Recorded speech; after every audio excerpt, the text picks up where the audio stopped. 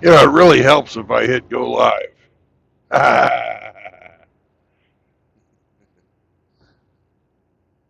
Anyways, welcome, brothers. Good morning.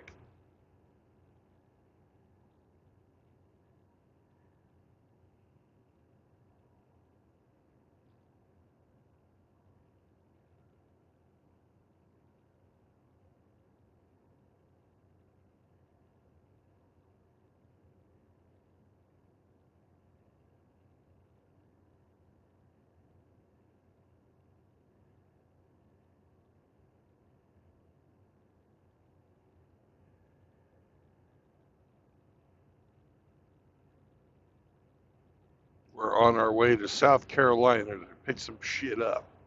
Finally getting the hell out of Atlanta. I can't believe I have been stuck here.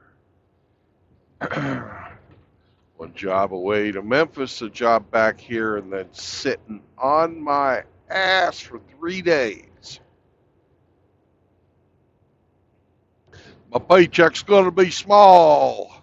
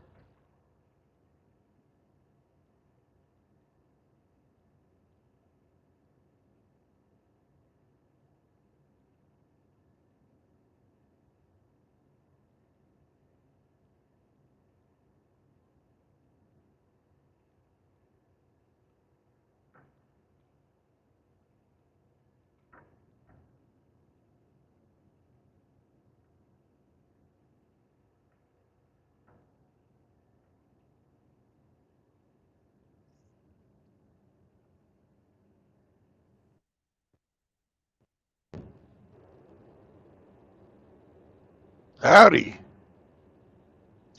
What's up, driver? Not much. How are you doing, Mr. Guard? I can't complain. How are you doing?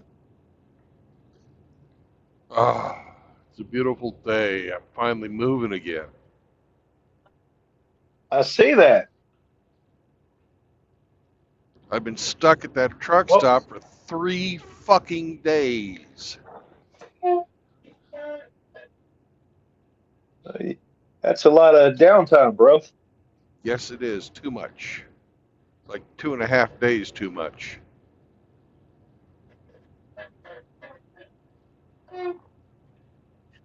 Better have a small Well, ass paycheck.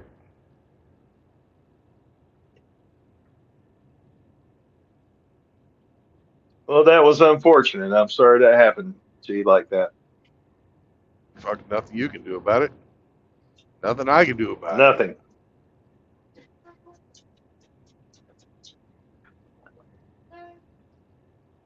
So where are you headed again? I'm gonna go pick up in Piedmont, I think. Piedmont, South Carolina. And then I'm delivering to Fort Worth. Okay. You know what you're going to be hauling? Not a clue. Don't care. Some Don't kind of care. food. Some kind. Some kind of food. As Right I'm on. delivering to Fort Worth's slowest fucking warehouse, Americold. So whatever it is, it's going to be frozen. Yeah.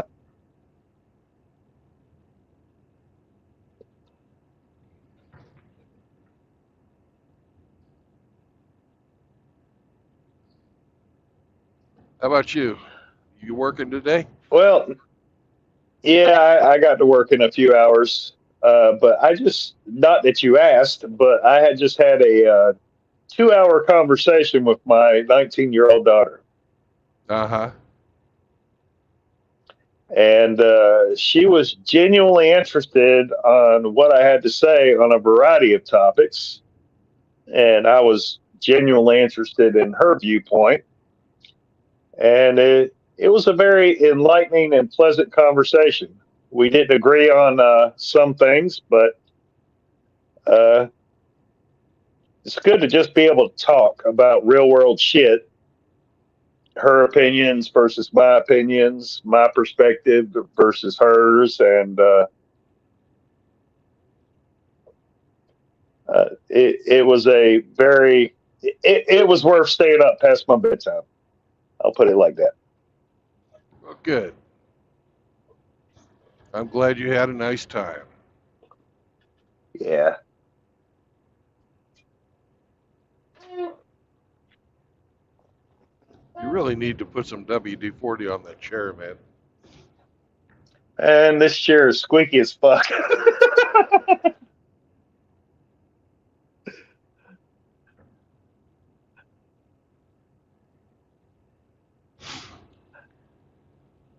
I'll see if I can't lube her up in all the right places.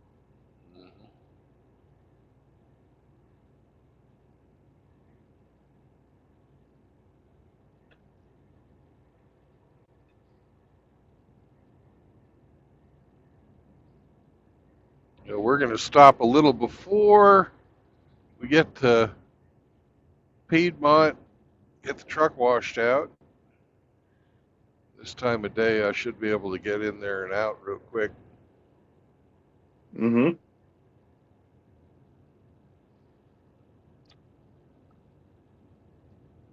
But other than that, it's going to be So, about three and a half hours or so of driving. Then we're going to get loaded. Hopefully, they will live up to their drop and hook. If not, then we'll sit and wait some more and have our trailer loaded.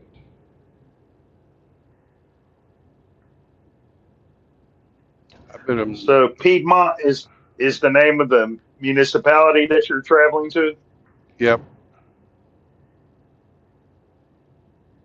And I may be misremembering it, but I know how to get there.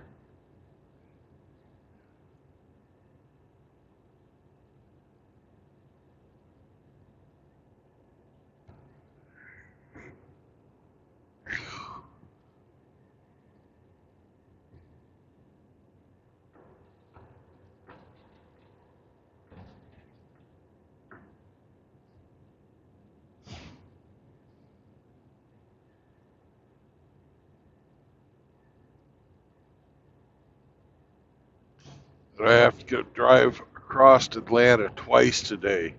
Luckily, the first one's this morning, where it's not going to be horrible.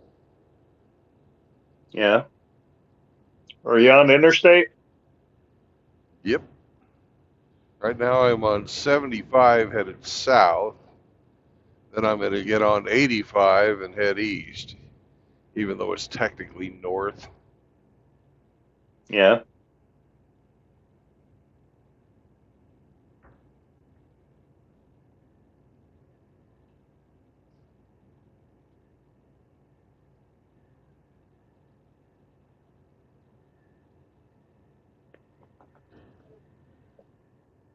And after I pick up, I'll take 85 back to Atlanta and get on Highway 20 and stay on 20 all the way into Fort Worth.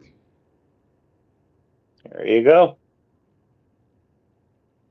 Just can't stay away from Texas, can you? Uh, I'd rather be in Texas where there's work than sitting on my ass out here.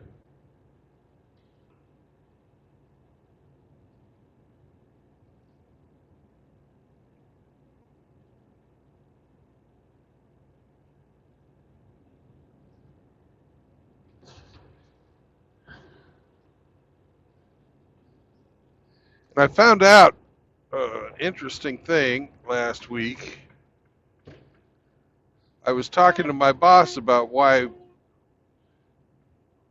there was so few loads for us. I said, hey, here's my load board that I've been looking at, and here's all the jobs that are available in Atlanta for $2.10 a mile or more.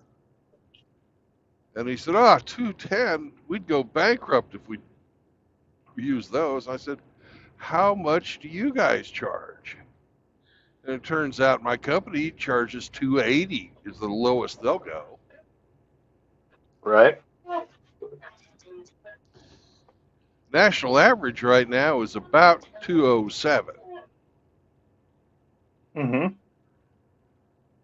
So the reason that I was sitting on my butt is that my company wasn't willing to work for what what jobs were out there, because we have such a They high were being fucking. undercut. Yeah, they were being undercut and unwilling to freaking adjust to the market.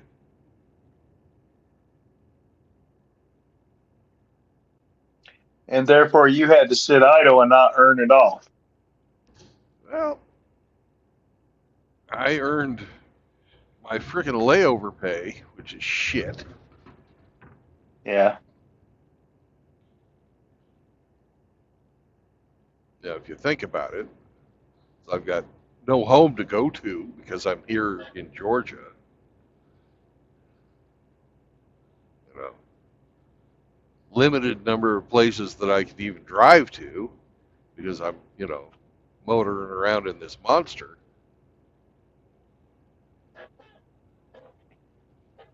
So it's basically $150 for a 24-hour a day job. You have to stay with your vehicle, which is quite a bit less than minimum wage. And that just pisses me off when I think about shit like that. Yeah. When I'm driving, I'm making good money. When I'm driving.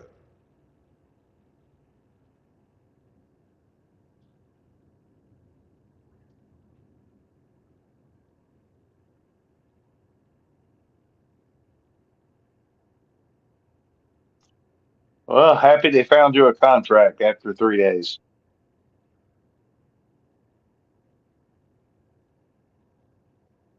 Hopefully that won't be the norm that you have to look forward to. Well, there's a slowdown in the economy right now, and all the major carriers are kind of doing the same damn thing. Talk to these one guys, and they're normally detention pay, which is what you call it when you go to a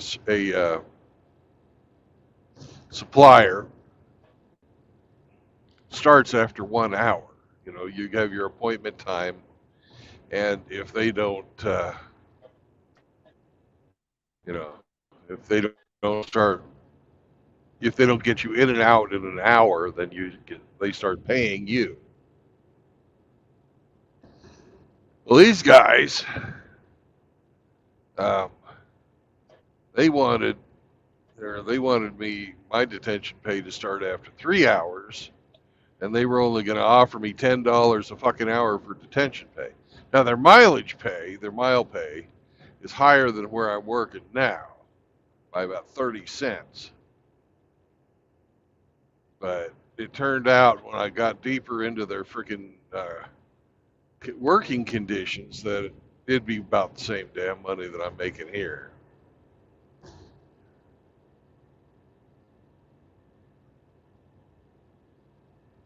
Mm-hmm. So I told them to go fuck off. I didn't say fuck off. I said I'll keep you into consideration. You know.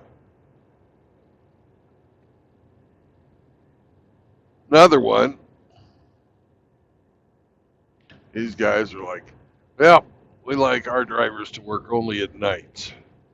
The roads are clear, you get through cities and stuff like that. And I got to thinking to Yeah. myself, I'm not a fucking vampire. I got this job so I can see the country. You know?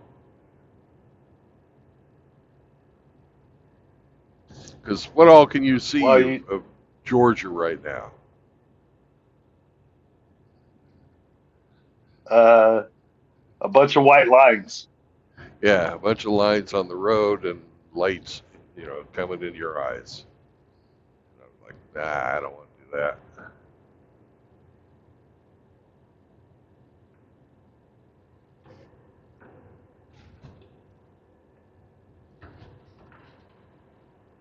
So there are jobs out there. They're just not good right now. Bidenomics is Yeah. starting to bite into the logistics industry.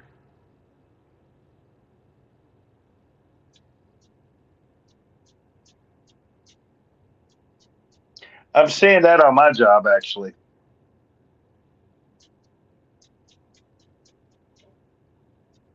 I imagine you are. Banks are and bank machines. People probably aren't getting as much money out as they used to. Correct.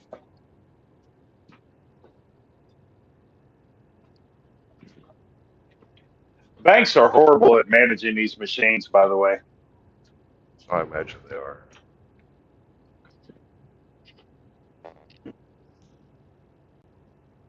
Gas gas pump every time you get down to three-quarters of a tank.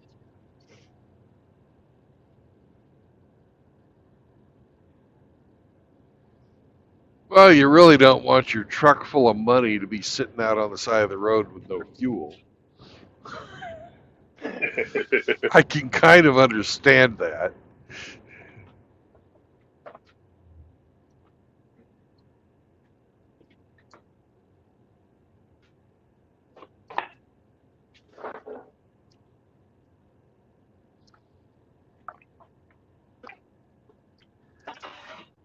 Pardon the background noise. I'm having to refill my dog's water bowl. Mhm.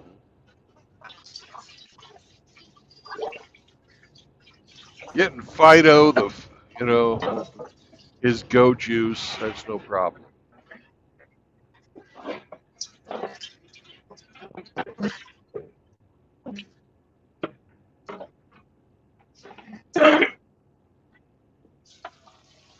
I was talking to my daughter, and the subject of Dylan Mulvaney and Bud Light losing all their business through their association with him came up. And of Yeah, course, she had to constantly refer to him as her. And I said, well, let me use an analogy. And the retriever was sleeping on the floor where we were. And I said, okay, this this retriever here, her primary diet, according to nature, is supposed to be what? I said, okay, I agree with that. Now, what if this dog wanted to identify as a baleen whale and eat nothing but krill and plankton? And we respect our dog's decision to identify that way. How well is that dog going to thrive trying to jump in the ocean and filter out microscopic life forms for sustenance? She goes, well, not well at all. She's not designed for that. I said, exactly. It's not inhumane or oppressive to deny an individual's innate nature as they were brought into this world. And just because they want to identify or go along with something different than their innate nature doesn't, make us inhumane or anything. We just prefer to stick to facts and reality as opposed to someone's delusion. And that kind of got to her a little bit. But I tried.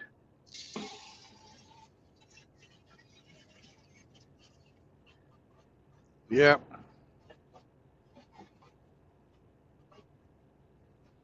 Isn't it funny how women fucking support their own fucking demise?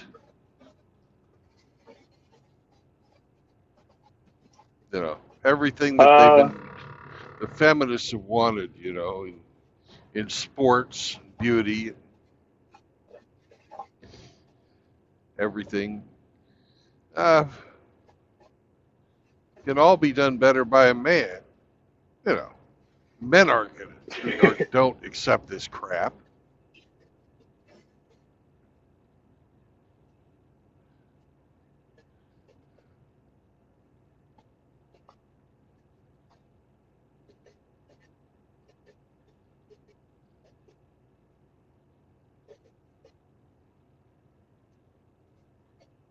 We broached the subject of women being emotional thinkers versus men being more fact based and reality based.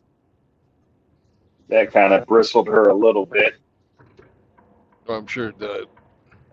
But They like to I think said, of darling, themselves as smarter in everything. I said, darling, it's not an attack; it's an acknowledgement of reality.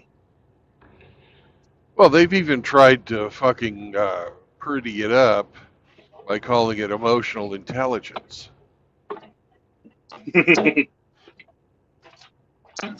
is no such thing. Emotions are freaking reactive.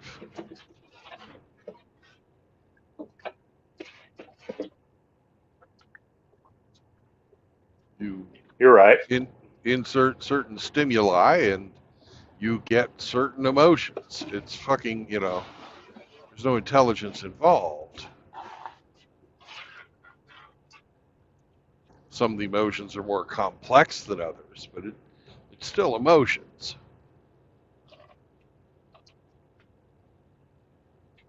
Yep.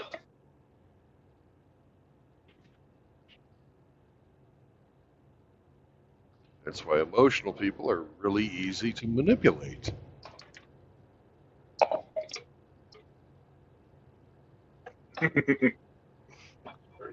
You take that back.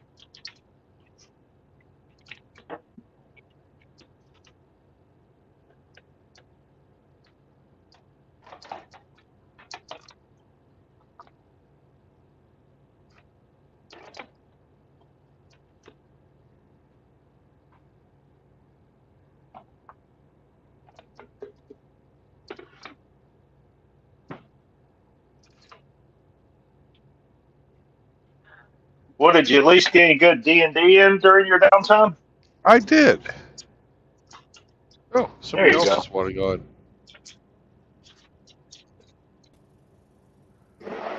Hello.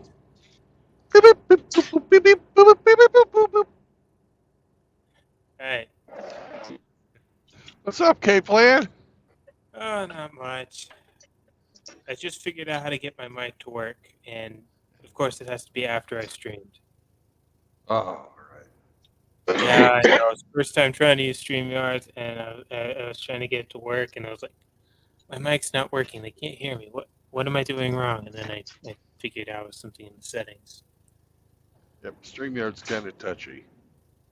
Yeah, because I worked. I got someone on, but they couldn't hear me, so it was kind of hard to work out. But I finally got it to work out after the stream, so hey, I guess it works for next time. Yep.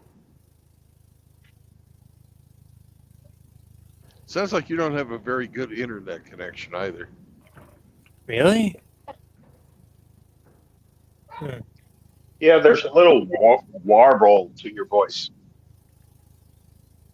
That's not good. It just happens when you got low bandwidth. I don't know why I'd be doing that. Is it still doing it? Yep. But don't worry about it, A little man. bit. We can understand you fine. Yeah, you're in some.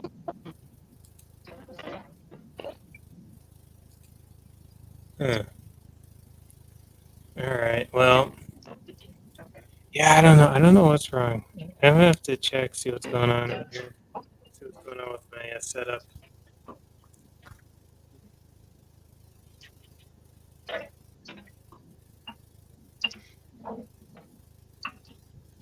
So what's So going on? what'd you stream about? I tried to do a coin game. It had a cool update with fireworks, but it wasn't as interesting as I thought it would be.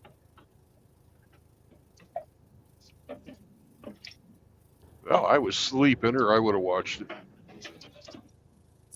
Yeah, yeah. I was kind of. I don't know. I thought the fireworks were going to be a lot more interesting than they were, because coin games just kind of like a game where you play arcade games, but they added fireworks in there so you could set off fireworks. But I don't know. It's kind of wonky how you set the fireworks up. So a lot of them didn't actually work out that great. So these were just computer fireworks, not even real fireworks. Then. Yeah, That doesn't. Where's the fun in that? You know? yeah. I don't know. I was like, I don't know. I think it's a good game. I just think it needs more work.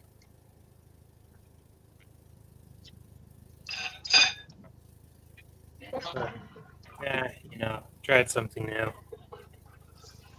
I'll have to find other games to stream that are more interesting.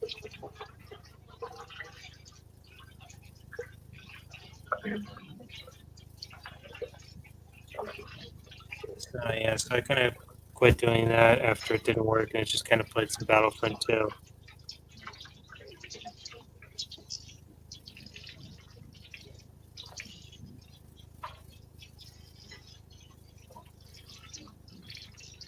So where are you touring today? Well, I'm on my way to Piedmont, South Carolina, to pick up some food, Okay. and then I'm going to go from there to Fort Worth, Texas. Oh, sounds good. Yeah, it's about 1,000 miles. I should be there by the end of the day tomorrow. Cool.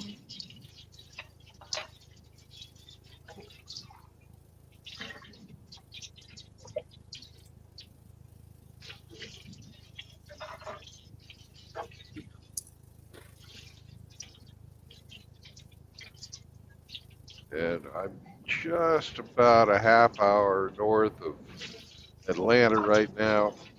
We're going to get to Atlanta and turn east and head over to South Carolina.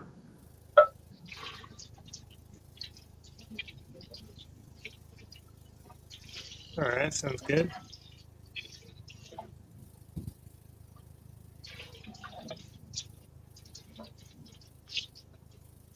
I had a friend who died this last year, and he always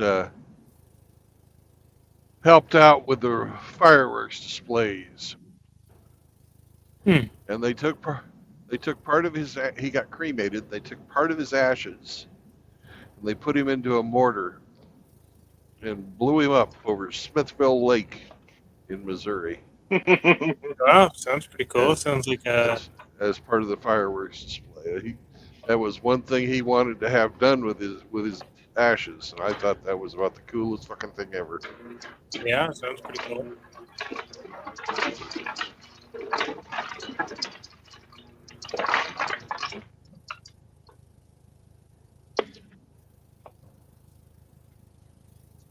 So you could say he was really into fireworks.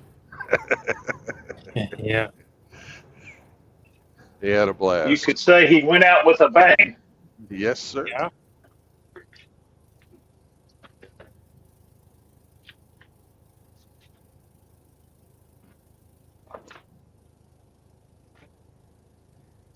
And it was really cool because they let his son light the freaking. Was actually press the button, but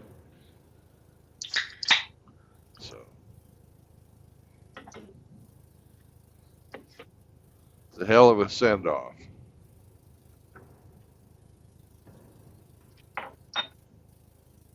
Is it better now?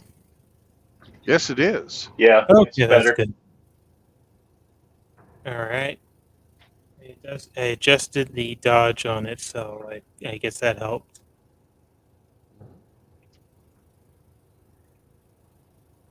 Well, K-Plan, without doxing yourself, where in the world are you? California. All right. Yeah.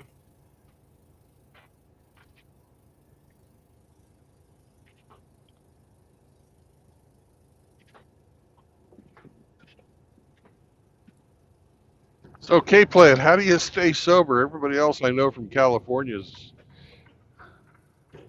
partying. Who else partying? Yeah, I don't know. Drunk or otherwise. I had a little bit of meat earlier, but not too much.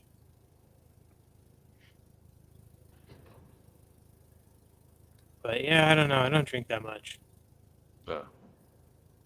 I don't. You've never drunk called into the show or anywhere else. No, not really.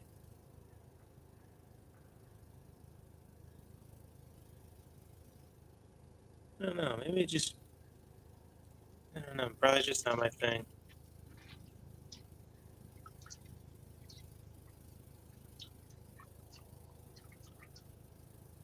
Well, that's a good thing. I Yeah. appreciate a young man who's got his head straight. Yeah. I don't know. It would just be kind of weird if it was like, if I called in like really drunk. Like, it just, I don't know. It just seems kind of irresponsible. What if I say something stupid? Well, there's a lot of the brothers out there that are in a lot of emotional pain, and some of them just self-medicate. Yeah. I don't know. I guess I just don't have enough to self-medicate over. I've been guilty of that myself in the past. Yeah, Not calling in, just self-medicating. yeah. Yeah. I don't know. I haven't really had to do that yet. My saving grace is I live in a dry county, so you have to drive to the county line to frequent a liquor store, and more often than not, I'm just too lazy to bother. Hmm.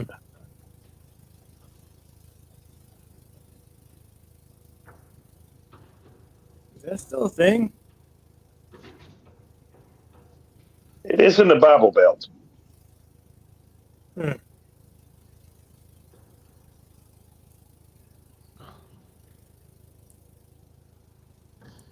Yeah, I've never had that happen.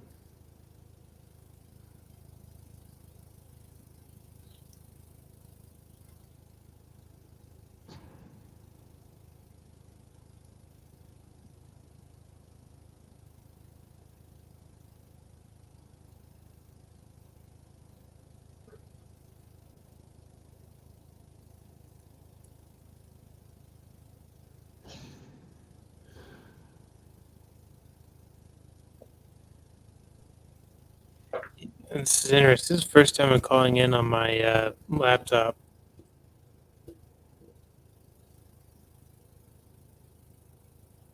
Yeah. Does this normally sound better or worse than I call it? You normally sound better.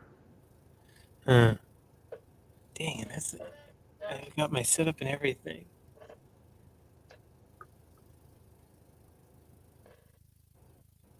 I've got my setup. I've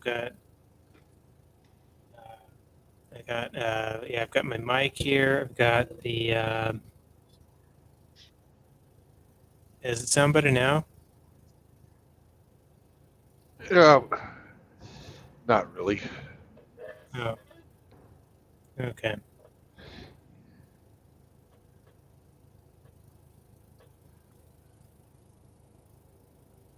Hmm. I have to figure this out. How about now? It's louder. It's louder? Okay, well, that's good. Is it too loud? No, Okay. I've got volume control on my headphones. Okay. I have to deal with Hemi, you Yeah. know.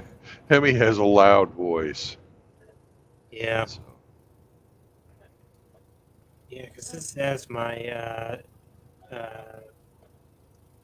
what do you call it?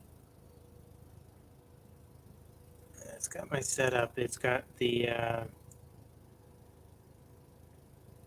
trying to think of what the name of it is. well, it sounds like whatever's going on with your voice, the sample rate has gone way down. You're like sampling it like maybe 30 times a minute or 30 times a second, sorry. Okay. And the human ear picks up, you know,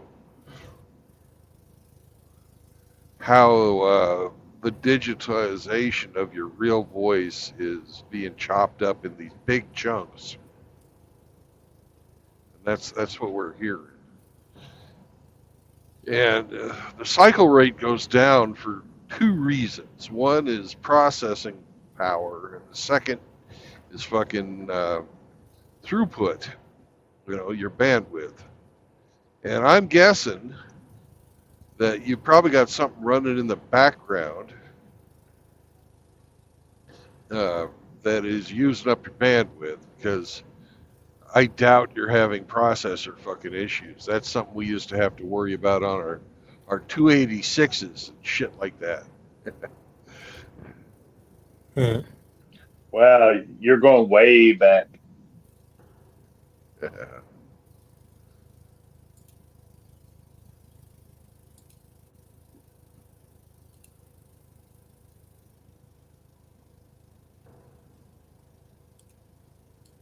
Well, yeah, I don't know. I don't know what's up with it.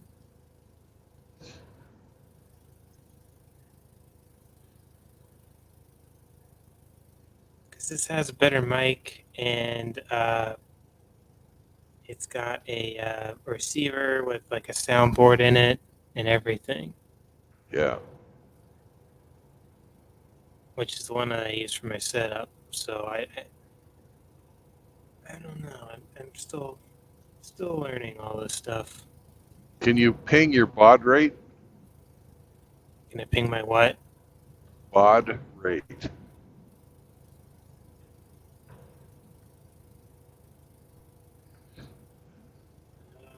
me see. Or do they even use that terminology anymore?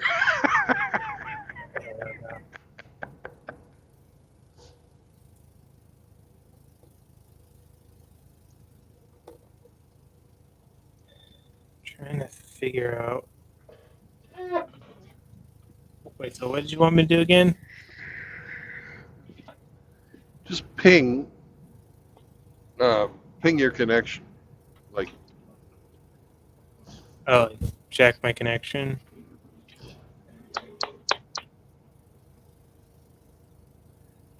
Um,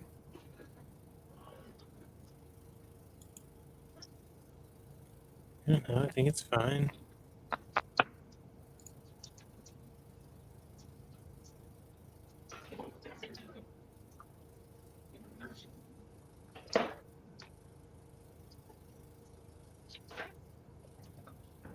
Is it above or below 5 meg?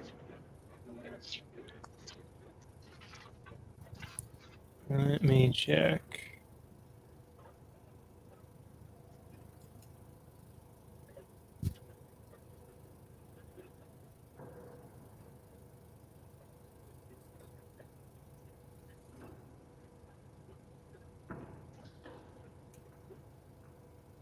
And your input and output speeds will be different too, probably.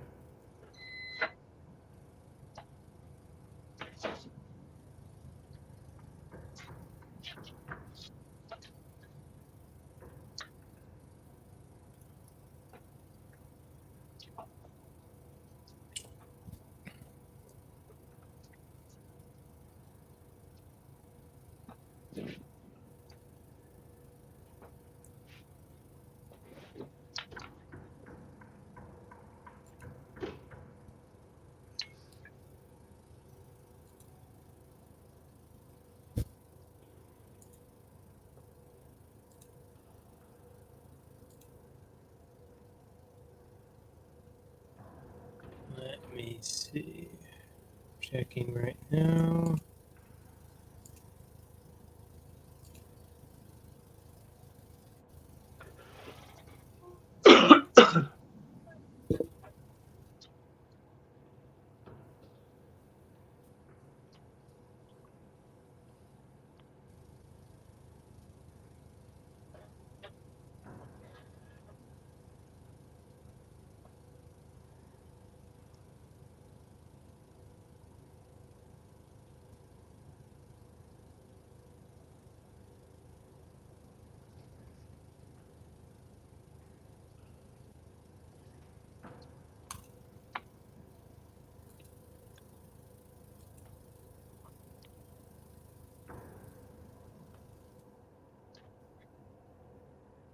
I can't find the setting. Sorry.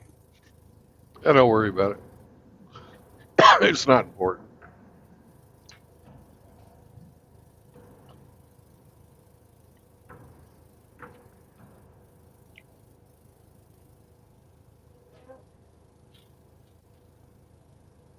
Yeah, 'cause it's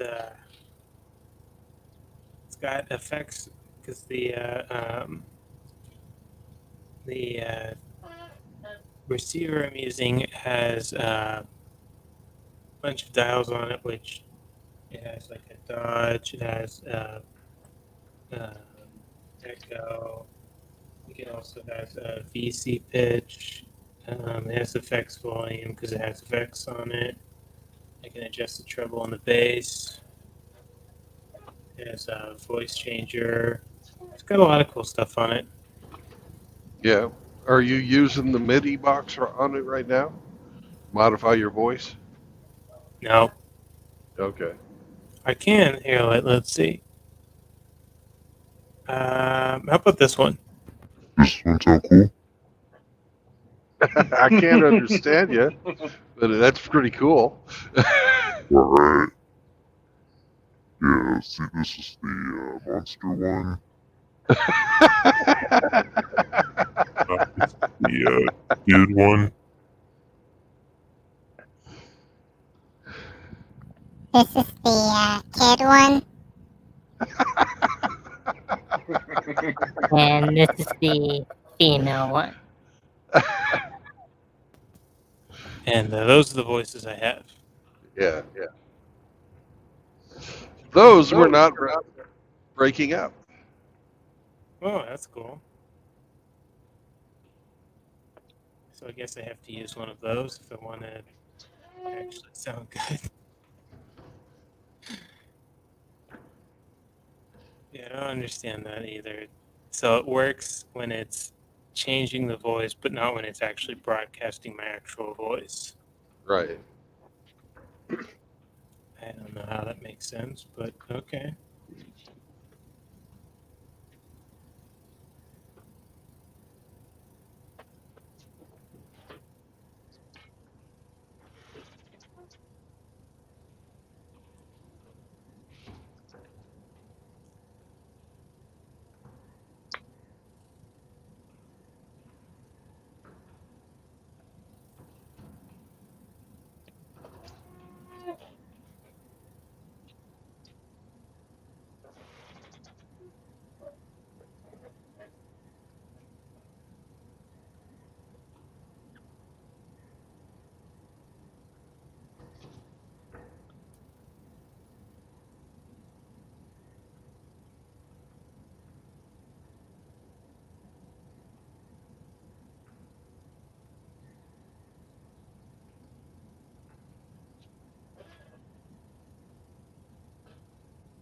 So who all's in the chat?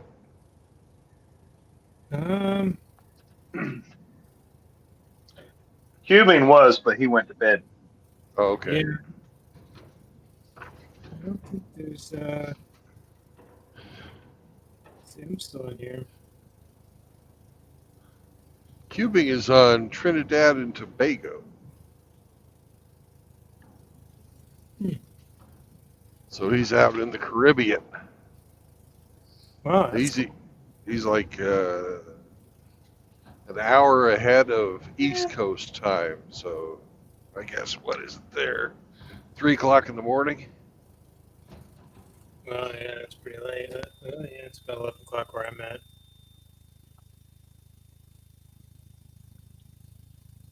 Yeah, I probably should dip out in a minute. It's getting late. Yep, you got to work in the morning. Yeah. Yeah, you ought to get out. All right. Well, I'll talk to you later. Peace out, brother. Thanks for calling in. All right. Yep.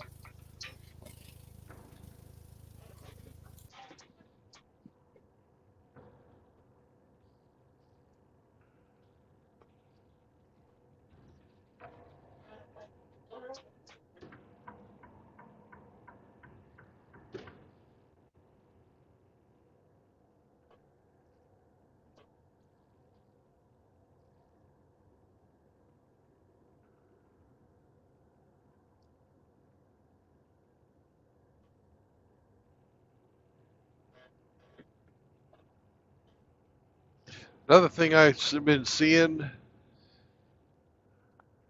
that you just wouldn't have seen 2 years ago, last year or the year before. Actually, I'd never really seen it before. And that's perfectly capable young men choosing to work, like as waiters, at shitty restaurants. Yesterday I was at Waffle House. You know, that's like the bottom of the barrel for if you're going to be a waiter or a waitress. And there was a guy in there, obviously intelligent, big, strong, young kid, waiting tables. When the ex-convict who was cooking and the 50-year-old head waitress went out back for a smoke, this guy just stepped in, took over everything. He cooked. He didn't do too good of a job cooking because, well, I don't know. He was doing too many things, but he was making waffles, he was running the fucking grill, and he was waiting tables all at the same time. Hey, none of the other people in the restaurant could have even thought about fucking trying that. But this guy was doing it. And a guy like that should be out, learning a trade or something. Early 20s. Yeah.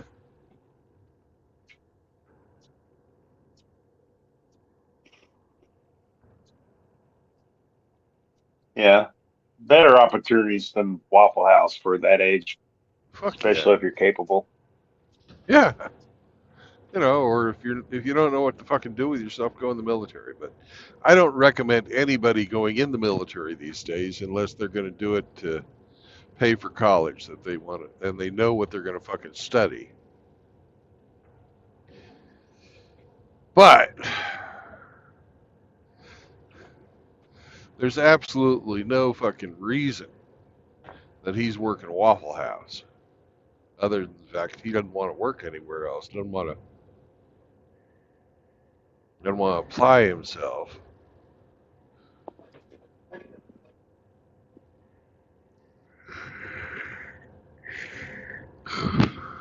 Yeah, that's a bare minimum job.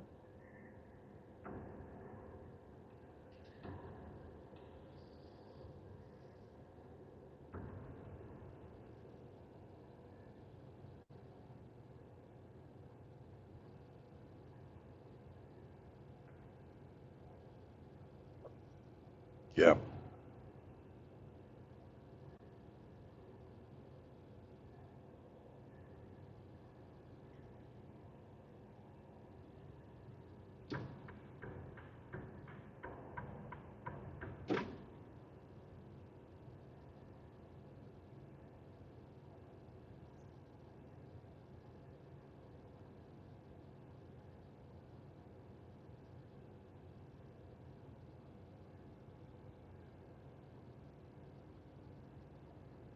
But it's not outside.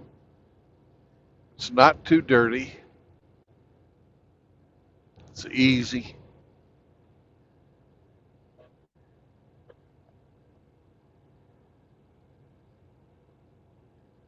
You get to socialize.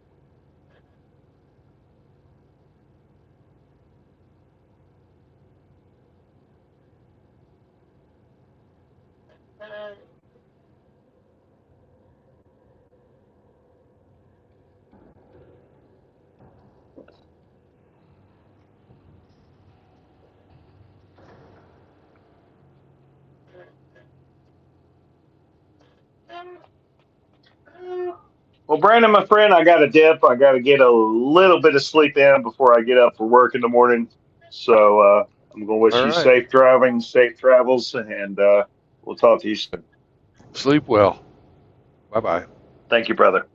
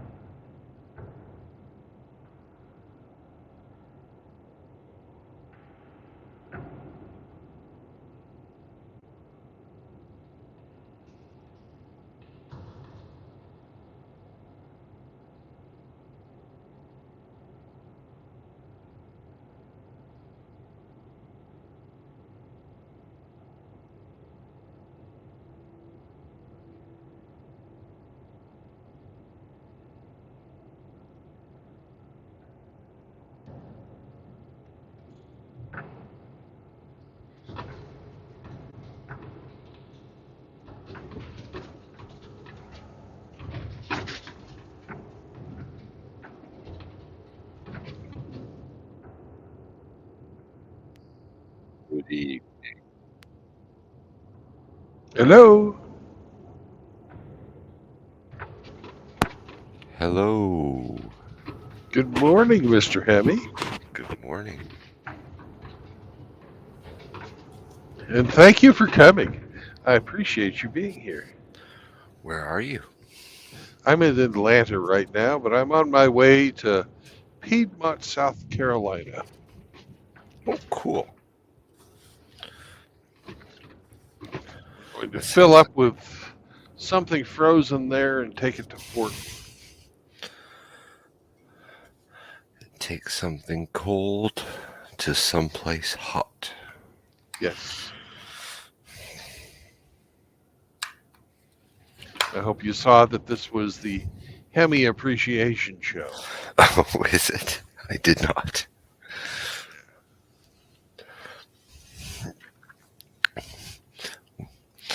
You were down? You were down for a while, huh? Yeah, 3 days. I don't count that short little drive we did on Friday as work, since that job got canceled. Hmm.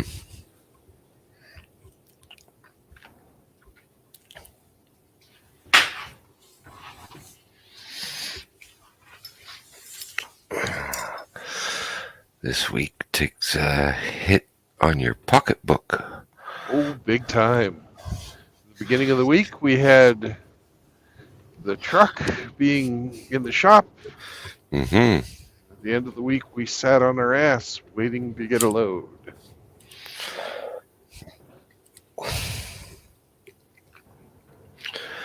I like to move it.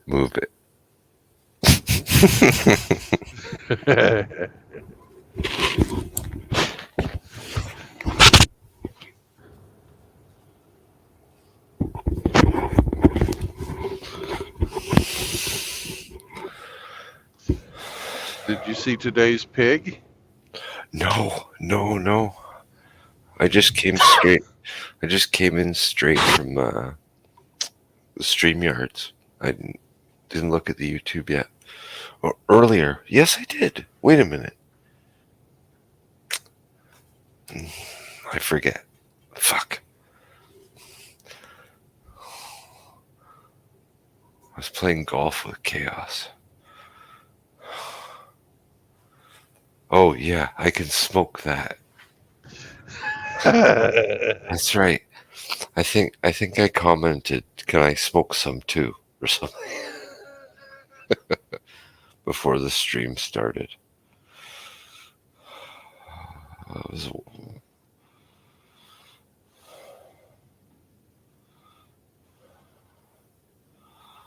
okay. We had cubing speed, K-plan. Yeah. K-Plan even called in for a while. Results Oriented was here. Paul Smecker, Didn't even see him. Zechariah. Nice.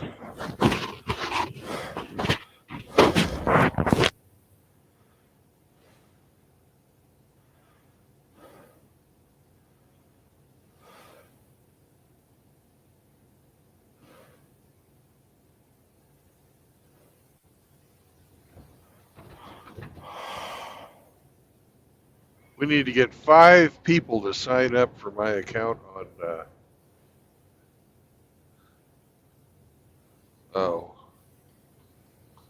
Rumble.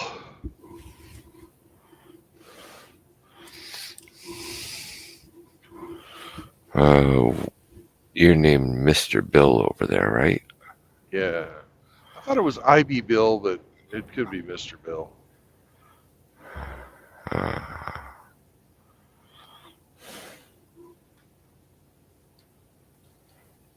I don't know how to change my name on Rumble. That's the weird thing.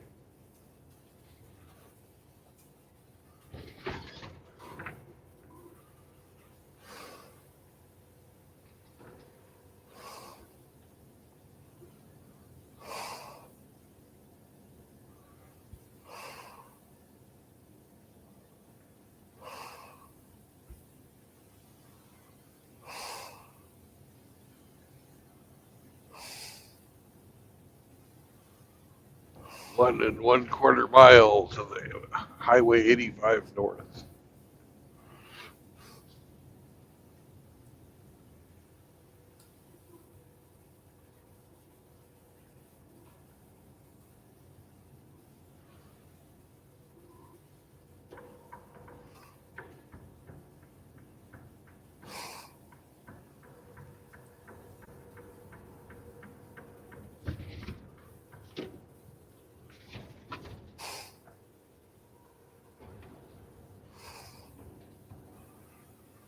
oh shit.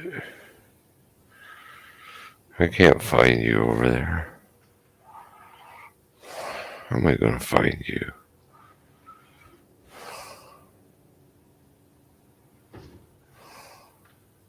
Holy shit. You see that guy? No. He was taking the wrong turn and he freaking missed the idiot barrier by about fucking 5 feet. Oh my goodness. Almost took out the car in front of me.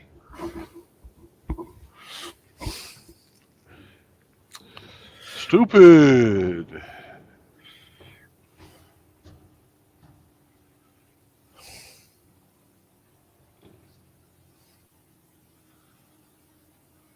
Just go to the next exit, turn around, and come back.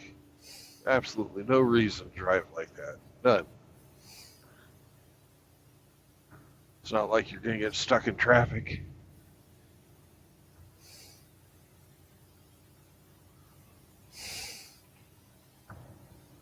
Not this time of day.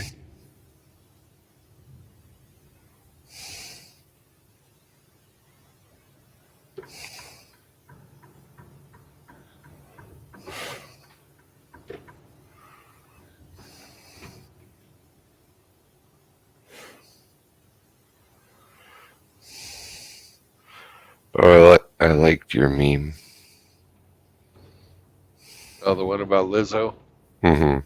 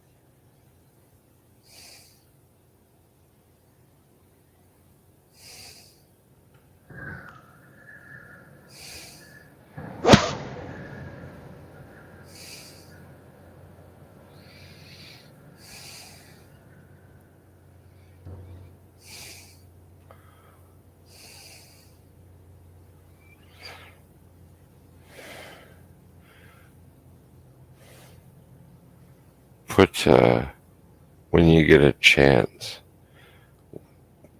put your Rumble username in the About page, About tab on Okay. your YouTube, and then people can find you. Okay. Or, do you have a Rumble account? I do, but I wouldn't know how to find you. Well, I have the two buttons. One of them links up with the Hemi 4-speed Right? freaking YouTube account. Mm-hmm. And I can also have that go to the Hemi 4-speed Rumble account. Okay. Because that's the only way I think that I know. Because I think you have to have it go into two separate buttons. Okay. I don't. Maybe I'll start a freaking Brandon Trueblood fucking account. I don't know. I haven't thought. But I haven't given it any thought. Mm-hmm. What's your username on Rumble? Do you know it exactly? I think it's IB Bill. IB.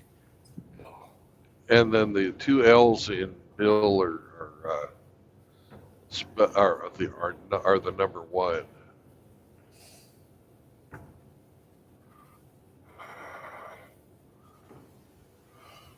No channels found. I'll put the link in there. Okay. We'll figure this out. Okay.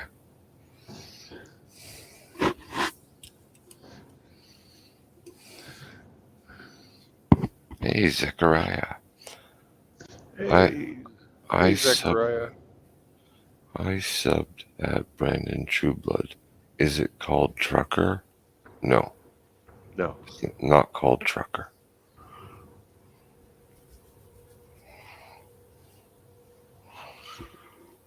If somebody's streaming me over there, it's not me. That'd be funny. It would be cool.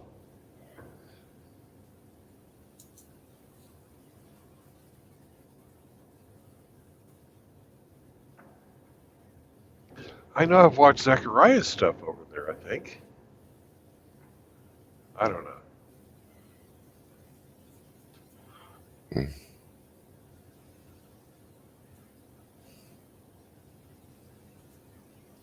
Oh, apparently Hammer's going to start driving again. Oh, yeah? Yeah.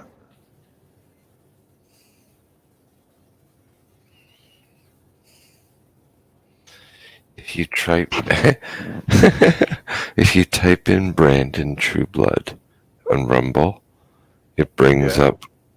up a user named Trucker with one follower, and they've got a picture of their icon, a pig taking a shit. It's a pig taking a shit? Yeah, that's the That's me. Yeah, avatar. that's me. That's me. Oh, okay. Yeah, it's called Trucker. Okay, I'm gonna follow you.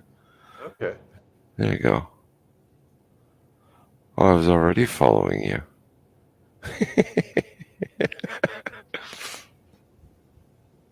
If it's the pig taking a shit, that's me. Yeah, okay. Description: fat bastard. Yep, that's Join me. join December 30th, 2020. Okay, cool. No videos. Yep, we need five. We need 5 people. So, well, 4 more. Then we can start streaming on Rumble.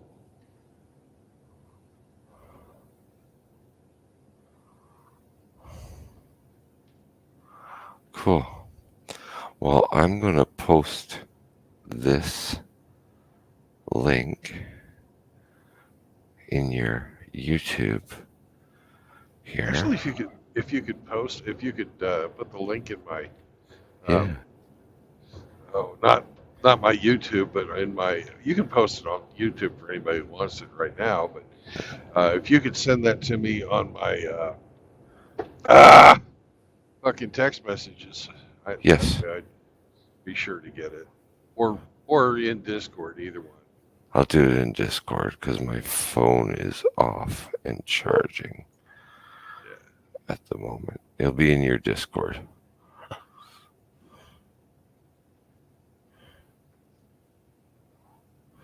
There's your Rumble page.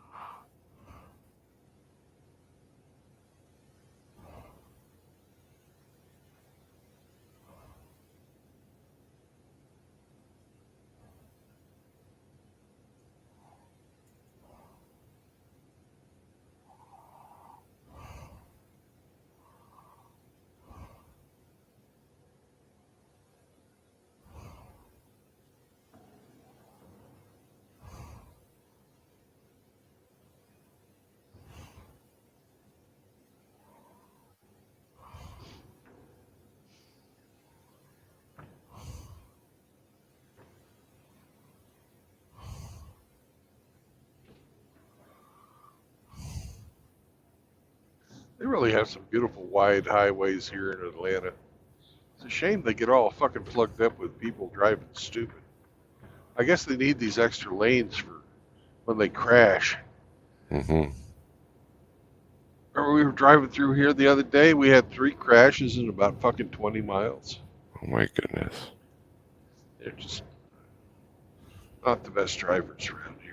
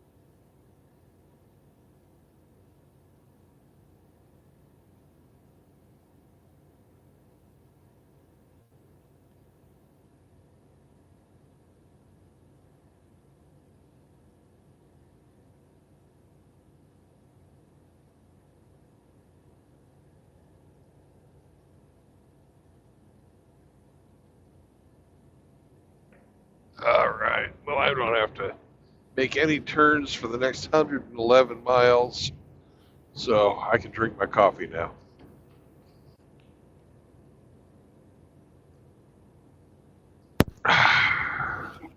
Nice.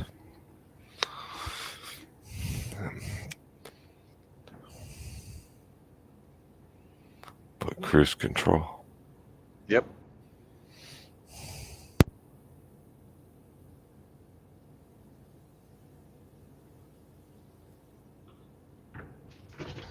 Stay in my lane and go.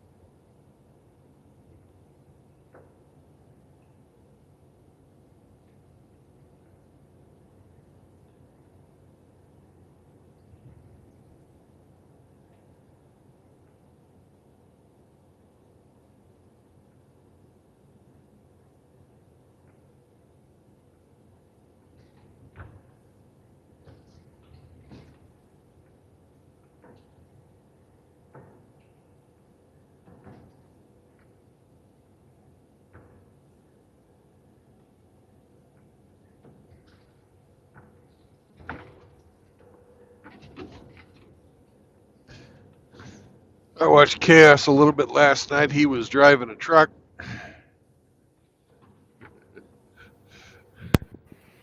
Mm-hmm.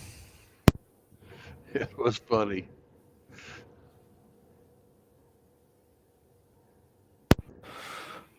I was playing golf with him tonight.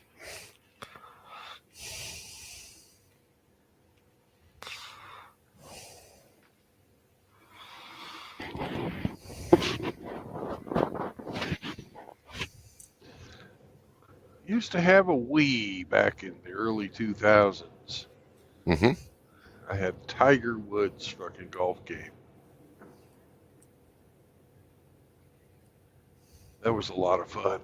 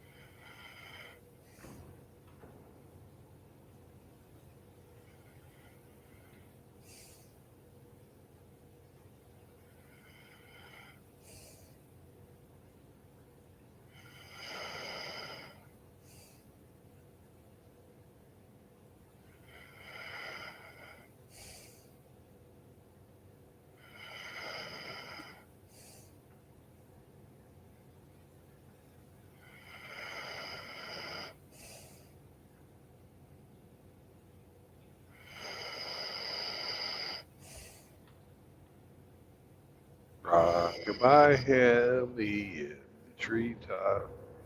When the wind blows, Hemi's bond will rock.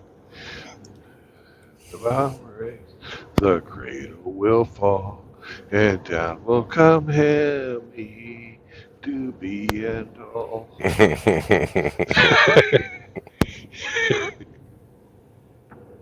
You were sleeping. A little bit. Yeah.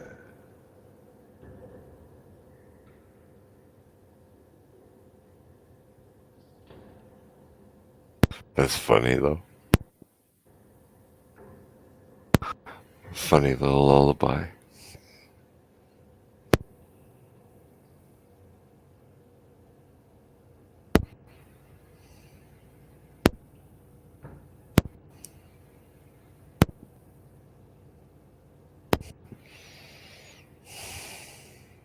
Mm.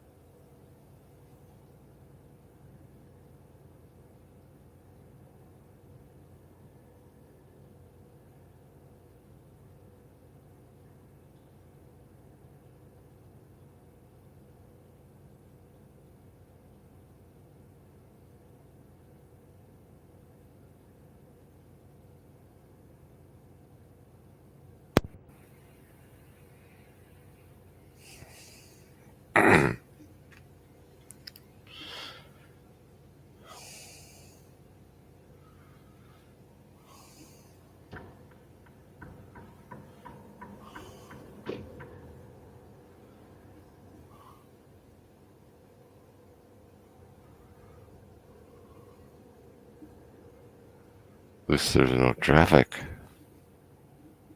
Yep. Well, we're rolling out of metro Atlanta area. So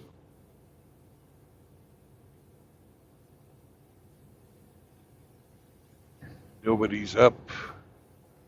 They're all still sleeping. We're out into the burbs. Looks like there's some money out here. They've got one of those driving ranges set up.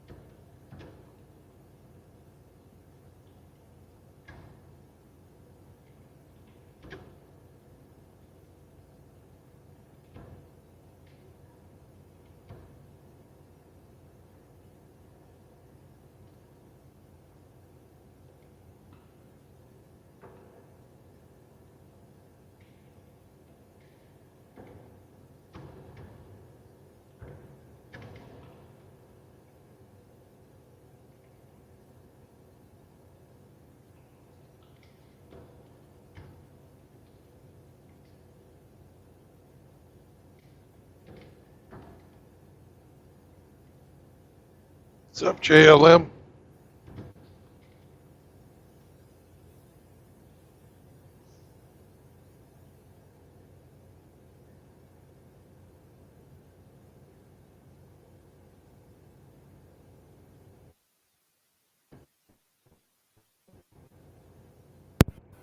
Jehovah. Jehovah.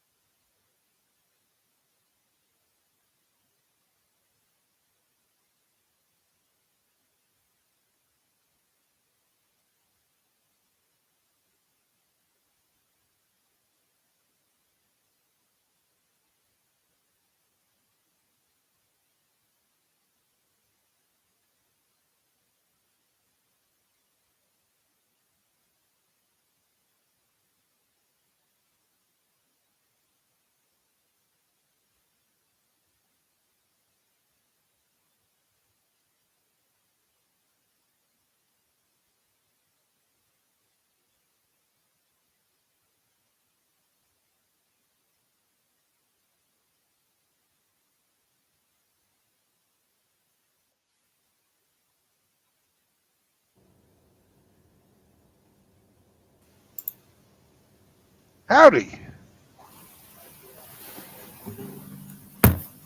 Hello. Yo.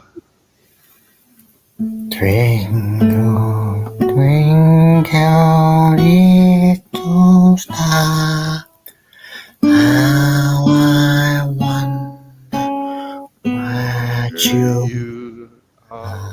are.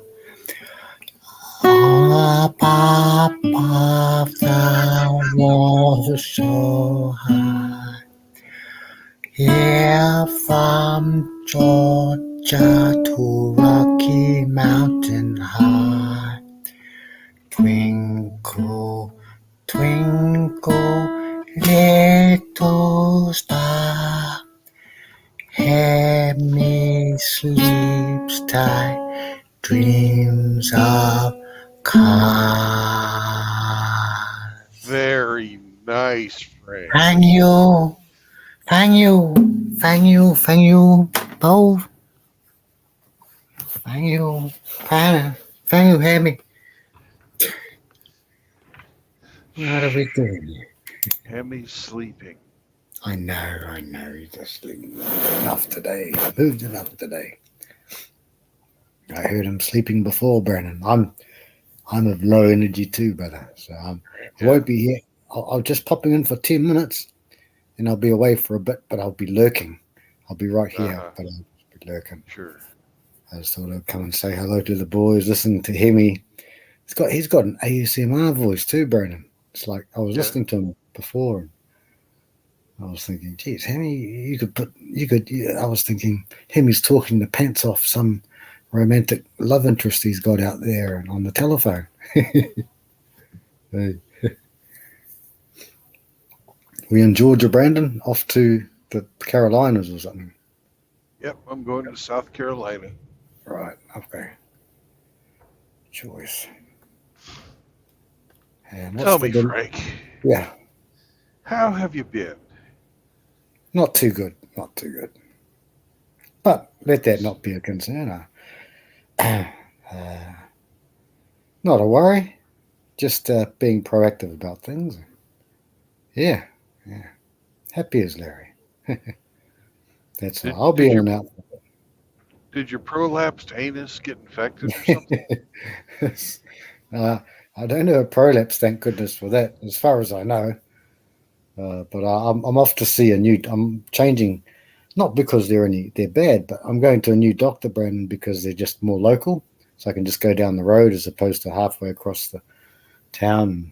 Right. And hopefully I'll get a doctor that I can understand English, Brandon. It's a shocker. Oh, it's shocking. You think my twinkle, twinkle, little star was Asian? Oh, you should hear my doctor. So, yeah, I'll get a new doctor and, try and come to some resolutions, bro. It's just not going away, Brandon. It's been months, bro. Yeah. But I don't. Longer than that, actually. It has, longer than that. So we'll get on to that, brother. But don't worry. Do not let your hearts be troubled at all. That's why I don't say much. I don't like people. It's like other people, Well, you can't tell me what to do if I want to worry about your health. Well, it's nothing. But it's obviously affecting your life. I'll worry about your health. Well, don't you worry, Brandon. I'm here. So, able to play Twinkle, Twinkle, Little Star. Yeah. So it's good. Good. And I'm sure Hemi heard it in his sleep. And it made him smile, suck his thumb. And he hugged his teddy bear extra tight. Hey, Brandon, we tucked them all up, all snugly. All snugly, like a bug in a rug. Oh, like a bug in a rug. We get it all up against his little chin, his little chin, and put it right up to his chin, and Hemi, and put a night light on with with that worm one with the big happy face, looks like a dwarf, like dopey dwarf. Looks like one of those little worms, and it's like, hey, Yeah. The glowworm. The glowworm, yeah. Hemi, how are you, mate? Like, I can't do Hemi's voice, Canadian. I'm good, man. I'm good, Jim. Sorry. sorry, sorry.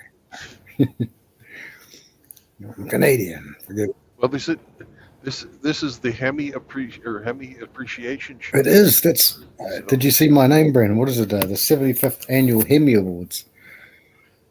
very good. I thought I'd come up with that. I haven't read your name because I'm driving. That's right. That's fair enough, mate. That's fair enough. I popped in. Oh, I was surprised because I thought, shit, because my eyes are failing a bit.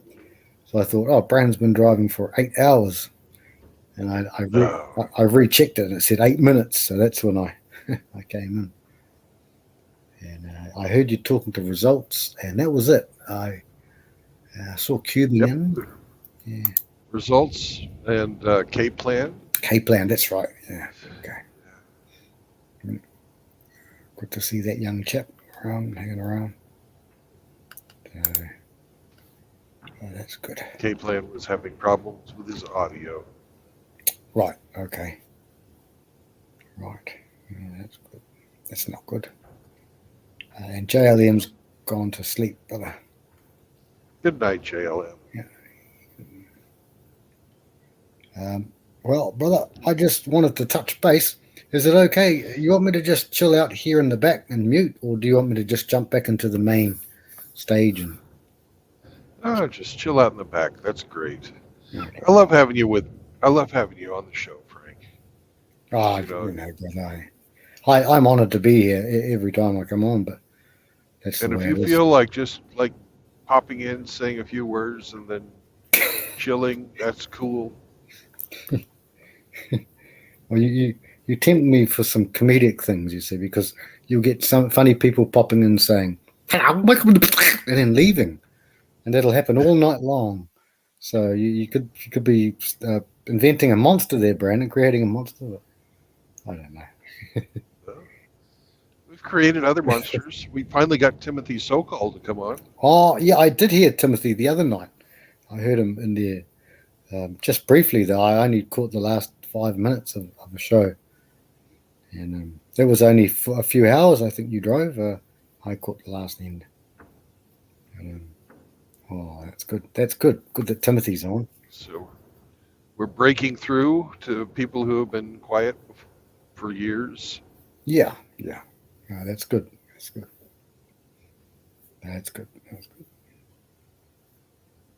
Yep. Plenty more to come, brother. Plenty more to come. Yep. And just because somebody's a monk doesn't mean they have to be completely antisocial. No. I mean, we have. Poor Timothy's pretty darn isolated in real life. Is he? Yeah. Okay. Yeah. That's a deep question, Brandon. A deep question. Yeah.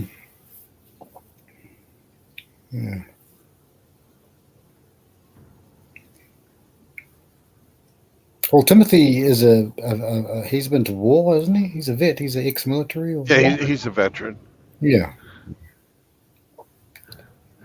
Well, like yourself, and others have seen the badder sides of life, seen some tough times in life. So, yeah.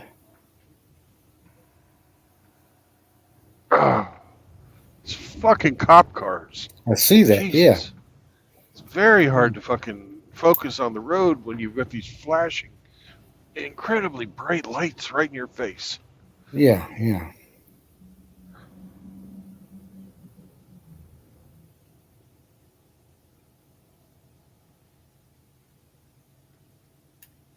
You said there were 3 crashes on that road just before.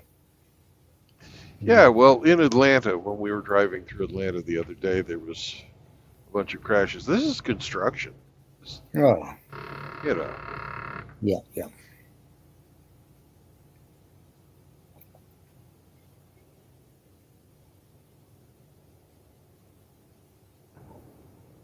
How long are you looking at today, big guy? Oh, I'm about the same length I've been for the last 45 years. Oh, okay. Good 8 hours. Good 8 hours, maybe 10, something Oh, like that. at least I've got to drive here to South Carolina, get loaded, and then drive back towards Fort Worth, Fort Worth, Fort Worth, Texas. Texas. Right. Okay, Yeah. Texas. Right. Choice, Brendan. Yeah. So So you're empty at the moment. You're driving empty. I am empty at the moment. That's true. Right. Okay. Then they're gonna pack my rear end full. Oh dear, packing. Oh, there's packing. There's packing. Okay. Ah, well, that's good, brother. Well, big dog, I'll be right with you in spirit and half body, but in and out half body. Hey, I tell you what, though, it's a very ambient night. You've got beautiful, well, not beautiful because you're having to drive, but it's nice and dark there. And I listen to Hemi's snoring in his ASMR voice, and here it's been raining, nice steady hum of the rain, and so it's pretty good. Unless someone silly comes in like Hamster and starts up with the organ, and then we start having, and then Rusty, I don't know, all the boys come in and they start having a shindig, and then yeah, ever been in places, Brandon, where all you wanted to do is like, however it was in your life, all you want to do is like Yeah. chill out, and you're tired and you're sleepy, and then something happens and some people come in and everything gets enthusiastic, and you end up, maybe when you're young or something, you went to a concert and you didn't, yeah. Yeah.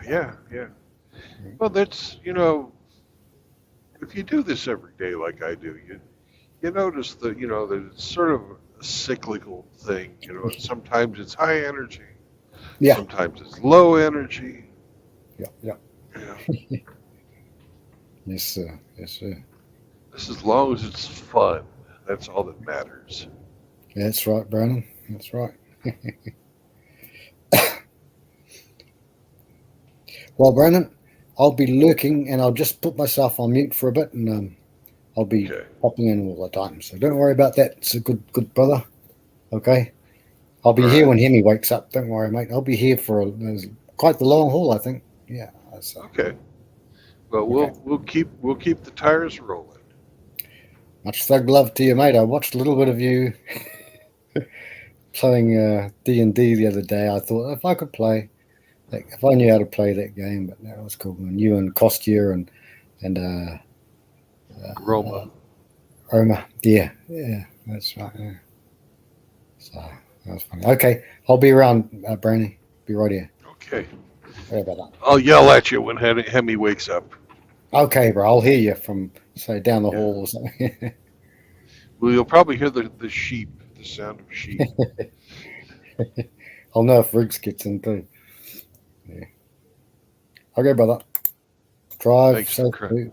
Keep you safe on All the right. roads. All right.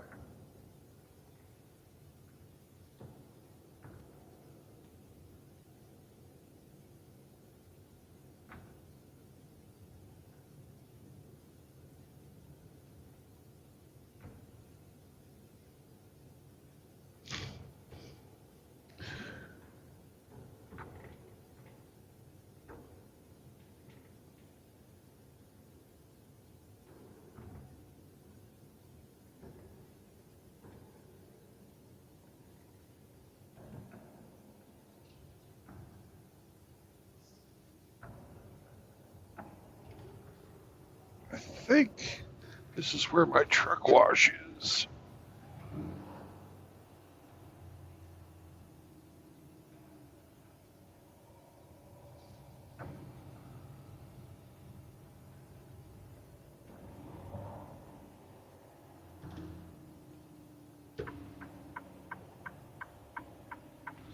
If not, then we'll just get back on the highway.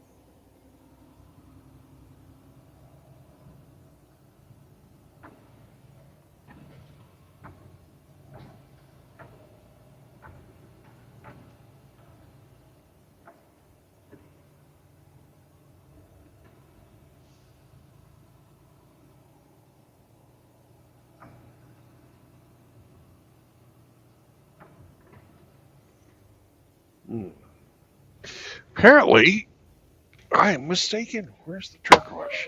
Let's check out. I'll be right back, brothers.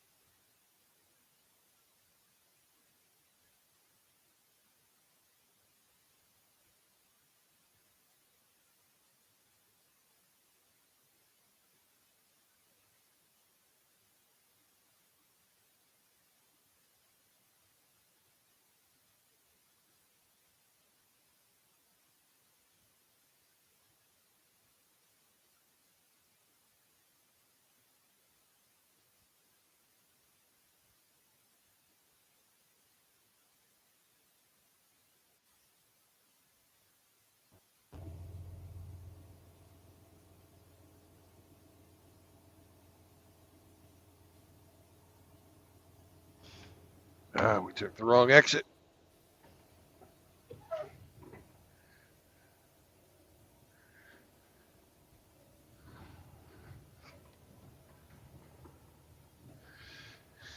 We need to go to Highway 51.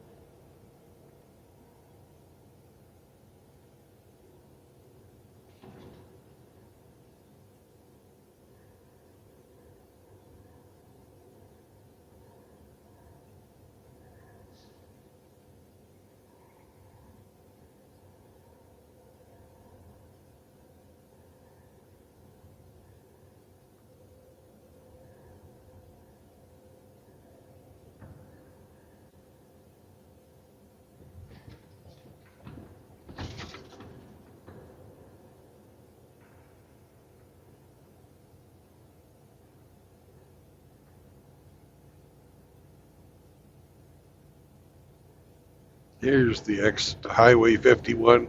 This is where we need to go.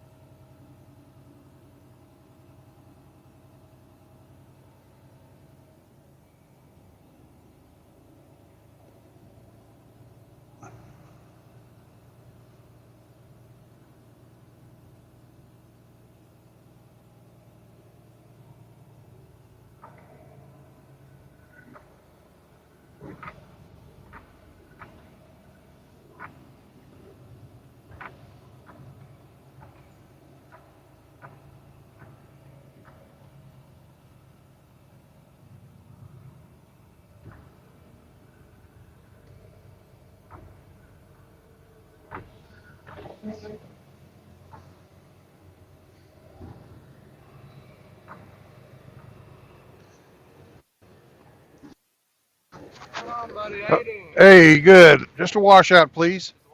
Yes, sir. All right, I can do that for you. I hope so. See how it's a truck wash and all.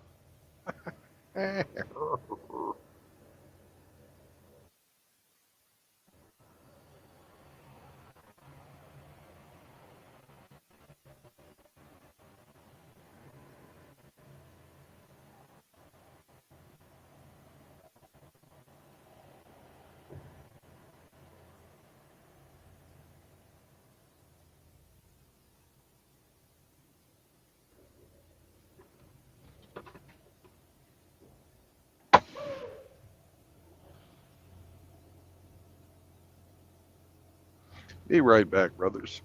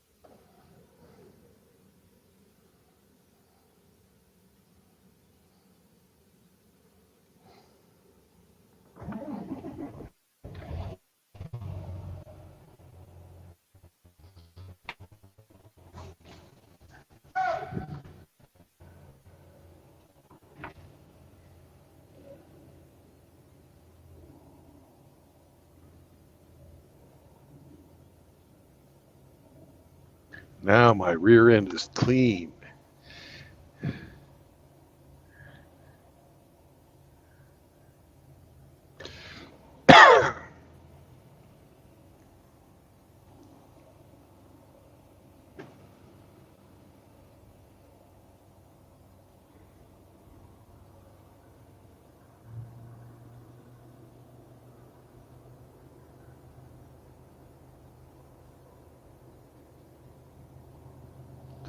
Got to say, this is one hell of a truck stop.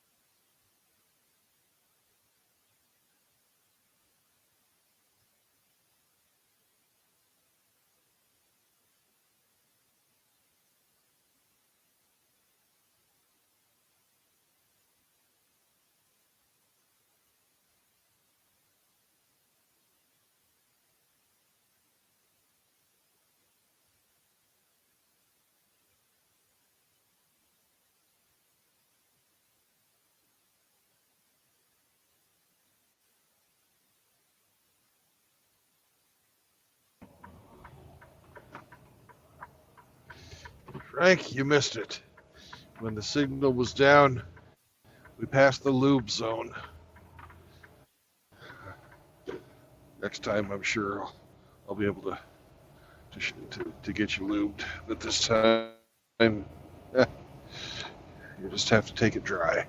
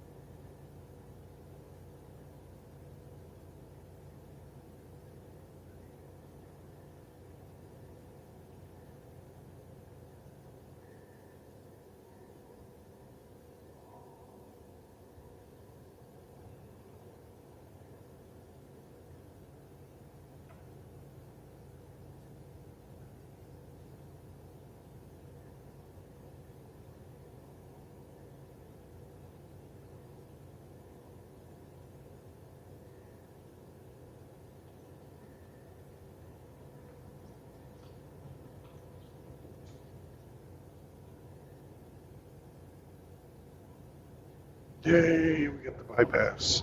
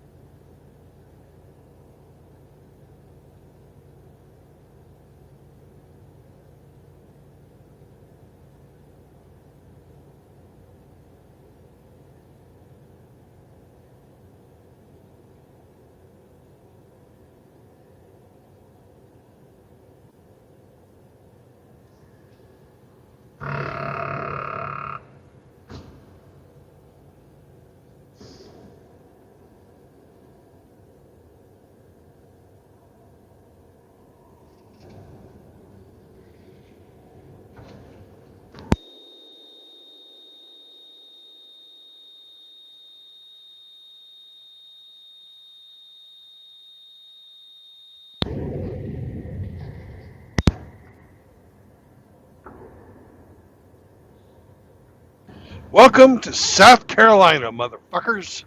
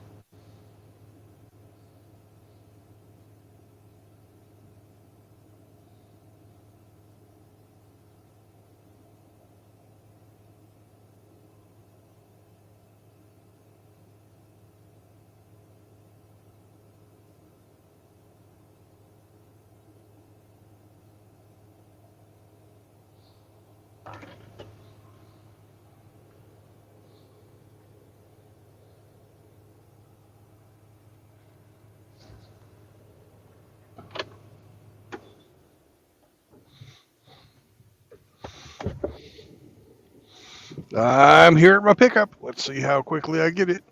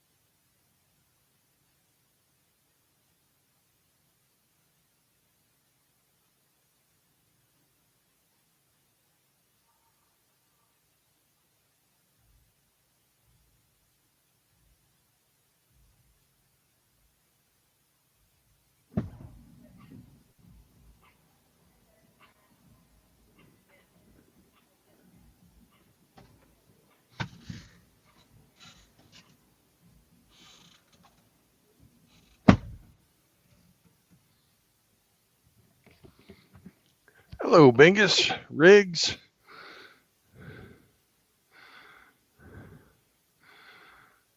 Spearman. How y'all doing? Well, they don't open up for another 45 minutes. So, bye. Bye.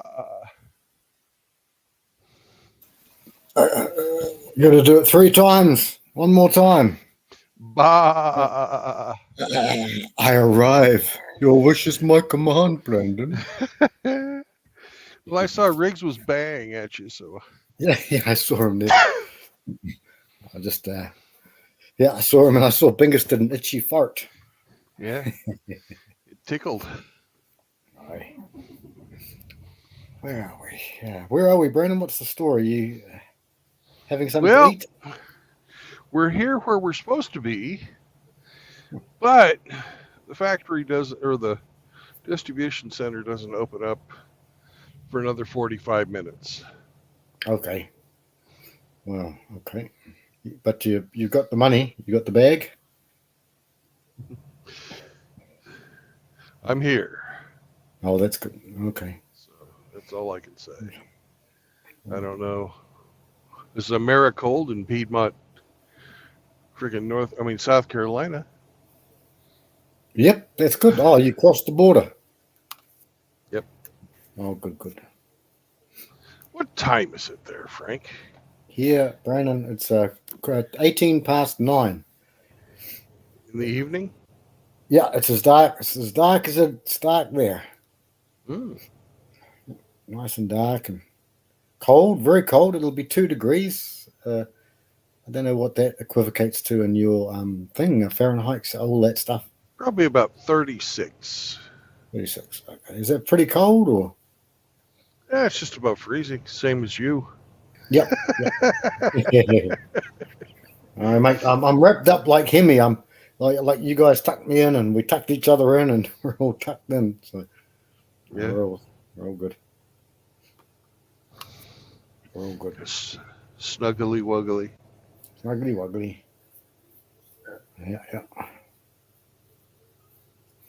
Yeah. What's so? Hey, was it September? You're going to have a bit of a break, bit of a holiday, go and see mum and dad, maybe, or is that still on? Or? Well, I'm going to see them actually coming up this next weekend. Next weekend? Oh, choice. 4 days. 5 days. 4 days. 4 days. Yeah. It's going to be a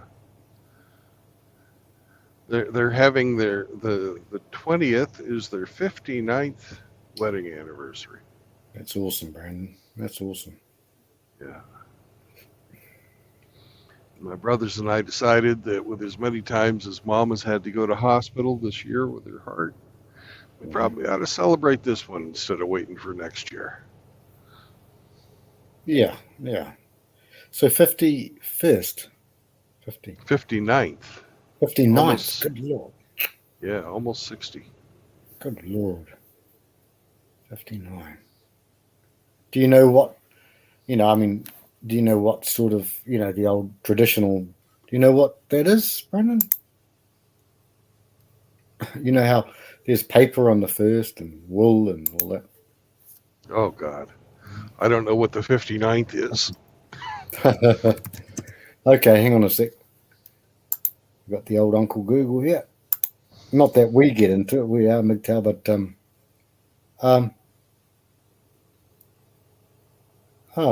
okay. Well, it's the I don't know what the gift is, but the tree is an olive tree. 59th wedding anniversary. Flower is the olive tree, simply known for the symbol of peace. Okay, so I will bring them some olives. Yes, olives, yes. It's an idea, I guess. Brandon, there's always gifts, eh? But so I can't find the gifts. Where's the? Well, both Mom and Dad like olives, so it'll be okay. Yeah. Oh, that's good, Brandon. They like the green olives are their favorite. Oh, yep. Dad likes to have his stuffed with garlic or pimento. Ooh. blue cheese. Oh, nice. Yes.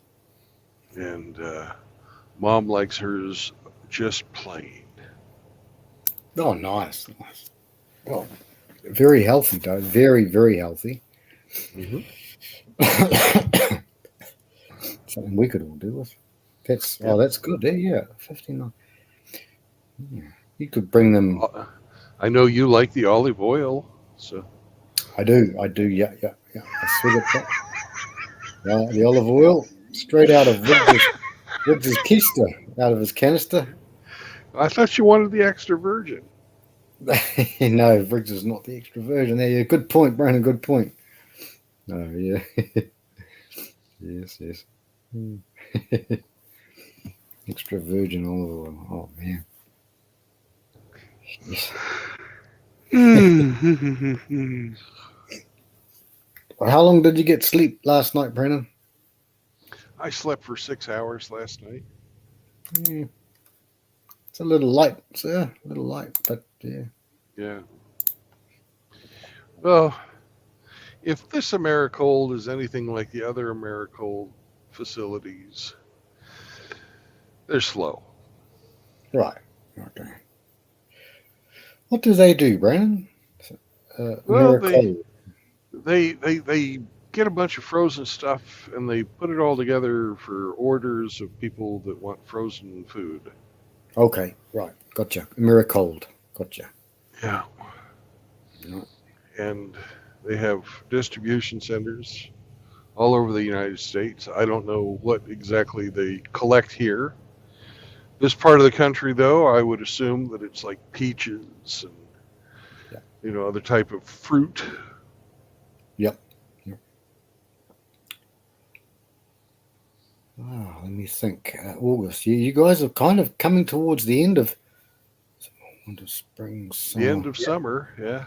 Oh, yeah. So autumn will be coming. We have about another month, another 3 or 4 weeks of hot. And then it will begin to be autumn. Yes, sir. And then all the leaves are brown. The leaves are brown. And the sky is gray. And the sky is gray. Well, we got Cybertoxin joining us. You can pop in. Hello, Cybertoxin. Come and harmonize with us, Cyber. The link's always at the top. Yeah. was at the top. Cybertoxin. That's some good content, brother. Yes, he does. Yes, he does. Hey, He's, Brandon. yes, Sorry, sir. Brandon. Speaking of olives, here's a funny story about the old bad life when I was living. When I was still let's say marriage. Her mother came to stay at the house. Yeah. There was this olive tree in my family's house. Right. Beautiful olive tree. We'd planted there 10 years plus before, I think, or something like that. Right. We're still waiting for it. It never flourished. It never Well, it sprung takes any about olive. 25 years for an olive tree to start bearing fruit, if Good not Lord. longer. Well, Yeah. there you go. I guess that's fine. Oh. Well, But then they live for like 500 or 600 years. So blink of an eye in the age of an olive tree. blink of an eye. Oh gosh. I love the olives. Are you still there, brother? Yeah. I'm here. Yeah. Yep, you're there, brother. Yeah. Wow. I was just wiping my eye. I've got allergies. My Oh, eyes shit. are running. Right. But anyways, your mother-in-law came, and your Yeah. olive tree was 10 years old. Yeah. Over 10, I think, by that time, yeah. And they just went out there and they thought, oh, let's do some. This is the normal passive aggressive stuff. I'm sure of it. It can't be that. People can't be that dumb. It was quite big, Brandon. Let me think. You say 4 meters, maybe bigger. It Yeah. was getting pretty tall. They just ripped it down, mate. I wasn't there. I was at work at that time. They just ripped it down. I was like, bye. Yeah, I know. Why? Why? Not very bright. Why? I Just just think that I think the IQ might have been hovering on a different planet, Brandon. It's not that smart. yeah. That was a funny one. Yeah, funny little aside story there, but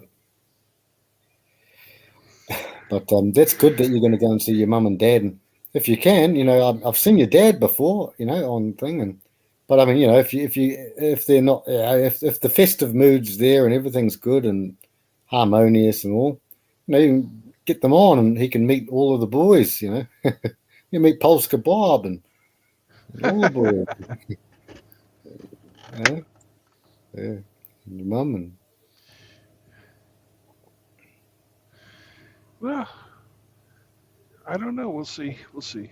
Oh yeah, see how you go. And, yeah. That's that's at the farm, Kansas one, still, Brennan? Oh no, my parents don't live on the farm anymore. Oh, not there. Okay. Oh, that's it. When they turned 75, they moved into Kansas City. Yeah. God. Whew. Mom's 88 this year, and Dad is 89. Oh wow, yeah. That's still young, Brennan. Still young. Mm-hmm.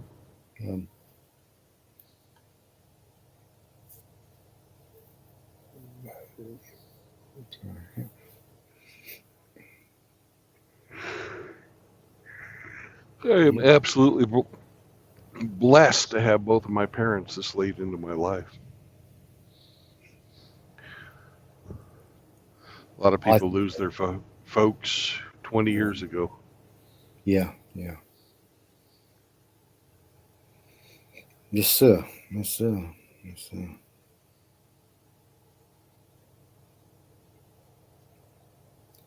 Yes, sir.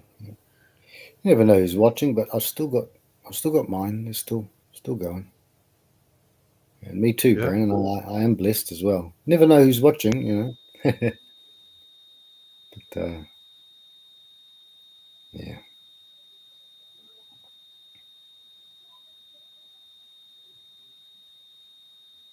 when my dad was in the military, they had the Berlin airlift.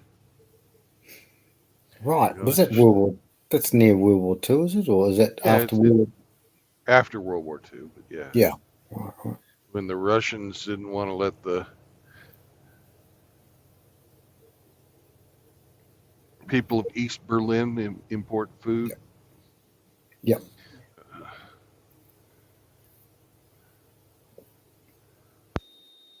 So they built the wall.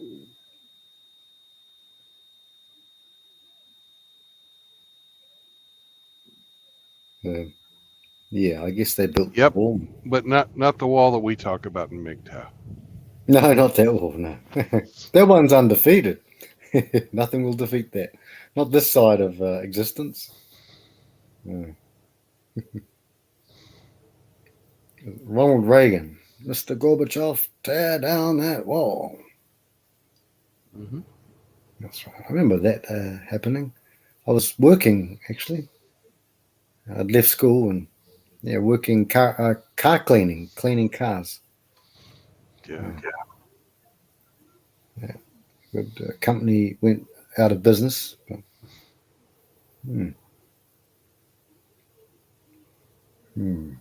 Let's see.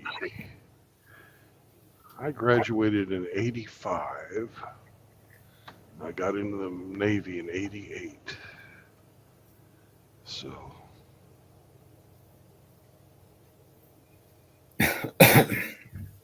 Right, you were out living it hard at that time, Brandon. Mm-hmm. Yeah, living it hard, mate. You served quite early too. You were in the first. Well, yeah, you were in the first one, eh? I was in the first Gulf War. Yeah. The actual one that was justified versus the one that they fought Yes. for some. Yeah, I You guess. know. Yes. Yeah. I think the real reason they fought that second Gulf War was in 1990. I mean, excuse me, in 2000. 3 after 11. Well, yeah, it was after 9/11, but in 2002 or so, Saddam Hussein tried to assassinate the first President Bush. Hi. And the second President Bush was president. Yeah. So you It then didn't they take. made up that whole bullshit story about weapons of mass destruction. I think they should have told the fucking truth. Everybody would have understood. You know, Yeah. it's retribution for this guy being a fuckhead. We're going to go in there and we're going to take him out. They actually should have let us finish the fucking first time we were there. Yeah, But he was a bad. Yeah. Yeah, Saddam Hussein was an asshole. No, the Iraqi people, they're just people, good and bad. Yeah. Hussein was an asshole. Yeah. His sons too, Uday and Kuzay. Oh, They yeah. were psychopaths, absolute psychos. Yep. You hear what they did to the fucking Olympic athletes? Oh yeah. Soccer players, was it? Yeah. Yeah. Yeah, no, they're I'm glad they're dead, and I'm glad I actually saw. Well, I'm glad that they're not there anymore. Yeah. It was a freaky thing.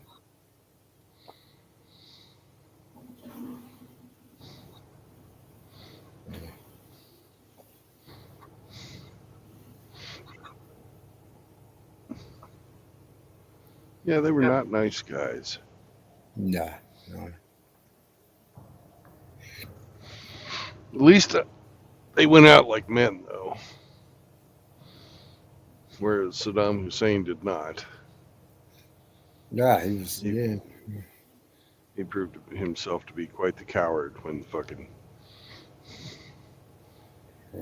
Yep. hiding and then meekly walking to his own fucking hanging.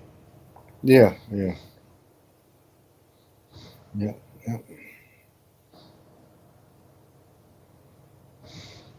Could have at least gotten a haircut, Brandon. Gee.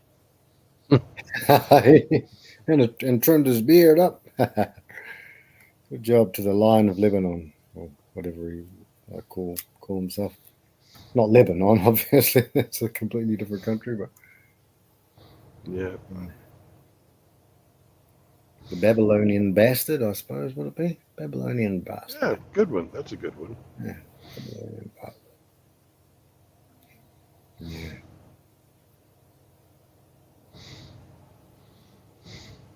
Well, a good thing is that you're back. You're here now, and you back for a reason, for many reasons, I'm sure. You know. All right. Hello, Cybertoxin. You're Good evening, or good morning, rather. hey, Cyber. Yeah, Greetings, mate.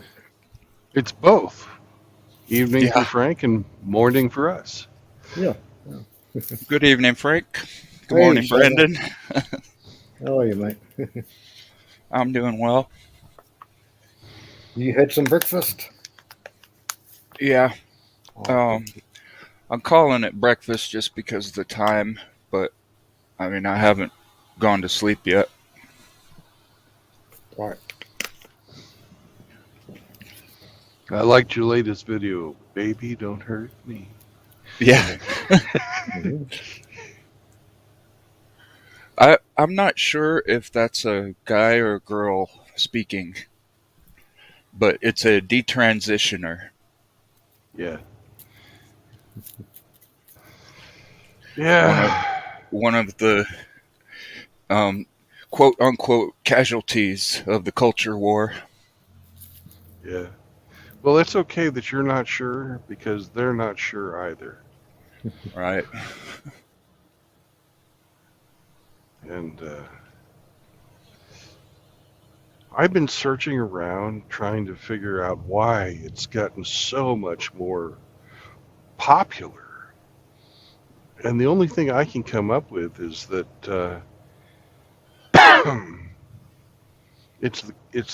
it's got to be environmental. Well, I think a good part of it could be like chemical, you know? Because I think some of the plastics that we use in our, you know, in our food storage and for the infant care and that type of stuff are actually really, really harmful to the endocrine system of our bodies. And you mix that with a very degenerate, pervasive sexual society, and you have a recipe for an extinction level event.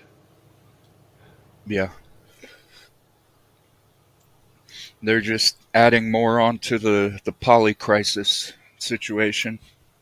Yeah. I got an upload coming in about 15 hours. It's going to be 8 p.m. Eastern, called Iron Youth. And it's going to have a little bit of Levine in there. I found a speech that he gave in D.C. It kind of looks like they were at some kind of luncheon setting, Right. or maybe at a university. But he and this lady are sitting at a table, and he tells a good bit of his story. He mentions how what he refers to as a splinter in his brain that had been there for years. He said it first started when he was reading a Superboy comic where this alien turned Superboy into Supergirl. Oh. So him knowing that and how it's affected him, he has to know the psychological effects of the story hours that they're presenting to all these children.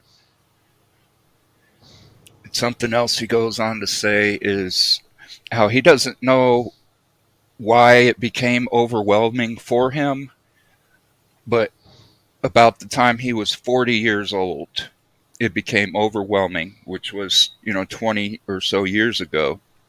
He said that's when the language started. He doesn't know if it was because of more people talking about it.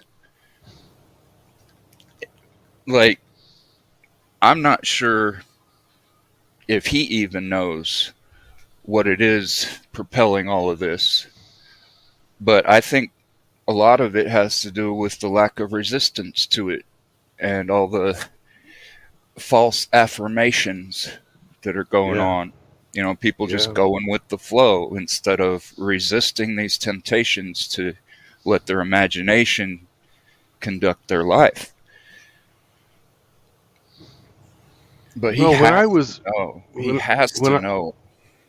yeah, when I was a young man, not actually a young man, when I was a child, um, there was a I don't know if it was Dr. Seuss, but it was the same people who made the Dr. Seuss books had a book out there called I Wish I Had Duck Feet.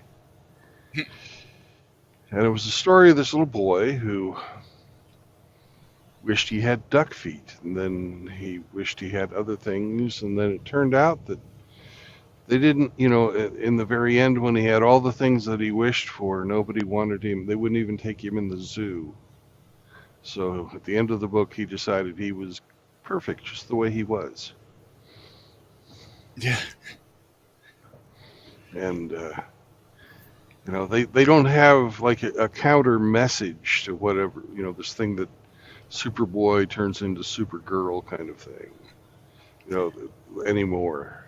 Oh, You that don't see is those types. You don't see those types of books being promoted. Dr. Seuss. Yeah. I wish that I had duck feet. Yeah. So you know the book that I'm talking about. I'd not heard of it before. I pulled it up on my tablet just now. Okay. It is Dr. Seuss. I don't know if it's the Dr. Seuss or after they stole his freaking name and copyright and wrote a bunch of stuff under him, under his nom de plume.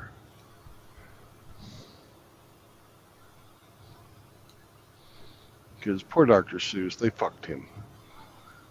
They fucked him so hard. He died nearly indigent.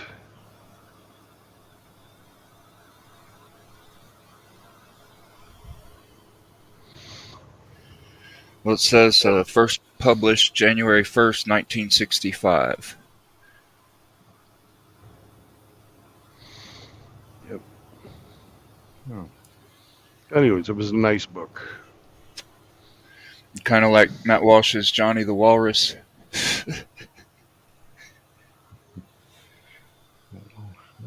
I guess. I've never read Johnny the Walrus. I haven't either. I've just heard about it.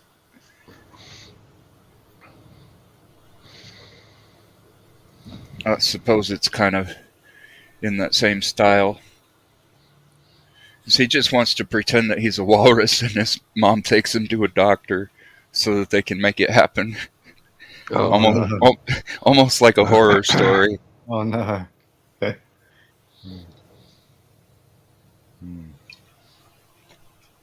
They just need someone to say no. I found a testimony of a young woman that said when she started going through puberty, she hated her puberty and would bind her chest and wear clothes to kind of cover her hips. And she just couldn't deal with the changes that were happening. Of course, everybody feels awkward during puberty. And she thankfully had her parents and family and friends affirm that she was a girl and just stayed with her. And when she was 20, she was diagnosed with autism, and the inability to deal with those changes was just a part of her autism, which she's getting over. And she said she was very grateful that she had people telling her the truth. Yeah. But the video that I've got premiering at 8 o'clock is called Iron Youth. Are you familiar with that term?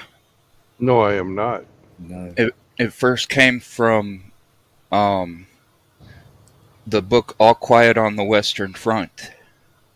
Well, Brandon would know that book, though. I've never I've read it. Yeah. But my video, rather than being reference to World War I, is reference to the modern day culture war. And it hints at how they're using youth to kind of fight this ideological warfare, trying to change the culture. And we see all the quote unquote casualties of it. That's one thing I'm going to point out in the first part of my stream series that I'm working on. Then I'm going to kind of work towards the religious warfare, because there's chemical, psychological, and spiritual warfare going on all these different fronts right now. Oh yeah. Just encouraging people to fall into temptations that are destructive.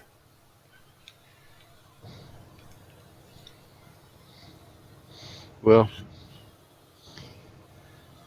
it's a bad thing. You know, there's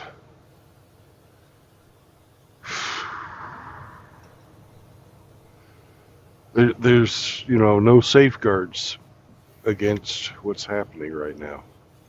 Nope.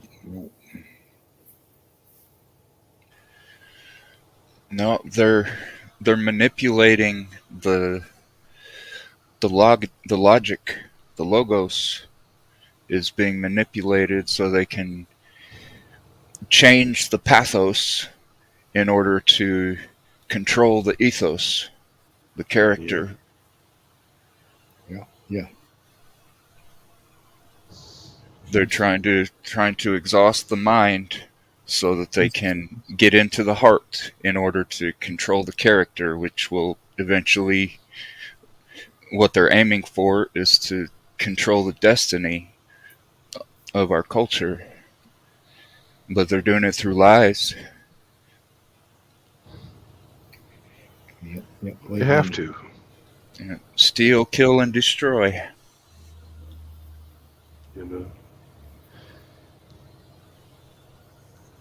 When they turn their back on gods, they open their hearts to Satan. So Yes. lies are part and parcel. Yeah, I've got so much clipped and on my tablet right now. I've got Anton LaVey. I've got his understudy, Nicholas Schreck. He's the guy that married Anton's daughter. I've connected him with Charles Manson. Nicholas Schreck actually interviewed Charles Manson quite a few times. Yeah. And I've got some things that Manson believed and spoke on coming out of the horn hat shaman guy's mouth. Oh, there's January 6th guy, or? Yep. Oh, wow. He did an interview with Michael Knowles. Yeah. And I had already gone over a whole bunch of different Charles Manson interviews, and I heard some of the same rhetoric, and I looked at the tattoos on the shaman's hands. He has on his left hand Gnostic symbols. Right.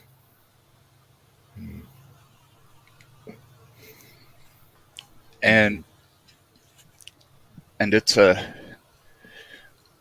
parasite that has been in the spirit of Cain, trying to recreate and reimagine the order of God in its own way.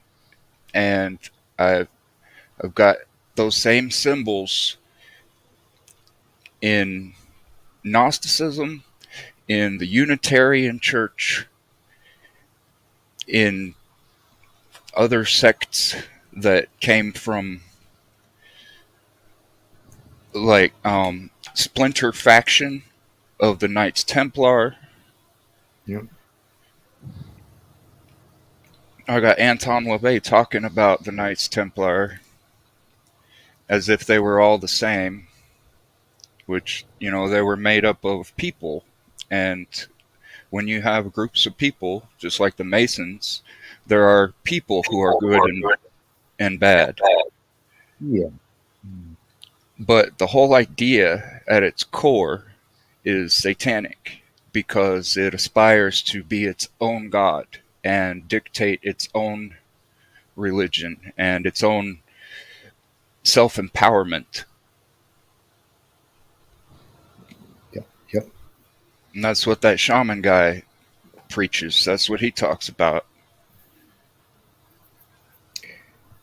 Yeah. Did he go to jail for a little bit after the thing? I think. Yeah, it was for a little while. Right. Now, there are quite a few things that he says in that interview with Michael Knowles that are reasonable and sound, but other things that he says, Yep. It's lukewarm. It's exactly what it is. Having a form of godliness, but not recognizing the power thereof. If you ever hear anybody talking about Christ consciousness and how we are all the Christ, or we all have the Christ in us, it's heresy. Yeah. Because it takes away the authoritative power of God and makes it seem like we can all be just as great as the one who came to save us. Well, there's the Father, the Son, and the Holy Spirit. And the Holy Spirit isn't everything. Right. The controlling consciousness would be the Father. The Son came and died for our sins, and the Holy Spirit is everything. It just shows, it's just the Holy Trinity. It's I'm not sure I am understanding the distinction you're trying to draw. Well, seeing oneself as God is, pretty fucked up. It's just because you've got God in you doesn't mean that nobody else does. Everybody else does. But whether or not you've accepted Jesus Christ as your Lord and Savior is a different story. It doesn't mean you've been abandoned by the Holy Spirit. And go ahead with your point on Gnosticism. Well, Gnosticism believes that, or tries to teach people that the God of the Bible is evil and material and created the material world as a prison, and that there is another God higher than that who was somehow imprisoned and kind of dismembered and cast out through the cosmos. And all these little pieces of God everywhere are inside of everyone. It's something that a segment of Freemasons and Knights Templar, there's an order called the Rosicrucian Order. Have you ever heard of Manly P. Hall? Yes. A British occultist. Right. One of his quotes is that there is but one religion in all the world, and that is the worship of God. But it doesn't revere the God of the Bible as the supreme being and the creator Yeah. of everything. Yeah. I'll be right back. Yep. Hurry back. Open the office. Hurry back, big guy. Be safe. Still dark. Yeah. Yes, cyber. Yeah. You may be talking about something that I've heard about, the demiurge. Yes. Yeah, the demiurge. Uh-huh. Kind of, yeah. It could be kind of like almost like a pantheistic way of looking at almost the Zoroastrian as well, like the Ahriman and the other one. And they were, it was like the forces of good and the so one good strong god, one strong evil god, but they're both always competing, but neither of them are actually right. Neither of them have the moral neither of them are judged to be objectively right, correct, objectively moral, because they're Right. both fighting, and it's kind of a matter of opinion, and they kind of defer to this higher god, which is a sort of a vague demiurge sort of god, and also about things coming from the ocean of chaos, and all these different gods coming from, and it's very, yeah, it's come from thousands of years. It really is the old god system that was against Yahweh anyway. The god, one of those gods says, "Look, I'm the only god, and I'm going to show you guys who I am." And it The might no- take the Gnostics called him Abraxas. Abraxas. Yes, Abraxas. Right. Yes, Abraxas is a sequence of letters that symbolizes the numbers 365, right. like we Days have of, in our calendar cycle, 365 days in the year. yes. I've never heard. That's what it. I believe it was the Sumerians worshipped a dual god that was Enki and Enlil. Yes, Enlil and Enki. Yeah, that's right. Yes, and they had ancient stuff that really mirrored a lot of the biblical writings. They speak about Noah and the flood and the Epic of Gilgamesh. They speak about a lot of these things. Yep, just about everything that God does, Satan tries to mimic it. Yes. And Like there's a trilogy in the Hindu religion. There's yeah, Shiva. Brahma, Vishnu, and Shiva. Brahma Yeah, is the creator god. Vishnu is the sustainer god, and Shiva is the destroyer god. yeah. Did you know that at CERN in Switzerland, they've put up a statue of Shiva? It wouldn't surprise me, bro. It really wouldn't. Once we've thrown out the true God, who beat all the other gods up so many times for thousands of years, he was always beating them up. Once we throw out him, not we. When I say we, I don't mean you, Cyber, and I don't mean myself.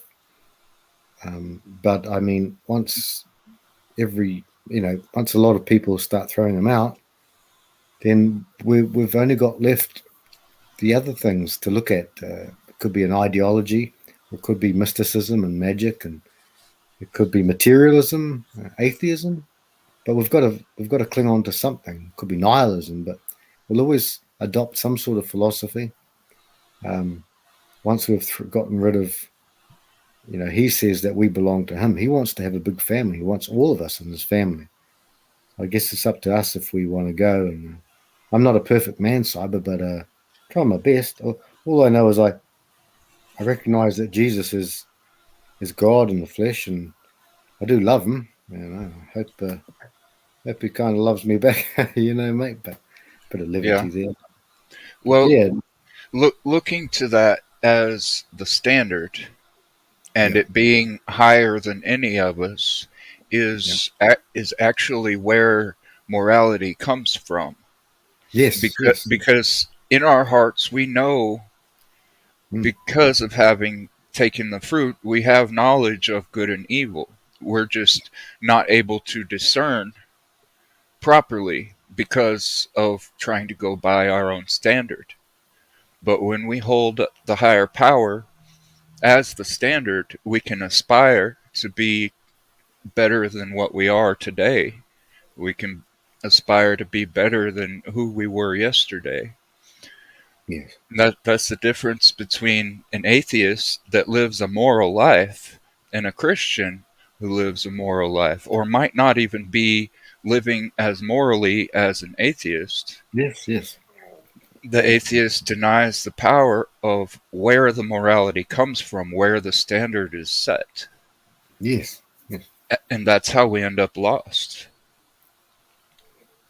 yes. That's the because thing. we don't have that aim, and that takes from us a purpose.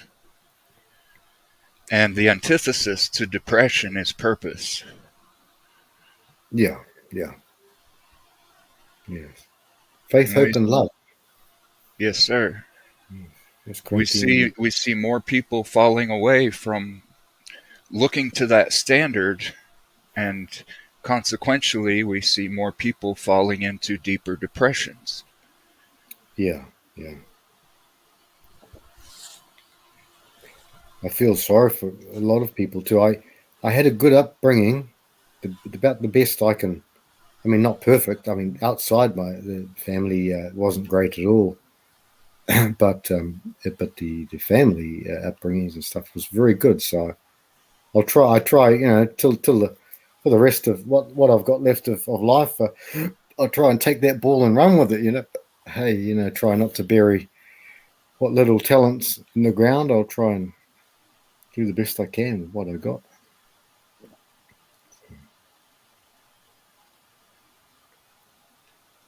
Um,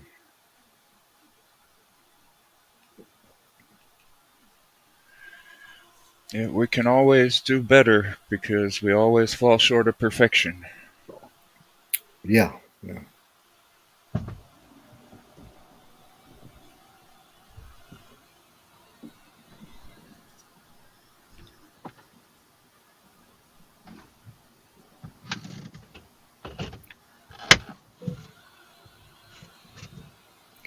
yeah. I guess if we just keep on with our messages as well, you know, then you know. But I do think spiritually, the world. I've never. I mean, I'll be 50 next year, and I've never seen the world as it is now. I don't. I don't feel. I've never felt I belonged in this world, but I have people that I do feel I belong with. I've got a few friends, and I've got some close friends and stuff, and I belong there. And I've got a couple of family members here and there. I belong there, but apart from that, I kind of feel.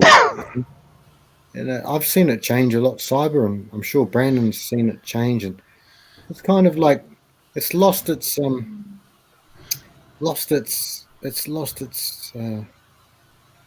just. I don't think maybe it's getting old. When we're young, I guess when we're born and we're little kids, the world is full Yeah. of wonder, and I'm And our sure it's heart was an open book. heart was an open book. What is that? We used to say, live and let live. Oh, of course, Yeah. living it. Good call, good call. You know you did. I did. In this ever changing world, though, Brandon, But if this yeah. ever changing world in which we live in makes you give in and cry, the attitude just changes, doesn't it? That's right. That's right, Simon. Yeah. He wants us to start. He wants us to start it up, start some music. Shall we? We do have a few little. Some people tend to love their life unto death. That's not the way. No, that's not the way. That's not the way. That's not the way.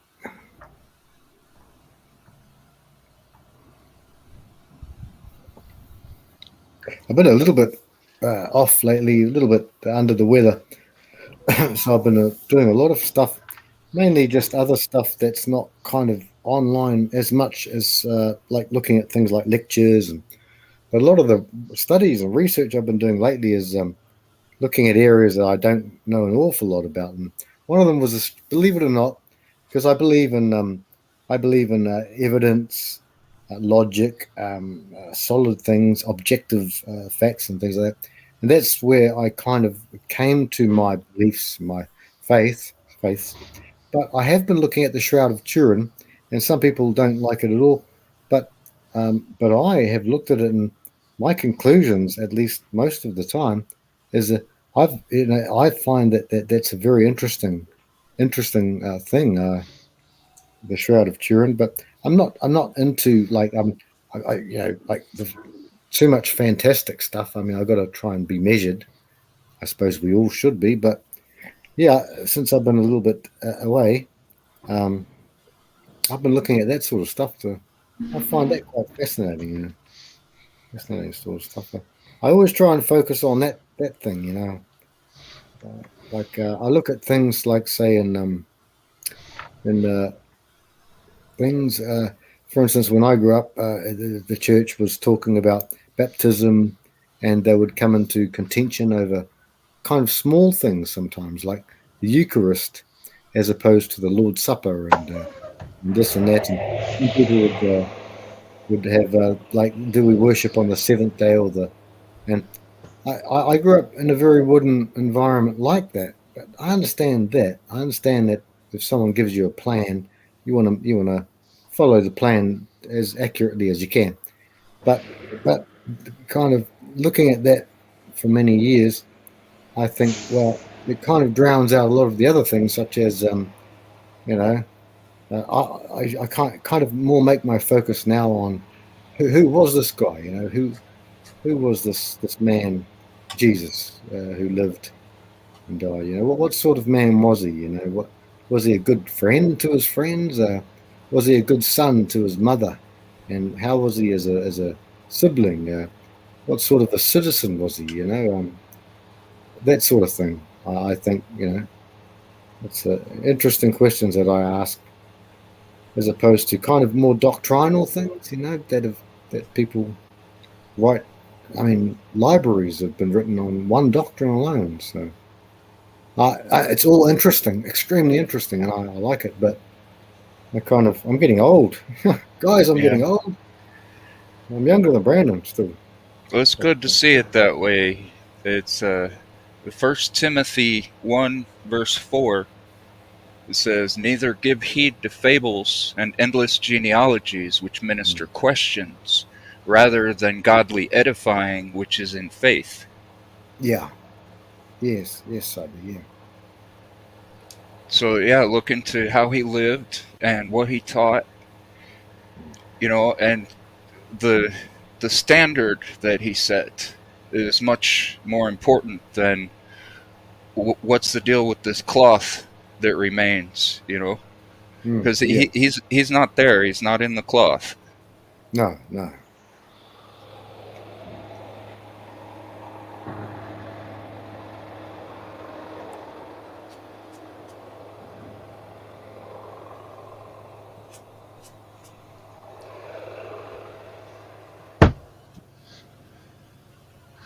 And that faith and that standard, and looking to that and confessing that we are beneath it and that we should aspire to be like him is where the recognition of God's power comes in.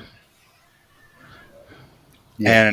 And that line is being blurred. It's been being blurred since even before he came. It was being blurred. Yeah.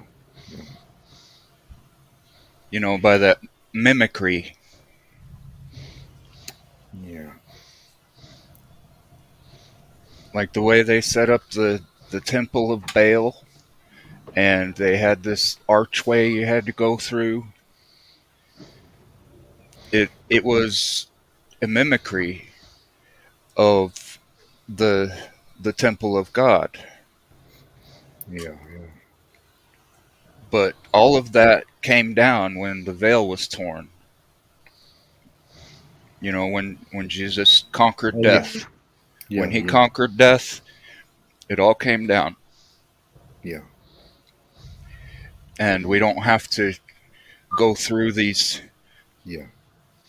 these Priest. symbolic gestures and these sacrifices and all that Yes. kind of stuff. Yes. That's why God told Abraham to leave the place where he was. They were doing human sacrifices and all that kind of stuff. Yeah. Yeah. I was in somewhat of an argument with a guy a couple years ago.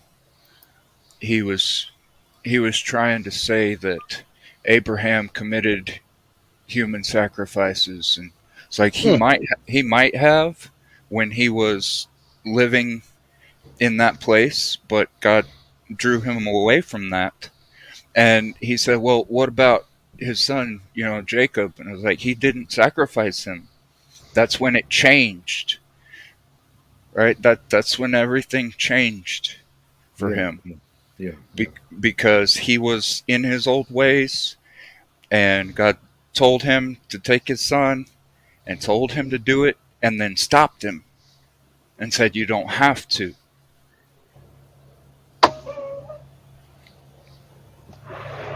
And he gave him a ram. Yeah. He offered a substitute, Yes. and that substitute was looking forward to the sacrifice that God Himself was going to make. Exactly. I'm 100% with you. You've said everything that I have always thought about that. Yes. Yes.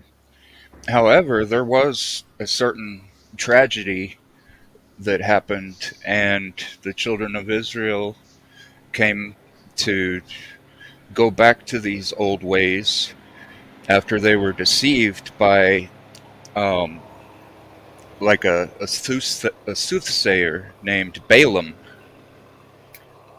Right. Yes. Yes. When they were in the desert. Yes. Wondering. Right, the guy with the talking donkey. Yes. Brother. Yes. The king of Moab sent Balaam to go and curse the Israelites, and he he consulted with God and asked permission to do it. God wouldn't give him permission, but Balaam wanted his reward, so he consulted with the king and figured out that if they could just tempt the Israelites to worship these gods and do these kind of sinful things, that they would curse themselves. Yeah. Yeah. Yes. That was always fascinating to me because there was one thought about the camp of Israel is that it was a huge cross. The way that the 12 tribes were set out, and the temple and the temple, well, the tabernacle in the middle, it was a very large cross in the desert. And so when he looked out on those, and because the king of Moab kept on asking him, he said, "Well, try and curse him from over here," and he couldn't. And he said, "Well, let's move location and try and curse him from this hill and all these mountains." He would have been cursing a giant cross, a huge cross of remember, I think there were 3 tribes, and each cardinal a cardinal point, and with the he would have looked down and he says, "Behold, I see him coming, but not now.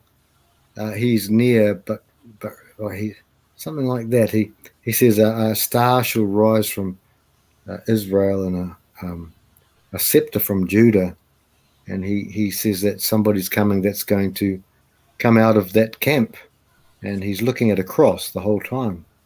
I always thought that was That was an interesting thing. Well, the way that the tribe of Levi ended up being the ones in charge of the priesthood was through all of that. When the Israelites were falling into the temptations and started worshiping Hmm. the gods and fornicating and stuff like that, Yeah. one of the sons of Moses' brother, Oh yeah. Strange um, fun. yeah, he one of his sons slew some people that were about to get with this woman, and he thrust his spear through them and like stopped them from committing this idolatry, this fornication. Yeah. Yeah. Some hardcore stuff. Oh yeah.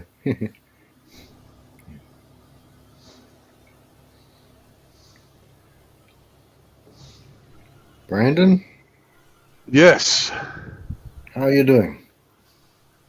I'm all right. I've gotten to the second hurry up and wait spot. Right. That's good. We've turned our paperwork in to the dock, and they're grabbing all of our lovely frozen things, whatever that might be. Oh, so you don't know what you're picking up yet, sir? No, Oh, okay. I look at weight and product count. I really Right. don't even care. I don't really even care what I take. Yep.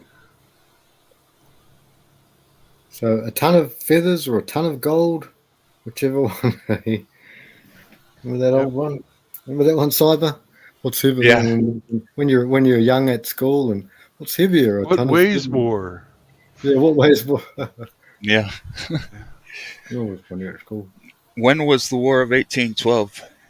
That's good. What color was the white horse of Napoleon?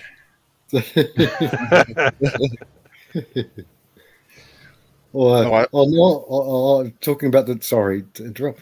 Talking about the Bible. How many how many animals did Moses take on the ark? You know, it was a classic. Yeah.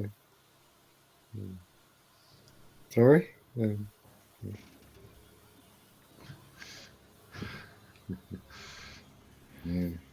Well, there's really a lot of people that just don't pay attention.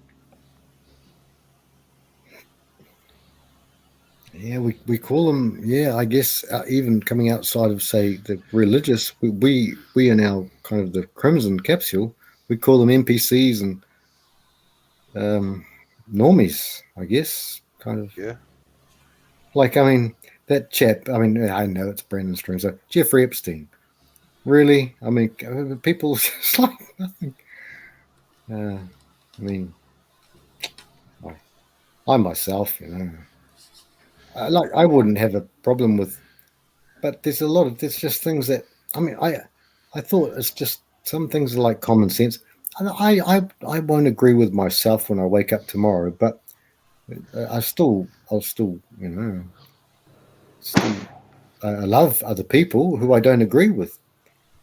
So I but the normies kind of take it a little bit a bridge too far.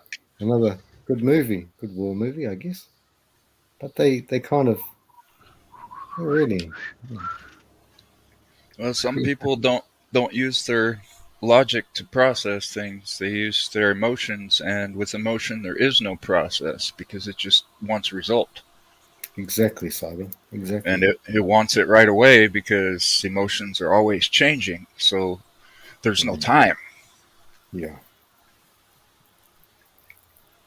And Yeah. asking those kind of questions, that can tell you who's using logic and who's just impulsively reacting.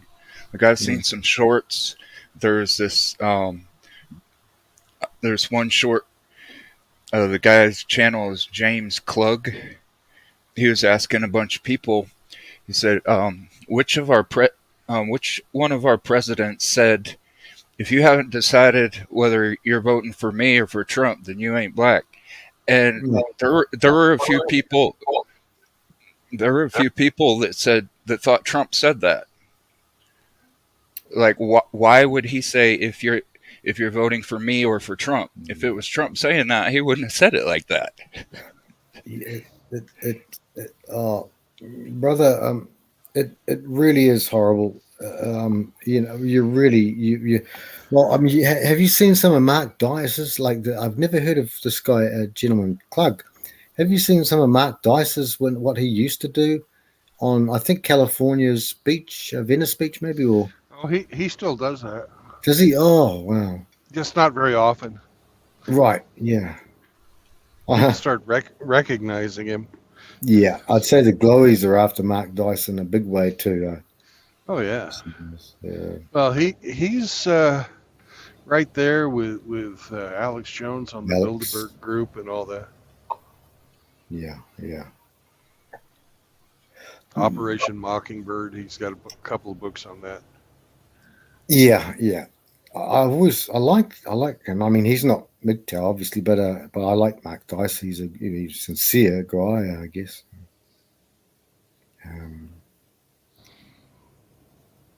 My dad used to work in this a factory, and it was just a parcel. So you guys basically like FedEx, not delivering, but just sorting and organizing in the big factory. And the people there, but some people there didn't know what they'd never heard of World War II, and so now guys in cyber, in my country here around Australia, New Zealand area, New Zealand, that's quite, I mean, so it's not just America, but I mean there are people they've never heard of. I mean, like, just I'm perplexed. So yeah, I have to check this guy out. Some of the questions that people ask, I mean, I think to myself, I hope I can pass this. I don't want to be seen as too silly, too dumb, but not dumb, but ignorant, I should say. Not dumb, but ignorant. Well, listen to this, Frank. Yeah. When my daughter was in second grade, I was over. She had some friends in the neighborhood, and she was over there. After school, they were trying to do some homework, right? Mm-hmm. And the mother of her friends was helping the children with their homework. And one of the questions was, "Where's the capital of America?" It's Washington, D.C. Right. Well, this woman did not know. She thought it was Dallas, Texas, because we were living in Texas at the time. So that was a good 12, 15 years ago, Brandon? Yeah. 12? And, it was just amazing. This woman had a fucking RN. She had a college degree. She was a nurse, a registered nurse, and didn't even know where the capital of the United States was.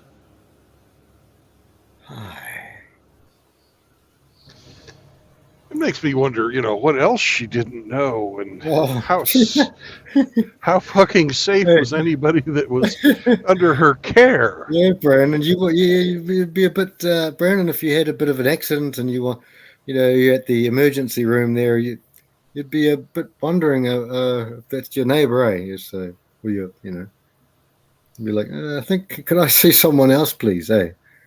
Yeah. Yeah, that is funny. It's like, so I guess that the attitude that some people have, my attitude is this. Like, I remember we were talking with Agape was here, and I said hirsute, and I'd always associated hirsute as kind of a stooped over bipedal, but kind of like transitional, as they say, transitional, form. And James, our hamster, said, I think he said hirsute is more hairy. So even though all those years I'd thought hirsute was more kind of stooped over and knuckle dragging, now I had a more. So from now on, for the rest of my life, I'll always associate um, hirsute with more hairy, also gorilla-like, but hirsute. So, but they don't seem to take. And the other thing, Brandon, is one thing I like about. I hope that I can aspire to, which is I think is a good thing, is being open to change my. I've done that many times in my life. I've been open to change something core beliefs that I've held. Oh, I thought you were talking about your underwear. Oh, I've never changed. I haven't changed them for around about 7 months now. 7. But apart from that, no, we're pretty good. Pretty good. Get Okay. rigs on the.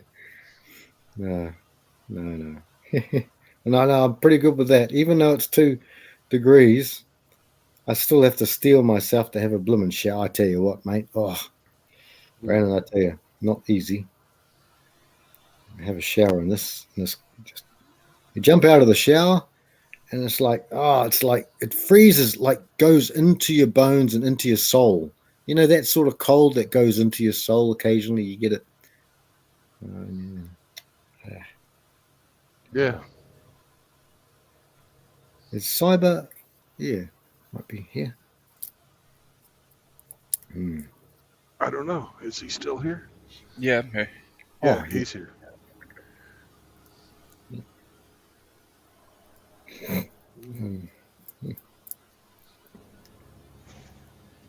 Yeah. Oh my goodness gracious.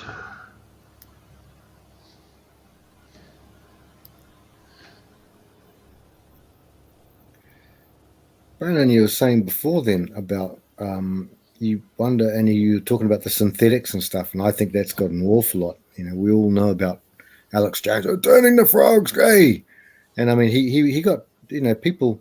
What he was doing was simplifying very much some scientific things that seem to be true. But I do wonder also about political systems.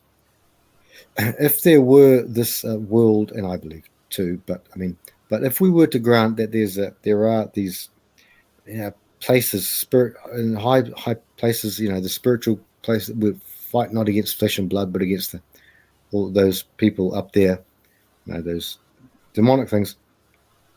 They need to get their agendas filled quicker. If there is someone like, say, like for all, but if someone was going to prevent what's happened, I'm with you, Brandon, on this, and also Cyber, is that the speed and with which, I mean, guys, 5 years ago, even 4 years ago, I mean, the teaching in schools but being mainstream, teaching little kids in schools about these and taking them to the doctors. This is so. I wonder if they need to do it before they have no, excuse me, legal power. You know what I mean? Yeah, they are acting like they're running out of time.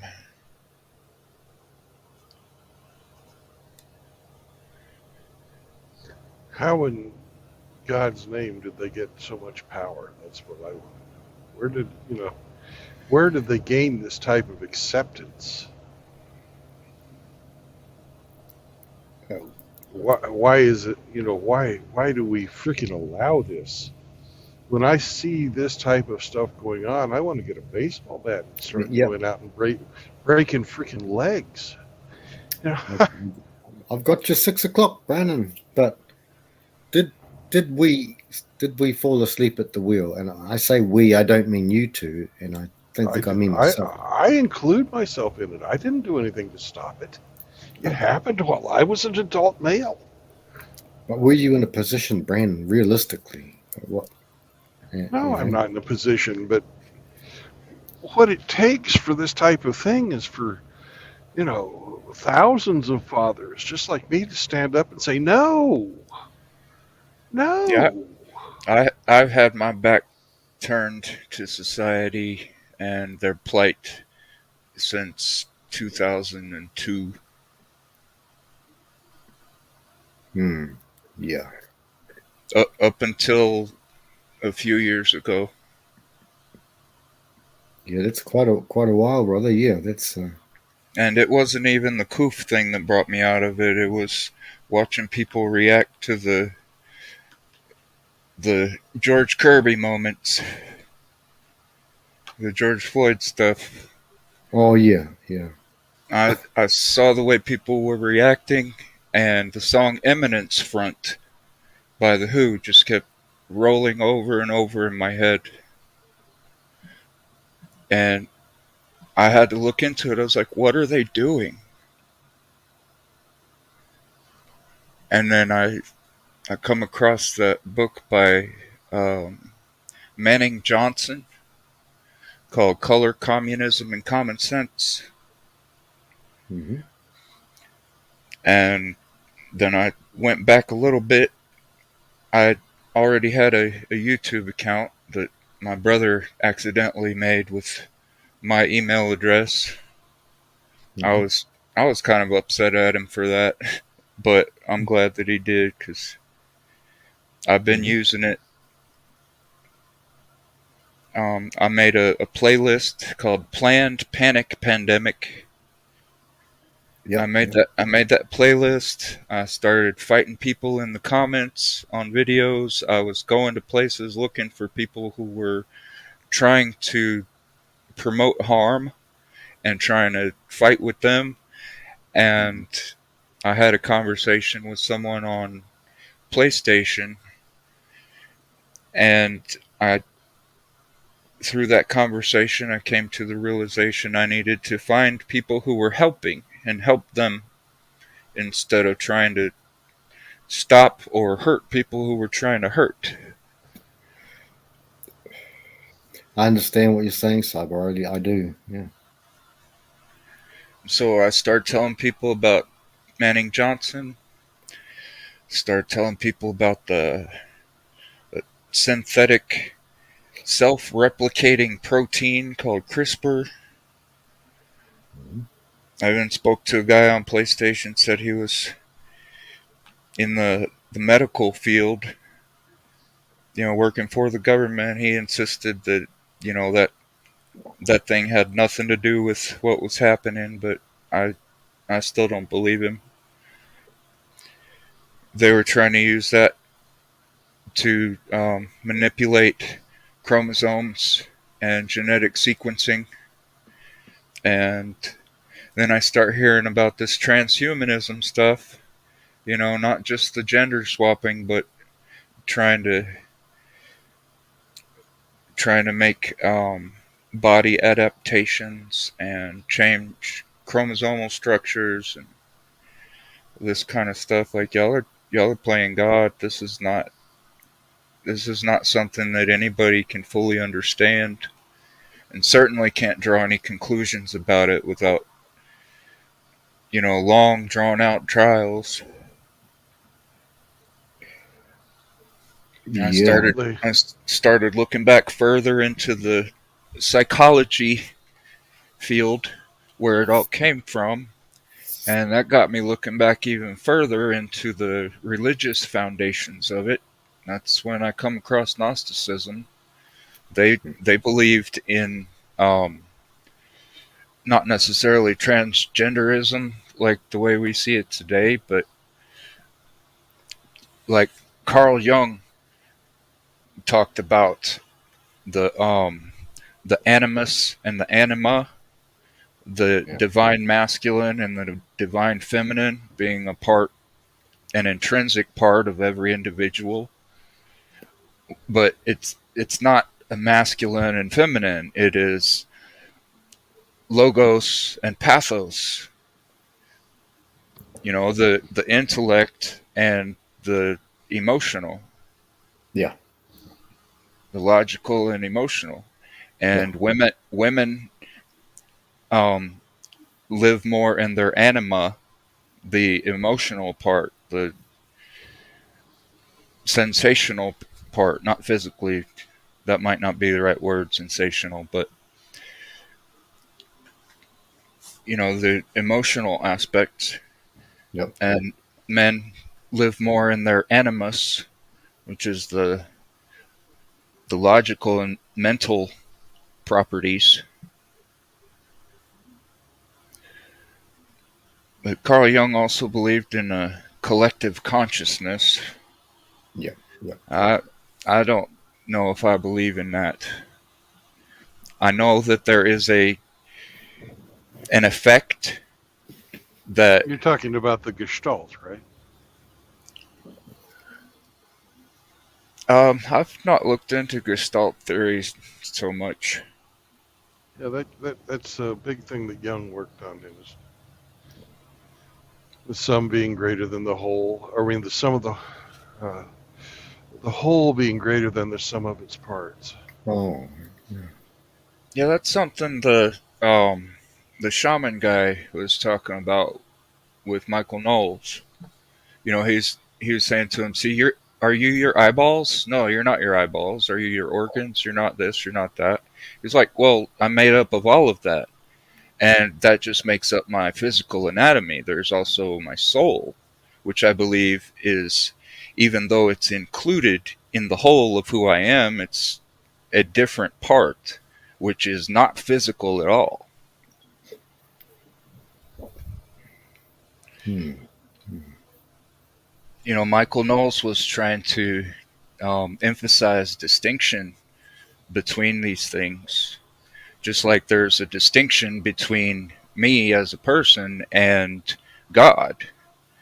And the shaman was trying to say that it's all one, Right, yeah. like the grass in the field, and me, and my body, and the doors on my house, and all these other things, as well as other people. It's all part of one thing.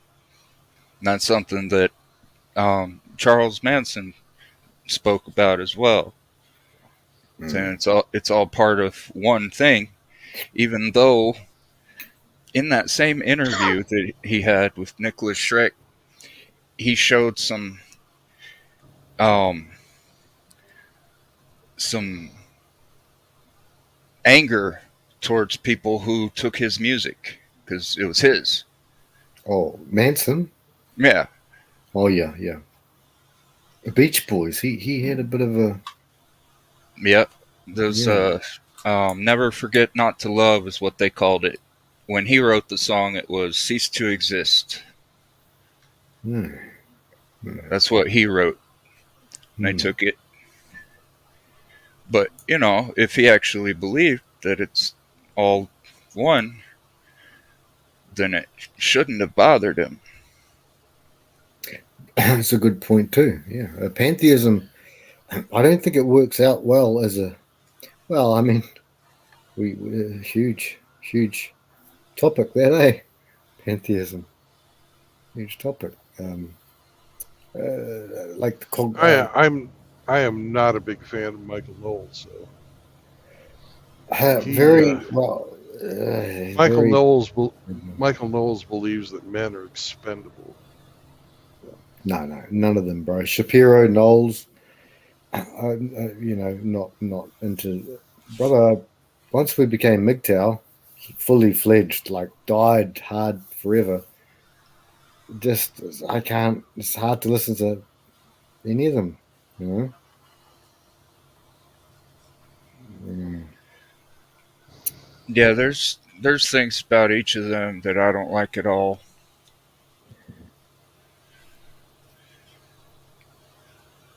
Like Matt Walsh's cynicism, I really dislike that. Um, Michael Knowles' devotion to Catholicism, I really don't like that. Mm-hmm. Ben Shapiro, there's quite a few things bother me about him. Yeah. One of them is his voice and his speech pattern, how quickly he talks. So quick.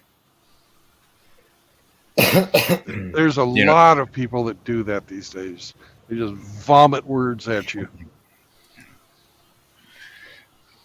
yeah, even Andrew Clavin, there's things about him I don't like. Yeah, Yeah. He seems a little too happy-go-lucky sometimes.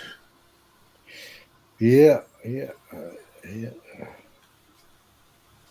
I wonder sometimes if people go quickly in their speech because they've heard that they want to be part of the they put emphasis on having a big IQ, and they think that everyone wants to be like and Candace Owens as well. She speaks quite quickly, so so everyone wants to be like their favorite intellectual.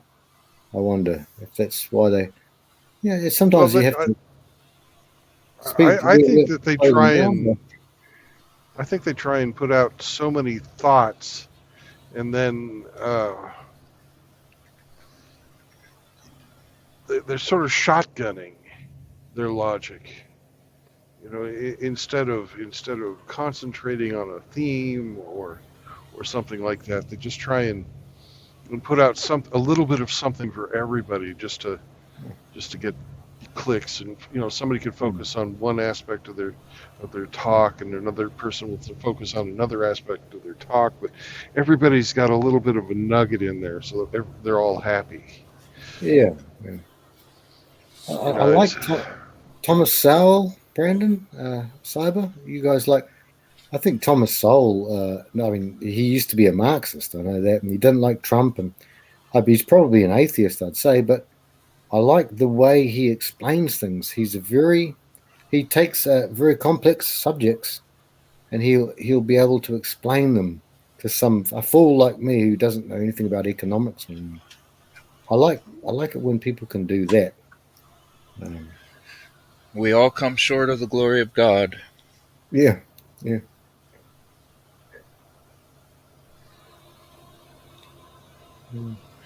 But I've not heard Thomas Sowell say anything that I vehemently disagree with. No. Of course, I've not listened to him as extensively as I have to guys at the Daily Wire. Yeah. Like, even Jordan Peterson has said some things that just really bugged the shit out of me. He's very vague in some ways, philosophically, I think. Yeah. Alex Jones, he went a bit hard on him at one stage when Alex Jones was still on YouTube, platformed actually, because he was saying that Peterson is saying words. You know how in the occult, the New Age, let's say, they have things like Christ consciousness and the Holy the Holy Spirit, but what they're doing is they're equivocating the meanings behind the words. They'll use something like an Indian. There's an Indian thought about something called the Kundalini, which they try to say that that's the same as the Holy Spirit. It's all the same. The same pantheism we talk about, and Is it that was the Brahma, Vishnu, and Shiva? basically like that sort of thing. Yeah, chakra, the snake of power, all that sort of stuff, and it's just the same as the Holy Spirit. And they're trying to say that the two things are the same. I really do think this is the same sort of thing. I think like C.S. Lewis's, like all his Narnia stuff. I think there's always that Tennis. Tennis. Her name was Tennis. She was the one in all seven books. I think all seven.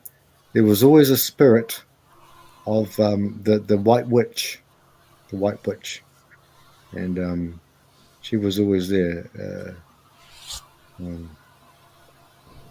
as the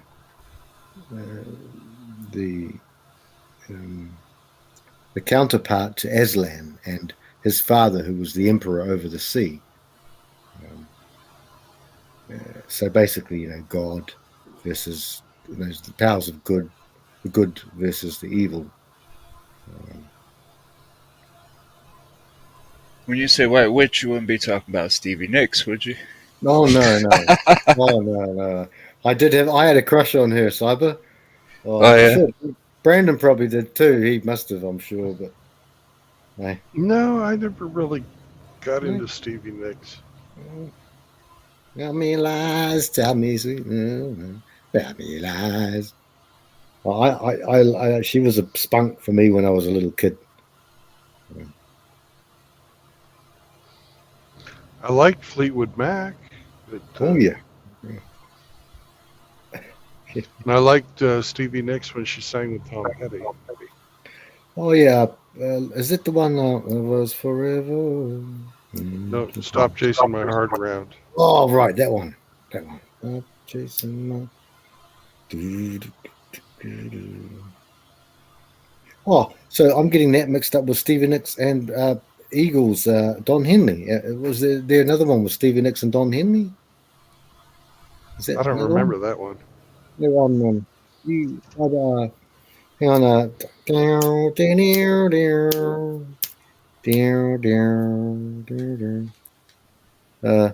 Hang on.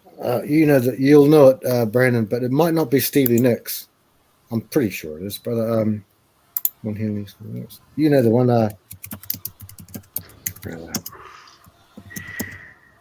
Oh, Leather and Lace, Brandon. Leather and Lace? Yeah, You Are My Leather, Take From Me My Lace. That's the one. Yeah. Yeah, that was Stevie and Don there. Yeah.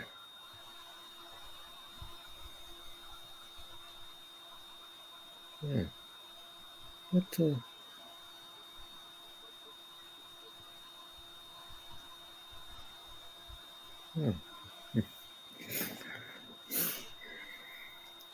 Ah, man. I was trying so hard to keep them from putting their stupid climate change label on my video. Oh, did they? Yeah. I got it like the volume muted because I got Greta Doomsburg in there. Greta Thunberg. Yeah. Yeah. But it even showed up in the one that I uploaded unlisted. It showed up in the transcript, even though you couldn't actually hear it Right. on the video. You couldn't hear it. So I was wondering if they were going to, and sure enough, they did. But Man. not like that actually affects the interaction. You know, I've seen videos that have hundreds of thousands of views that have their little context label on there. Yeah. Oh, my goodness gracious. Yeah, the UN is gonna really love me after my series of uploads. Well, brother, let's just hope you don't get any visits or anything like that. A few people have, I guess. Oh, what can they do? Lock me up? Kill me? That's right. That's right. Yeah. That's they it. just can't. They'll just cancel you and ridicule you. Yeah. Yeah. We'll defend you if we can, the best we can, if we can. They haven't done it to us yet. Well, they could do that and then some. They could even go so far as to spit on me and whip the skin off of my body, and that would just help prove my point. So they can bring it.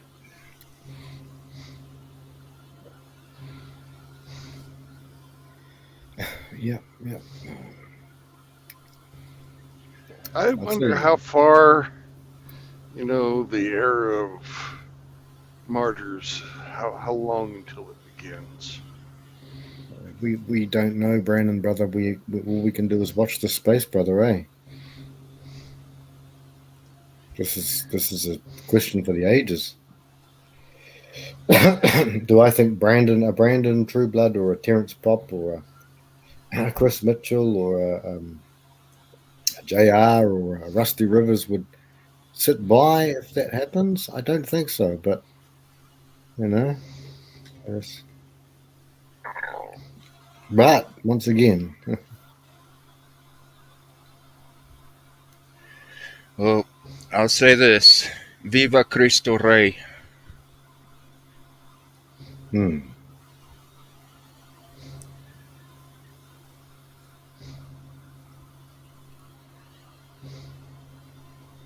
hmm.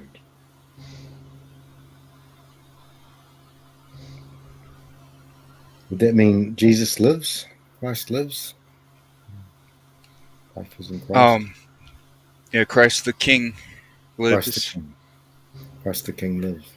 and those power hungry control freaks that seek to compel everyone into their desired behavior. They hate hearing that because they want They to do. be the king. Yeah, that's right. Yeah, they do. Yeah. Yep. Yeah, they do. Yeah. Well, Jesus did say, look, if we don't build it on, if we don't build our house on, at the end of Matthew 7 and Mark, I don't know, somewhere in, was it Mark? Yeah. He said, if we don't build it on, if we don't, then we're just lost because we're just sailing without any navigation at all. And, and without any sort of spiritual compass.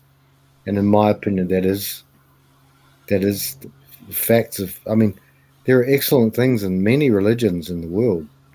But just for me, for my mind and for my the way that I approach things, and I know that Brent, I know you guys as well have as well, and so is Hemi, and not speaking for them because I know their stances, but I know that they're down with the man, with that man.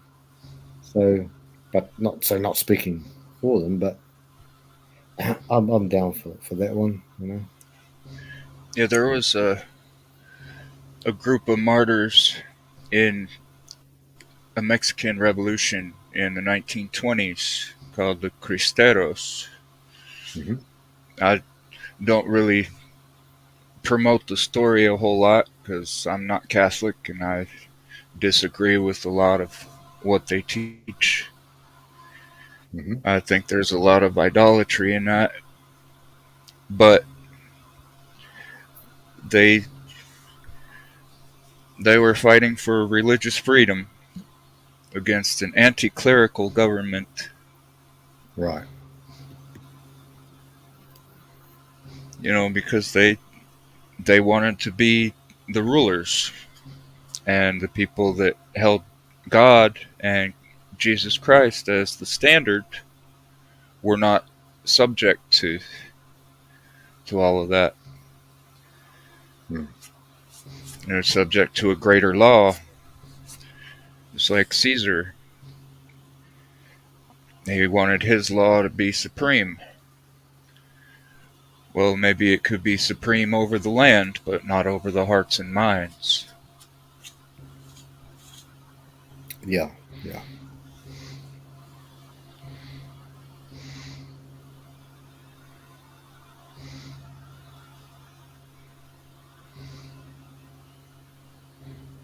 Uh, we may see turnabouts come, but none of us, three of us on here, and we don't know. We don't know. I mean, I remember it was a Thursday evening. For some reason, I'd slept till the evening. I was so tuckered out. Uh, it was uh, it was 20. What was that? Yeah, 2016. And someone woke me up and said, Donald Trump. Donald Trump's looking good because I had the feeling that I'd been in the red pill for a long time before. I kind of, I didn't, I kind of left for quite a while, a long time, because I was focused on, because I could see what was coming in just to my mind. Maybe I'm being sensational, maybe overreacting in my own mind, but I thought that if Hillary Clinton got in, it's doomsday. Everything's done. I mean, that was lawlessness, but I just don't know anymore because I mean, I just don't know these things. I'm nothing. I'm just a mere silly human being, and I don't know all these things. But at that time, I had thought to myself, if he doesn't get in, unfortunately, I think I've had there's been correspondence from people in the church, the churches of Christ in America, or Christian churches anyway, and they were very afraid back in 2007, 2008, and they used to send letters to the church here in my city, and and these are good people that I remember since I was a little fella, good American preachers' wives, and they were very afraid of where the direction that America was going. Now, my country's the same; it's going in bad directions. So, guys, don't feel alone. At least Brandon, Cyber, don't feel alone. Hemi's in Canada. Canada's everywhere's going. Australia's, excuse me, but we're not alone, guys. It's everywhere. It's just that you guys are kind of the biggest.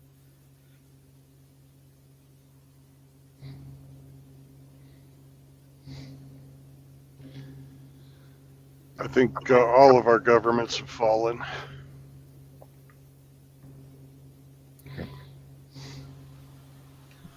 Every one of our governments is no longer representing the people. Yeah. Brandon, you got your heater on, mate? Come on, buddy. No. Look at you got frost there or something. It looks cold. No, it's not frost. It's condensation. All right. I've got the air conditioner on. It's already 83 degrees down here. All right. Oh, wow.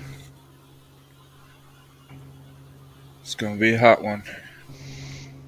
Yeah.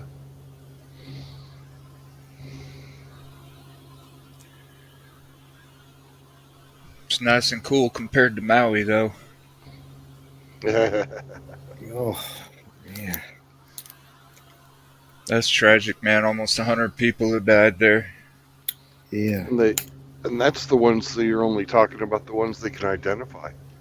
Right. The ones they can get to. If there's somebody dead in the middle of the fire, they're not going to know about them.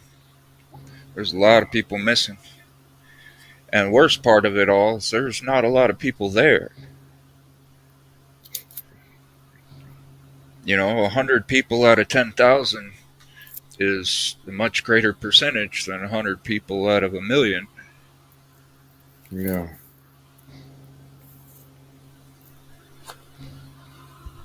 I'm blooming well glad, guys, that Frost a couple of years ago didn't move there already, or whichever island he's going to. Yeah. And Riggs still wants to. I've heard him say the Big Island, so. Oh yeah. I don't think that's Oahu. All right.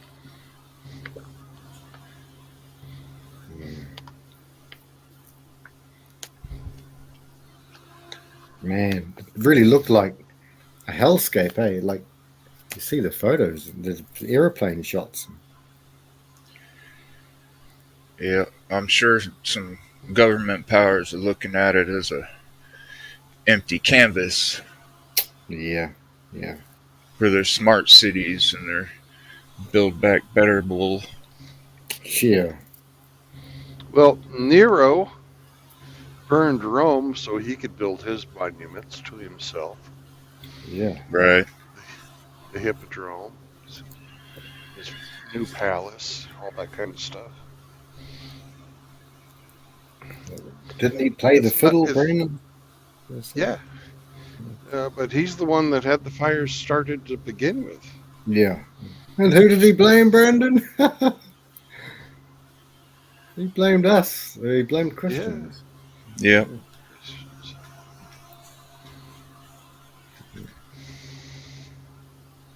Didn't he marry his horse or make him a senator? Was it Nero or Caligula? Or I don't know which one it was. Some of them were mad, eh? Caligula did some weird stuff, man. He did. I think it was Sulla, wasn't it, that made his horse the senator. Yeah. Wow.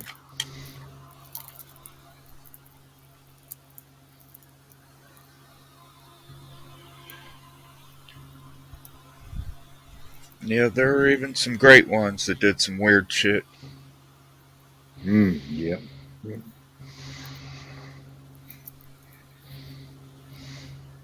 Yes, our world's different now, brothers, because we have instant communication. We have everything. The internet changed a lot of things. Social media changed things for females as well, and for males. But everything changed so quick, and now different.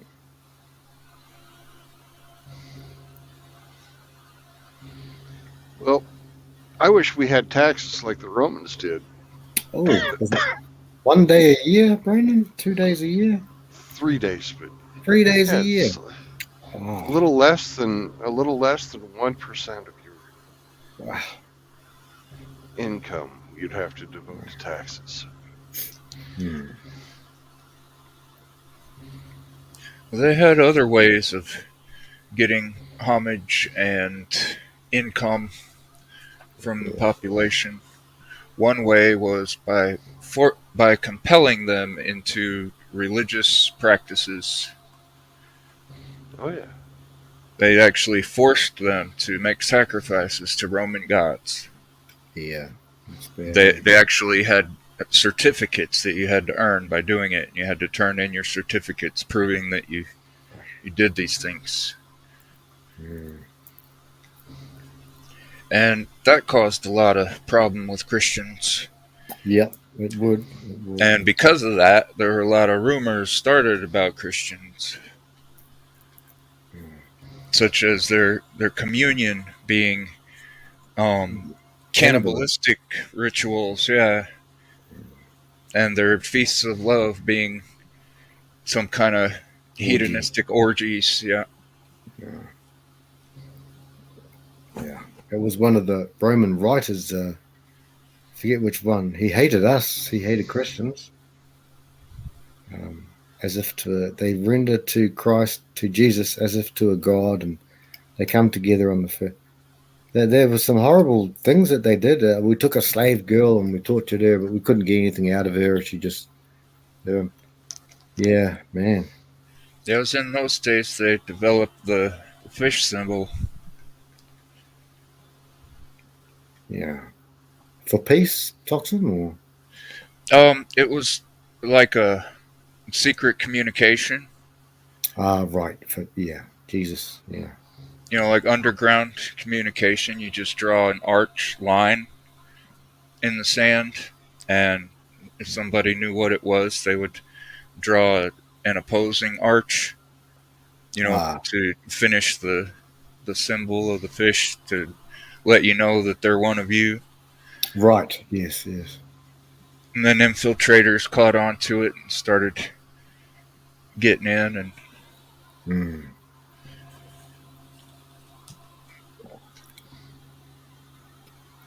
They would worship in the catacombs and all that. right. Right, yeah. Yeah, there's always been that war. That spiritual war has always existed. Yep. It's the spirit of God versus the spirit of Cain. Yeah. In the Epistle of Jude, it talks about, it says, "Woe unto them, for they have gone in the way of Cain, and ran greedily after the heir of Balaam, Yeah. seeking reward." Yeah. And then it says, "and have perished in the gainsayings of Kore." Kore was Hmm. a city. I don't know if it was Sodom and Gomorrah, but Sodom and Gomorrah is also mentioned separately in the Epistle of Jude. It's the last book before Revelation. So I don't think it would be the same, but the city got swallowed up by the earth. Like built their city on a sinkhole or something. Right. Yes. They got swallowed up.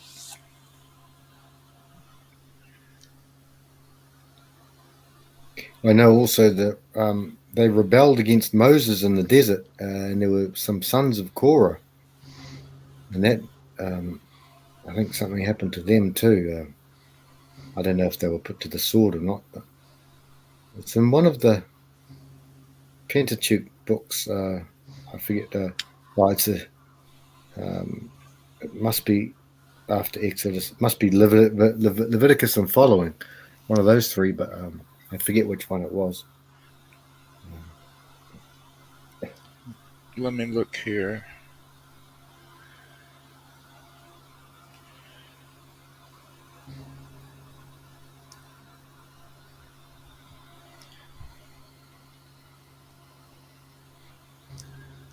It says in Chronicles. That's the first thing Google showed me. Oh yeah. Korah was Moses' cousin.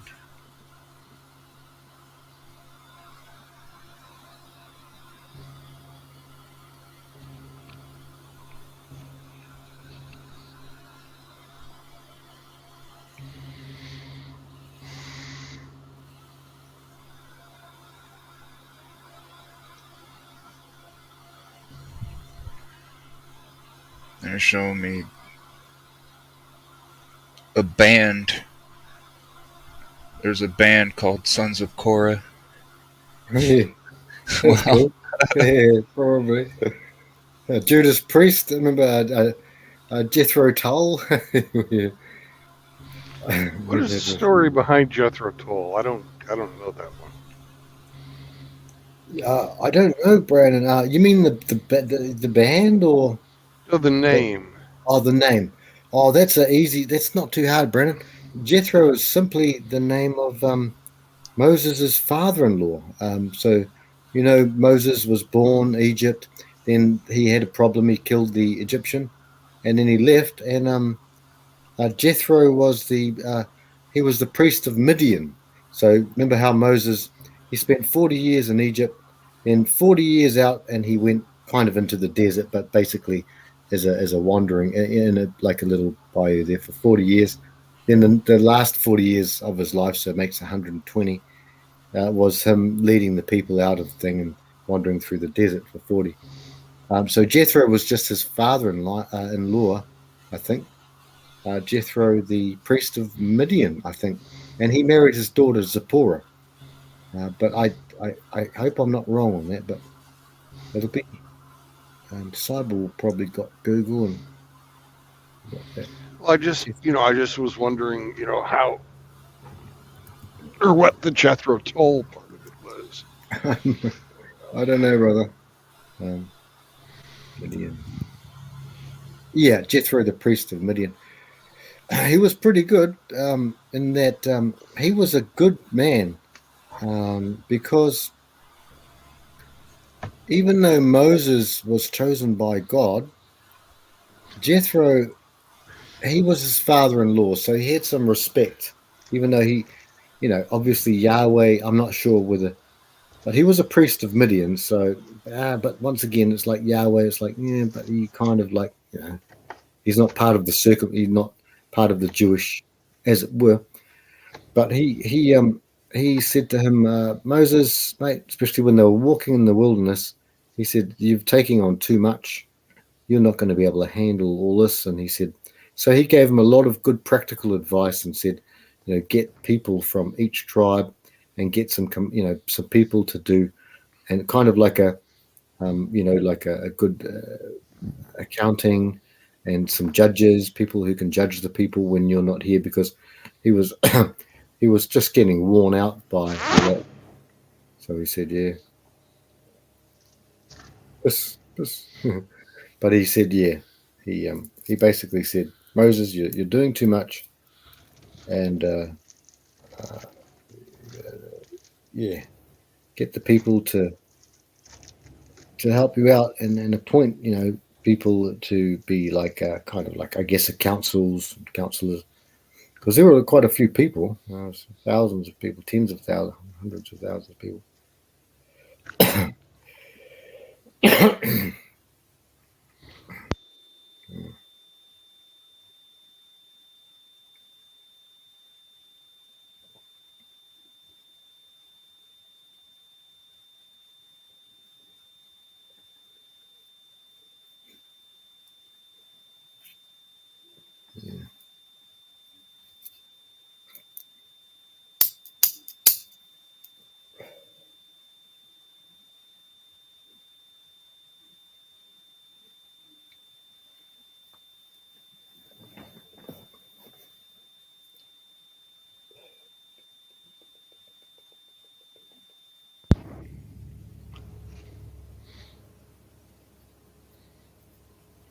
Morning, Kush. Hey, Kush.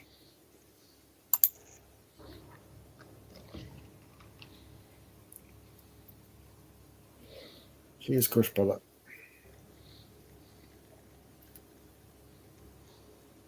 Okay, I don't know.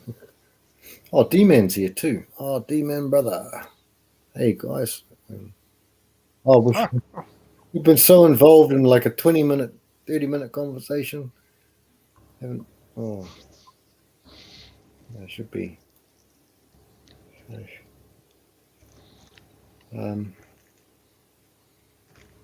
Gosh, Brandon. Well, yeah, you can see everything, Brandon. So no need to read anything of the boys there.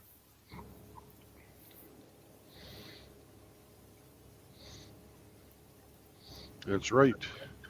It's a cracker.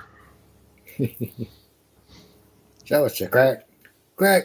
Show us your crack. You just see some of the ads, and at least the older school ads in New Zealand, Brandon, you'd laugh at them, mate, because some of them were quite funny and good ads too. Not the ads these days. These days they're just pathetic, and they're just like you guys, woke and all that. Yeah, but the old ads were real cool.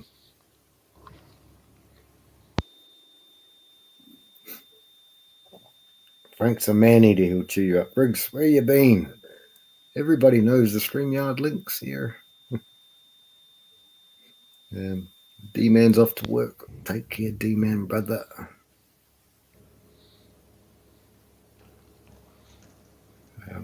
Ever since I told Riggs I didn't want to hear about his friend in England's cats.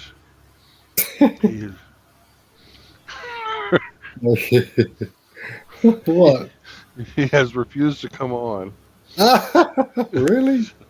Yeah. I think I remember that, but I didn't think that was the reason. But I do remember.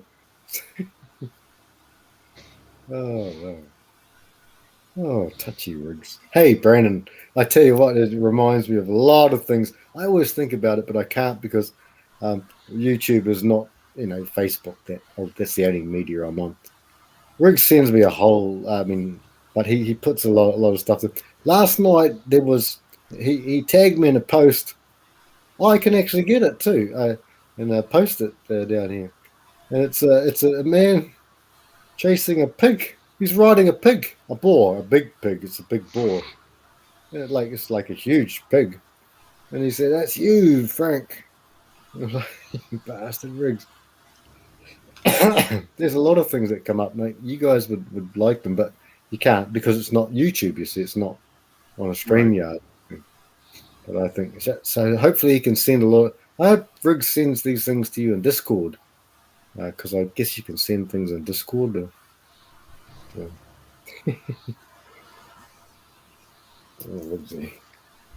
That guy, man. He just did one. He just did one just only hours back. Oh, very good. It was very good. The guy's about to tee off and take a shot. He tees off. He's about to tee off, and he's right there. And these guys are good players. I mean, man. And the guy just lets a rip fart. A lot of the things that Riggs puts up on Facebook, they're all to do with farts or poos. So, I hope Riggs is listening. He's not at work yet, I wouldn't think. Maybe he is. Well, I just looked at my Discord, and You sent me a picture of a truck, and it said only lambs, Lambs. Lambs. Truck. Ah, very cryptic. Hmm. Well, it's sort of a play on OnlyFans. So, Oh, but for you, Frank, if we were going to do another Let's Be Frank episode, I would have that as my title card. Yeah. You can see, Brad, he says here, he's, yeah.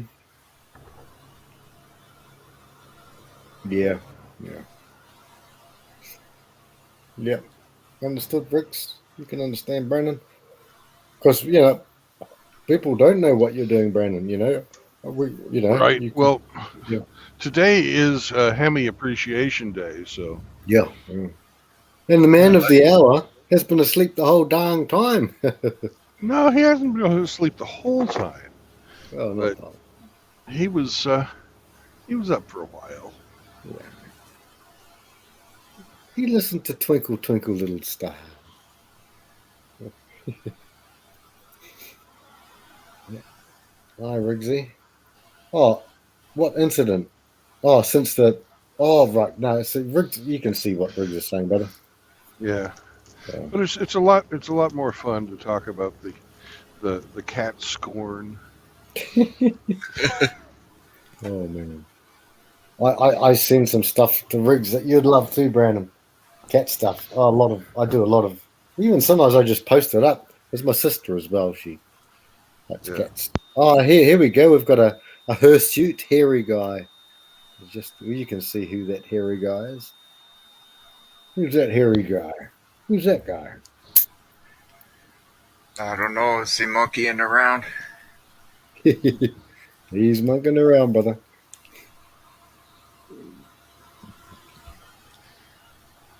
Let me think. He must be woken up by now. 11:16. He don't like Good that. morning, Ape.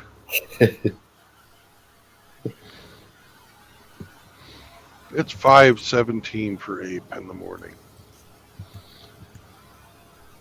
Oh, sure. Yeah. Early. Now we have poop and gas, Yes. and more poop and gas. Poop and gas.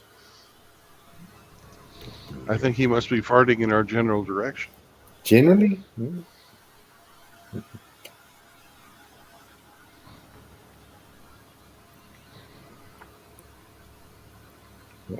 Rusty put up some pictures of his grandkids.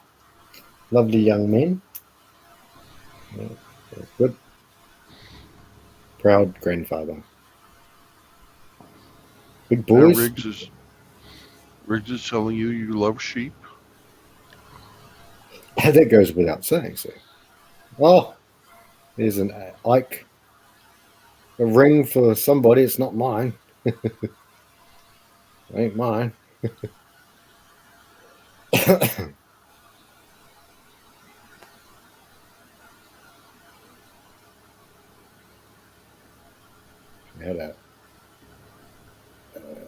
Actually, Riggs, I just posted a song too. You can check that out, bro. I was going to tag you in it, but I didn't. I just put it up there because everyone can do it. Eddie Vedder from Pearl. I know people don't like him, but he's Pearl Jam singing with. I sent Riggs, Brandon, some split ends and cyber. I sent him some Kiwi, New Zealand music from. These guys have been around since, well, technically before I was born, and they're very popular and famous, but world famous in New Zealand. But no, singing with Pearl Jam. I like some Eddie Unplugged. Oh, I love that. Yes, I love that. His acoustic stuff's really good. Yeah.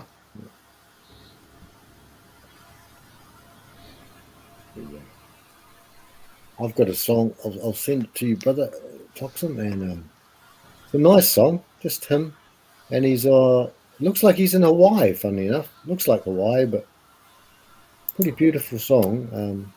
Called "Can't Keep." Pearl Jam. Nice song. He's got some nice stuff.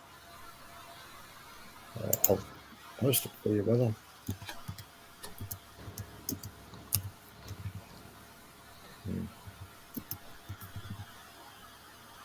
There we go.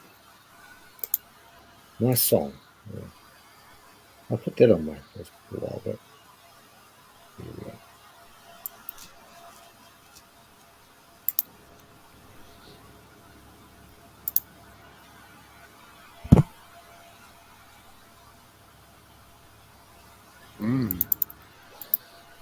Apparently you're as old as balls. Who on earth could have said that? Who could have said that? Here's a. There we go. Cyber. Nice Eddie Vedder song. For the boys. Yeah. I'll save that. I'll save it on my music playlist. Yep.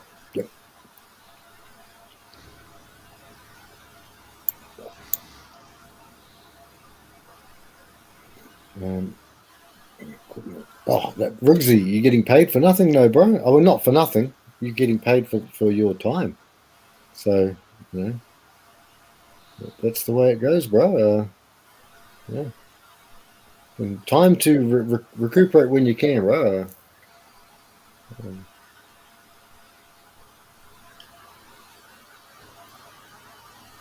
How have they been around before you were born, Frank? Oh, it was a Galpo. They've been around before I was born. Galpo, you're older than me by 2.5 years, I think. 3 years. Yeah, 3 years. You just had your birthday, didn't you, mate? Old bugger. 52, I think. I'm not sure. Yeah. Not even a dickhead. Not even a decade. My beard's catching up to all yous. Don't worry, Brandon, Agape, and the Hammerhand, the title. I'm coming for the title one day, guys. One day. Sean St. George. You coming? Don't you worry.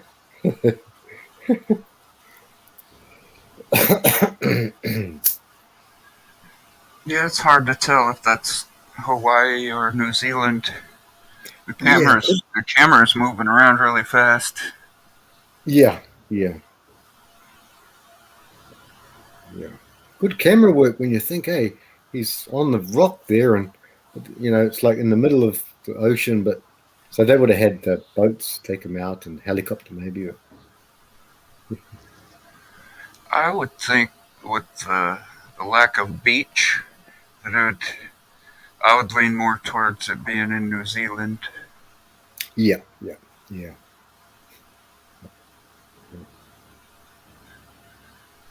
But it could just be a part in Hawaii that doesn't have a lot of beach. I don't know. Mm-hmm. Yeah, they've spent a lot of. A few musicians spent a lot of time here. We had Serge Tankian used to be here for like half of the year. He would, when he was still with System of a Down, or when they were still System of a Down, he would live here for about. Oh no! Who That's could that refreshing. be? Who could that be? Oh. Yeah.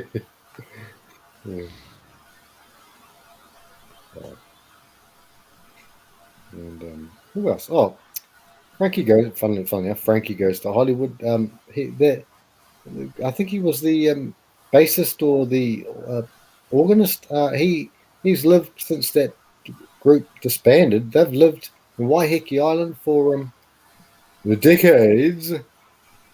So yeah, they've lived there. Frank, well, one of the members. Apparently, you remember when steam engines were invented. Well, apparently And so. you were in your late 30s when that happened. Oh. Yeah. Oh. Your first car. Your first car was a Dobble? Double steam car. Mm-hmm. For how long were you in your late 30s? That's a good question. About Oh, about 20 years or so. About 20 years in my late 30s, yeah. My late 30s, I was hello good. That's a good one, brother. Cyber. Good. So I spent about 15 years in my early 20s.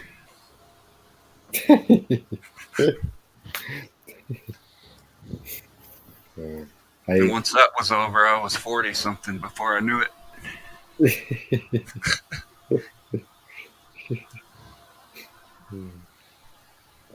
We have to do is ask Riggs when he stopped petting his cats. When did you stop petting your cats, Riggs? I never stopped petting my cat. Well, actually, that doesn't make sense, does it? Yeah. It's supposed to be beating your wife, that old canard, but yeah, the old one. Yeah. When did you stop beating your wife? Have you stopped beating your wife yet? And it's a lose-lose situation, I think. Agape. The AIDS. Organs is well caring for the AIDS. Agape's got a terrible. Quick, what the founding fathers we wish to be better. Yes. That's the bottom line. Riggs. And remember, Riggs is not a small man, so He's it's a big always guy. heavy. It's always heavy petting with Riggs. Heavy petting. Heavy petting. That's right.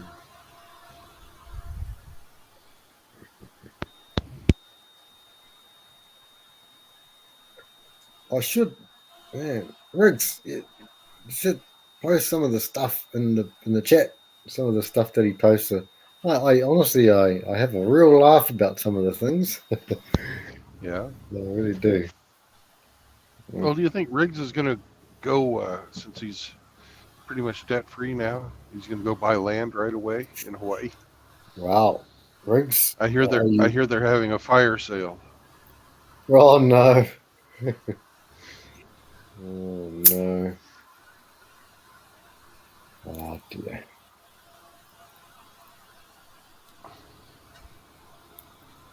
Yeah. But I don't know, now's the right time to buy. The market is really heating up. It is heating up, yeah. But could be a bit of a, but it could be a friar's market. Yeah, it could be. Friar's market. But It's not some place that you really want to get burned, No.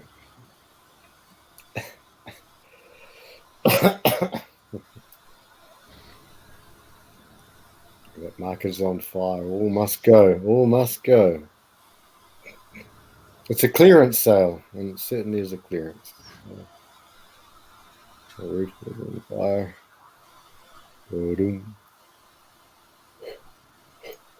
Oh, we don't need no water. Let the motherfuckers burn.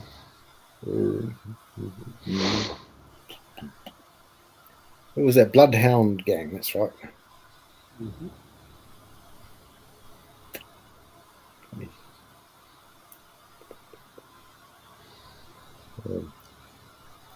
I'll be cut out by the time I got the cash to purchase.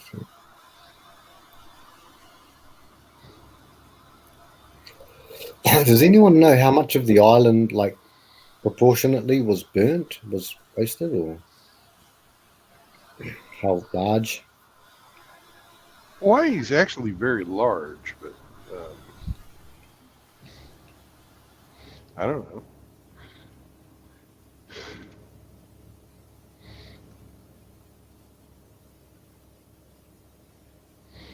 Well, that's the beautiful thing about Hawaii is You know, it keeps growing, and the fire never goes out, Riggs.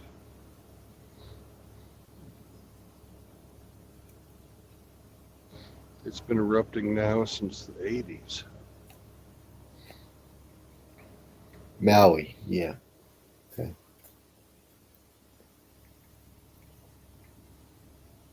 The Riggs didn't start the fire. It was always burning. No.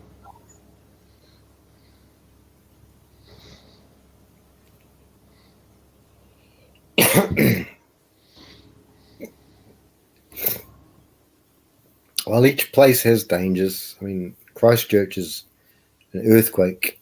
I mean, just shattered our country. What, 15, however many years ago it was. Wellington, faults there. Australia, everywhere there's problems. Okay, I pulled that up, and what I'm looking at, so the majority of devastation been centered around the city of Lahaina. 80% of the city destroyed. 3.39 square miles. Yeah, so it's not really all that big compared to some of the other fires that we've had. Just in a high density area.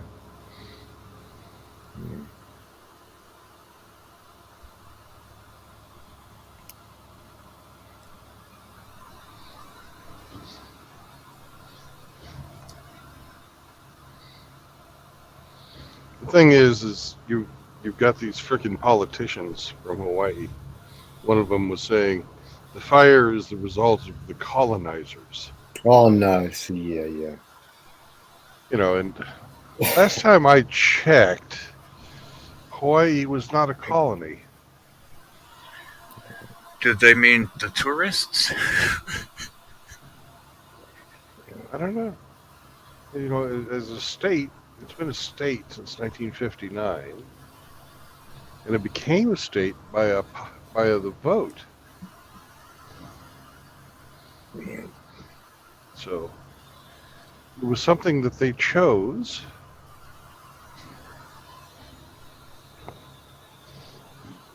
And at that period of time, Hawaii was predominantly a Republican state, and Alaska was a Democratic state. Now it's completely flipped. Hawaii is almost 100% Democrat, and Alaska is about as red as you can get. Sarah Palin. Mm-hmm. Yeah, it's a shame, Brandon. It's that everyone's a victim, Brandon. Even in my country, it's filled with victims, filled with them.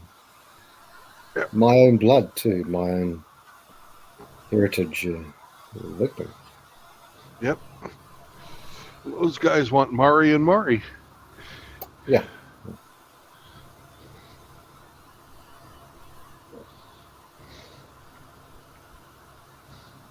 Yep.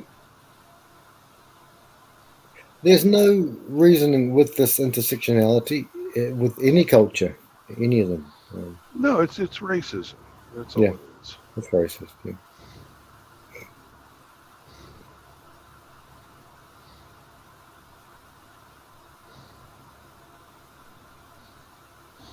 They see weakness, so they're going to exploit it. Yeah. And once again, with the same old sheeples that we talk about, sheeples are in every stripe, and the ones that get to the top, especially in this country, they're the bad ones. The bad ones get to the top, power hungry, and they're in the political arena. And oh man, they're shockers. They're very arrogant too, extremely arrogant. Just like like you guys in America or everywhere. These are arrogant people. Like your what is it, the Tight Five? You guys have got the Band of Five or whatever, and Googly Eye Girl and all them. No, they're all arrogant people.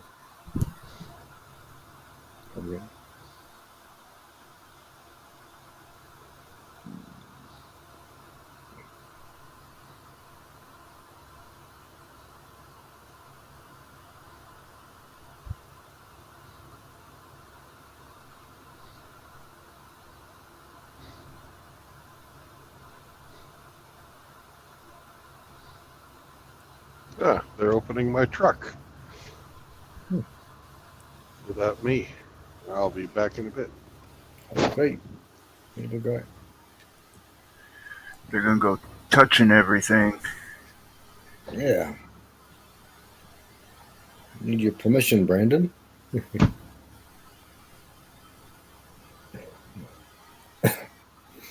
Okay, cyber. Interesting. Agape's got some conspiratoriums for us to look at. Agape, jump on. Amazing how none of the celebrities mentioned burned out, but the people that wouldn't sell to the developers burned for some strange reason. That's interesting. Have you heard that, Cyber? No. No. Agape, you should jump on if you're not too busy, bro. I know you're having bacon and eggs. That's what I reckon you're eating, but yeah.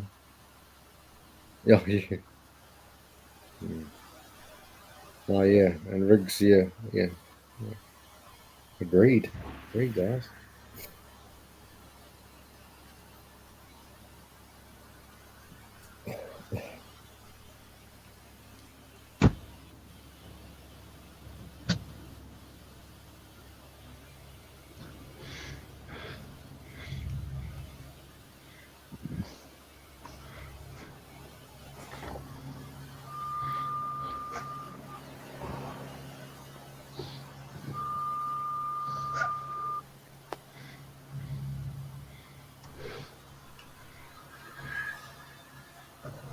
They say it's gonna cost like $5.5 billion to rebuild it. Oh, 5.5 billion. Yeah. I guess it was mostly maybe a resort. Was it like a resort tourist or was it residential? Yeah, tourist attraction. They said there was almost 1.5 million tourist visitors from in 6 months, from January to June.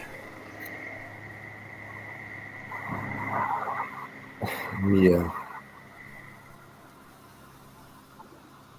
That's why when Brandon said colonizers, so it's kind of Yeah.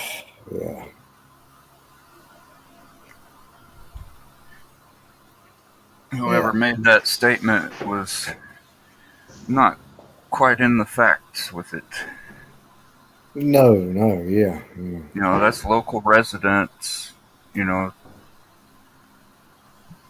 making their money on tourists. Yeah. That's really strange. About a month ago, I had a dream that I was in Hawaii and I got lost. I couldn't find the place, the hotel where we all were. Went to a store to buy a pack of cigarettes, and it was like $50 for a pack of cigarettes. Oh yeah. Wow. And I don't know if that's accurate or not, but Cyber. Cyber. Was it a packet of 20, brother? No, just one. Oh yeah, 20 cigarettes. Just a pack of 20 cigarettes. It was like $50. Well, Cyber, you're not too far from the truth when it comes to, say, New Zealand. Oh if wow! You want the cheapest cigarettes here, mid to late 30s, mid 30s, and a good packet of, say, like a normal packet of, say, what's popular? Pall Mall. You'd know about Pall Mall or Yeah. Chesterfield. Chesterfield's our cheapest actually, but Pall Mall that would cost about $43. Yeah, $43. Holy Wow. shit! Yeah. I would grow my own, Mm. or just quit, or I'd have to quit. I think growing your own is a good way. My uncle did that. I've got to make sure that's not poisonous. I think there's some things that happen there. Yeah, it's easy. I bought one yesterday. Packet of cigarettes yesterday. And yeah, a lot of money. And if it was something like what do you have? Rothmans? Do you have Rothmans in the States? No, we I've don't have never those. Oh, never okay. heard of them. Right. Winfield. Rothmans, Paul Mall. We have I smoke Winston. Winston. Oh yeah, that'd be a specialist. Specialist brand. Well, you Yeah, guys have got Camel. A packet of Camel would cost close to 50. Yeah, in New Zealand. Wow. Yeah. Well, this time last year, I was smoking like maybe 12 cigarettes a day. Yeah. But it was about a year and a half ago that Winston-Salem sold their brand to an LLC. And I don't know if they did something to the processing of the leaves or in the growing of it, or they added something to the paper. But about a year ago, my habit started growing, even though I had been smoking Winston for years, like a decade, and been smoking a half a pack a day. But I'm up to a whole pack a day now. Look, Okay. look at this. They had me get up Huh. on this little Mm. fucking ramp. On a ramp. Right. Why, Brandon? And Why? because it's not the right height for this dock is set up for box trucks, right? Mm-hmm. The box trucks sit up a little higher than my truck.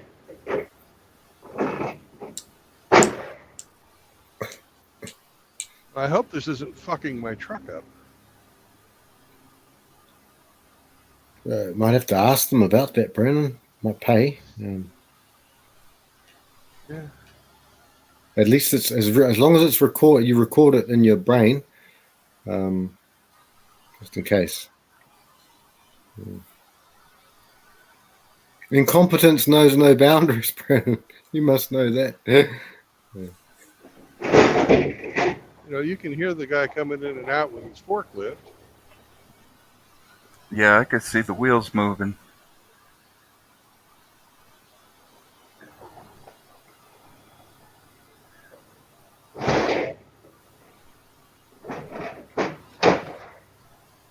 So it's pretty fucked. You know. So that set of wheels isn't even touching the ground, is it? No, not the front set of the tandems.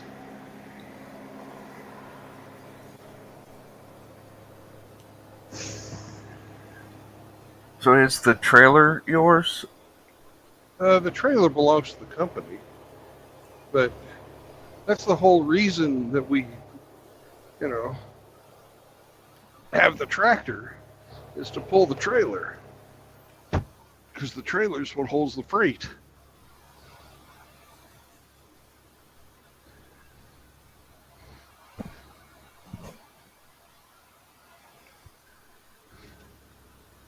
Well, you got it Ape. recorded. Have Yeah, a great recorded. day to you too, Ape. Yep. Yeah. Take care, Ape, brother.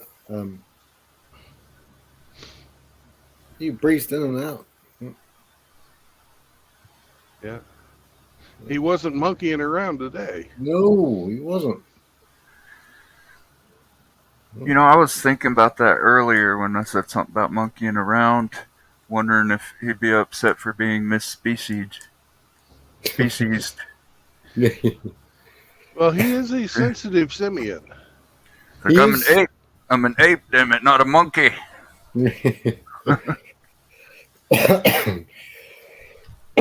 Very, very sensitive simian. Monkeys are Yes. puny. They're tiny. Monkeys are nothing compared to apes.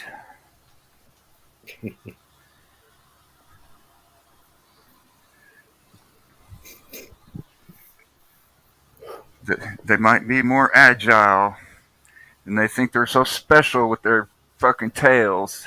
Yeah. You're swinging from tree to tree. Right. Well, All that did you know speed. that gorillas have the smallest body mass to penis size ratio? Smallest body mass?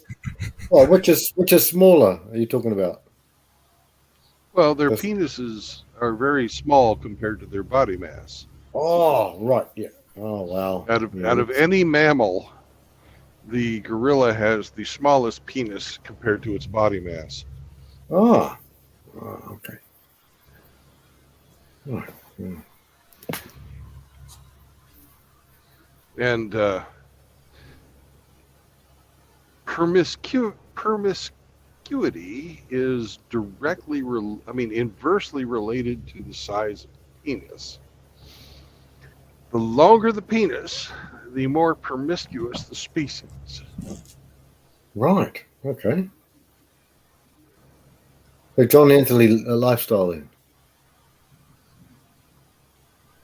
So apes are the most, most monogamous of all Yeah. Yeah. I got. Oh. Mhm. gorillas. Gorillas are the most monogamous. All right. Okay. Hmm. So horses must have a bit of a problem then. They get around, don't No, they? I think yes, so. Eh? they really do. 5 foot. Oh, Horses are herd animals, and the lead stallion, the head stallion fucks all the females. Are the head stallions usually the ones with the biggest penis? Uh, that I do not know, but I do know that the females all gravitate towards whoever the alpha, the head stallion is. Oh, Same way so they with cattle and almost all the herd animals are that way. There's no such thing as monogamy for them. okay. So it's because they have the longest penis that they are the lead. It must I be. don't know. I don't know if that's the case, but Well, they the certainly females as gravitate to him. well. So The females gravitate towards whoever can kick the other stallions' asses. And they all have big dicks. But they gravitate towards the one that can beat the shit out of the rest of the stallions.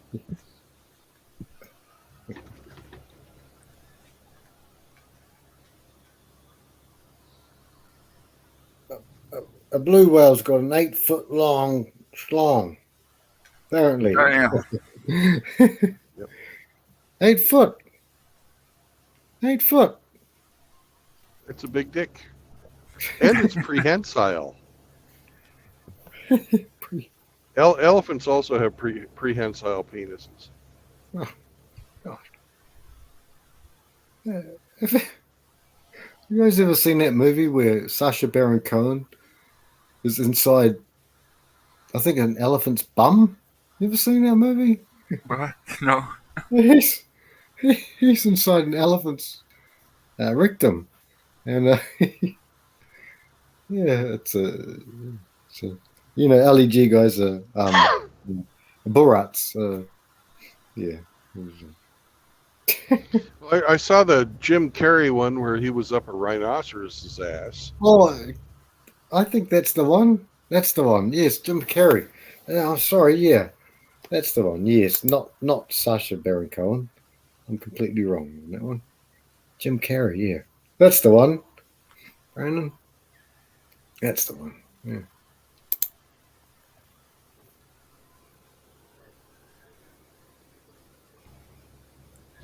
So do elephants use their penis to carry things?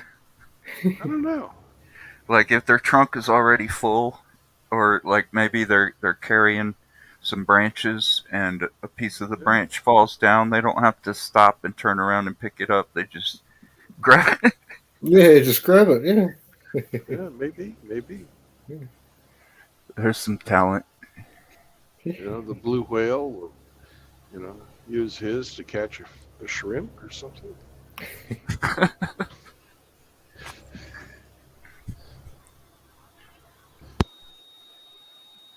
When an elephant's happy, would he raise his manhood up in the air like his trunk and go?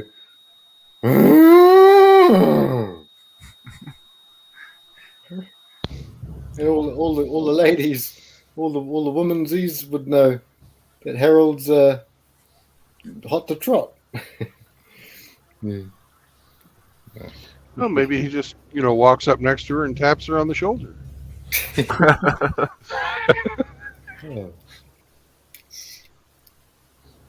Is that your trunk, Harold, or are you happy to see me?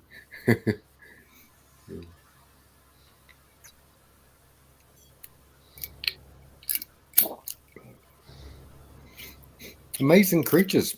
On the very day of the death in the elephant graveyard, to that day, the anniversary, they start marching, or they're there on the day of that day. That's what I heard. Have you guys heard about that? At the elephant graveyard? Yeah. Elephant graveyards exist. Yeah.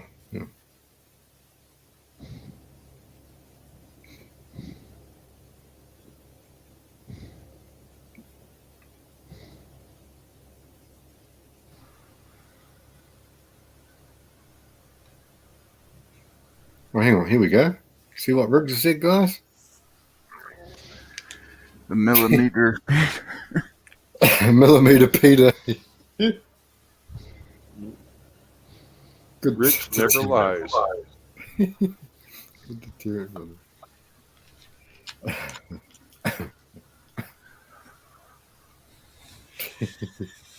Peter. Good on you, Riggs. Mate. You spent too much time in England, Riggs. That's a British word, buddy. Out of all the crazy things I've heard Alex Jones say, one time when he was on Timcast, I'm pretty sure it's the one that got taken down. Yeah. Everybody was talking, and I heard him say, "I got a micro penis." Of all the things that he says, that's gotta be the funniest thing I've heard him say. Oh wait, no, it was the one that they did in the trailer in Austin when Joe Rogan was there. Yeah, that would be right. Yeah. Yes, I would. That would be right. Yeah. I remember there was a long day, like 5 hours, 6 hours. They filmed and he was taking the skunk and it was smoking hallucinogens. Was that the right? Could have been the same one. And I don't know. There was so much said in that podcast. Yeah. Alex Jones, eh? Alex Jones. Yeah, he's an enigma. I feel sorry for the guy. I mean, I do in many ways. But no, that guy, They got Alex Jones for more than just for saying some mean stuff. Yeah. Than Union Carbide got for killing 10,000 people. Yeah, Brennan. The biggest fine in history is Alex Jones.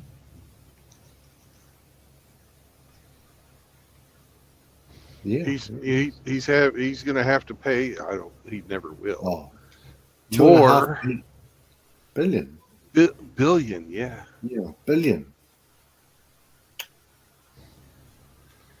2.5 billion. Yeah, selective enforcement of the law.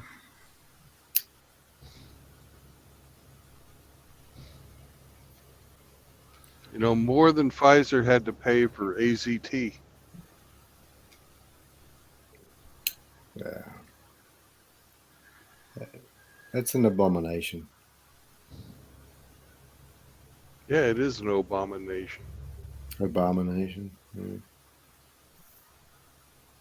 Huh? See what I did there? Huh? I do. Abomination. You know, but Vijaya Gadde, the the old CEO or whatever of Twitter, recently admitted during a hearing that she was taking censorship orders from the government. Yeah. Well, they had her on freaking email as well, among hundreds of other people that they had on email trails for doing just that thing, including a lot of people at Facebook as well. Yeah, something YouTube needs to recognize with all of these trials that these tech giant or these social media giant leaders are facing. You cannot comply your way out of tyranny. No, they found out in World War II that at the what was it, the Nuremberg trials, just following orders is not an excuse. Yet they need to stand with the people that are are supplying them with money, their customers, Yeah.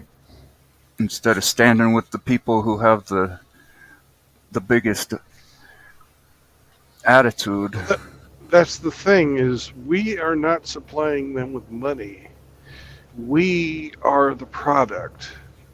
They advertise to us, and the advertisers are the ones that are supplying them with money. True. And their advertisers are all chasing the ESG score. That's where all of this comes from. Yep.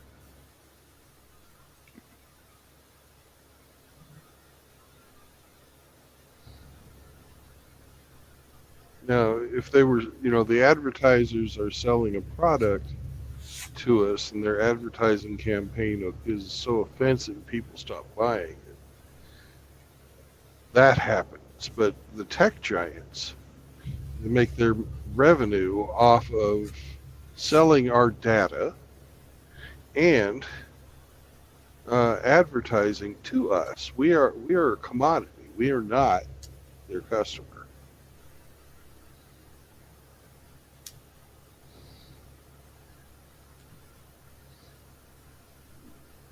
It's pretty hard for people to wrap their heads around that part of it. Why are they doing this to us? Well, they're doing it to us because they can. It's not like there's an alternative to a lot of this stuff. I would prefer to use Rumble, but when I got on Rumble last night to watch Hammerhand, it froze up on me.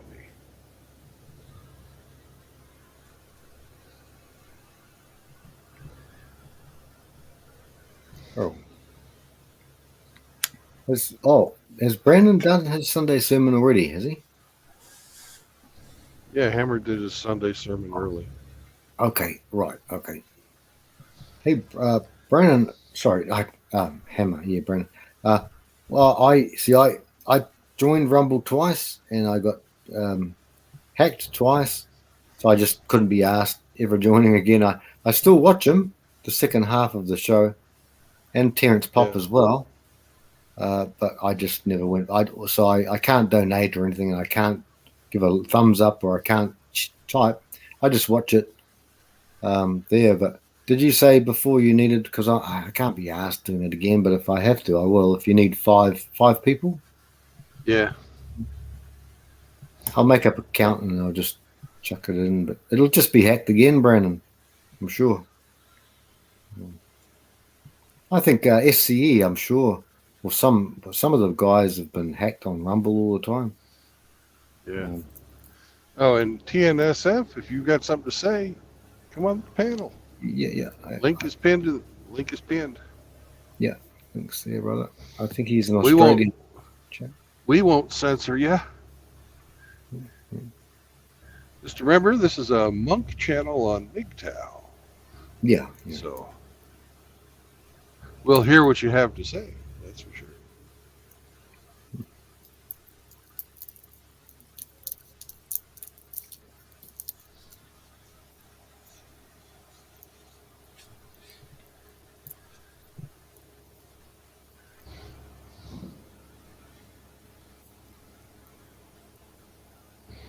Oh, I got a hold of Billy Von Baum last night. Or I don't know if I got a hold of him, but I texted him.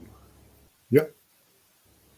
And he hasn't texted back yet, because I texted really early this morning. Yep. And I asked him to put Pop's face on an ear of corn. On a what? Ear of corn? On an Yeah. corn pop. Corn pop. Yeah. Or popcorn. Or popcorn. It works both ways. Corn Pop was a good dude. Corn pop. Yeah. That's Joe Biden, eh? No, Joe said he was a bad dude, but he was just trying to protect the kids at the pool. Like, hey, stop rubbing that old man's leg. Oh, man. Oh, dear. Oh, dear. Oh, dear. Oh, man.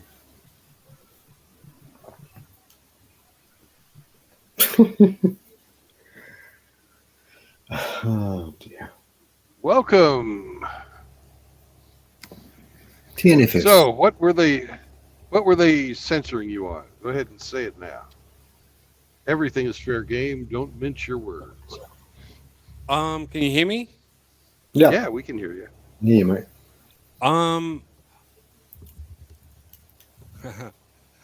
What I was trying to say is about the censorship is Australia over here is basically passing a new bill for censorship over here in Australia. Yeah. And for YouTube and the rest of it, they're suing for millions of dollars or billions of dollars for disinformation. Well, I just try to put into the stream here just exactly that, and it's bounced it back as an error. Yeah. It wouldn't let me say it. I didn't say anything rude or crude. I just used normal language, and yeah. Yeah, they're going way overboard. I had a comment come back, like disappear, saying there was an error, and all I changed was an A. I changed an A to a 4 in the name Margaret Sanger.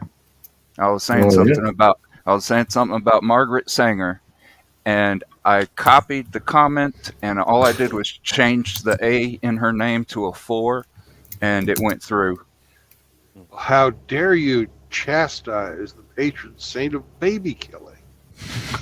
Oh, yeah. So I even broke up the word, like even misspelt it, and like instead of disinformation laws, like all in one, I broke it up and it still found it. So it's just unbelievable. They can silence me, but they can't silence everyone else on here. Nah, and they can't silence you in every single way. You've just gotten your message through. Oh, have you? Yeah.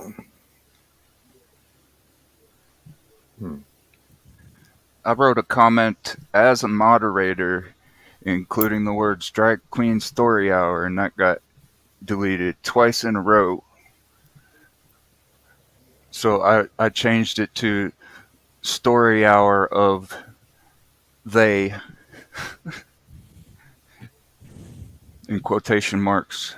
So that's what was being talked about on the stream. Yeah, I don't know why they believe that it's a good idea to take little kids to a burlesque show. Huh. No. You mean to drag shows? Yeah. Yeah, they're burlesque shows. Oh, I didn't know that word, but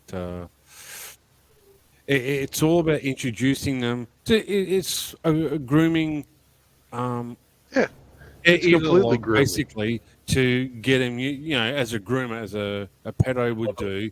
And these are baby steps. You're getting them used to certain things, right?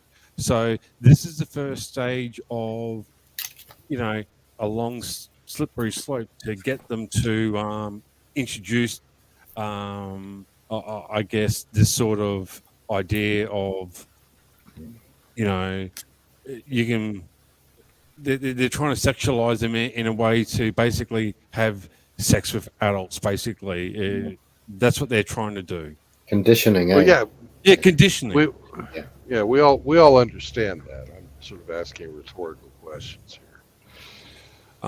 It's There's a book out here in Australia called Welcome to Sex, and it's for 8-year-olds. There was such a backlash, they had to remove it from the stores. You can only get it online, and it is full on, like, hardcore, unbelievable, and it just. And this is written by a woman, not a man. If this is written by a man, you'd be thrown in prison.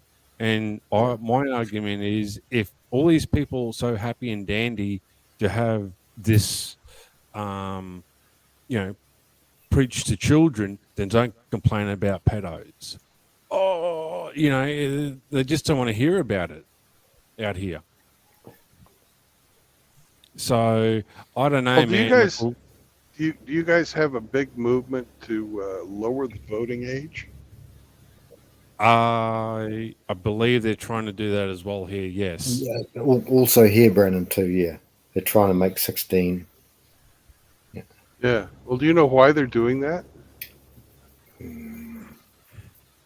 It's so the pedos can have access to the children at a younger age, because they're adults. They can vote. Well, I mean, 16 is not much. I mean, they really want rule underage, not under 16. I mean, even though to a certain degree, but I mean, Hey, baby steps, buddy. Oh, look, it's all baby steps, but all these books and you know, the clown shows, that's what it's all designed for.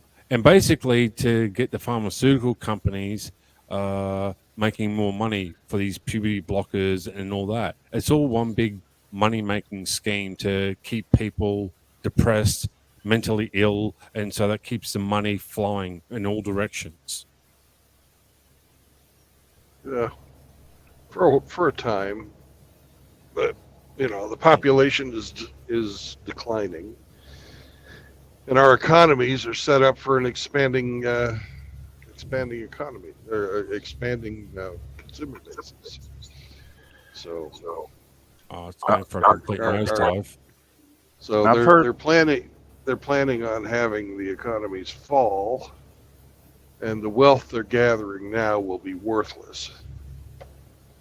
It's just that nobody at the bottom will have anything. It's all designed to subjugate and make it subservient. So we have a ruling class who is so far above us, and the rest of us are just peons. Yep. Nothing, peasants. Well, you'll have nothing, and you'll be happy. And be happy, yeah. Mm-hmm. But these sheep are still accepting this new idea that if we just keep giving away our rights, then we'll, you know, eventually we'll go back to the old way of life. And it's not. Again, baby steps into this new progressive movement to shut everyone down. Like here in Australia, you can't get money out of the banks. Don't know if that you can realize that in America at the moment, but that's happening as well.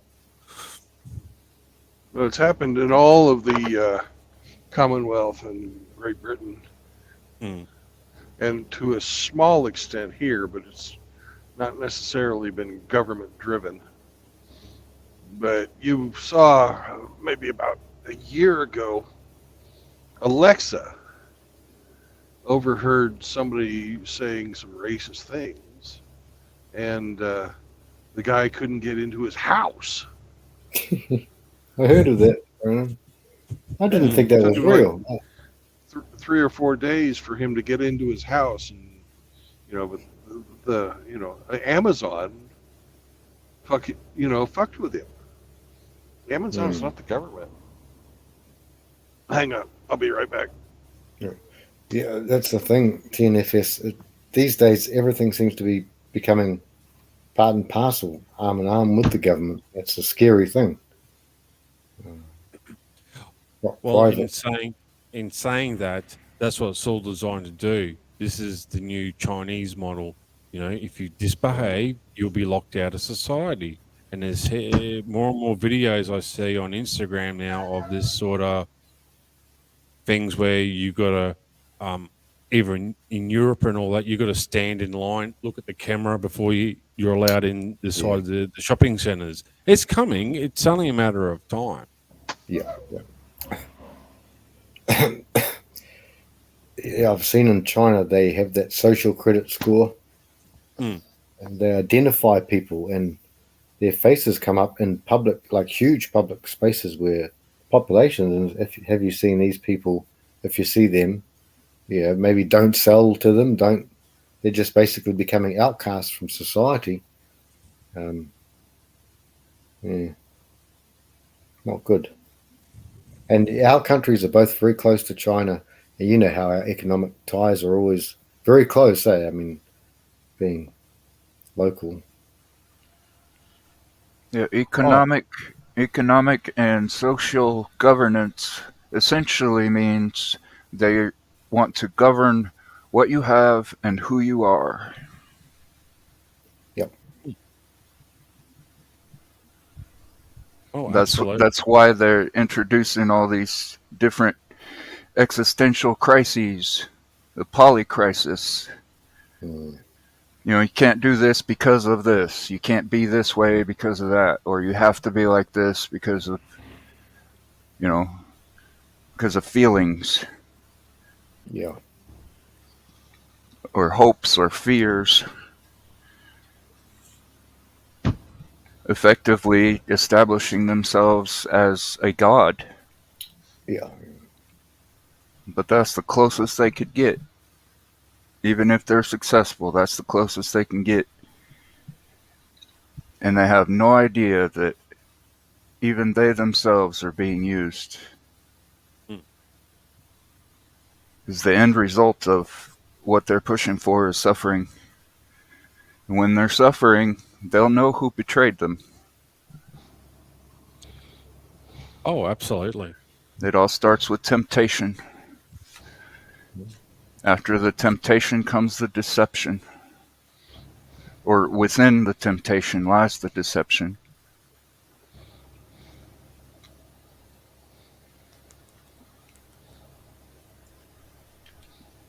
And they're not following logic.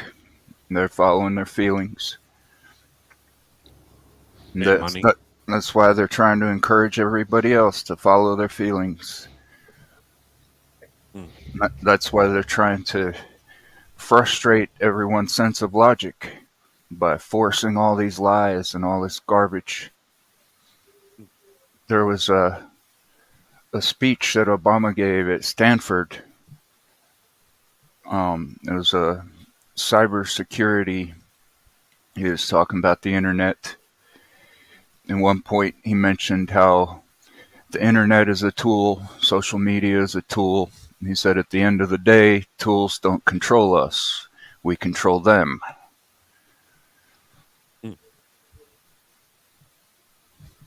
Yes. Very foreboding, eh? Something else he said in that speech, of course, he was talking about his political rivals, not himself, but saying that all we have to do is flood the mainstream with enough lies and enough deception and enough I forget exactly what he said, but to an effect, obnoxious theories, conspiracy theories, where people won't be able to discern fact from fiction, and they won't have any confidence in there even being such a thing as absolute truth. So they can pretty much write it however they want. And he was projecting. He was saying, these guys are doing it. Yeah. They're doing it. Yeah. He was saying the quiet part out loud, but he was doing it on purpose while he was pointing over here with his right hand so nobody looks at what his left hand's doing. Yes, sir. Yes, sir.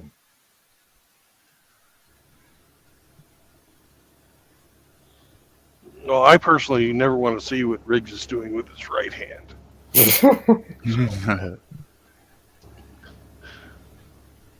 Where is that guy?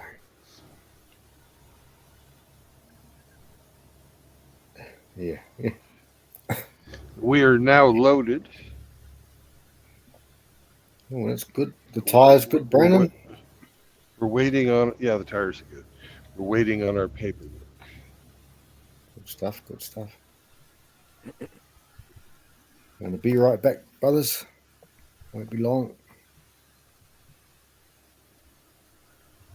Yeah, he was speaking at Stanford for the Cyber Policy Center.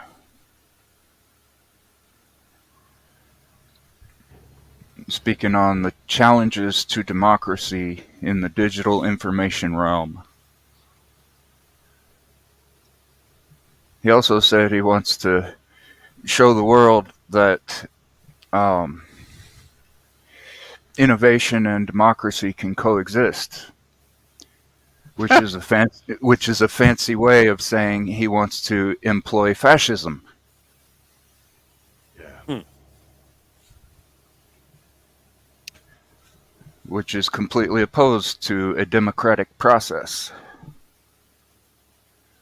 because it cuts out the general population and leaves it up to innovators and politicians to decide what the people they consider to be beneath them are going to do and how they're going to live their lives. That's not a process. That's a result based on their feelings and what they want. The select, the elite.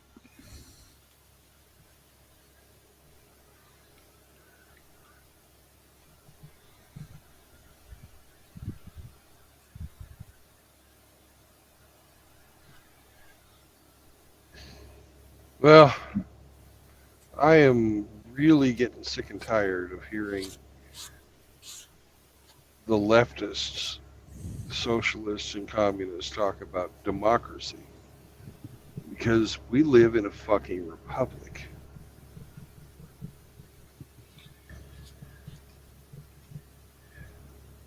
Yeah, they're trying to push the narrative until enough people believe what they're saying is true. You know, this whole thing about getting rid of the electoral college, you know, making the senators freaking elected officials. It's been going on for a long time. You know, is our steps towards democracy, going further and further away from what our founding principles were in the United States. You know, the same thing goes for, you know, if you compare the governments now to the republic that was, you know, the constitutional monarchy that was put in place. It's not really a republic during the Magna Carta, but they had, you know, just like the United States, they had a House of the People and a House of Lords, right? You know, House of Commons, common man, and a House of Lords. And it's just been recognized for a long time that you need to have a group of people who are not beholden to the whims of the mob.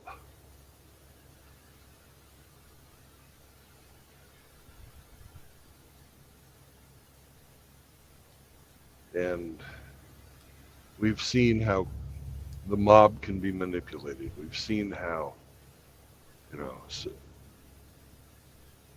because they have control of the narrative, you know, public opinion can be shaped. People like, TNSF was calling them sheeple, will be led. And they do that through emotions, primarily.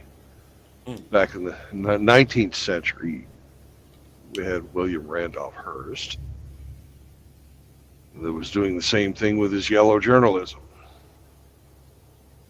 20th century was being done with TV and radio, the movies, mass communication with mass bullshit. And the narrative was pretty much controlled by the powers that be from, the days of the robber barons through the end of the 1970s, beginning of the 1980s.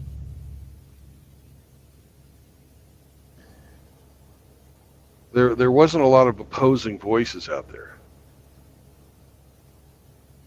We had control of the Congress, but not control of the Senate. But control of the Congress was pretty much the Democratic Party. From the end of, or from the Great Depression all the way through, what was it? Tip O'Neill was the last, until Newt Gingrich was voted in. I guess that's the 90s. So 75 years of Democratic control of the purse strings of the Republic.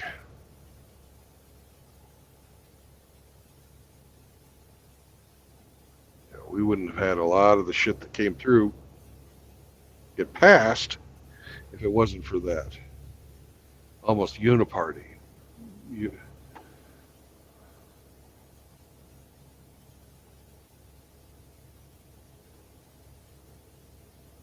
During that time, there was the growth of secularism,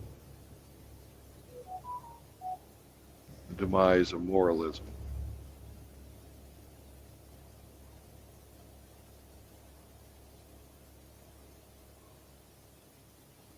And that was done because the mob controlled the purse strings of the nation.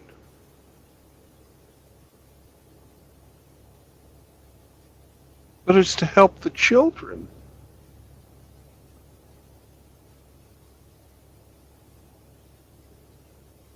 Can you guys hear me? Yes, Yeah. sir. Oh, okay. Nobody was saying anything.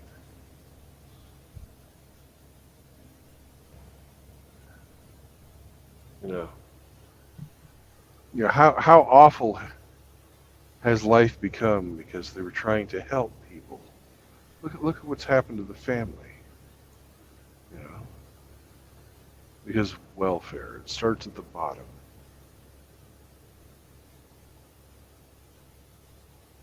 And it spreads like cancer. It encourages, the most base and disgusting behavior in our society. Feminism, homosexualism, bestiality, pedophilia.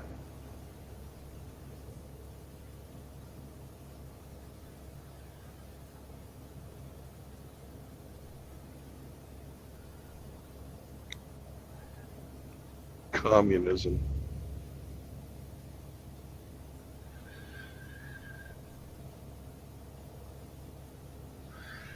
The more people that are lost in darkness, the easier it is for them to pretend that it's normal.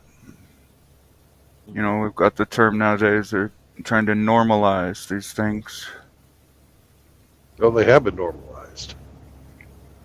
Those people have more rights than you do. They can come up and punch you in the nose. But if you go up and punch one of them in the nose, it's a hate crime. Your penalties are more severe than theirs. Yeah. Do you hear about that kid? I think it was Wisconsin. He got arrested for reading from the Bible, Yeah. and they used the excuse of he had an amplifier without a permit.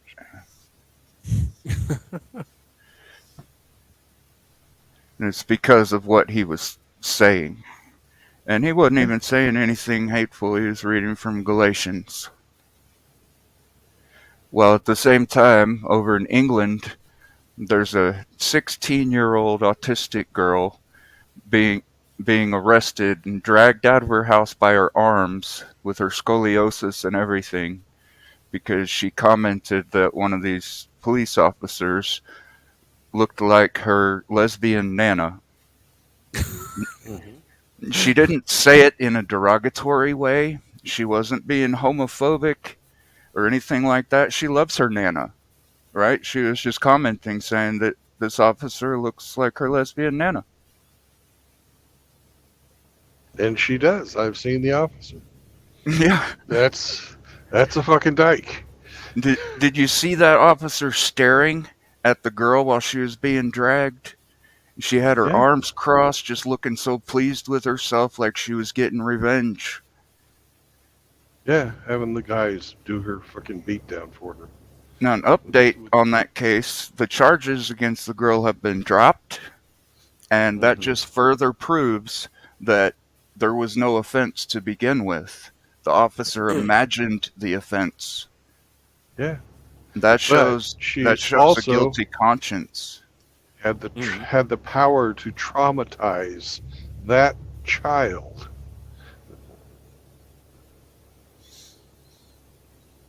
You know, she had the full backing of the state at a word.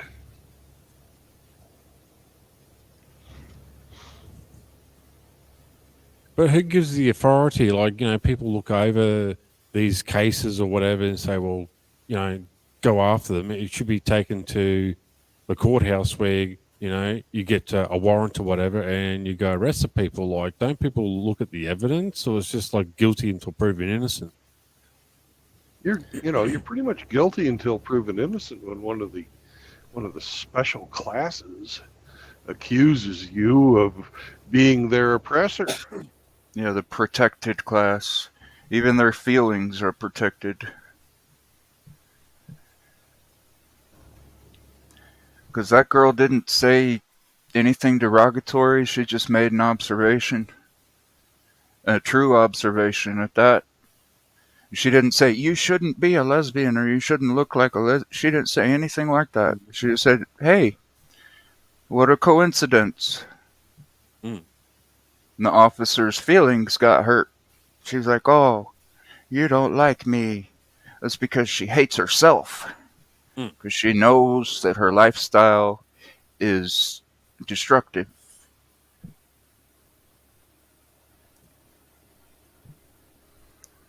Oh, absolutely.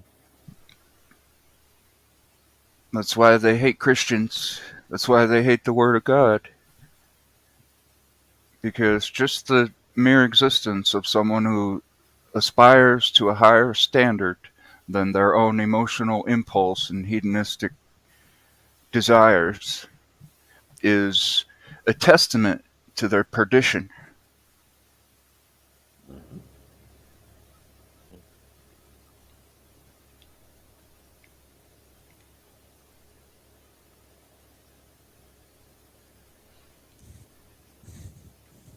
And that boy that was arrested in Wisconsin, it's not like he was reading Romans chapter 1.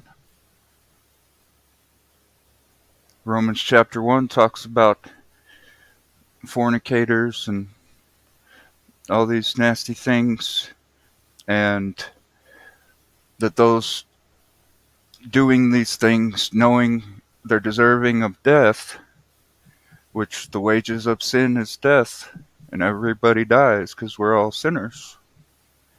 It said that these people not only do these things, but they take pleasure in them that do them. So as I said earlier, if everybody is living in darkness, then they don't feel so dark themselves. You know, if everybody's doing it, that's why mob mentality is so dangerous. When people are going along to get along, they don't even know what they're getting along with, or that what they're getting into has a bad end to it. I'm convinced that my smoking's going to be the end of me. I don't think so. Well, it all depends on how much you've been smoking. Yeah, I'm up to a pack a day now. That's twice as much as what I was smoking a year ago. Jesus, man, you need to slow down. Yeah. I don't need to speed up. but that's what I've been doing. And my habit started to increase when my brand sold their company to an LLC. What one's that? It was Winston-Salem. And I was smoking like half a pack a day for a decade with no increase. And then they sold to an LLC, and my habit grew more and more and more.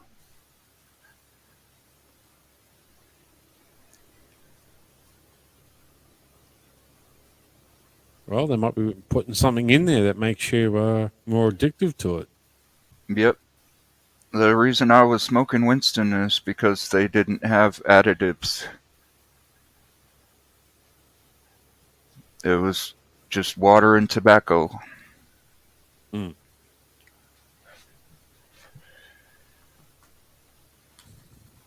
Is the milligrams more higher, or is it still the same? The nicotine? Yeah. I'm pretty sure it's about the same. Okay. They used to actually include that information on packs of cigarettes a long time ago, but now they just have the Surgeon General warning.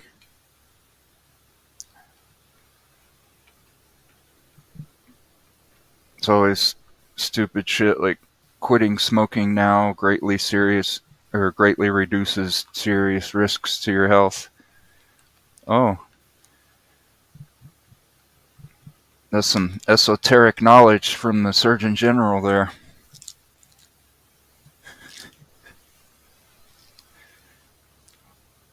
Like, no shit, smoking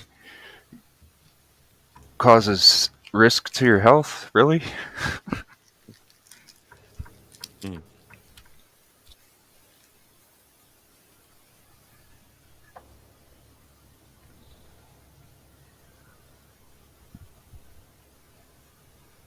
Well, in the end, when it all comes down to it, all this fighting and bickering around the world will come to an end when there's no food on the shelves, when you're starving, and you gotta pay the rent or pay the mortgage or whatever, and everything goes to the complete shitter. Then I think people will start to wake up. By then, it'll be all too late. But I don't know about that. Well, what's the going? Historically, revolutions have always started when there's famine. Yeah. Very rarely has the government been able to survive a famine. The only times that you've seen governments survive famines really are in the communist states.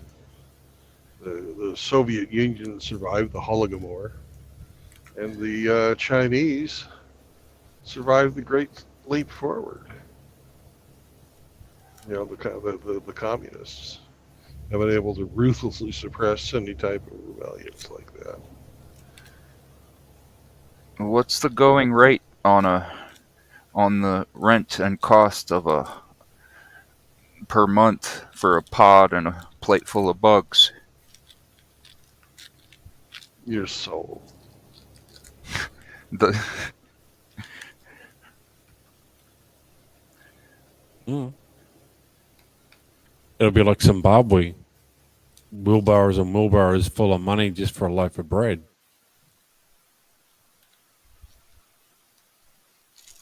It's only a matter of time before it all goes to crap, and then they're bringing this new world order, and to push this new digital currency, and then we'll have to comply. But it's only baby steps at the moment, but it's coming. But people are just accepting all this, and well, it's only us small minority that's waking up to it. I've been awoken for a very long time about it. And I'm very thankful that Alex Jones told me, many, many decades about this, and a lot of things that he said has come to pass.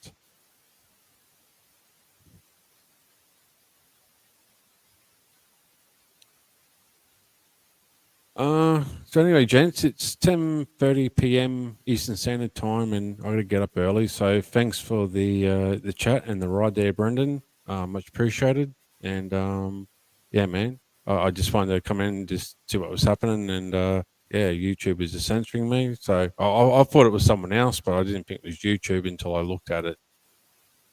Because I put hi there, and all of a sudden it was clear again. Because I thought it might have been one of the moderators. And okay, so now I know it's fucking YouTube fucking with me as always.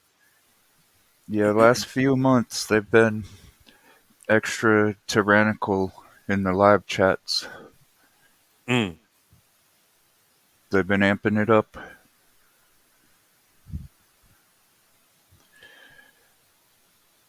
Even on places where I have a wrench, I'll see some of my comments get struck down. Mm.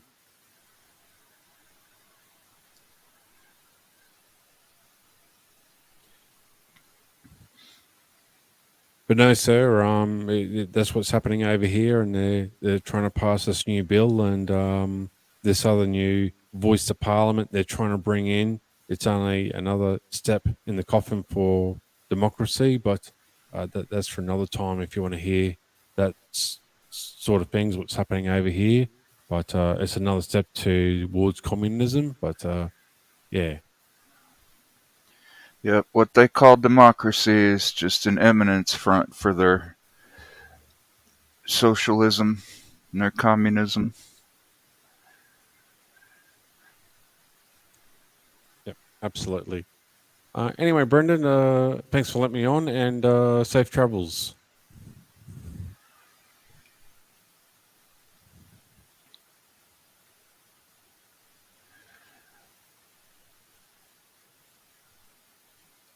I think he might have fallen out.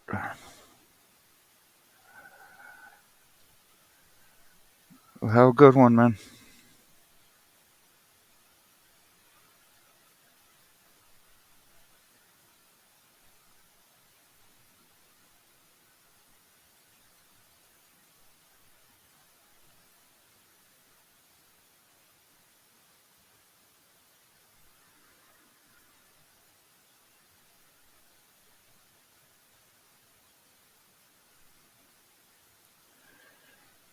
So is it 90 degrees out there yet, Brandon?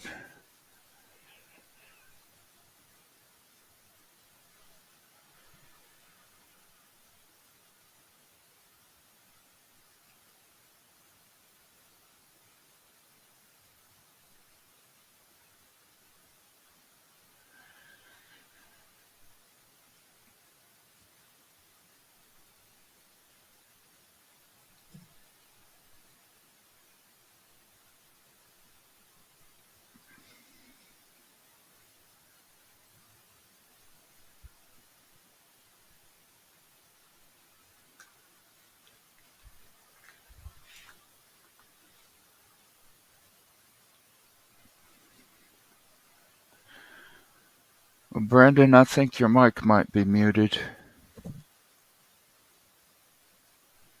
I'm pretty sure I would have heard your engine revving up when you took off. I'm not hearing anything but static or white noise.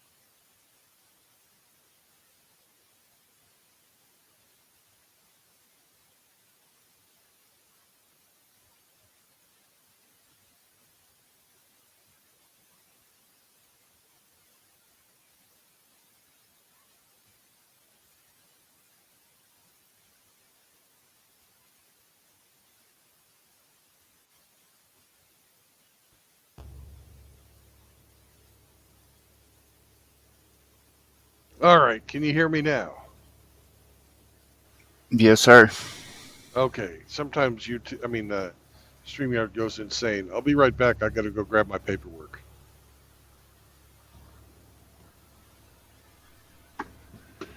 Got to sign the paper.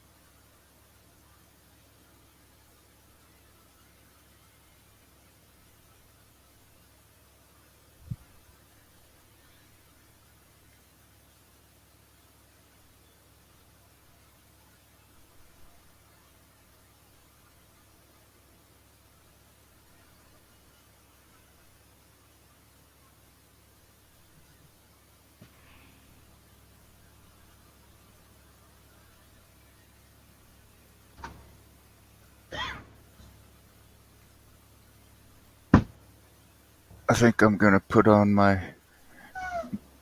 pig's avatar.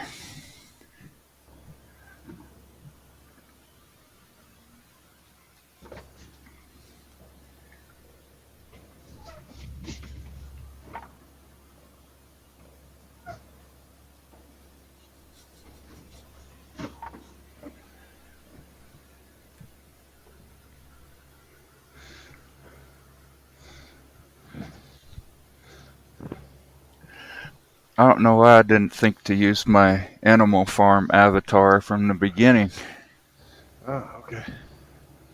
Got the two little piggies here. Perfect.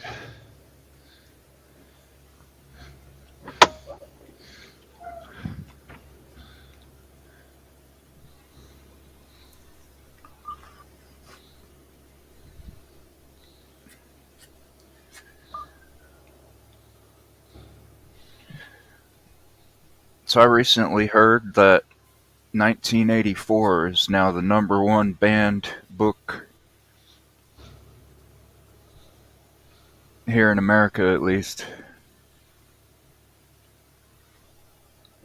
Which is kind of strange because they have the movie on YouTube.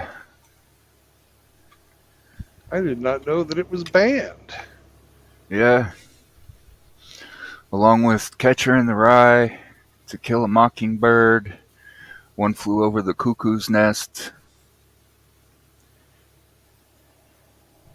and I think it was in Utah, maybe, where they banned the Bible from school libraries.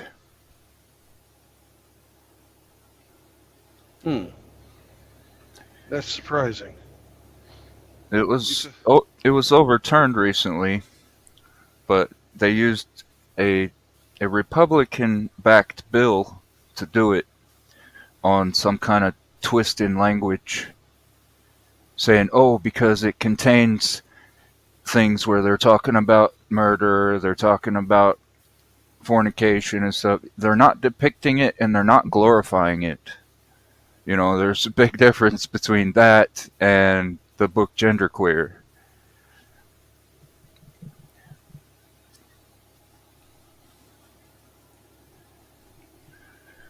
Big difference.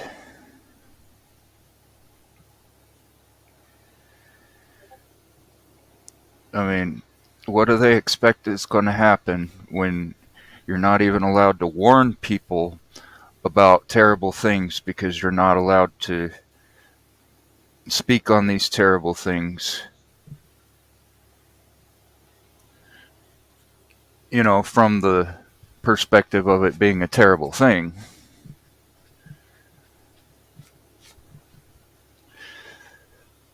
It's so twisted.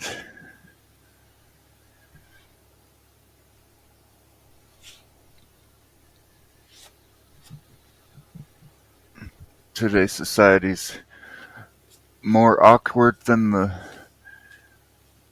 puberty they're trying to deny.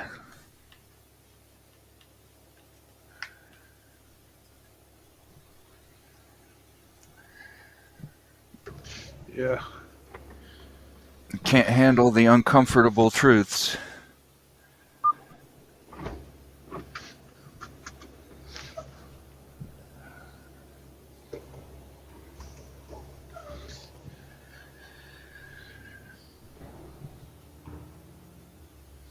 Well,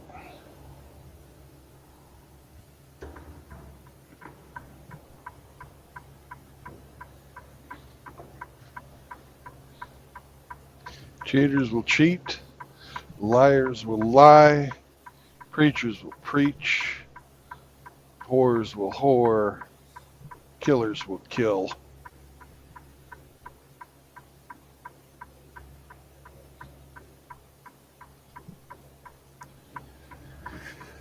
And it just gets worse if there's no warning against it.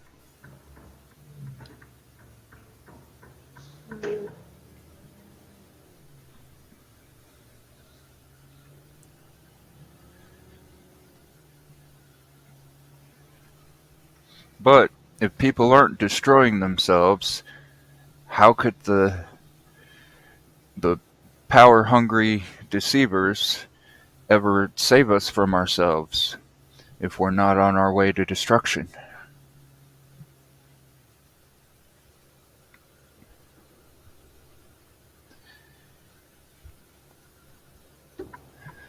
That's their game. Yep. It reminds me of something I heard someone offer an observation that they're allowing things to escalate, like at the schools, so that there will be a violent reaction towards it so they can solidify their gun grab efforts. Oh yeah. You gotta take the weapons away if you're gonna do things that will cause people to want to shoot you.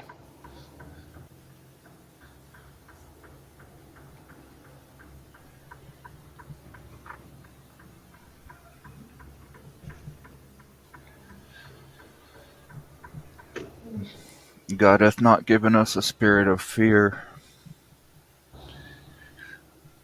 So we know where that's coming from. Mhm.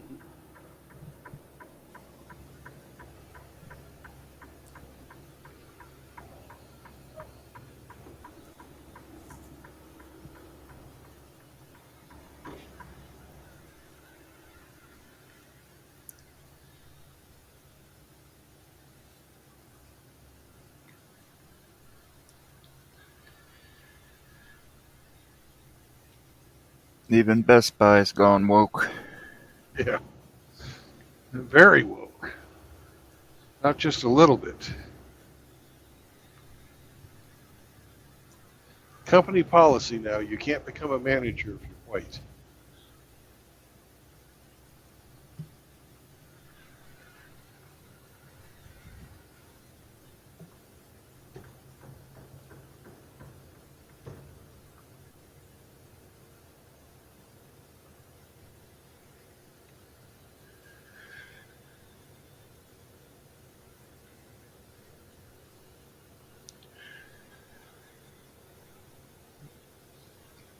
Do they realize that that limits the options in the qualifications? They don't care. Chasing that ESG. And it's not because of potential, it's simply a matter of numbers. Yeah.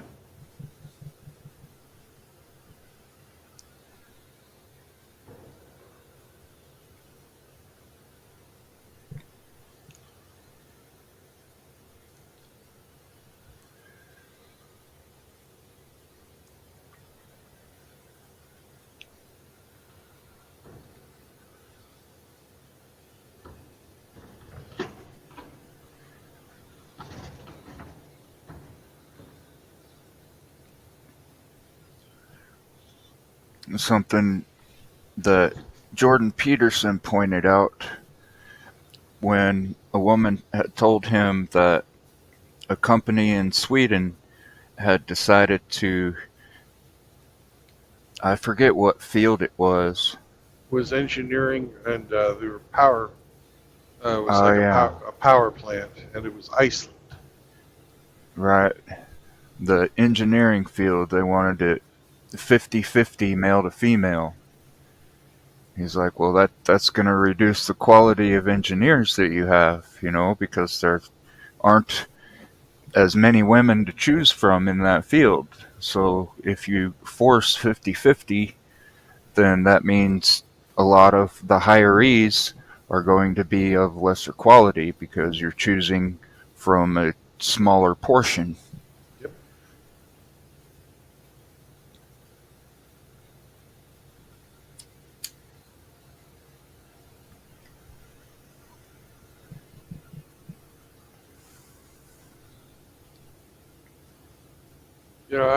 A lot of people don't like Peterson, but I admire him for a couple of things. He really got the ball rolling on a lot of this stuff, and was quite the lightning rod until he got sick.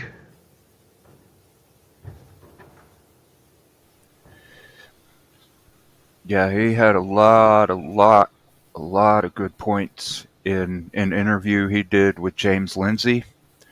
And there was also one thing he said that really pissed me off. Said something about men adapting to women. Like, what? Well, you got to understand, Peterson's not a, hasn't been on the dating market in 40 years. He doesn't. Right. But I think it was also a matter of terminology. Yeah. He didn't necessarily mean acquiesce to what a woman wants or demands. I think he was simply stating that a level of a certain level of rigidity would,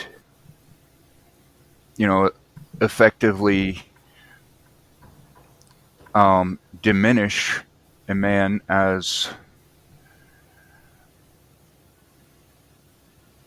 I don't really know how to as articulate it. basically as a potential mate. If Right. men don't, if he was basically saying, from the way I understand, because I know what you're talking about, is that women have changed, and that if you want to continue to, you know, be part of women's lives, you better change too, and become what they're looking for if you want to have sex with them. You know, that's Yeah. always been the case, is that men will adapt to a certain extent so that they can get laid, you know. Yeah. The problem is that women are being led into wanting things that aren't reasonable and aren't No, logical or healthy. no. And yeah, it is natural for women to succumb to social pressures more, but just because something is natural doesn't mean it's healthy or sane. You know, And without, ask a king snake while it's eating itself. well, the,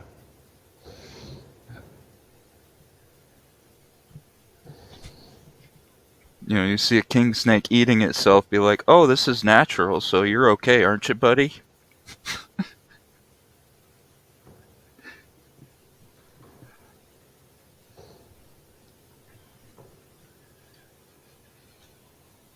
the women have, you know, because of feminism and social media coming together,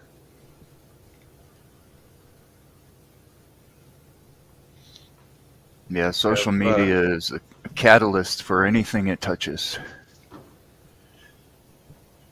or an accelerant at least. yeah, selling, for sure. But, you know, even as far back as the 70s, they were making girl power movies. And those weren't healthy then either. Yep, I Dream of Jeannie, she had the power. The guy was a bumbling idiot. The same thing for Bewitched. Don't even get me started on the modern day Disney kid shows. The kids are in charge. The parents are just idiots, portrayed as such. That is not healthy. Hell, even Andy Griffith.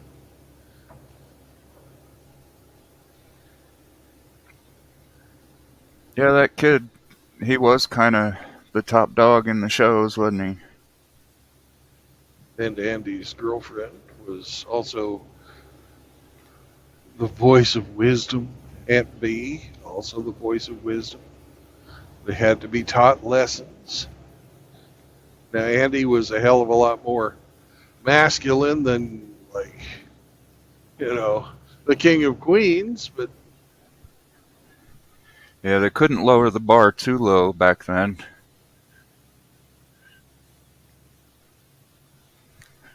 Like y'all said earlier, baby steps. you know, look at I Love Lucy and the Honeymooners. Yeah.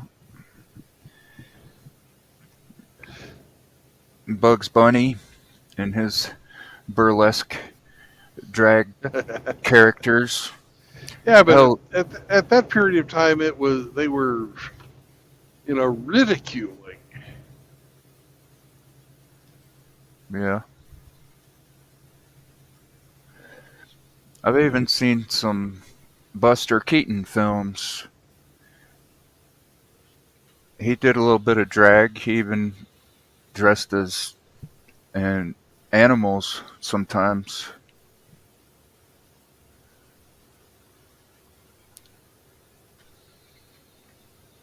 I think things like that and the comic books, you know, with the Incredible Hulk and Superman and all that.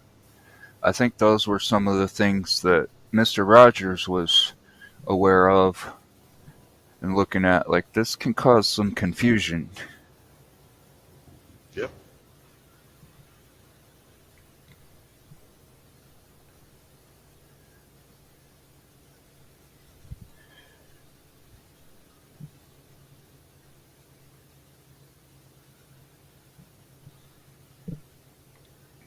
You remember in the third one that I uploaded, the beginning of it, he said, I've been terribly concerned about the graphic display of violence that the media has been showing recently.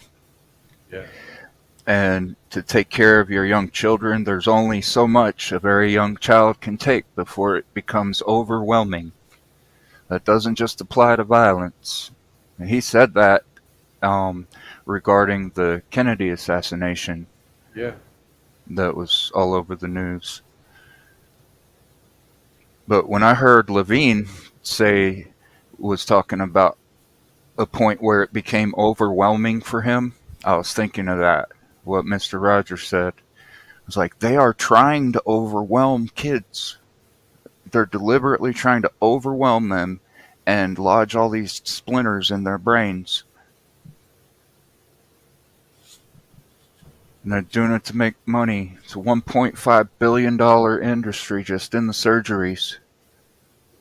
And it's a continuing money stream. Those people who have that done need lifelong freaking medical visits and medicines Yeah. to live their lie. Nope. Not the truth.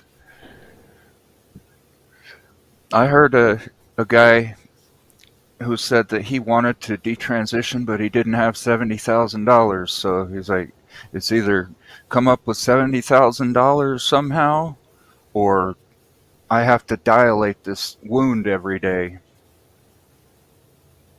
or it's going to close up and get infected. And God, please help them all. Yeah.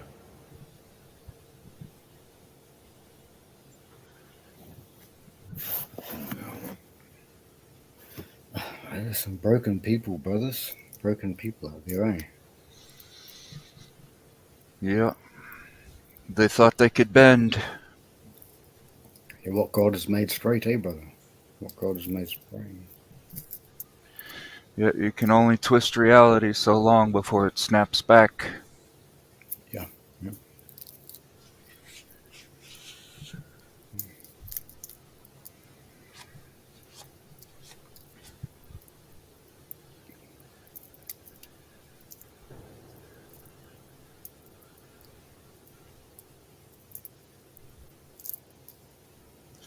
And they haven't won yet.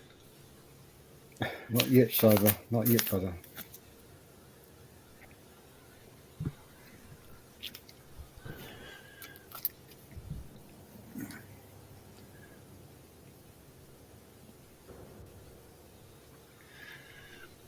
Some people say that these evil forces are trying to bring about the second coming, but it's quite the opposite. They're trying to postpone it. They're trying to prevent it by keeping everyone out of their faith. Yeah. Because that's when it's going to happen, when the majority of the population that is going to find faith finds it. Now, I don't mean the majority of the world population, but when the majority of those who are going to find it find their faith and come to God, that's when it's over. And they're trying to prevent that by keeping everyone away from Him and keeping everyone in darkness.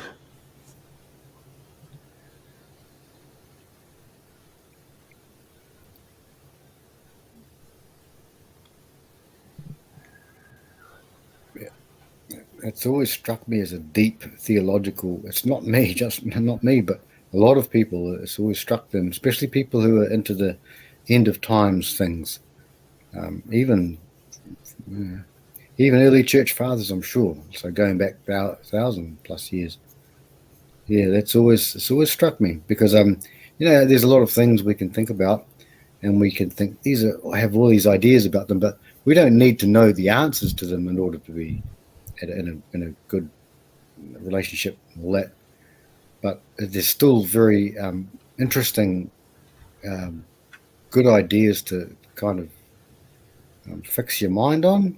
Like you may never know the answers to some things, but there's still cool things like anything like science or something. Some people pursue their lives and they love it. They love all their lives. 50 years, they're scientists doing this. And they never found all of the animal species or whatever that is that they're looking for, the molecules, but they still love it, and it's the same with some parts of, I think, spirituality, that people look at things and they still are fascinated by it. I think you're right. I mean, it's like when Paul says that if they'd have known that what would have happened when they crucified the life, they would have done everything they could have to prevented it, the bad ones, Whereas they were happy and they would use Pilate and use the Romans and use everyone else, the Pharisees, to kill, the life. So, yeah. I don't know what these demons are doing, but interesting, Cyberpunk. I kind of lazy, so I You ain't figured lazy, that. Brian. Yeah, well, on this subject, I am. I figured that God's will is unknowable. Oh, yeah. So yeah. I don't know when the end of times is coming. It might come tomorrow. It might come, a billion years from now. I don't know. Yeah. So, Yeah. the best you can do is prepare yourself. Yeah. Yeah. And the only way to do that is to accept Jesus into your heart. Yeah. It's in his hands, Brandon, eh? Yeah. Yes. What else do you want? Yeah. Anybody who says they know is a liar. Yeah. Yeah. Or deluded. Yeah. Yeah. Yeah. Yeah.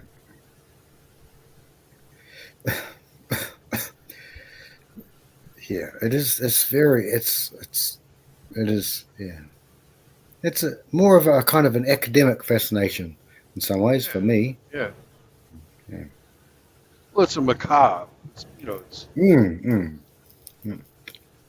For instance, I remember one day I saw Riggs in there, but he was asleep and he had Bingo and Nala.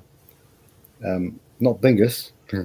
Bingus was elsewhere, but Bingo and Nala, and they're just patting him. Riggs was fast asleep. He was out on the couch. And I walked by him. I saw he was balding a little bit on the top of his head. And I thought, what's going on? He's starting to go a bit bald. He's only a young man.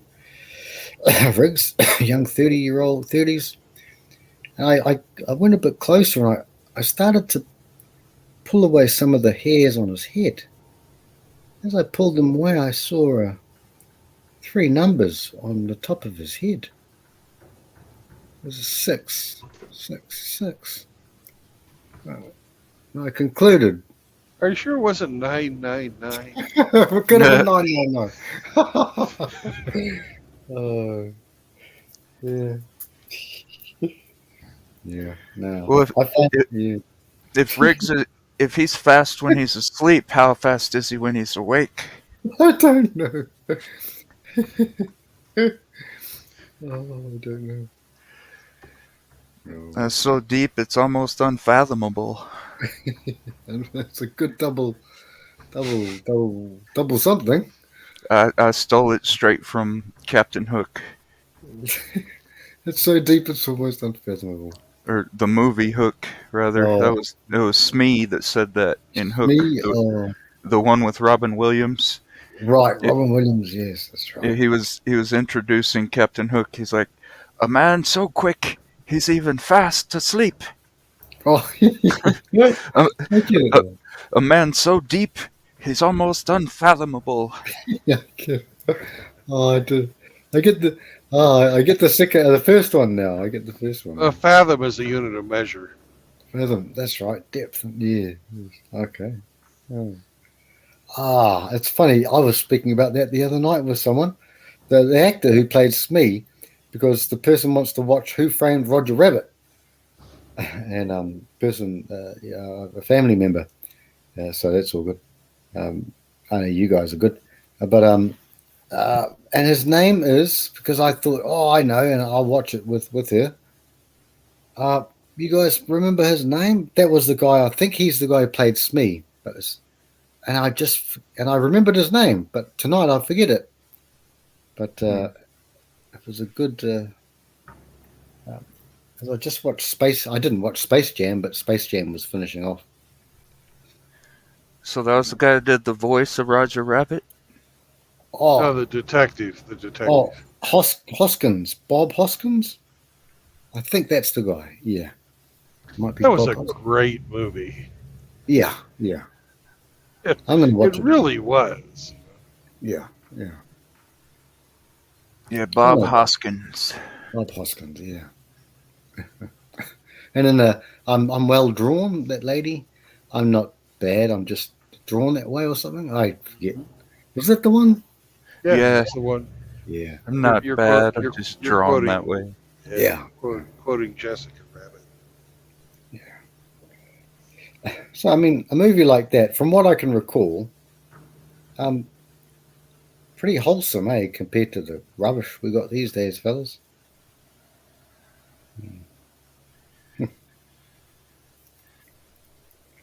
Yeah, back in the day, though, Jessica Rabbit was quite the slut. Yeah. She wasn't a slut. She was just playing patty cake. Patty cake! It's so funny, guys. From our MGTOW point of view, our new the fact that we've got this wisdom and knowledge, whatever. I'll be right back. Hello, JR. Hurry back, Brandon. JR's in the house. We can look back on things and see things that we never saw before. Right? It's a funny thing.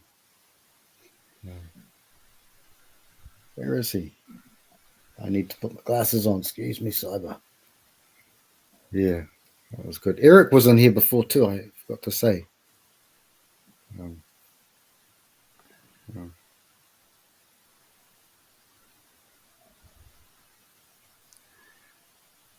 35 on the 20th, Frank.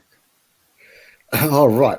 Oh, the 20th? That's only 5 days. Hey, Cyber, Riggs' birthday in 5 days. We'll have to do something.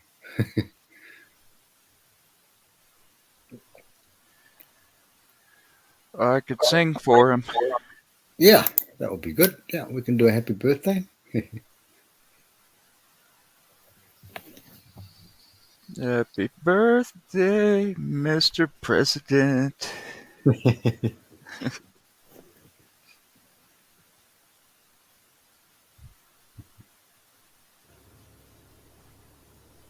Hey, brother, Cyber, is that Animal Farm your icon or something Yeah. else? It is. Yeah, I wondered. Yeah. Oh, pretty cool movie. I think the pig was actually supposed to be Trotsky. Ah, okay.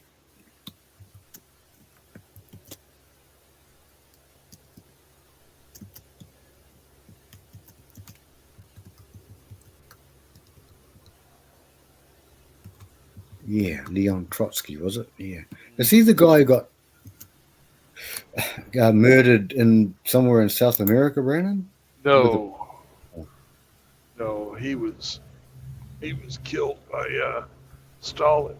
That was Stalin's big political enemy. It was between Trotsky and Stalin who would succeed Lenin. Oh, right. Okay. Napoleon and Snowball are the two on the picture right. here. That's right. That's right. Yeah, Animal Farm. One of them's meaner than the other, eh? Is that right? Yeah, Napoleon was the more tyrannical one. Right. Yeah.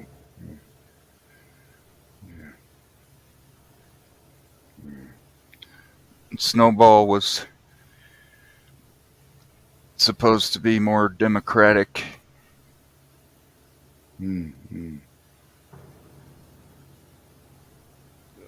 Everyone's created equal. Just some of us are more equal than others. Two legs bad. Really 4 great. legs good.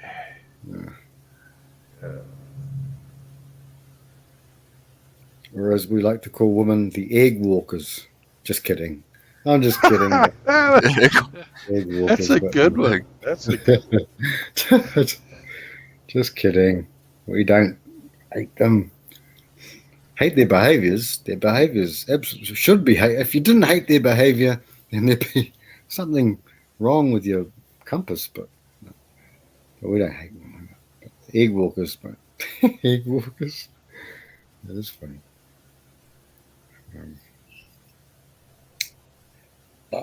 Well, guys, can you remember then who was that guy who fled Russia, and then someone he was like in his library studying a book or something, and someone ice picked him. It was one of the communist guys. I just forget. I could be making it up. Well, I don't know. I don't know either. I could be having a dream like you, Toxin, like the other night. No. Geez, I have some vivid dreams sometimes. You guys have vivid dreams? Like, wow. Takes you like half an hour to an hour to forget it. The day. Yeah. Sometimes. Well, it wasn't Solzhenitsyn. He died of a heart attack. Yeah, not him.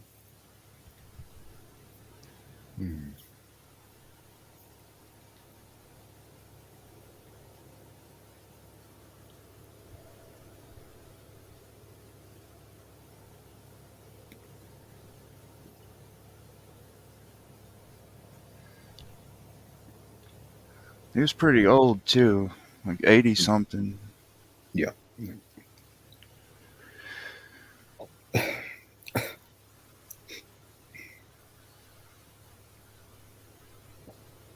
I've got to read more of those. I think Brandon has, and you probably have, Toxin. I've got to read more of the Russian authors.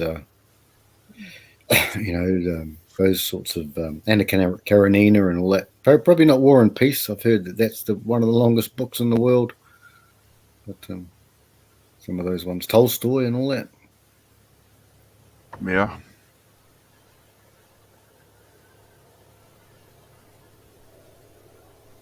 They got some good insights into things. Tolstoy, Dostoevsky. Dostoevsky, yeah.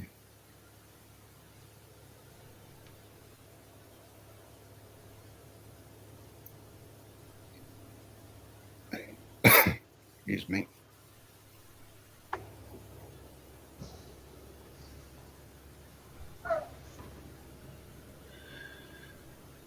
Oh, link for Riggs. Riggsy, you poo-poo? I know what kind of link Riggs wants. LinkedIn. He wants a sausage. He wants a sausage link. Sausage link. Riggsy's about to jump in. I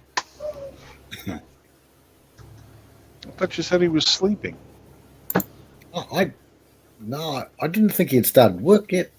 Anyways, I need to fill my truck up. I'll be back in a Okay, minute. Brandon. Yeah, hurry back, brother. Wait for this. Daredevil. Toxin, do you get into a lot of cars and automobiles and bikes and all that sort of stuff, mate? No, not at all. No, that's good. Neither do I, really. Which is kind of strange because my dad was a mechanic, different mechanic work. He even worked on airplanes. Oh, wow. Yeah. Shit, that's what Brandon did, I think, in Indy and some of the boys. Yeah, he was working at a machine shop for like the first 6-7 years of my life. Oh, choice. That's cool. Well, he worked on the machines at a sheet metal shop. Yeah.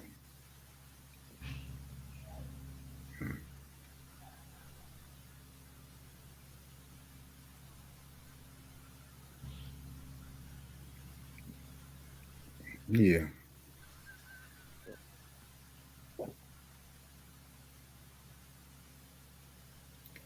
my old man was a preacher most of the time I was around. Most of the time. Oh, other things as well, but yeah. I guess Yeah, preaching was. that's what my dad did from the time I was 8 years old until about I was 17 or so. Ah, He and my mom met at a Bible college. wow. Well, that's cool. That's cool. Yes, yeah. And then he started a deputation for mission work when I was 8. Mm-hmm. And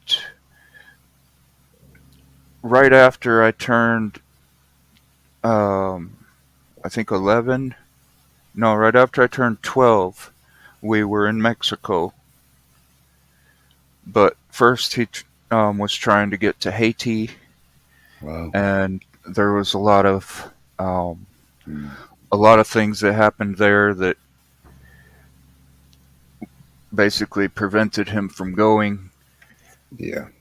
They said that if it was just him, that it would have been a lot easier for him to get support, but there are a lot of people, a lot of churches that didn't want to send us there because of the family that he had. You know, 3 kids, 3 boys, 2 of them blonde and All right. Yeah. really white looking. My older Wow. brother, my older brother is kind of dark, looks like my mom's dad. He was, I guess, kind of Indo-Slavic, Yeah. or what's known more commonly as Mediterranean white, Right. right? Yeah.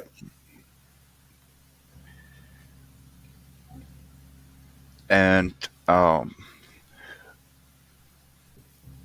his family were Indo-Slavic. Like my grandfathers on my mom's side were Indo-Slavic, and um, my grandmother on my mom's side were from like gypsy heritage. Oh, yep. Yep. So she's somewhat. I mean, she's not really that dark, but that's because she doesn't get any sun. Yeah. But Yeah. my older brother's dark, and when we were in Mexico, people thought that he was Mexican, but there's no way me or my younger brother could have passed. Oh, okay. Okay. Yeah. When I was born, my hair was almost white. Oh, yeah. Yeah. I mean, it's brown now, but it just got darker as I aged. Yeah. Yeah. That happens, brother. Yeah. But we spent 5 years in Mexico. So I was 17 when we came back. Did you learn some of the language, brother? Oh yeah, Oh, good. Good. Good. a lot of it. I can read and write really well. That's Can good. speak almost fluently. That's good, man. That's really cool. I used to be fluent. I just out of practice. Yeah. You know, it's been years, Yeah. Yeah. about 25 years or so. Yeah. Yeah. It comes. It's like riding a bike, Cyber. Yep. Riding a bike, brother.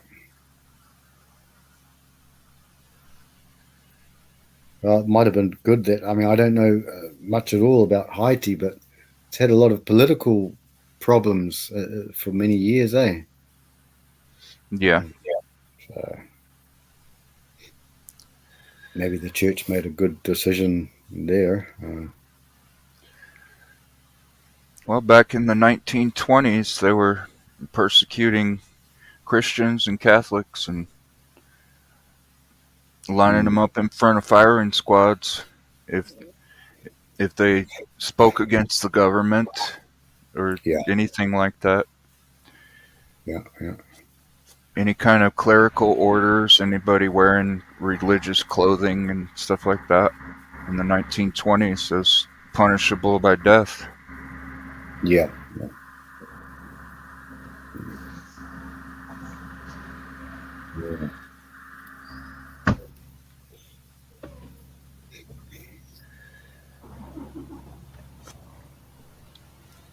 Well, you dodged the bullet there, brother. But after the thing with Haiti didn't work out, he wanted to go to Nigeria. Mhm. And then we were just about on our way, and then they closed the doors to missionaries for a while. Yep. But Christianity's fairly strong there. I mean, there are some places where they'll kill you for being a Christian, but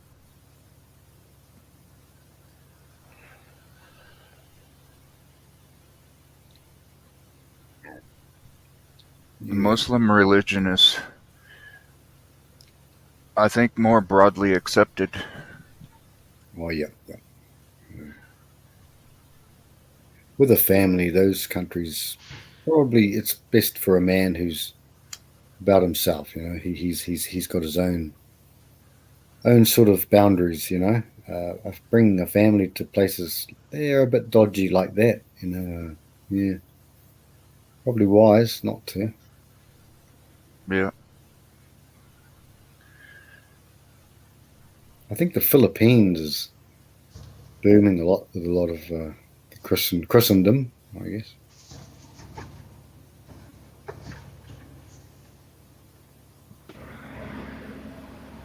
And China, funnily enough.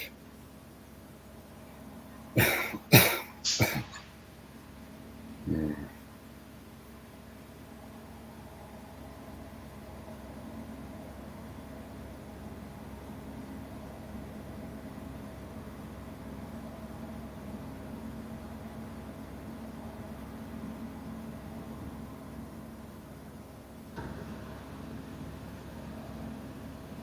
I think Oh. Easy is still waiting on that link. Oh, sorry, guys. I just saw that now.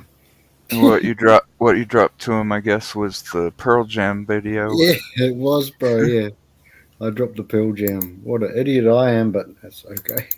The boys can listen to a bit of Pearl Jam.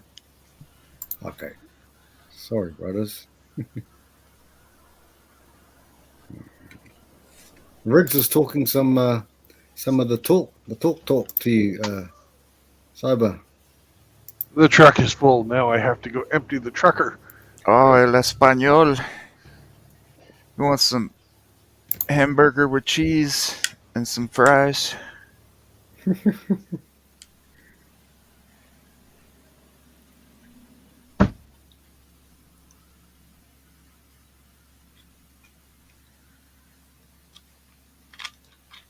He's fingering his mom, Harley Riggs.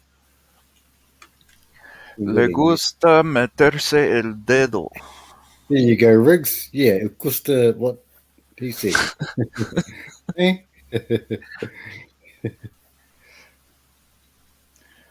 So he likes to insert the finger.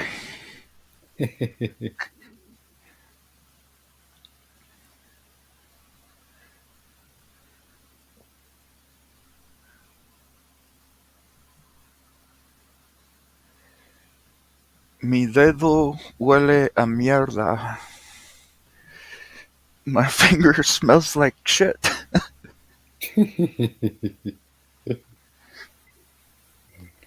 The stinky bum plug.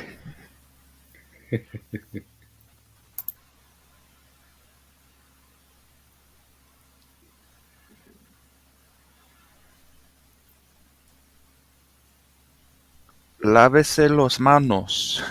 Wash your hands.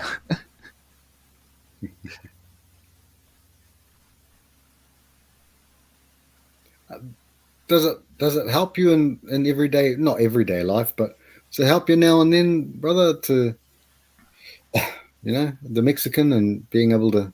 Oh yeah, I live in West Texas, so pretty much. Oh, cool. I mean, at least once a week, Wow, that's cool. That's cool. Do you get a lot of people looking at you going, wow, or things like that? Well, last time I got a look like that was when I was at a convenience store and I asked the cashier for 2 packs of Winston Reds, and she asked me for my ID, and I reluctantly gave it to her, but because I maybe without my facial hair I might look under 40, Yeah, good. but I mean I look like a grown man, so whenever anybody asks me for my ID, it's kind of weirds me out. I'm Yeah. a little bit flattered, but Yeah, take it compliment, brother. yeah. Yeah. But after I showed her my ID, she asked me what pack of cigarettes I wanted. Right? I said, "So you weren't listening to me?" She's like, "No, I didn't hear you." I was like, "Then how did you know to ask for my ID?" All right? She was like, "Well, I didn't hear what kind." I was like, "Okay, so you stopped listening to me as soon as I said cigarettes, right?" Mm-hmm. Mm-hmm. And she looked over at the guy that was standing next to me, like he was going to help her with something. And I repeated what I wanted. I told her Winston. So she turns around and hands me 1 pack of Winston. And I told her, I said, "I asked you for 2 packs of Winston Reds." Mm-hmm. And she looked at the guy again and started talking to him in Spanish and said, "Look at this white guy giving me attitude." Yeah. And I turned and said to her in Spanish, I said, "I wouldn't be giving you attitude if you would clean the shit out of your ears and listen to your customer." And I said, "If you want me to give you attitude, I've got plenty more where that came from in Oh, nice. perfect Spanish." And she just opened her eyes up real big and looked at the other guy. And I turned around, looked at him. He was smiling ear to ear, like, "Oh, you dumb bitch. You went and got it now." That's good. That's and, good, brother. That's and a he looked classic. and he looked at me and didn't even say anything, but the look on his face said, "Hey, it's you and her, man. Go for it." That's what I got from it. Oh, that's good. That's good, man. That's a classic. That goes down as a classic. Did she lighten up a little bit after that, or she's like, Nope. Nope. Nope. Oh, okay. She tried to double down on it. Oh, yeah. And I kept on in Spanish. I said, "Hey, if you're not going to treat me as a customer, I might as well tell your manager that I'm no longer a customer. Mm-hmm. Un cliente, a client." Mm-hmm. Right? Yeah. That's when she kind of changed her attitude. Right. Gotcha, brother. Yeah. Judgmental person she was. Yeah. She thought she was going to be cute and start rattling off in Spanish with her attitude about my attitude. Yeah.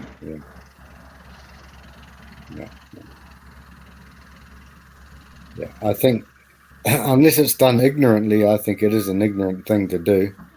Unless it's not done ignorantly, to do a lot of that in front of other people.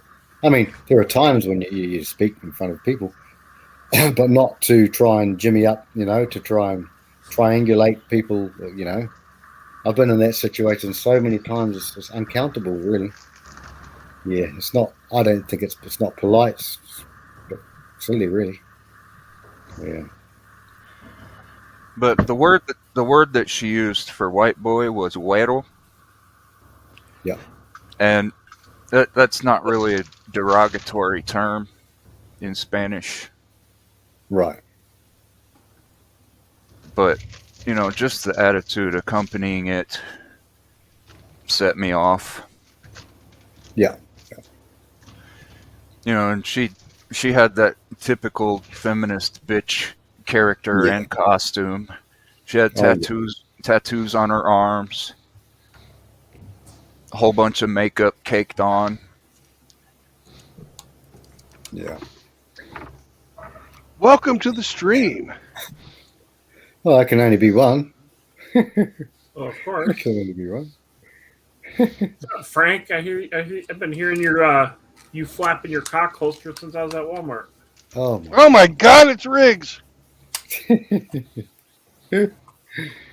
Cock holster. You wish. You wish. I don't Looks wish, like I know. David Spade. You wish David Spade. What are you up to? We all know what you do with that purty mouth. You an outlaw. Wish. You wish, mate. I'm not that kind I get him all the time. I just say moist, and I mention munging, and of munging. Ah. or making pizza with period blood. You know. Oh. Oh. That usually gets him a going. If you want to get Frank, talk to him about his cookie. Oh. Cookie as in the JJ? Well, he has a very special game that they play in New Zealand. Oh. Becky Brannon. Becky. Is that where Frank gets buggered? No. Holy shit! They need a new on ramp. Yeah. South Carolina's got some pretty shitty roads. Yeah, that fucking on ramp looks like fucking garbage. Yeah. But Faulty it looks great. asphalt. It looks great compared to New Mexico, though. Oh, I'm sure.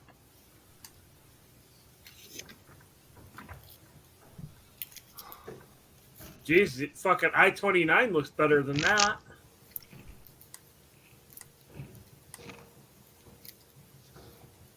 But you go on the fucking rural county roads, and then that's a different story. You still see concrete that's got that red rock in it.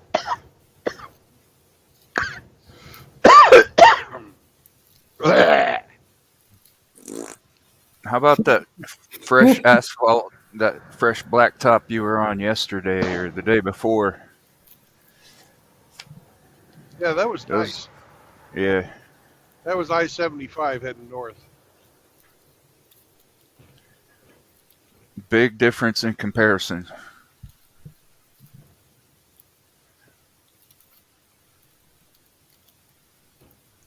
Hey guys, in America, you guys know what is the biggest, like, what's the biggest motorway, or what would you call it, that goes pretty much the biggest? You have one? Well, I-80's pretty big. Up and Maybe. down the eastern seaboard goes all the way from Maine to Florida. Oh. It's I-95. Right. That's And the whole. Yeah, that fucker is probably the busiest and the shittiest in certain areas. That's the whole length of your country, Maine to Florida, basically. Yeah, north to south, yeah. Yeah. Oh, shit. Man, that's So, big. so is Route 66 big or is it just popular? Route 66 really isn't even a thing anymore. It There's still parts exists, but it's not like a. There's still Oh, that was Borgie. Couldn't hear you. Is it a K-Plan robot, Brandon? Yeah. I said Route 66 is not a big deal anymore.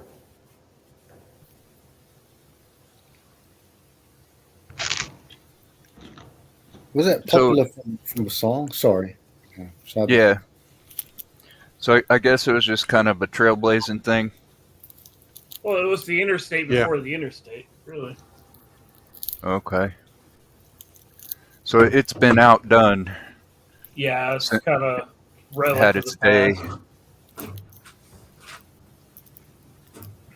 I was on it for a short time when I went to Texas. like for literally a block. Is that where people still go to get their kicks? I guess. Yeah, Route Yep. 66. It still exists in some places. I was on it in Oklahoma, right near Oklahoma City, Norman area.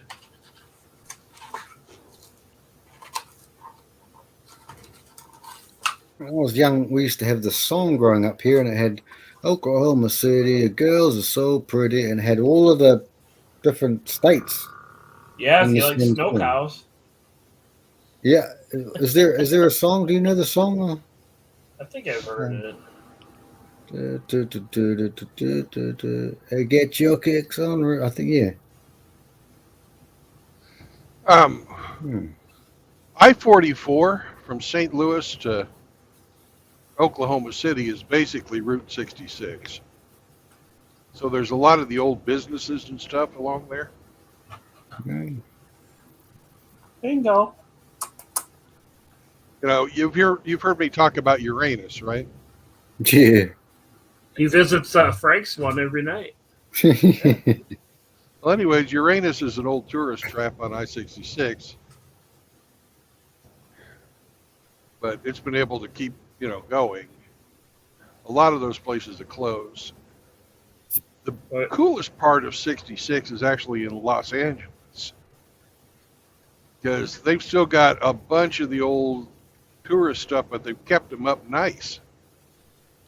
There's the hotel made out of frickin' traffic cones.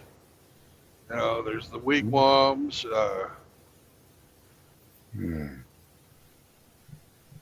Yeah. A bunch of the old-timey gas stations and shit. You'll see a Won't you bunch get of hip? Yeah. Get hip to this timely tip when you make that California trip. Yep. Yeah, you don't see much when you're doing nothing but interstate. You gotta take the side highways. Yeah. Well, if you're going for business like you are, Brandon, it makes sense to do the interstate. But if you're going on like a vacation type shit, when you program your phone for your GPS or whatever, select avoid interstate, and then you'll see a lot more cool shit. Yeah. A lot of the stuff I can't get to because it's got low bridges. Right. Yeah. But I try and do that. I did that this morning on my way in. You go drop some sausage in Frank's butthole.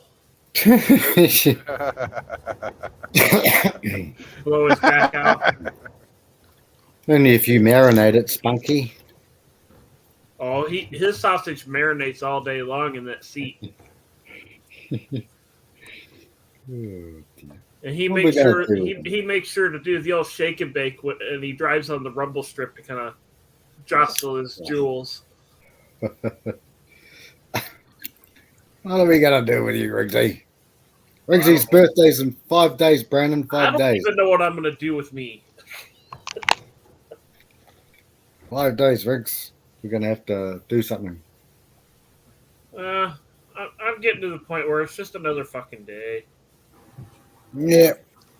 Well, like my mentality on all this sort of shit is postpone it all, and then once I get to Hawaii, then kind of celebrate and go, woohoo, I finally did it, and and basically postpone all the partying bullshit till I get this fucking goal of mine accomplished.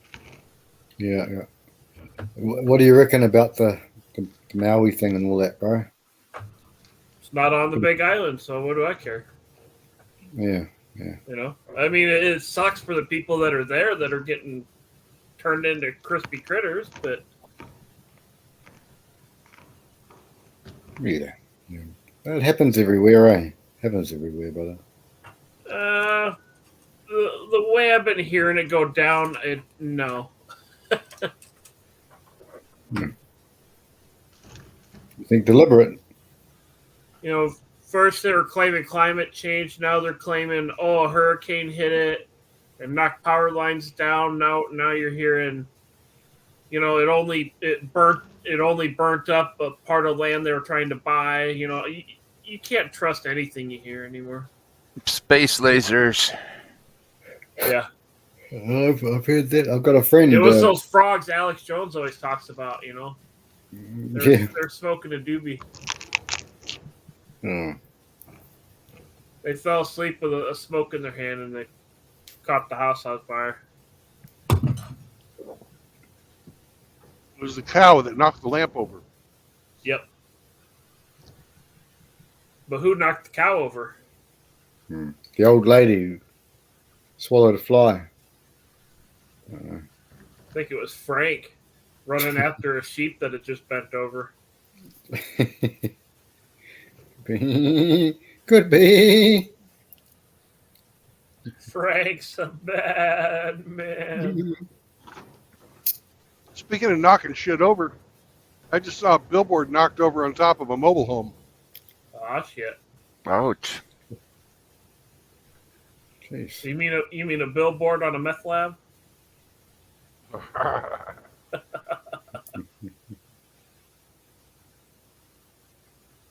Yeah, the days of living in mobile homes, man. That was an interesting experience. All the ones that we had were from the 1970s.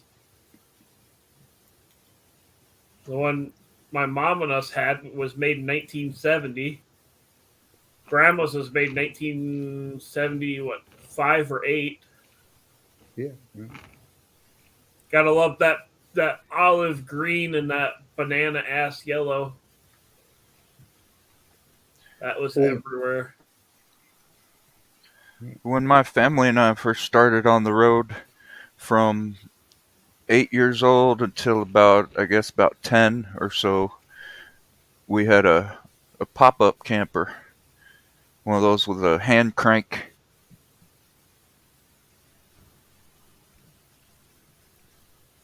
Frank's got a hand crank and he uses it every morning. To tell the truth, Riggsy, I must be getting old. Yeah. He winds it up every morning. That's how he gets out of bed. Jeez, if I can barely make it out of bed these days, Riggsy. He just rolls over on his side and cranks it out real quick, and then he has energy to get going. Riggsy, I have to fall out of bed these days. I have to keep rolling until I fall and hit the ground. Then I just kind of... Well, see, what you're doing wrong there, Frank, is you're forgetting to take your Viagra so that you activate your old man kickstand so you don't roll out of bed. Yeah, it's kind of hard to roll out of bed when you got a red oak growing out of your groin. I become a tripod occasionally. Yeah, he's a horny Kiwi. He's looking for a root. I believe that's what they call it. Going for a root. Oh, You fall asleep face down and wake up with your ass on the roof or on the ceiling.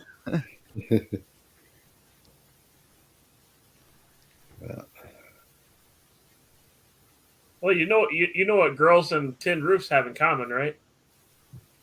What? If you don't nail it hard enough and well enough, it ends up at the neighbor's house.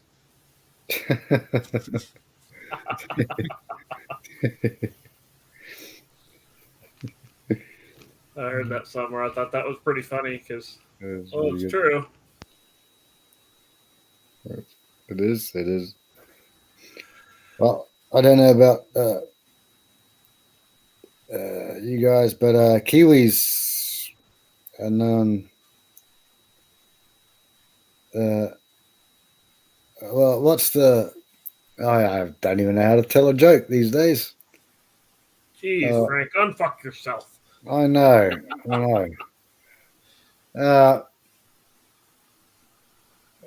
What do you call a Kiwi's MO? Eats, shoots, roots, and leaves. Yeah, there you go. That sounds about right. Yeah, but I think that was applied to a koala bear. I had to apply it to a Kiwi. They still eat the same diet, so. Who's having a beer? Someone have a beer with me. Open the can of tea. Tea, right? Nice tea. Oh, that's good. Haven't seen Hamster for a bit. No, he's been kind of quiet. He hasn't streamed a lot like the last few months or so. Hamster has got a big deadline coming up for his shit at work. Was it? Oh. Business first. I get it. Yeah.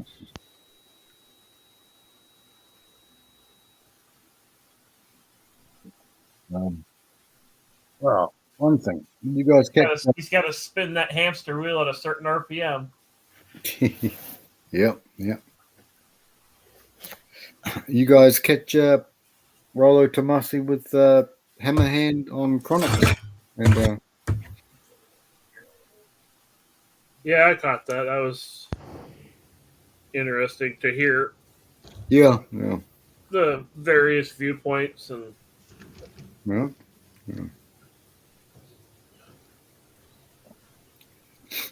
I have a lot of respect for the chap. He turned up and it was extremely cordial sort of thing. I don't much care for Tomasi, but he at least had enough. How do you put it? Decency to, or what have you, to show up and at least have the conversation. Yeah. It seemed like a pretty good conversation. A lot of these idiots now, they aren't even willing to sit down and have the conversation and figure out whether they might agree on 90% of the shit, but they won't sit down and talk with you because they think you're gonna fucking go completely ape shit on them. Yeah. Or they're so full of shit they know they're gonna get picked apart, like a chicken wing in the hood. so they don't even bother going into a panel. But yeah, he at least showed up and had a chat with the fellas. I at least give him that. Yeah.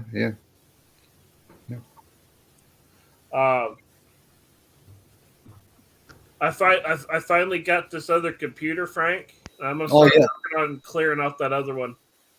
Oh, okay. Yeah. Well, everything you've got everything there, brother. So you need. Whatever needs to be done. And have you contacted chap? I mentioned it to him in one of the chats I was talking to him with. All right. Yeah, I just got to vacuum out like the coolers and make sure there's no blockages, and then reinstall Windows on it. Okay. Yep. But this last weekend, I finally got this other computer up and going, and all the programs like Discord and Google whatever, and a couple of the other apps that I use on a regular basis. Okay.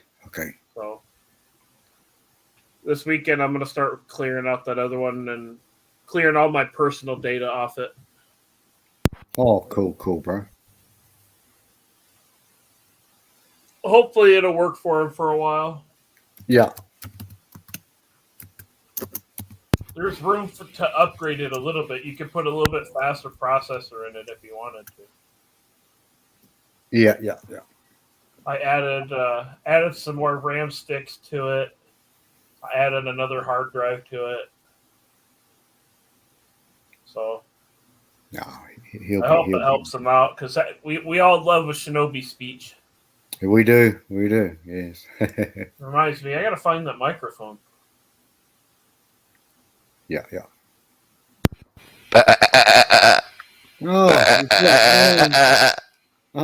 He's been asleep for 8 hours. 8 hours he's been asleep. 8 hours.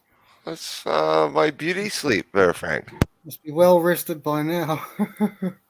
I've seen you, Hemi. There ain't no beauty sleep for that.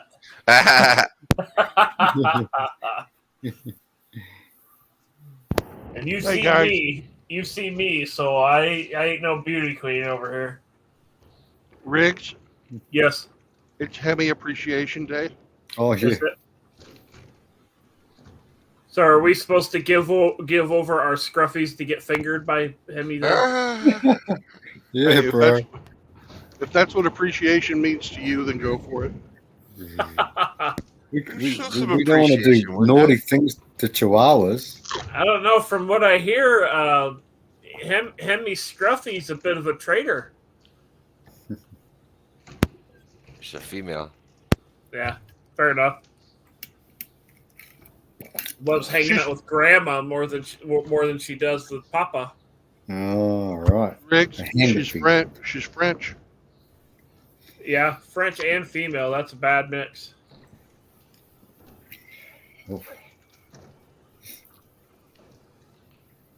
Wee wee. Chiwee. So I recognize Riggs. Who's that other stranger's voice on the panel?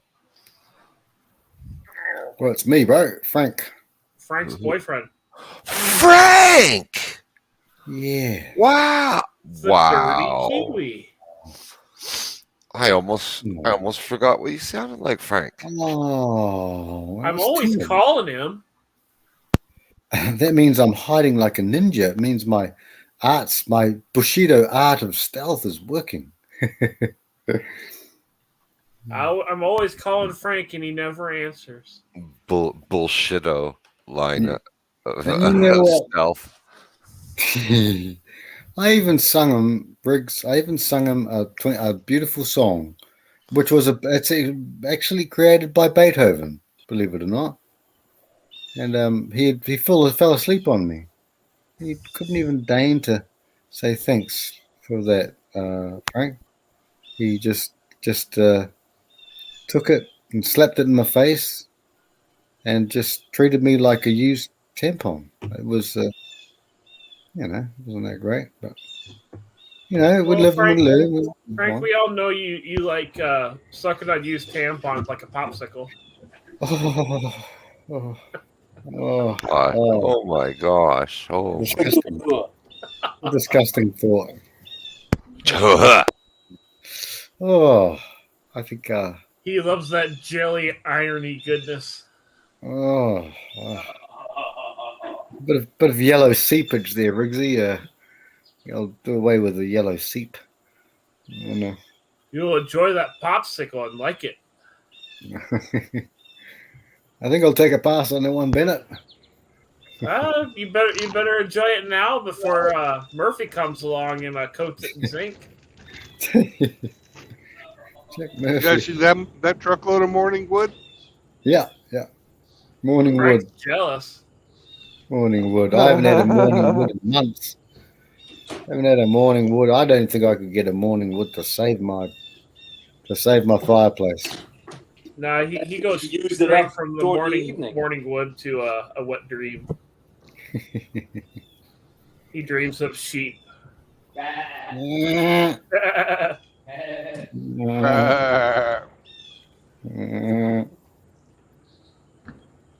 So did you finally get your new Velcro gloves there, Frank, so you can hold on? Only sometimes.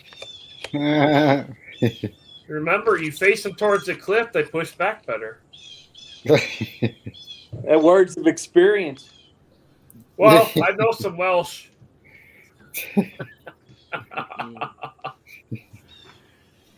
Well, I'll say this: morning wood is about the only wood I ever even get these days, and that's not much. That's not much of a problem either, because if I meet any women in my dreams, they're always a lot more agreeable, and all I got to do to get away from them is wake up. That's really true, Toxin. All the bases are covered. Yep. It's a lot safer. I always think about those songs. "Send Me an Angel" by I forget the name of the group. And "There Must Be an Angel."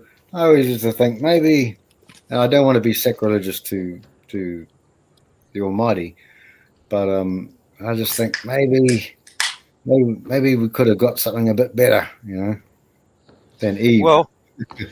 Well, I have heard the story told like this. Adam and God were walking around in the garden. God said, "Adam, You know, I've noticed when I'm not around, you seem kind of lonely, so I'd like to make you a helpmeet. And he's like, a helpmeet? What is that? Well, it's someone who will, wait on you hand and foot. If you need something, she'll be there for you.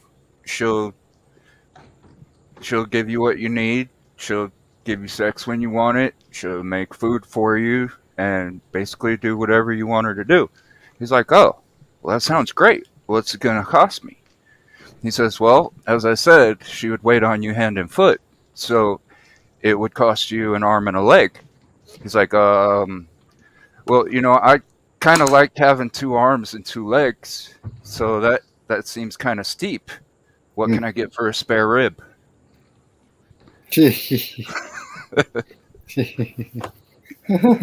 Well, he also said he put good women in all corners of the earth, and then he made it round.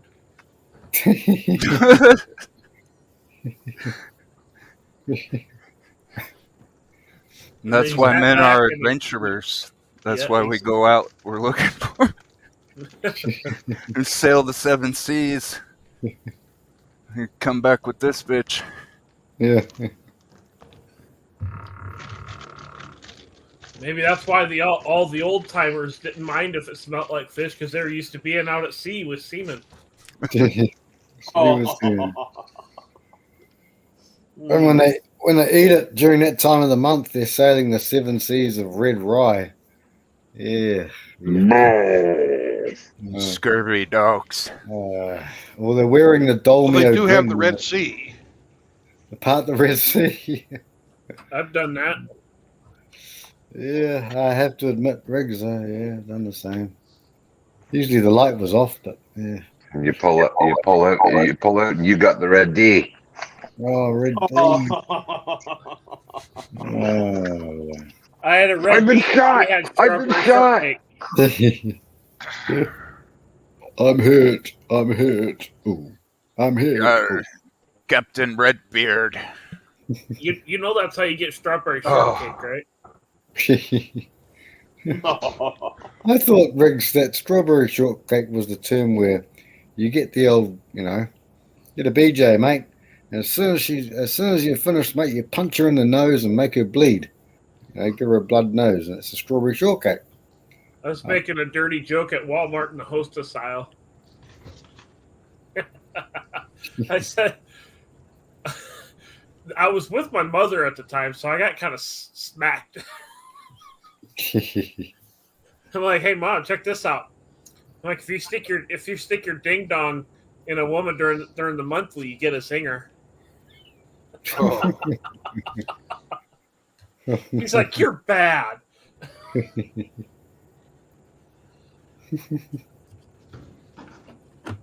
Think about it. A zinger is just a Twinkie on the rag. Mom must be so proud.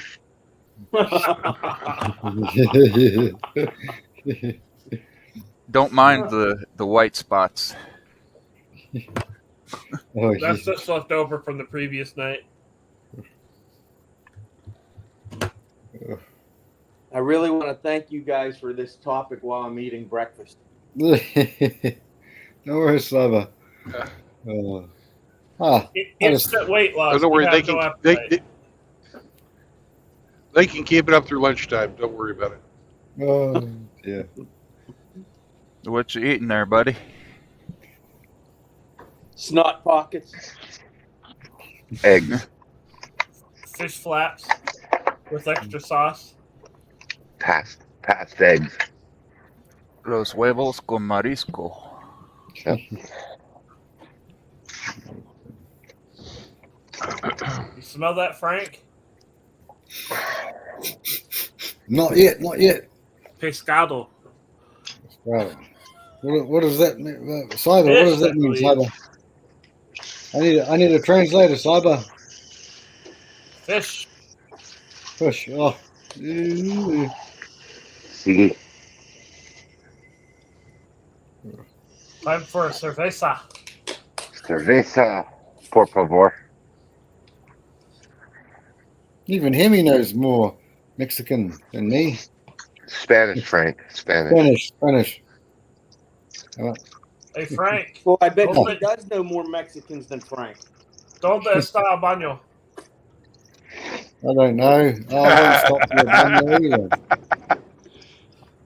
Well, he's asking you for the bathroom. Yeah. Oh, where's the button? Oh, yeah. I got Spanish in me, going way back. I bet you do. I bet you do. Only one? All right, I well, bet you do. Spanish prostitute, apparently. But I don't know. Yeah. That's what I heard. That's what I heard on the grapevine. No más. Holy shit. No más chorizo. No más chorizo.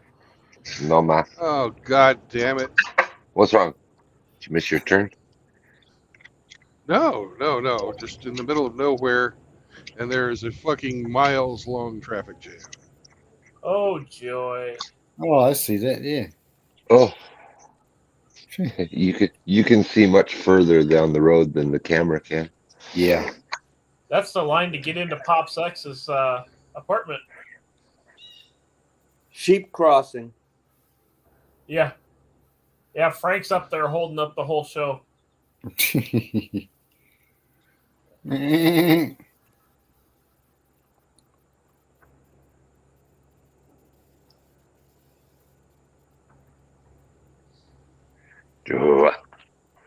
What do you know? A Mercedes in its natural habitat. On a flat deck. On a flat deck.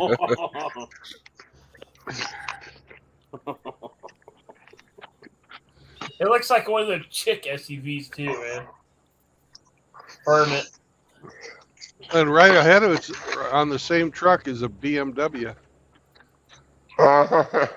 Shocker.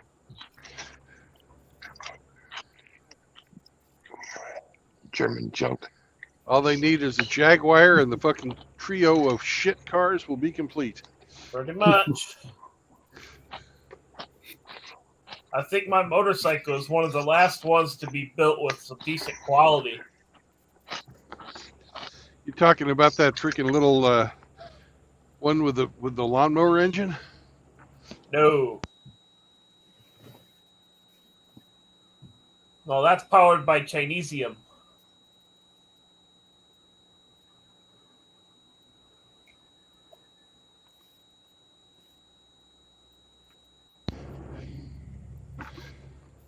Oh, I'm glad if I have cardiac arrest here, I'm right near Lake Hartwell, so I can just take a swim and I'll be okay.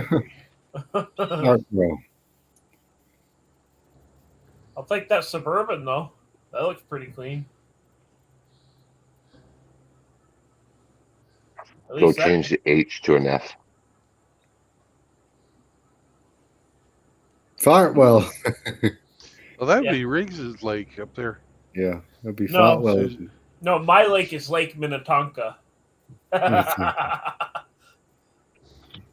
like Tonkas. I'd love to win at a Tonka. Tonkas were fun. If My you, know, legs, if you know your 80s movies, you know where Lake Minnetonka is. Like Hartwell.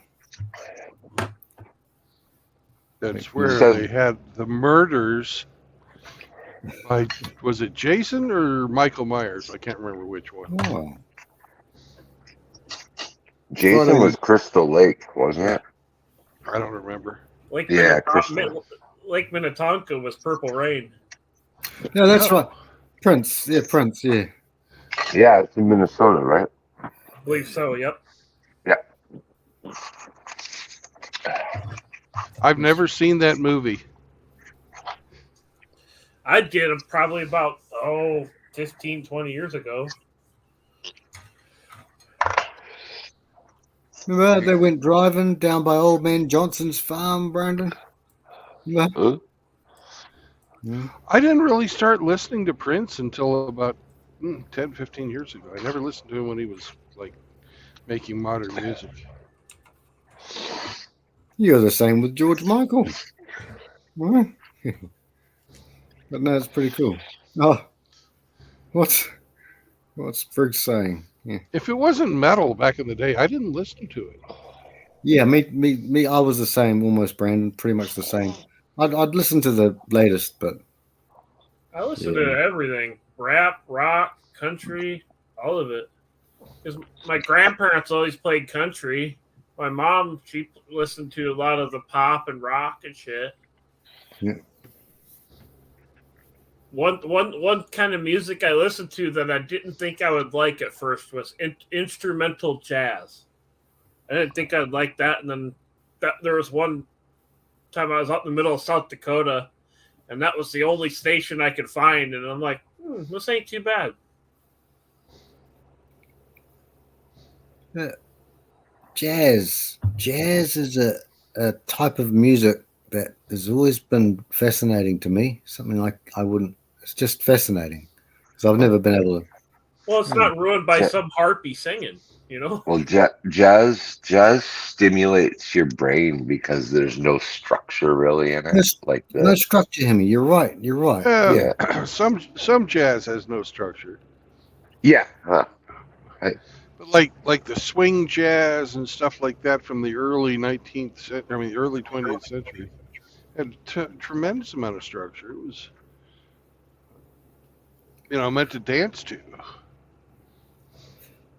But yeah, I find it hard to wrap my head around it. If you say Brandon, are you talking about the old boom boom boom boom boom boom boom boom boom? I can see the structure on that, but then some of it is I don't know. Well, it's so it's so varied. There's no blanket statement you can make about it. Yeah, confusing to me, but cool, intriguing. I love it, but I'd love to look into it more. But jazz, yeah. Oh, cool. Yeah, it's the scary wheel for me. Jazz. I wonder if we'll come upon a Tesla on fire. Either that or a dead one. I'd rather the only time they regenerate is when they're slowing down. You know they're running the air conditioner. Yeah, it's only 89. All right. Yeah, that air conditioner in that Tesla's probably pulling some juice off that battery for sure. Oh, in this heat, going nowhere. A lot. Yeah. Well, everybody running their cars. Hey, but Brandon, look on the I bright test side. drove EV once. It was interesting.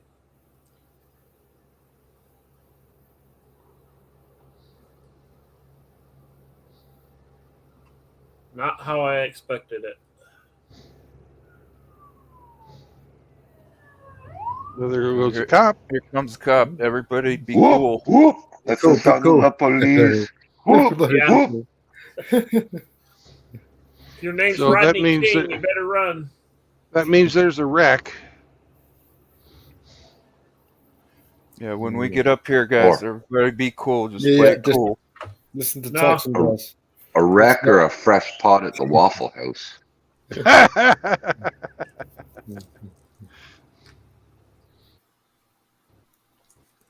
Guys, the Waffle House, and they want to be there to take bets. Hey, no one's got anything on them, have they? Toss it out. I'm smoking Chiba, so are we in a legal state right now or what? No, we're in South No, just Carolina. when the cop comes up to the window. If they do, just yell. If they do, just pass it to me, and I'll pull Jedi mind trick on them. Everything's the Toxin brothers. Now there was actually one day, cops had me out of a car, and asking me the typical questions if I had anything, and I told them no. Of course, I had a half a joint in my cheek. Yeah. Because I was actually hitting it when they pulled us over. You ate it? No, I just put it in my cheek. I was ready to eat it. But if he you asked did, me, man. He asked me if I had any drugs or guns or hand grenades on me. Hand grenades. Hand Yeah, grenade. that's what I said. I was like, who carries hand grenades around with them? He's like, oh, it's just something that we ask. I was like, why on earth would you ask anybody that? Hand Break the grenade. ice. They want to make it funny, so you think that you're their your Oh buddy. yeah, good point, Brennan. Good point. Well, what he said is he just wanted to check if I was paying attention. Yeah, oh, true. Yeah. He said, I was just checking to see if you're paying attention. I was like, oh, okay. And I knew why he asked me that. Oh, yeah. You know, because if you're paranoid and in that emotional state, you're not going to logically process things.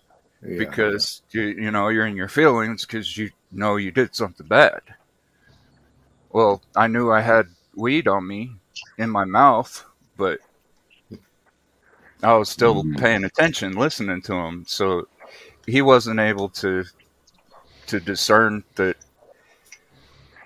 someone that's not emotional in that situation, you know, he just assumed that I was being honest when I was lying my ass off. Little do you know that you're a career criminal and you can lie at the drop of a hat. Right? With a straight face. With a straight He should face. run for office. Yeah. Yeah. Well, I was pulling a Is there Jedi a mind trick difference on between myself. a straight face and a gay face? Oh. Yeah, my face is a straight face and Frank's face is a gay face. One's a little crustier. Oh my. I guess it all just depends on how you say the letter O. Oh. Frank says O with his butthole. Oh. Oh. Hi. Oh, that's just not right. You guys will be all bad. I'll give all you a bad lieutenant. There's a You're lot of terrible things that people. aren't right, especially me. His butthole blows smoke rings. Frank's butthole doubles as a foghorn. Oh. Oh, I'm just happy that it can still make noise. Give it another couple years and Frank's farts will start sounding like wind howling through the trees.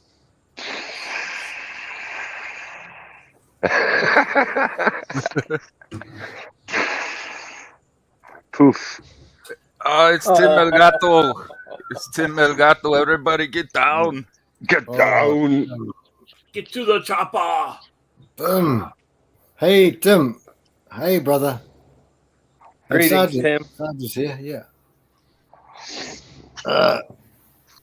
Oh, boy, we missed two brothers. Well, Frank, if anybody has a chance of restoring your bumhole to original size, it'd be El Gato. Yeah.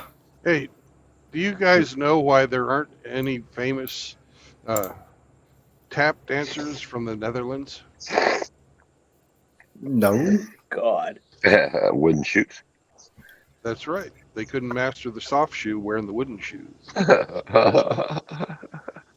Ah, Well, then what does their military do? They don't have Surrender. to get the soft shoe.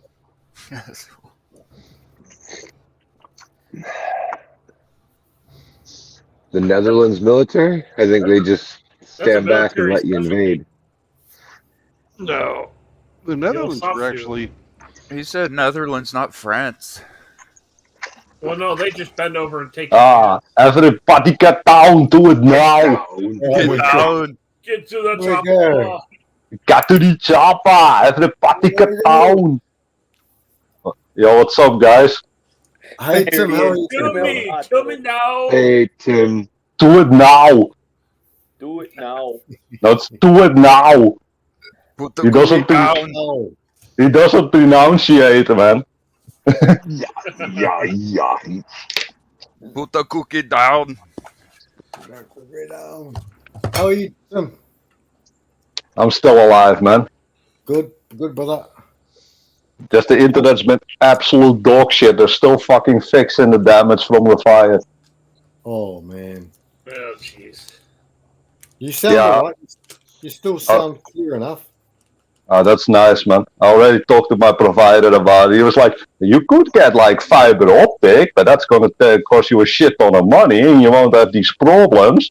And I was like, hey, you could fix my fucking internet. I'm paying for it. Yeah. Yeah, brother.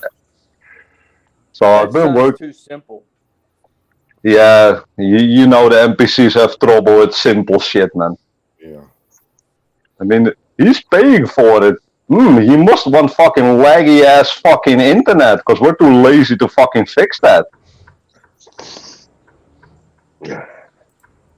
But what the fuck are you gonna do about it? You have other service providers, bro? Not really. No. Yeah. No. Basically, it's the monopoly fucking thing, man. There's one guy who does it. And can't really fucking fix that, which is really annoying. If I had options, yeah, I would have fucking switched, but the options are fucking absolutely terrible. Or super expensive, because one of the options is getting fiber optic, and fiber optic is, yeah, it's kind of disgusting, man. Just to get it fucking fixed to my house and my garage would be looking at €600. Oh. Holy shit. Yep. It's expensive. It's fucking cheaper to get Starlink. Yep. So I basically told them to get their shit in order and fix the fucking internet, and hopefully that will fix the problem. It's contract, brother. Yeah, contract says give me internet. You got to have the internet, brother. That's exactly what I told them, man. I'm paying for that shit. Give me internet. Yep. But of course, I had some retard fucking call center worker who didn't even know what internet was. He barely said internet, go beep boop. Oh. But hey, shit happens, I guess. At least I still get to fucking listen into fucking podcasts and shit. So You sound good, bro. You sound good from other. Oh man, you were breaking terribly. Maybe a couple of months back, a few months back, actually. Welcome to Georgia, motherfuckers. Georgia. Holy shit. Did you guys see the back tire on that SUV? Yep.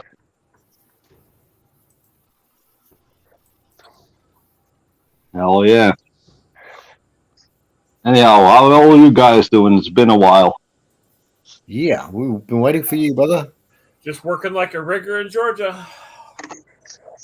As long as you're all doing good, man. That's the important thing. How's business, Tim? How's things doing? Yo, business is excellent, Frank, man. This is the fucking part where you get the most money out of. The people who want to fix their car straight before they go on holiday, man. Those cars usually, there's a lot wrong with them, and they use all the vacation money to fix up the car and go on holiday with the family. So now is the time to make some money. Good, brother. And like I said, I offer a small discount on my work if you pay cash, if you understand what I mean. Oh, yep. Yeah, and good business savvy. Yeah. Yeah. Well, I'll leave it at that. Yeah. Say no more, brother. Keep stacking. You know what I mean? Nudge, nudge, wink, wink. Oh yeah, Frank, the stacking is excellent, man. Good, brother. That's the way. So business is excellent, and yeah. Mike doing well with his everything okay? Yeah. Mike is still grinding hard at his education, and once he gets done, he has a shot at making some nice money, man. Good. He he won't need to live with other people to fucking get a house. Let's keep it that way. Yeah. So he's getting good grades, but it's a lot of work. But I told him, man, if you work hard now, it will pay off in the end. Yeah. Also, he's been grinding hard at the gym, so I'm really proud of him. He already lost like 7 kilos, so let's get him back into shape. That's good. That's Make love. a man out of him yet. Yes. Oh hell yeah, man! I want every single last one of us to be the best possible version that we can be, man. Yeah. Live your best life. Did you guys see that white car? No. They had the fire trucks for in the Jack Murphy car. The right. I did not. Rear So someone tire say Jack Yes. was completely fucking sideways. Oh wow. Huh. I don't know how they do So- that. Broke. Trailing arm broke, or Suspension damage. yeah, the rear wheel drive, yeah, and maybe obviously, the axle broke. Got to be the broken axle. Yeah, It depends, rear wheel drive or front wheel drive. Or maybe it was 4-wheel drive, and now it's 3-wheel drive. Right. Could also be broken leaf spring. Yeah, it could be a broken leaf spring too. But they drove it far enough that the goddamn thing caught on fire. The rubber caught on fire. Oh hell yeah, smoky. I've seen worse shit, man. I've seen wooden planks being used as fucking leaf springs. Yeah, you were telling us about that. Telling us about that one car that had fucking wood in the fucking frame. Yep. A wooden plank they used. Okay. My personal favorite, and I didn't get to answer your question, but it was a VW Golf station wagon with a super land wheel that was so fat that the whole car came 10 centimeters down.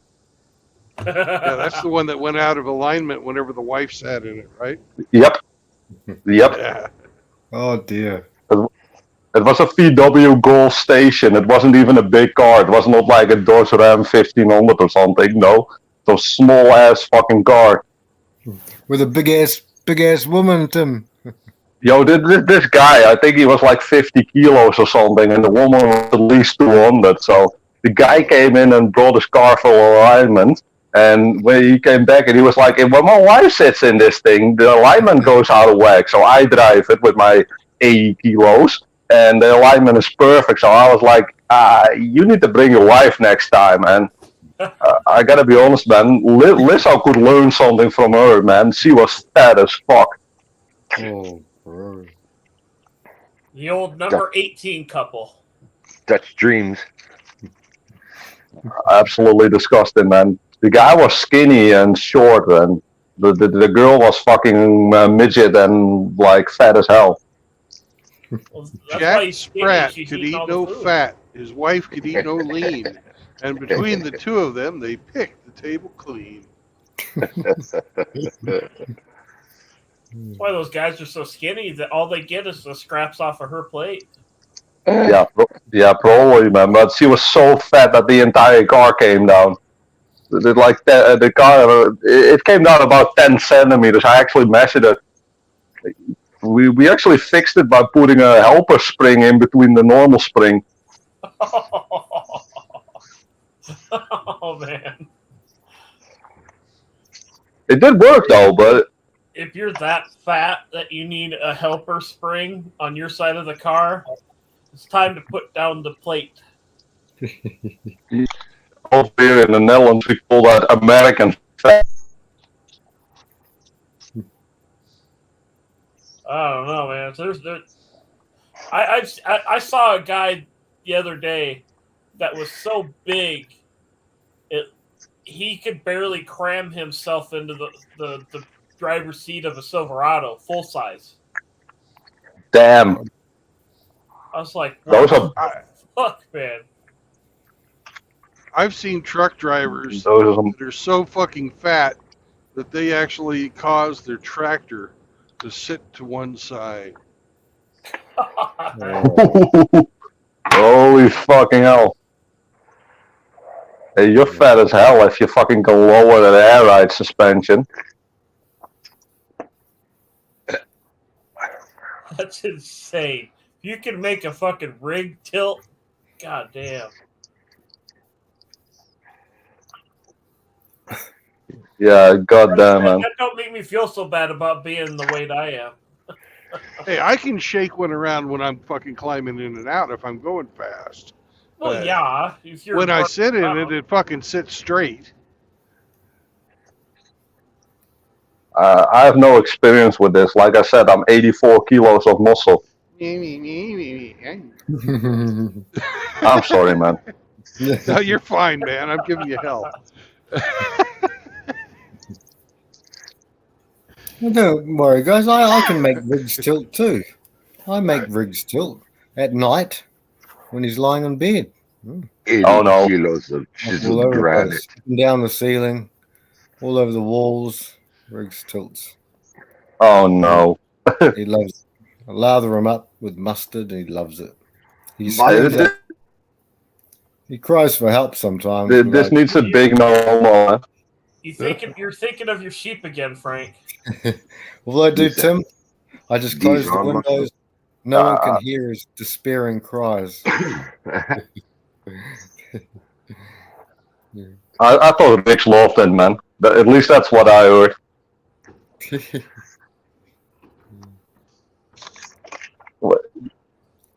That needs a big no homo, man. No homo.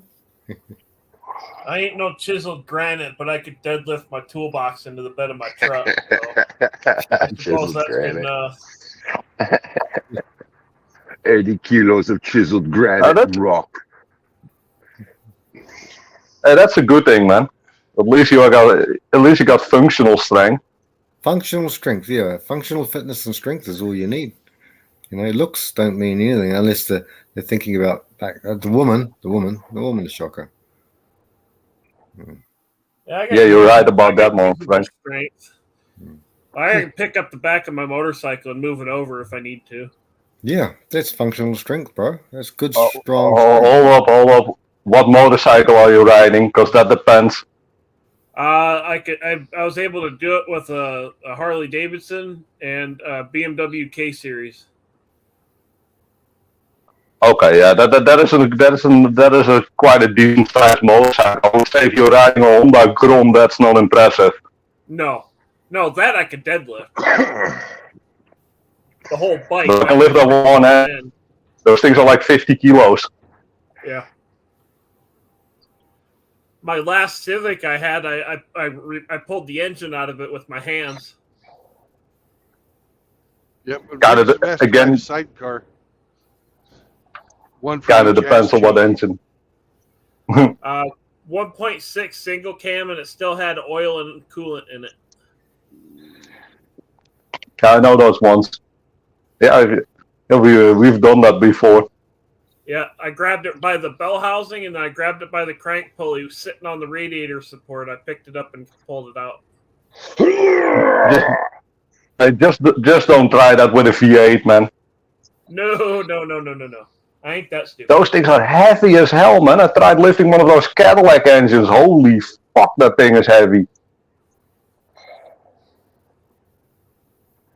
We had like a 6.4 liter Cadillac engine, one of those full iron ones. Holy fuck, that's so fucking heavy as hell.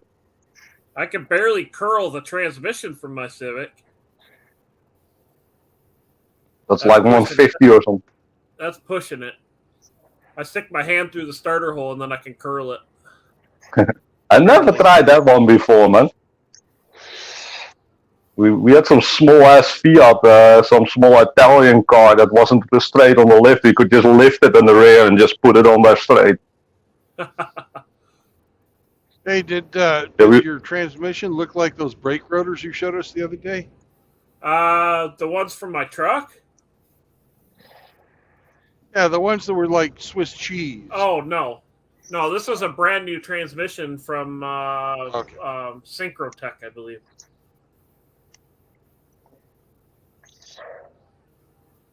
Yeah, those Civics are fun little cars, man. I used to own one with a K series in there. Yeah, they had the K series and I think the R series on the base models. I think the R series took the place of the D series. I swapped it, man. It used to be an EG, and I swapped the K series into it. Yeah, so that's one thing I'm not too keen on is putting a K series in a 2000 or older car. Like, go with the B series or a H series. Kind I of mean, keep it within the generation type of deal. to be honest, I really didn't care as long as it was fast. Fair enough. It was all about speed, man. The thing was completely bare in the middle. Just 2 seats, a roll cage, and a big engine. Why not go with a J series V6 and then put a Eaton M90 blower on it?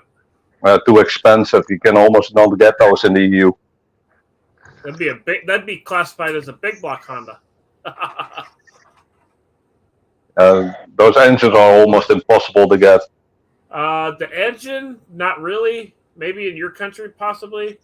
But the hard part you're going to run into is finding the manual transmission for a V6. Because people are lazy; they don't want to shift, so they all bought automatics. Everything is a manual here, but you can just here. You can just get the K series for from an Honda Shuttle or something. And it does work. It is functional. But you don't want an automatic in a driver's car. You want stick shift. Yeah, you want to be able to decide when that fucker shifts. Oh, hell yeah, man. I'm so glad everything is a stick shift over here. My Civic's a stick, but the body is starting to go on it. Like, to where it's not safe to drive very far. Sadly, rust is the biggest enemy of those cars. Yep. The rust on mine is so bad you could look into the trunk from the wheel well. Oh, damn. Yeah. If I had to go through what England calls the DVLA or road MOT. Yeah. They wouldn't even allow it on the forecourt. They'd just say, "You get that piece of shit out of here." Over here, we need to do that every single year. You're not allowed to drive it without the MOT. Every single year, they need to fucking check that thing. And you can bet your ass they're fucking looking for every little thing, man. You got too much rust on there, no bueno. You have some fucking illegal fucking modification, that's not allowed. Yeah, they did that in Texas too, but it was every other year, every 2 years. I have a friend, Pete, who lives in the UK, and he's a MOT tester. And I sent him pictures and all the stuff that's wrong with my Honda. And he's like, how was that still on the road? Yeah. All those British guys are T testers. Yeah, but like you gotta make it safe to drive, man. I mean, Well, it's a unibody. It's safe to drive in my hands, but I wouldn't trust somebody else to drive it. Yeah, there you go, man. Like I said, it's a unibody, man. If you get into a wreck and it's that fucking rusted, you're gonna be in some trouble, man. Oh, fuck, the back end of that car would crumple like a beer can just because of the rust. Speaking of wrecks, my daughter wrecked her pickup truck. Oh, no. And, is she okay? Yeah, she's fine. Fucking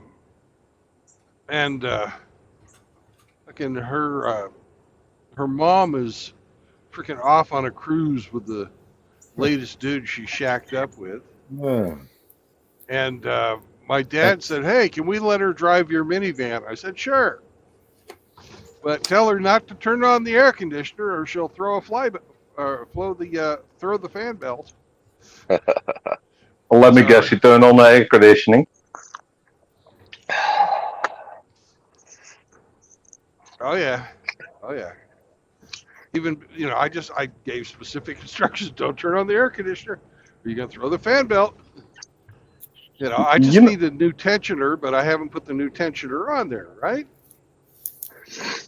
You know how it works. You can tell these females anything, and they'll just ignore it when it comes to vehicles. Yeah. So how far did she get before the battery died? Oh, she got onto I-635, which is about 6 lanes wide, and it And she was in the died middle on. lane. I don't know which lane she was in, but it was apparently quite the horror story. Yeah, Probably and the it's all middle your one. fault. All your fault for having such a derelict car. Hey. Probably the middle lane. You know how this works. When a car blows up, It was fucking go ahead. fun to her. You know, it's not like I'm driving it, Still your fault. but her grandparents on her mother's side were pissed. They wound up footing the fucking bill for the tow truck and a new tensioner. I don't know if they actually fixed the tensioner or not. Why would you do that, Brandon? Why would you do that? I didn't do shit. It was a parked car. Hey, he did say don't turn on the AC. He did say it. The cost of a tensioner is a great price for a fucking car. Come on now, fucking fix it. I'll give you a vehicle. You just got to fix the little problem it has. No big deal. Yeah, I mean, I've gotten cars before with an MOT failure. It's like, hey, would you like a free car? Yeah, I would love that. Oh, I've done that before, fixing up cars. Fix it, drive it for a while, beat the shit out of it, then junk it. I actually fixed it properly and then sold it on. I just sold it back to the guy who gave it to me. For a profit, Tim, or same? Just parts in the MOT. Oh, that's cool. I think the only car I had something like that was I bought a '92 Plymouth Voyager with the 4-cylinder for $100. I put a $75 fuel pressure regulator on it, got it to run, drove it for a few months, and then junked it and got $175 out of it. Let me guess, you scrapped it? Oh yeah. Yeah. That's the trick, man. One trip to 105 miles an hour is all it took to kill that little Chrysler van. I've had a couple of those cars, man. There were trade-ins when I was still used to sell cars from my shop, but some of them were so absolutely god awful that the only thing you could do is just drive them to a mud pile or slam them into the wall and then just trade them in for scrap iron, and they were terrible. Yeah, I was kind of annoyed when that engine let go because that van had comfortable seats in it. The heater was great. It rode halfway decent. Why the fuck do you drive it like an idiot then? Because I could afford to. I didn't have anything in it. Yeah, but it's still it's a van, man.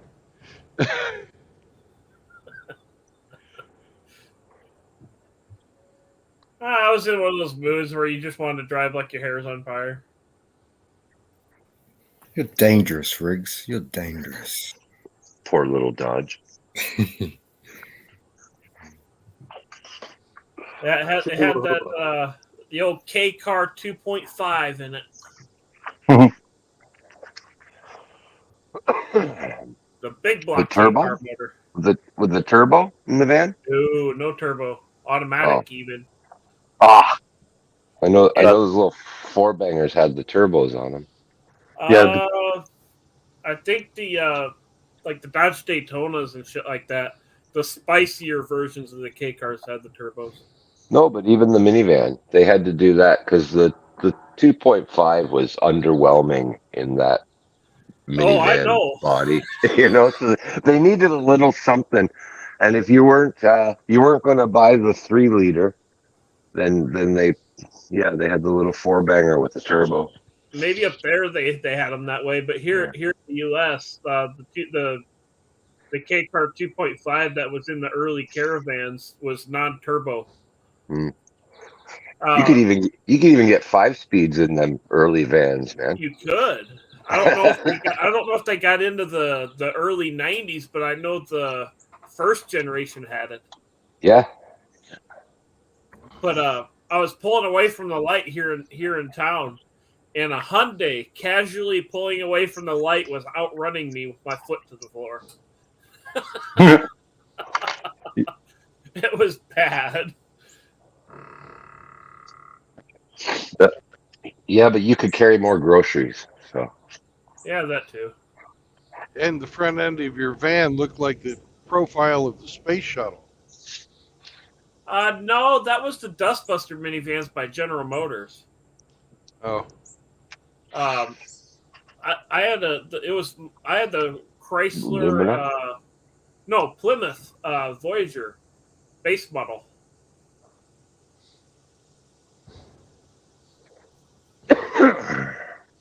I thought it was the Voyager that had the fucking profile. They had that commercial where they had the profile of the fucking space shuttle, and then it was like perfectly matched by the profile of the fucking.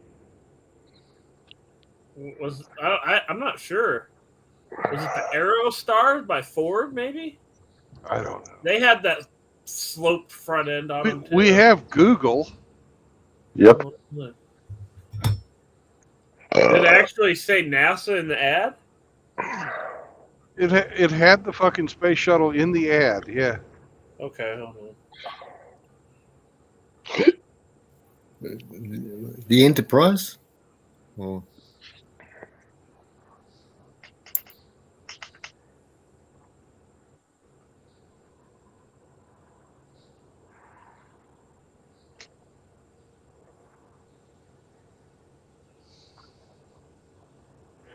Star trekking across the universe in the Starship Enterprise aboard Captain Kirk.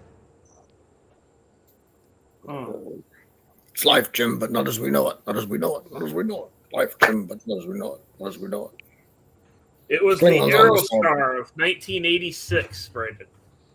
Aerostar, okay. Yep.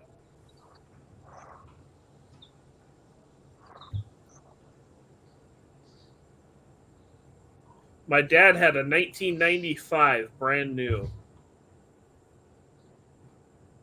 And it was a turd when it was new.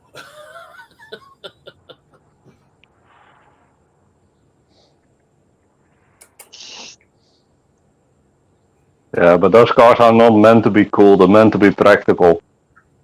Well, yeah, but even in the quality department, it was just garbage. Well, hey, Bingo, how are you? Does Bingo like his something about Mary hairstyle?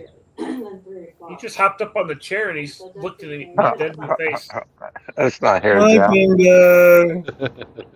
Meow, Bingo, meow.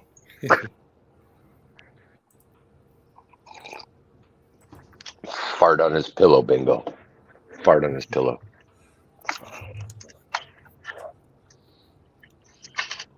Shit in his mouth when he's asleep, Bingo. Yeah, do it. Do it now. Do it now, Tim. Do it now. Do it now. Yahi. Yeah. Frank, look at what? Look. Well, Tim, have his any of you- birthday's in 5 days, so we've got to think of something. What's up, Frank? We've got to think of something for Riggs's birthday in 5 days. No, you don't. Yeah, we've got to do something. Just another day. Yeah. And you're gonna give him like a midnight surprise. Yeah, lingerie and a maid's uniform. He's gonna wake me up with the Guac Guac 3000. Maybe a sailor uniform.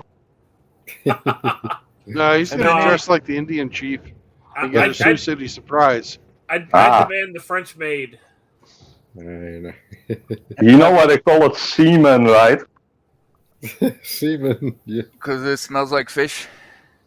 Because he likes to see men's semen. I want to break free, Riggs. I just want to break free. Have any of you ever had a dog that went missing for a couple days and came back knowing tricks that you didn't teach it? No, Cyber Brother. No. That's not your dog. It's an alien. Could Well, be. Frank, Yeah, you know what they say about the Navy? What? 3,000 guys go out, 1,500 couples come back. Oh. There's only one Navy guy in here, mate, and ain't me. Hey? Well, you'd know. The only gay guys I met in the Navy were all officers. Well, that's how they got to be officers. Yep. That's privilege. Yay! Another fucking traffic jam. As they say, it's not gay if you're underway. Damn. Yeah. Another crash, Brandon. Another crash. Maybe. This looks more like construction. Brandon's the reason nobody ever lost foot grip on the flight deck. It was all covered in sticky zinc, so nobody ever slipped and fell. They called it non-skid for a reason. Yep. Was that your nickname, non-skid? Well, let me guess. That explains why Private Jack Murphy was on the deck all the time. Slippy slide. Oh, don't tell me that fucker was in the Navy. I don't know. My old man was in the Navy and he got kicked out for stupid shit. I'm really disgusted with the Navy. They're using a fucking tranny for fucking recruiting.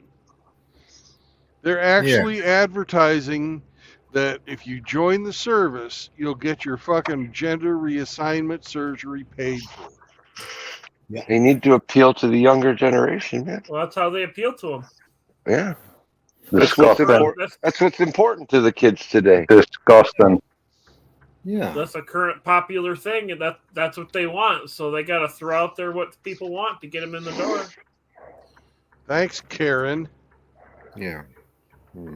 Not you, this bitch in the Honda CRV. Did she cut you off? That's a As Karen soon as vehicle. I put my blinker on, she fucking speeds up so that I couldn't get by her. Yeah. Ah, those people. I'm gonna be stuck behind your slow ass. Yeah, it's gonna save her what? Half a second? Can't you overtake right now, Brandon? Do it. I love these people that I could zoom all the way overtake up her, but front. fucking merging back would be a problem. For her. Go, Brandon. Do it. You almost got time. You got space.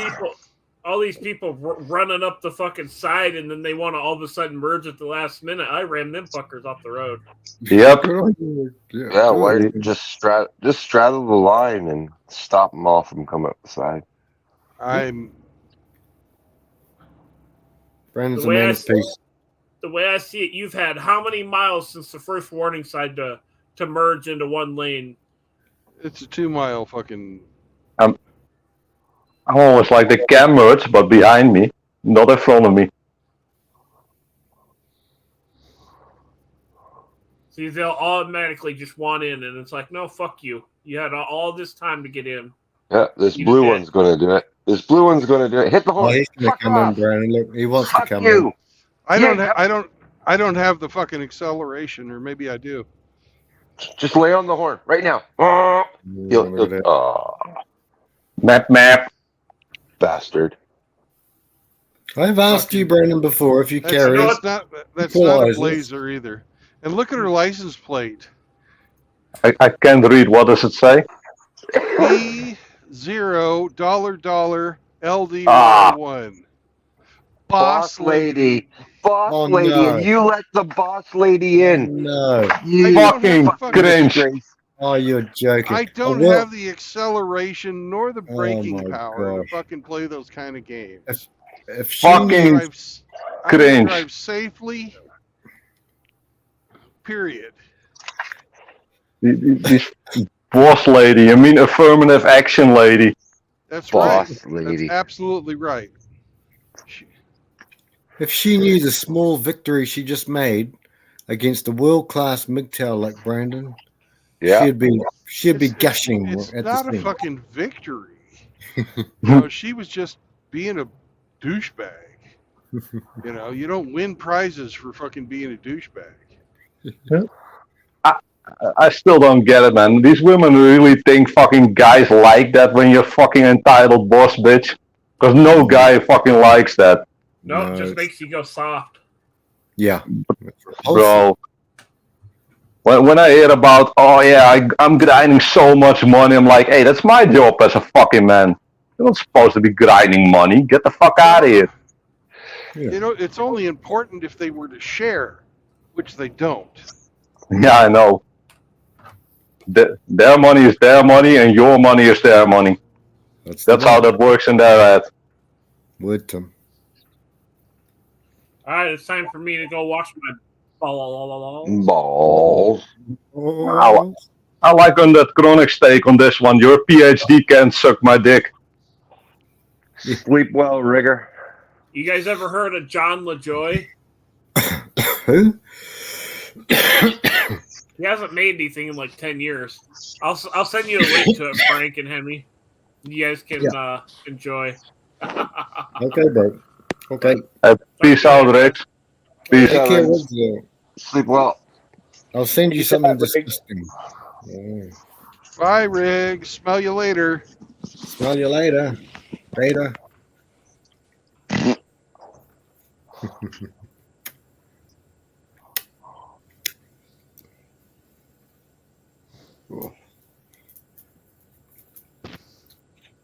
Who knows, Brandon? Karma might come back on me. Karma could come back, Hemi. Don't worry. She might break down and put a thumb out. Brandon could put his finger out. Put your finger out the front window. You never know. Chahua. No, that's the kind where you smile and wave. Smile and wave, boys. Smile and wave. There's no sense in getting any type of emotion for people driving this. Unless they're doing something dangerous, just don't even fucking bother reacting to them. Yep. Ben is right, man. You can't change the way people drive, and people drive like absolute dog shit. Yeah. Still would have laid on the horn. But you're one of those angry Canadians, man. That's it. Hey, I've been riding around with Polska Bob too much. He's worn off on me. Hey, hold up. Do we have an angry Canadian? I thought Canadians were chill and shit. Yeah. No, that's false. That's the joke, kid. I had to play on the joke, Brandon. I had to go in depth. Sorry.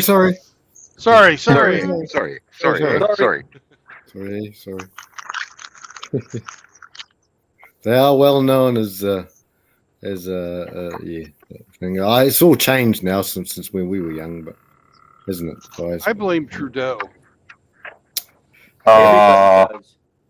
Everybody does, yeah.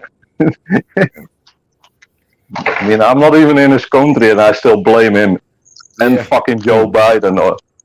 Yeah, me too, brother. I blame the voting machines. Blame a Dern, guys. Blame a Dern. Blame our whole place, and they're all bad people.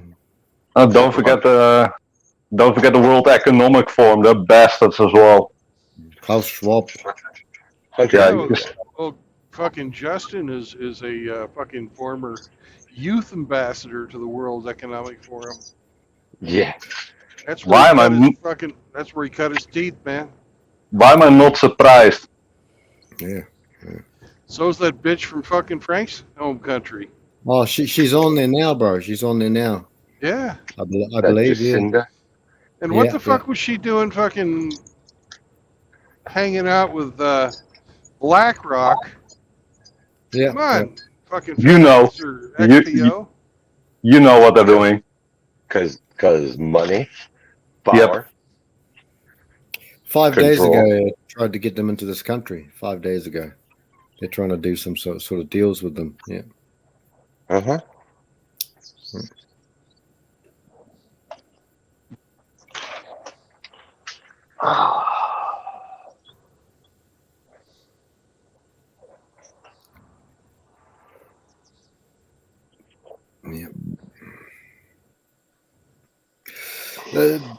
They've just given nurses now. I like nurses, and when I say I like them, what I mean is I think that they're pretty cool. When I think about it, because we've all been in hospital and we've all thing, but they're going to get $104,000 a year across the board, 104K. That's quite a bit of money, which is good, fair enough. Because I mean, I don't care. I mean, I take care of myself, but that's quite a lot of money. That is a lot of money. Yeah, the teachers now also are getting very close to the 100K mark, and they're all women.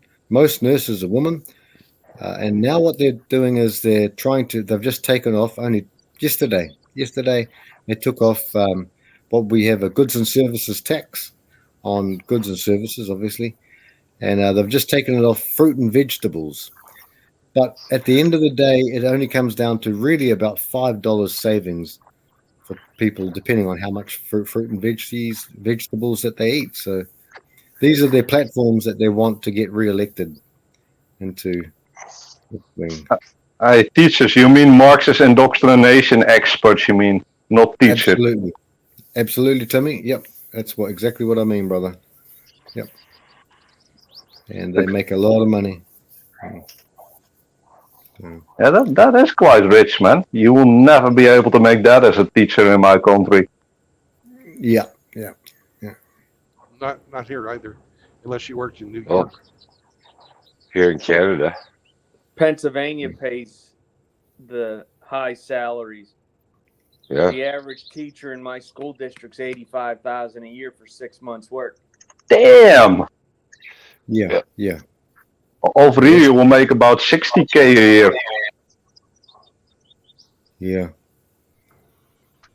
Are you guys familiar with the World Government Council that holds their yearly summit in Dubai? Is that the BRICS one? Well, the United Arab Emirates are a part of it. That'll be rich, bro. Toxin. That'll be rich as, eh? Yeah. Well, back in 2016, they unveiled this thing called the Palmyra Archway. Mm-hmm.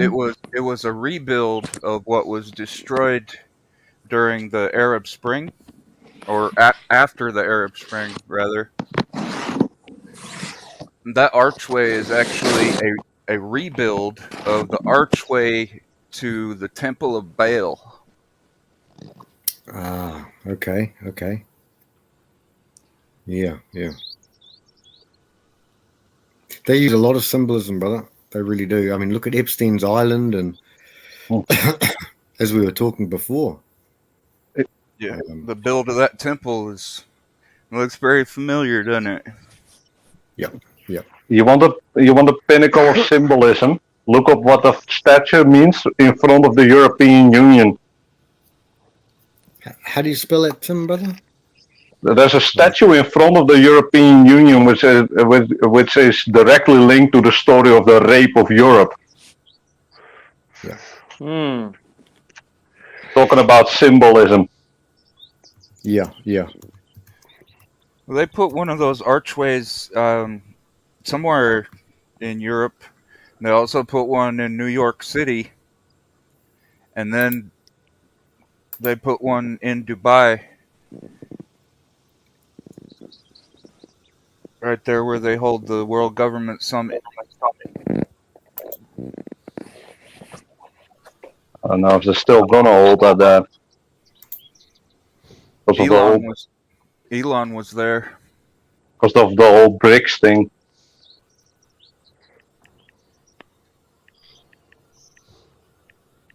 But we will see. The most important thing is just know that you're being fucked every single step of the way. Is that a naked lady on a horse, bro, Yep. Tim? Yeah, it's not a horse, it's a bull. Bull, yeah, I see that, bro. Yeah. Yeah, that's all occult, bro. Occult symbolism. Yeah. Perfect occult I like, symbolism. I don't like it, but my most offensive piece of art in the EU is in the EU government is that fucking giant picture of Jesus hanging out with the bondage queens. What? What? That legit? Yeah. Damn. You say Jesus in bondage, EU, Brandon? Yeah. It's not Jesus in bondage. It's Jesus surrounded by a bunch of leather queens. Hmm. Yeah, and they want to leave out the part where he would tell them, "Go and sin no more." Yeah. Mm. Yeah. They will say, yeah, Jesus forgives, but that's not how it was, man.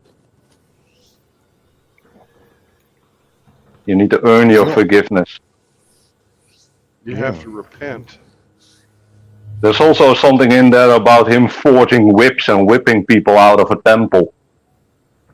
But they're not going to talk about that.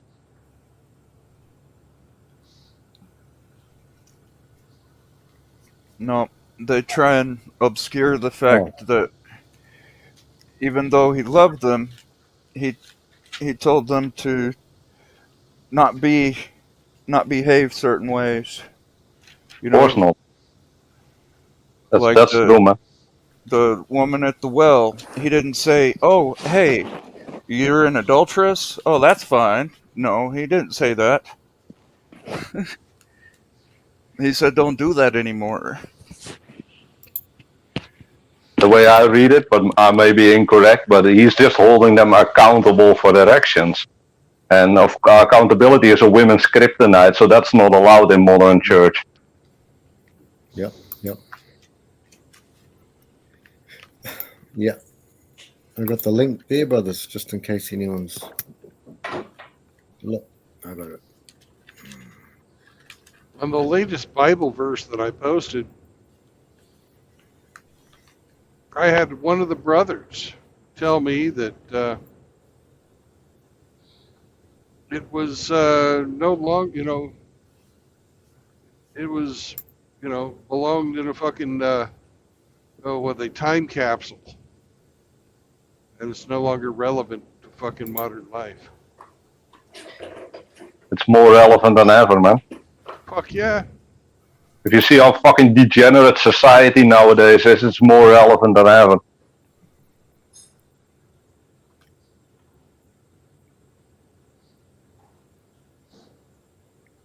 Yeah, the time an event happens and the time that the event's talked about matters nothing. It's like not even the blink of an eye. It doesn't, the passing of time doesn't negate anything that happened at that time.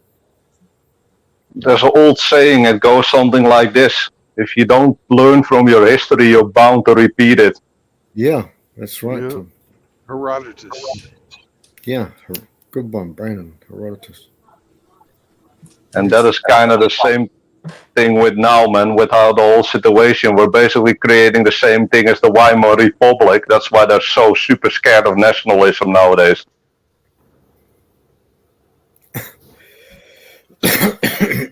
They're afraid that the balance will shift from one swing to the other.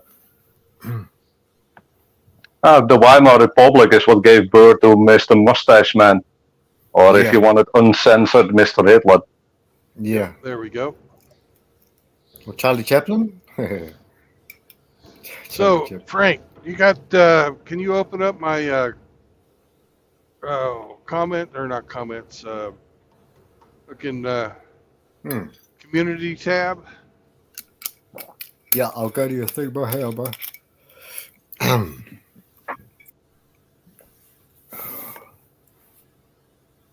Yeah, we back.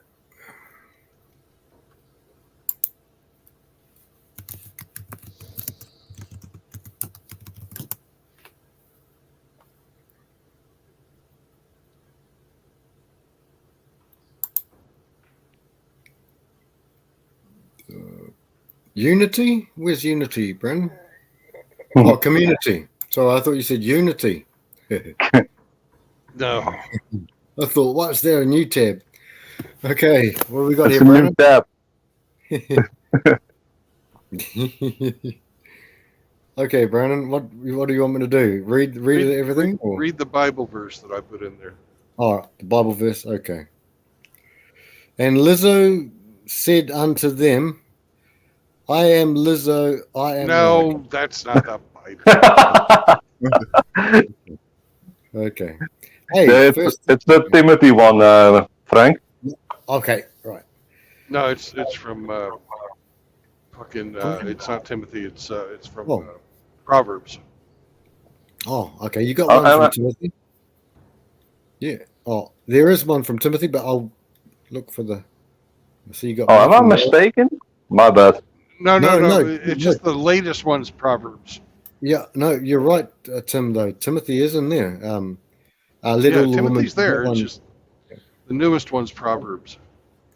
The newest one. It's right below the fucking Lizzo quote or something like that. It's like.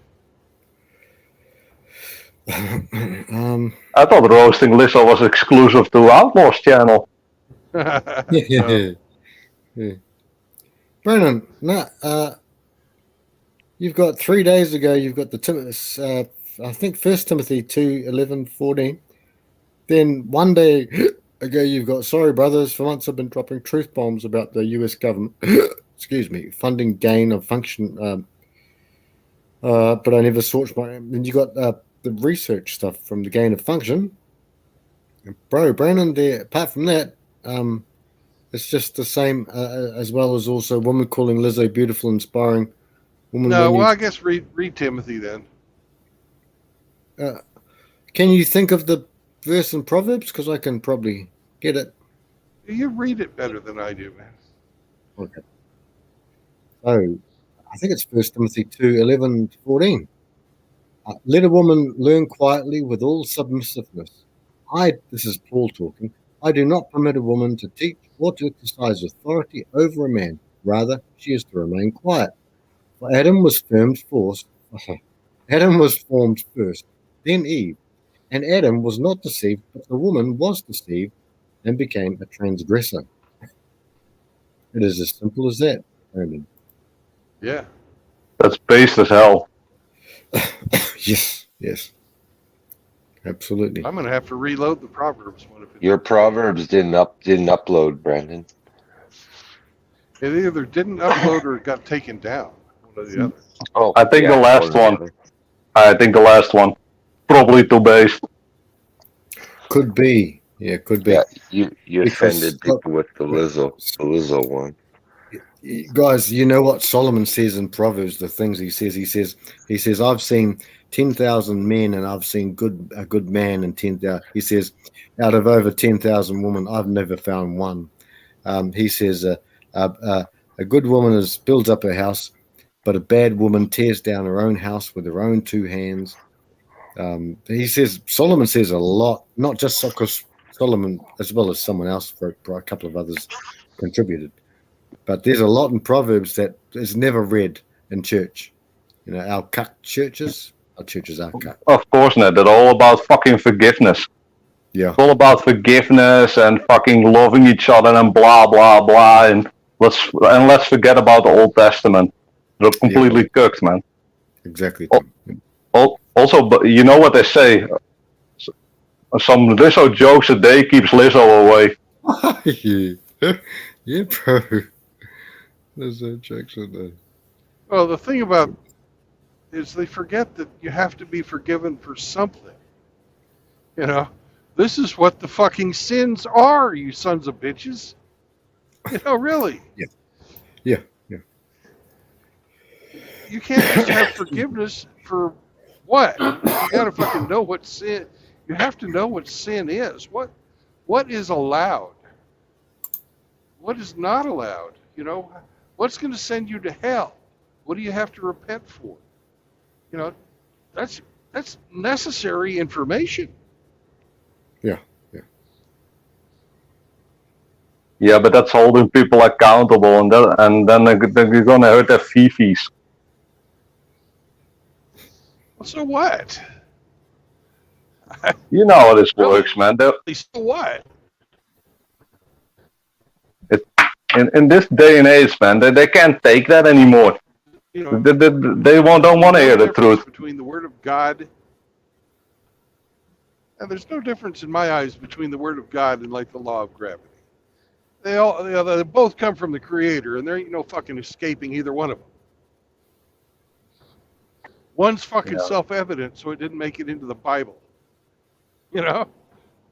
But let's face it, man. They're all about living in the fucking fairy tale bullshit.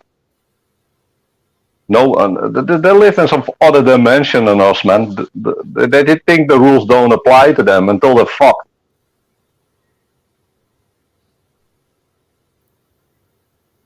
But you're 100% right, Brandon. I'm not disagreeing with you. Just I don't understand the fucking thinking process of these people, man. I don't think there is a process of thinking for them. It's all feelings. Yep. Yeah, feelings, yeah. Feelings, yeah. You know, the very people that want everyone else to help them believe their own lies about themselves and pretend that they're a dog because they wear a fake tail, or pretend that they're a female because they mutilate themselves to try and get closer to looking like one. Those are the same people that will tell you that the Bible is a fairy tale. Yeah, yeah. They could hold the Shroud of Turin in their hand and say that it's a fairy tale. Yeah. They never should have fucking said that fucking gender dysmorphia isn't a disease, because it really is. They could walk up on the hill of Golgotha and say that it's a fairy tale. Yeah. Because they don't feel like it's true. You know, funniest thing, Cyber, the only thing, guys, Tim, that we're never told is that no one who did see him after Golgotha ever disclaimed that that these things were false. And when you think of it, the Pharisees, no one ever denied these things, because it's like me going down the road 100 meters down, 200 meters down the road, because that's how close they were to. They could easily have verified the fact that, oh, you guys are saying this guy's risen from the dead, and they just go and open up the tomb and look, there he is. There he is. There's the nails. There's the wounds, and they could have easily have cut it all down immediately, but they couldn't.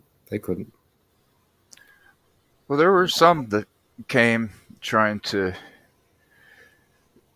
change or bastardize the gospel of Christ. They were the ones that stoned the first martyr named Stephanos. Yeah, Stephanos, yeah. And they were known as the Synagogue of Libertines. Yeah. That's what they're referred to as in Acts, I believe it's chapter 5, maybe chapter 6. The Synagogue of Libertines. Yeah. He did a beautiful speech, long speech, and then they killed him after that. And he says he sees Jesus standing at the right hand of the Father, ready to prepare him. Jesus stood up to receive him. So, come here, mate. There were some that had a form of godliness, but denying the power thereof. Yeah. They couldn't accept. They couldn't accept all the things that had been. They needed a king. They needed someone who was a military ruler to beat up and destroy Rome, the biggest nation in the world, the empire of Rome. And he wasn't enough, and so they put him on the cross there, naked. He's always portrayed as having a loincloth on. No, he wasn't. No, they didn't crucify like that. I mean, no one's going to humiliate someone like that and say, "Oh, but we're going to give them the dignity of putting his underwear on." No. Yeah, they showed every bit of skin he had left on him. Yeah. I think it's funny when people get to fighting about what color skin he had. I try to remind them that the people who looked just like him, had skin just like his, tore all of his off his body. Yeah. That's right. He had red skin. Red skin. What I don't understand is that people, even if you don't believe in God, there's so much truth in the Bible that people just dismiss it. Yeah. I mean, there's so much to learn, and we say this a lot in our community as well. If you can learn from the mistakes or the stories of others, then why wouldn't you? Yeah, exactly. At least that's my opinion. I try to do that as well. I mean, many of Aesop's fables are excellent. There are many fables of Aesop that are good. A lot of Buddha's sayings, like Buddha had one saying which actually applied. It didn't apply, but it strikes me in my life is that before you embark on revenge, remember to dig 2 graves. Things like that are very, very good aphorisms, I guess. I think they're helpful. There's another saying, where there is only sunshine, there too is a desert. A life filled with sunshine, there's only a desert. Another one is, I think it's everyone knows this one, guys. Attributed to Socrates by Plato. The unexamined life is the life not worth living. And these things are all very true things. They're good things to dwell on. let me grab an example out of my life, Frank. I mean, I've never been married, but I've seen guys go to divorce court. I mean, I've seen them go through it. I've seen them go through it enough that I don't want to go through it. Yeah. That's the way you'll learn from the stories of others. Exactly, brother. Oh, Brandon's been to war. I don't want to go to war. I'd certainly rather not. But you can. Well, I can't learn because I'm an old man. I ain't fighting no war. But we can learn from a drug addict, someone who's like a heroin addict. I know that I'd never shoot a needle. But let's say, so I mean, we don't have to actually walk. I mean, you get some cred if you have, but yeah, exactly, Tommy. You don't, yeah. You can absorb what is useful and reject what is Bingo. not. Yeah. Bingo. Exactly. That's what I'm saying. Yeah. And there's so much wisdom in the story of others. And even if you don't 100% share that lifestyle or are not the same person or in a different country, man, just listen and maybe you'll learn something. Yeah, exactly. And too many people are trapped in a false reality and some fucking fairy tale bullshit where they think the whole world is makeable until the delusions come out. Yeah. I see a very small amount of pride in our community. It's hardly existent. We've all got pride to an extent, but I don't see a lot of it in us because I think a lot of us, we just have that characteristic that I don't know whether it's a gift or whether it's something that was learned or whether it's environmental or nurtured or biological. But a lot of guys don't seem to be that overly proud about things in our community, our family here. And that's a good thing because otherwise, if our mind's shut, we'll never open it up to learn anything. Yeah, that's an important one. You're saying that if you got too much pride and too much ego, you're not willing to listen to other people. You're only listening to what you think is correct and what you say, basically. Yeah. So when I go in chats or when I go into discussions with people or something, I try to push that shit all aside and actually listen what other people have to say. Again, the lessons are way too valuable to ignore. And the whole status and ego bullshit, it should be left at the door, man. Yeah, 100%, Tim, brother. 100%. Well, it's very true that pride goes before destruction, and a It haughty does. spirit before the fall. Yeah. Yeah. Hey, there's The a reason reason that why it's is, one of the sins. the reason Yeah. that is because it displaces humility, and without humility, we can't accept wisdom, because Yeah. wisdom comes from somewhere else. Yes. Yes. Proverbs 1:7. The fear of God is the beginning of wisdom. And That's right. And it's a humbling thing. yeah. That Hey, fear of God is a humbling thing. And without it, we can't adapt wisdom onto our lives. hey guys, definitely keep this conversation going. I gotta go, man. My last customer of the day is here. Oh, Tim. Oh, I All didn't right, even Tim. know Tim was still at Bye-bye. work. I thought might be the hell. Okay, No, Tim. I'm at work, man. Oh, okay. Yeah. God bless you, brother. Take care, brother. It was awesome to have. We all loved having you here. Definitely, man. My pleasure. It's always good talking to you guys, man. Nice talking to you too, man. Peace out, Tim. Thanks for Take showing up. care. Peace out. Oh, my pleasure, Brandon. I mean, I enjoy myself being here. I like talking to you guys, man.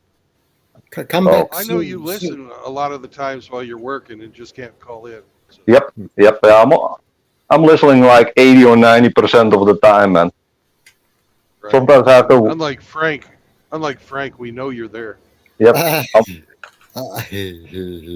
I'm always there, guys. I mean, I'm always in the chat. I'm always in the thing. Just Tim, you practice your lurking with me, Tim, and we'll be good. yeah, this month is just it's just kind of busy, man. I need to make my money now because in the winter time it will be super slow. Yeah. So I gotta do what I gotta do, man. Be safe, Tim, brother. Peace out. Peace out, guys.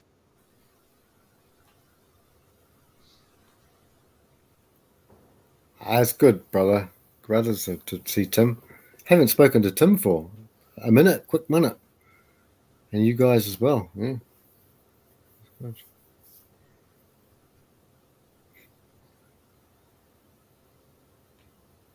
No, this has been a great night, guys. Except for Riggs is turning up. Apart from that, everything's been excellent.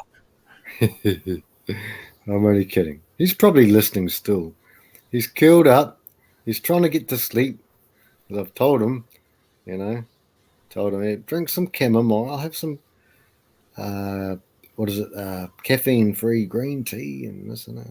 Have a shower, Riggs, So. He's given the something about Mary hairstyle to one of his cats. Now he's going to do it to Nala. That's right. Something about Miriam. Oh my gosh, Riggs. Mate, we have to report you to the SPCA soon, buddy. Oh, yeah.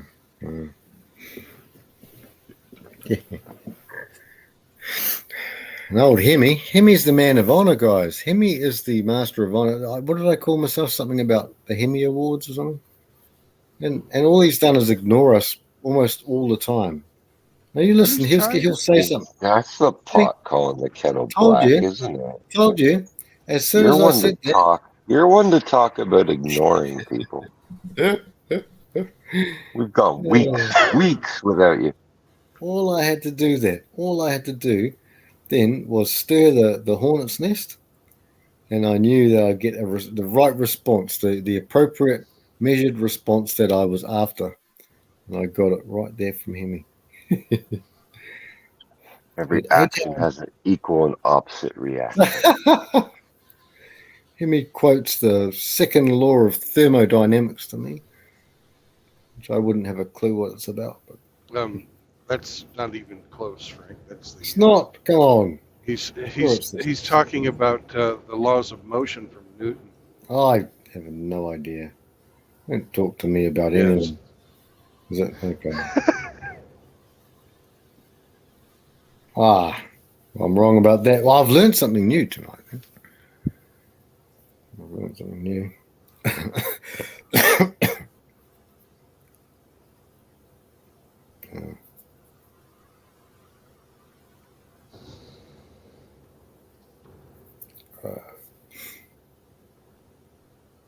Have you seen Hamster today? I have not. He's been scarce. But Riggs was saying in chat before, sorry, that he's been. Oh, sorry. Brandon was saying he's extremely busy, Brandon. yep, he's coming up on a big milestone they have to have for some project he's working on.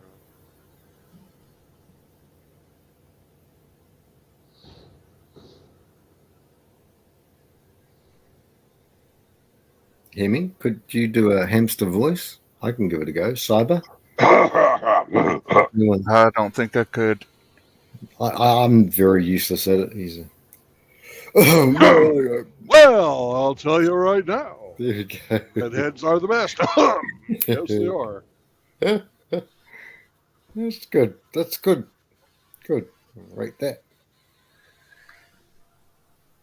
I've got a talkie in my pants. This is your captain speaking. Here we go. Here we go. Anybody in the mood for some keyboard? Hang on, I wish I had a beer can to pop. Those are some good times when y'all break out the instruments. Brother, you sing along anytime with Toxin, brother. On the road again. Everybody loves to hear the hamster play his organ. Just can't wait to be on the road again. Boom, boom, boom. Boom, boom, boom, boom. Nobody can handle his organ like the hamster. No. He the does. Funny thing is he's actually a decent guitar player, but fuck. Yeah, he's good. Yeah. Absolute balls on his fucking organ. And that's what makes it great. Yeah. I think Brandon.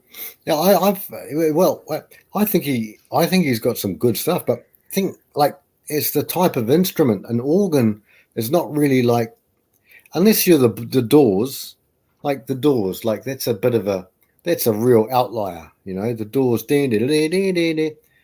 but there's not many lead. You understand what I'm saying? Like, I think Bach had it down pretty good.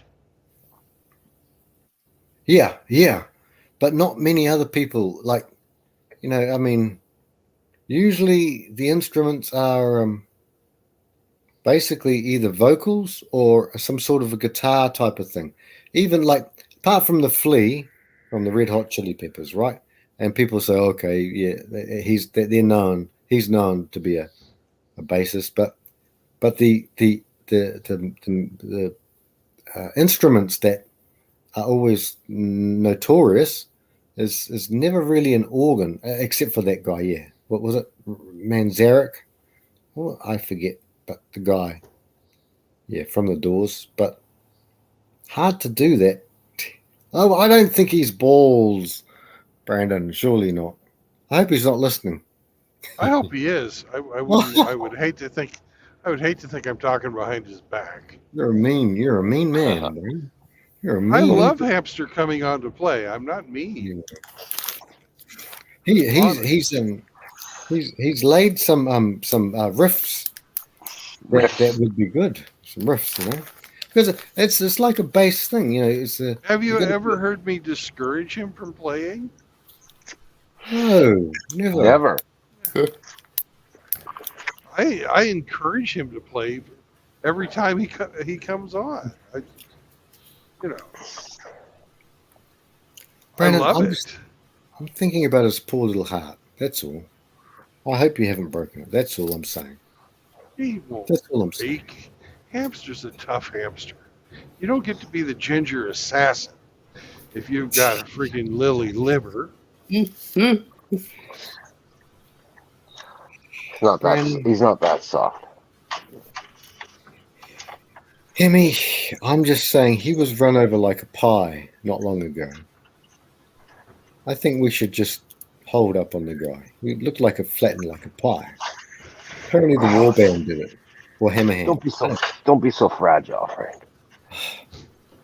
Hamster went to the hospital, and they wrapped him in zinc socks, and he got better. That's true. That was part of the story. Yes, this is true. This is true.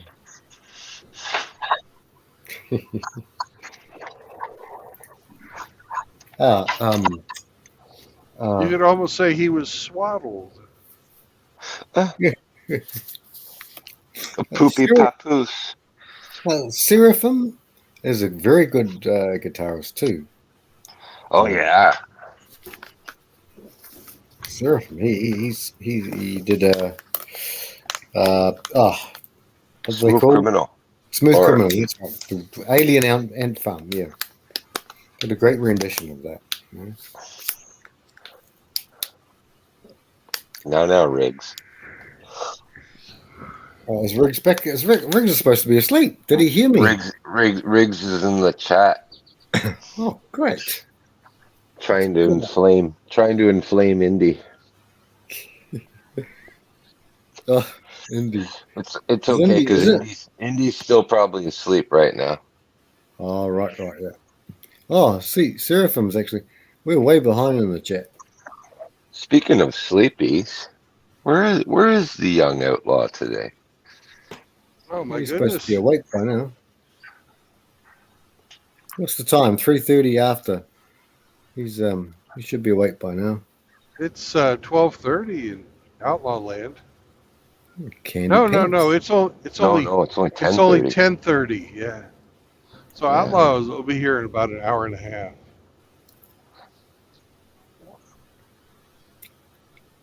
Yeah. Oh, David Smith is here. We're a bit behind. On me. Now Riggs is picking on me. Is he? You bully. Uh, You bully Riggs. He's such a meanie. Mother didn't hug him enough.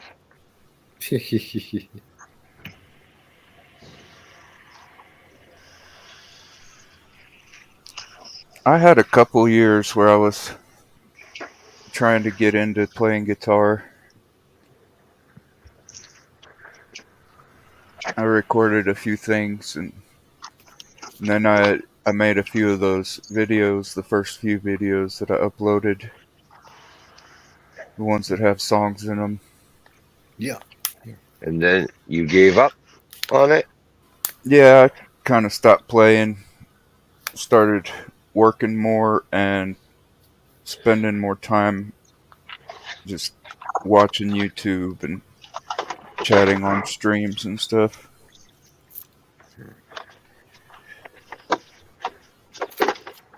I've got one song that I recorded, uploaded this old recording to YouTube as unlisted.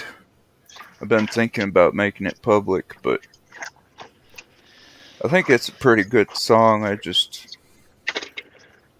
I know I could do better. I actually did have a better recording of it, but I lost it when I had to get a new phone. But the one I've uploaded is a recording from 2017.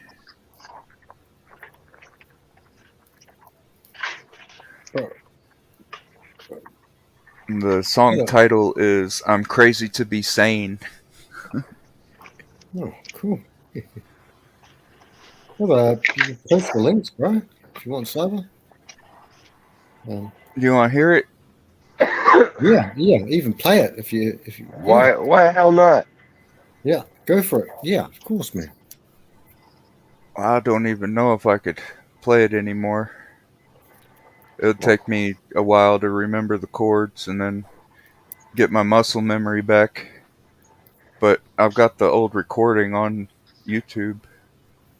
I'm pulling it up right now. I can drop it in the private chat. Yeah, pull it in the private chat, bro. Put it in there. All right, I'm gonna have to go get my laptop. Give me a second. Hemi, yeah. But probably when Hemi comes back, bro, he might be able to cast it or however the boys. Oh yeah, if you want to share it, that'd be cool. Hemi probably could. Yeah. You guys just however you guys do it, and if you Well, want. Toxin, you're a wrench. You can share it too.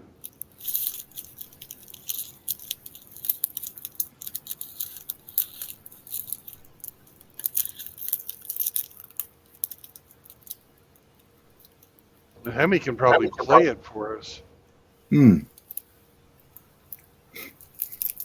Yeah. Hemi's doing the switch, the transfer.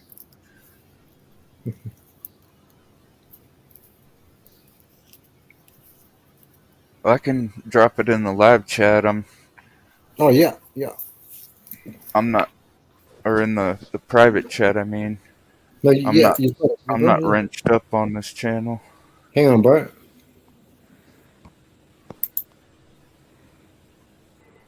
Play us a song, Mr. Hemi Man.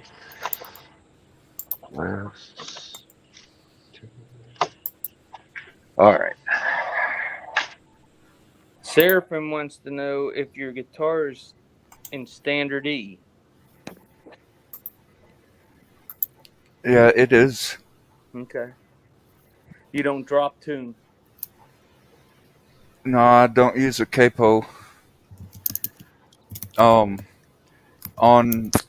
the uploads that I have on my channel, they have a like a voice changer effect. The first 12 videos that I uploaded all had a voice changer effect. And I did that to make the emotional lure to kind of cripple or ruin the emotional lure on purpose. So I wanted people to think about the words, but it kind of backfired on me a little bit, just kind of turned people off. But that's just as well. All right, I fell out. I'm back. Y'all ready for this? Welcome back, bro. Chahua. Chihuahua. This is only Okay, the second time it's been cast publicly. All right, boys. Hold it up, Hemi, bro.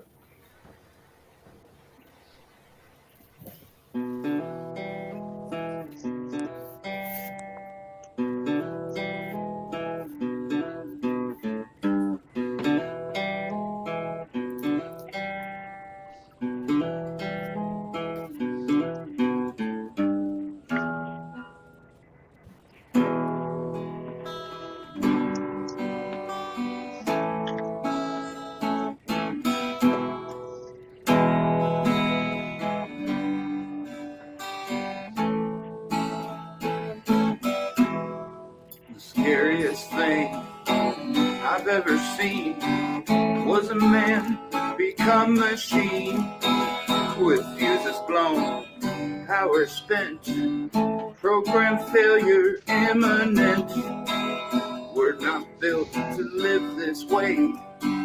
We're not built at all, I say. I must be crazy to be sane. I'd rather have the pleasure and learn to love the pain. I'm a crazy one, yes indeed. A little crazy maybe, exactly what we need.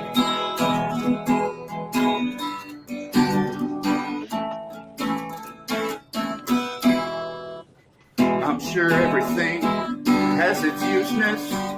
Some have a purpose to make others useless. Run in circles, here we go, till wrong is right, above below. A pointless race, don't you agree? We should end this insanity. We must be crazy to be sane. God, we love the pleasure, we gotta love the pain. I'm fucking crazy, what? Yes, sirree. A little crazy, maybe. Exactly what we need.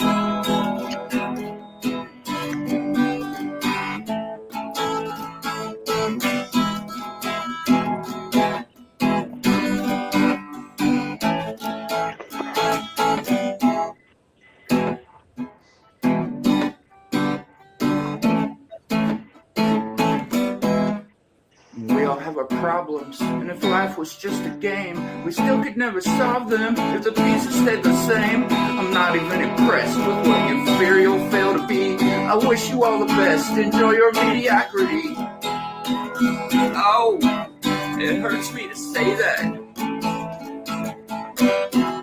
but me, I must be crazy to be sane. I love the pleasure, I learned to love the pain. I'm crazy, motherfucking SOB. A little crazy is exactly what I need. All right. That's awesome, man. Nice. Kick ass, man. Love it. Shot toxin, bro.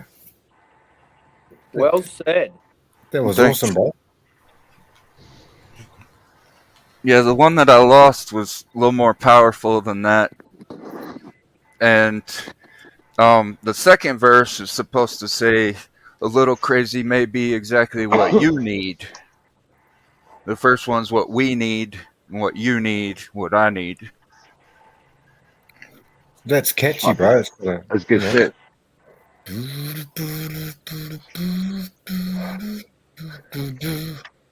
That's Now, if catchy. we can just get Tim Elgato to sing it, do it Yeah. now. You're great. I may be crazy. Yeah. A little crazy, maybe. Exactly what you A need. little maybe crazy. I like the I'll lyrics. tell you what you need. My favorite verse is the third. We all have our problems, and if life was just a game, we still could never solve them if the pieces stayed the same. I'm not even impressed with what you fear you'll fail to be. I wish you all the best. Enjoy your mediocrity. Yeah, I like that too, bro. As soon as you said those lyrics in the song, I thought of the movie Amadeus. How the court conductor at the end was going around blessing all the mediocrities. I bless you, mediocrities. I bless you, mediocrities. Yeah. Amadeus, That was a great Amadeus.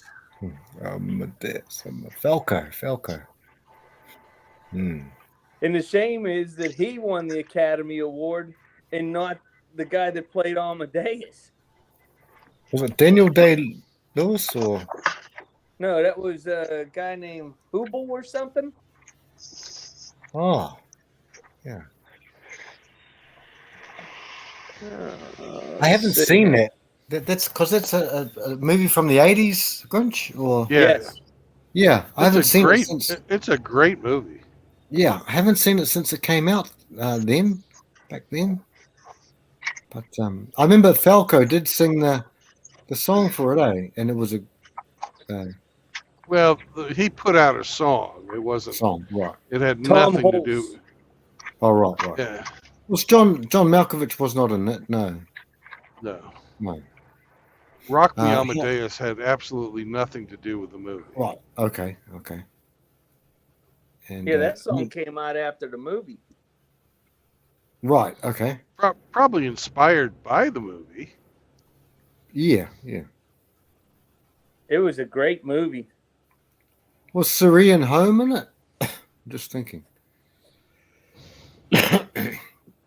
Bilbo, the guy played. He wasn't in it, was he? I'm just getting it mixed up now. Are we heading back to Atlanta? We're going to drive through it today. We're in it right now.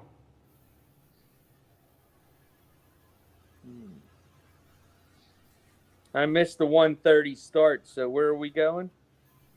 Well, we went to Piedmont, South Carolina, picked up a load of frozen something, and now we're on our way to Fort Worth. Oh, that's a nice ride. South Carolina back to Texas. Yeah. Nice ride. About time they give you some miles. Yes, since they had me sit for 3 days. I sat all weekend. Disgusting.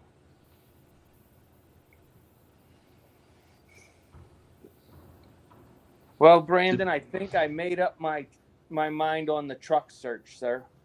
Good. I'm going to go to my friend's dealership and order a Chevy Colorado Is that an electric truck? ZR2 Desert Boss. Electric? No, nope. It's a 2.7 liter, 315 horses, 400 pound of torque in the motor. 8-speed automatic.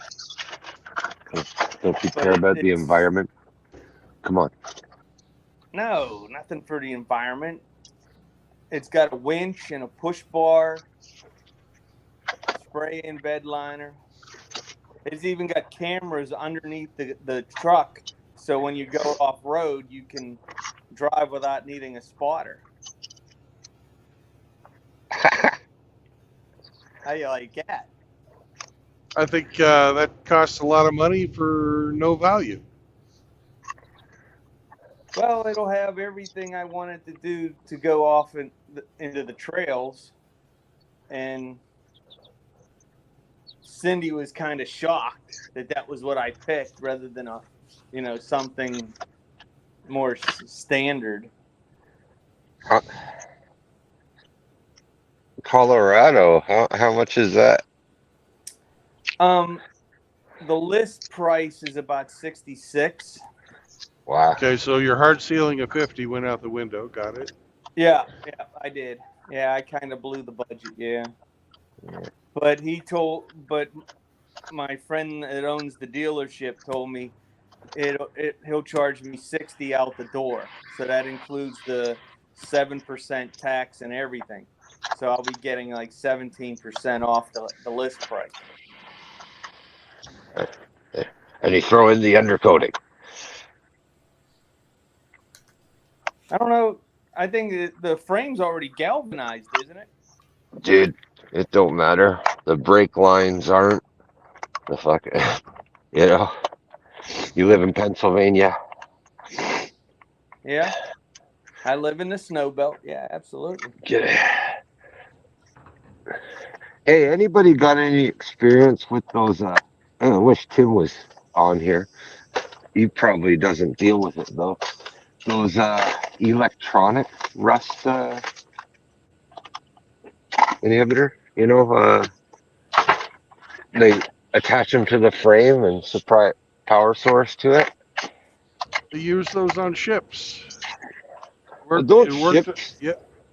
Yeah. They use that or just anode and cathodes. They do the sacrificial metal and for like the bronze parts. Right. But for the steel, they use the degaussing fields. So I'm curious. Put one of them on the car too, from brand new. You know, if you're buying this thing, right, it's not a lease. You know, it's one thing to keep the mechanicals running. It's another thing when the body rots away.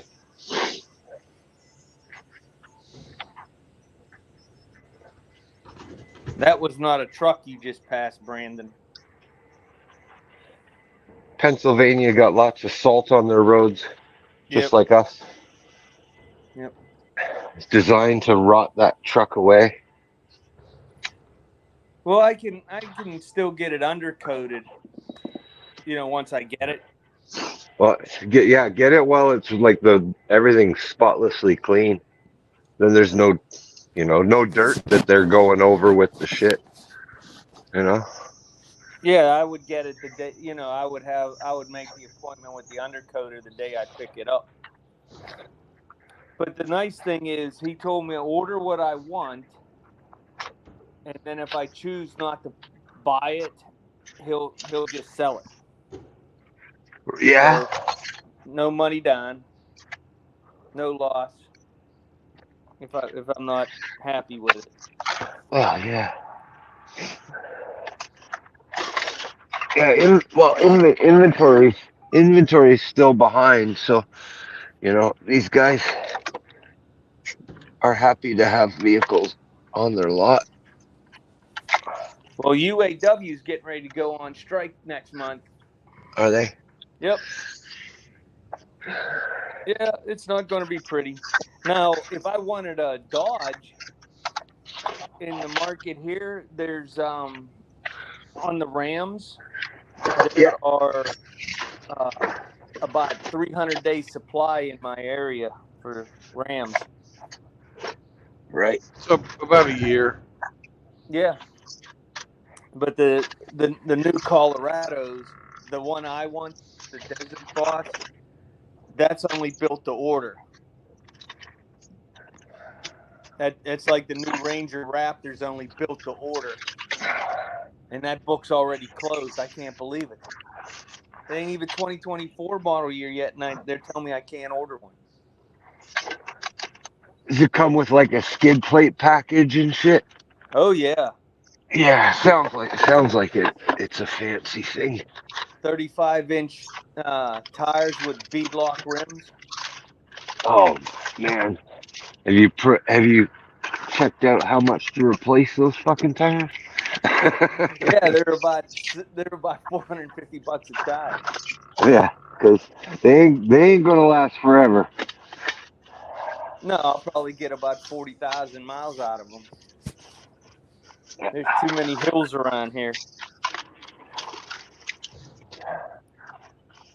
I don't know. I still have to go make the order. Sit down with Billy and next to him at the computer and say, I want this option, that option. Because, that's the nice thing about Chevy is you can order any option you want. All the other dealers come in packages. You buy this package, you get this. You buy that package.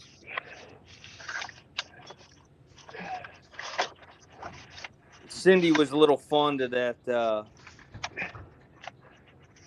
Tremor I was looking at. Oh yeah. No, it was $10,000 cheaper too.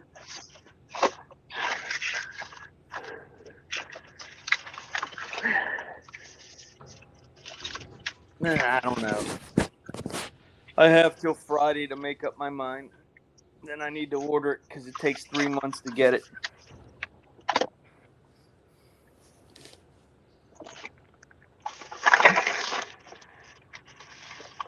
Mm-mm-mm.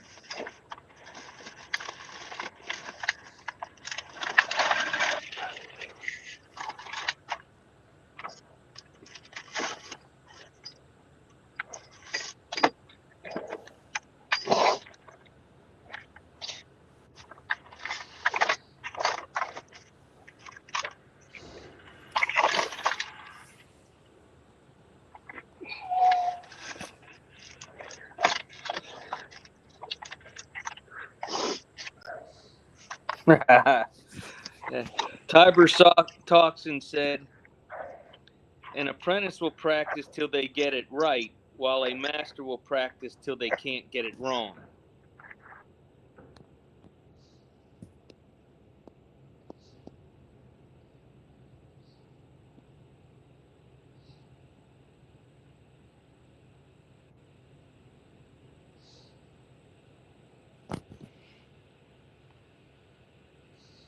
I'm going to pass them words of wisdom on to my grandson when he gets home from school and he goes to practice his guitar.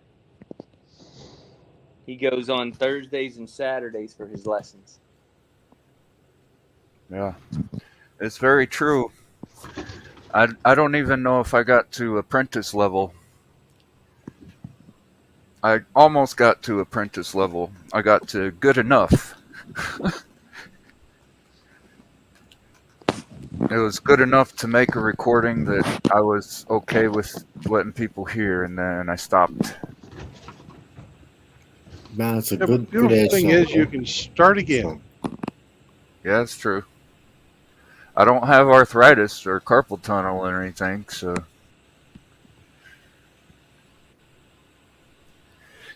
And of course, I've kept the calluses on my hands, but I don't know about the fingertips. They could be a little thicker. It won't take long, bro. It won't take long. Like riding a bike, bro. Like riding a bike. You know. And my mom always wanted me to play piano. Well, I can't say always wanted me to, but she always thought that I would be good at playing the piano. So I got long hands. But being 6'6", that just kind of comes with it. It would look kind of funny if I had small hands. Yeah. You'd look like Tate. 6'6", holy shit. Yeah, 6'6", 200 pounds. So These I'm dudes kind of are out skinny. there are fucking giants, man. No. Hemi and I, from the land of the Lilliputians. Hemi. The You make them Lilliputians. guitars look small, don't you, Cyber? Yeah. You got no problem reaching the fretboards on all, coming up with some crazy combination of notes. Yeah. Did you ever see that picture of Jimi Hendrix stretching the almost the full length of the fretboard between his index finger and his pinky? His hands were so large he could almost stretch 22 full frets. Wow. I didn't when I seen that was in Rolling Stone had that picture. I remember seeing that and reading the article in high school. Incredible. His fingers are almost laid out, 90 degrees from being, straight up. Talk about dexterity. Looks like somebody's getting some shingles.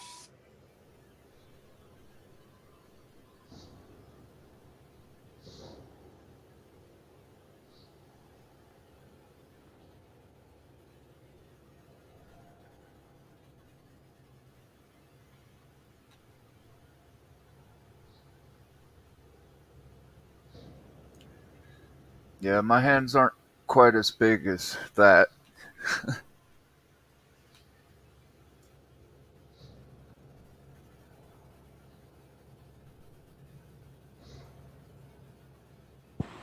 I have a truck sitting right in front of me, a flatbed with shingles and the tar paper and everything for a roof in my cul-de-sac. He must be lost.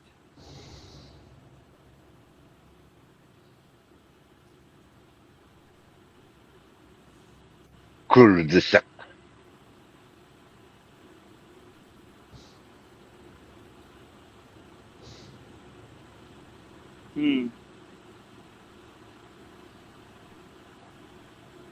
Hey, Frankie.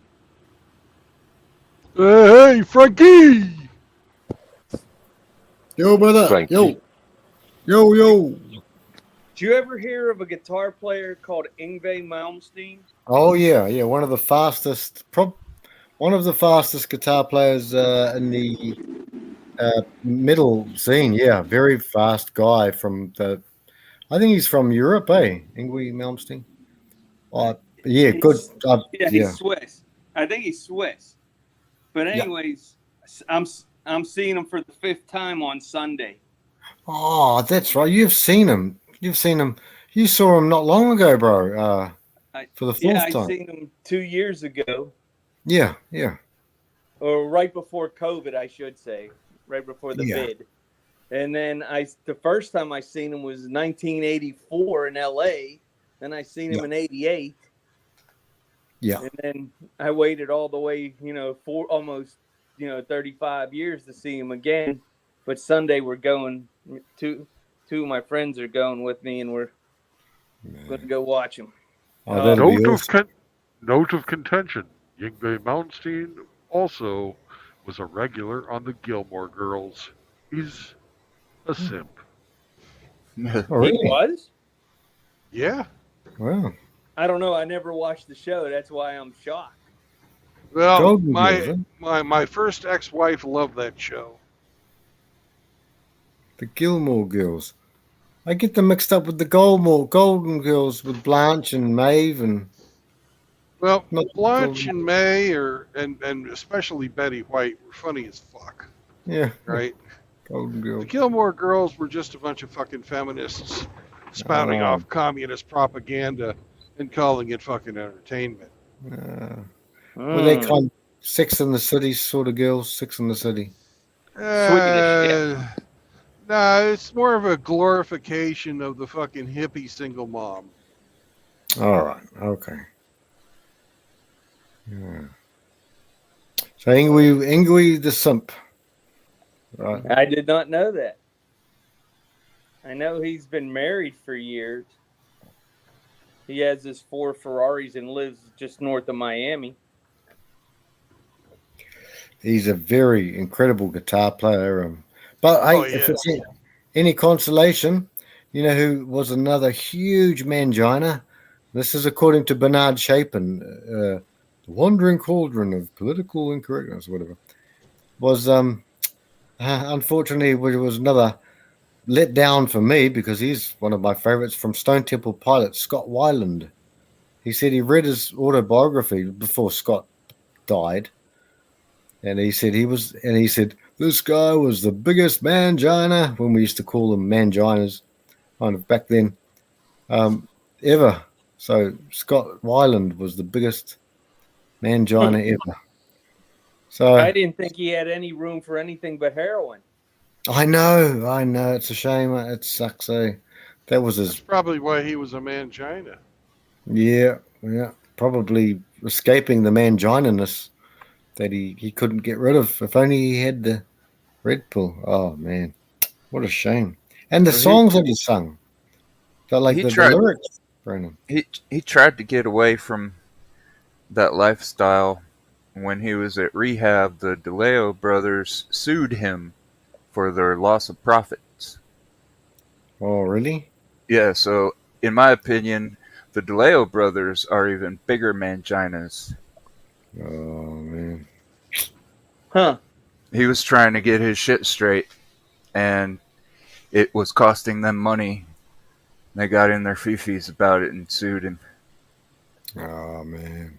So he got out of the rehab, and took a whole dose of fuck it till he died. So they sued him for breach of contract because he wasn't touring and performing. Yeah. Because he was trying to get off heroin. Yep.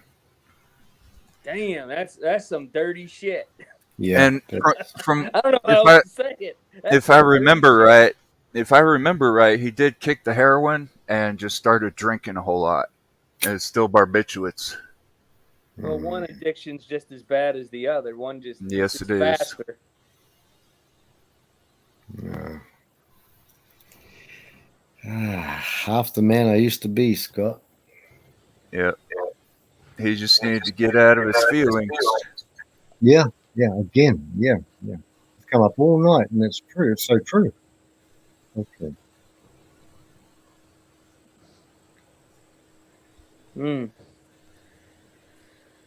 Stone Temple Pilots sure had some good music back in the day. Yeah. Really cool stuff. That's hard to believe. That's almost 30 years ago. Yeah. Man, I feel like an old bastard. Yeah. You are an old bastard. Well, thank you for the confirmation, sir. Good. God's allowed us to live this long for some sort of reason. What that reason is, who knows? But hey, let's just keep going, eh? Keep going. Oh, I don't know what God's plan is for me, but today I'm alive because I appreciate Hemi. Oh, really? Okay. Right. And Hemi, if you guys read the title of today's show, it's Hemi Appreciation Day. Nice. He'll smoke to that. Oh, that's me. I'm lighting up a smoke, bro. No, not a cigarette. Oh no, only a cigarette, brother. It's just a bag. No, Hemi's not having a cigarette. No, Hemi's not. Hemi's the Frank is puffing on a fag. Don't let him fool you. Puffing on a fag. Fagging it up.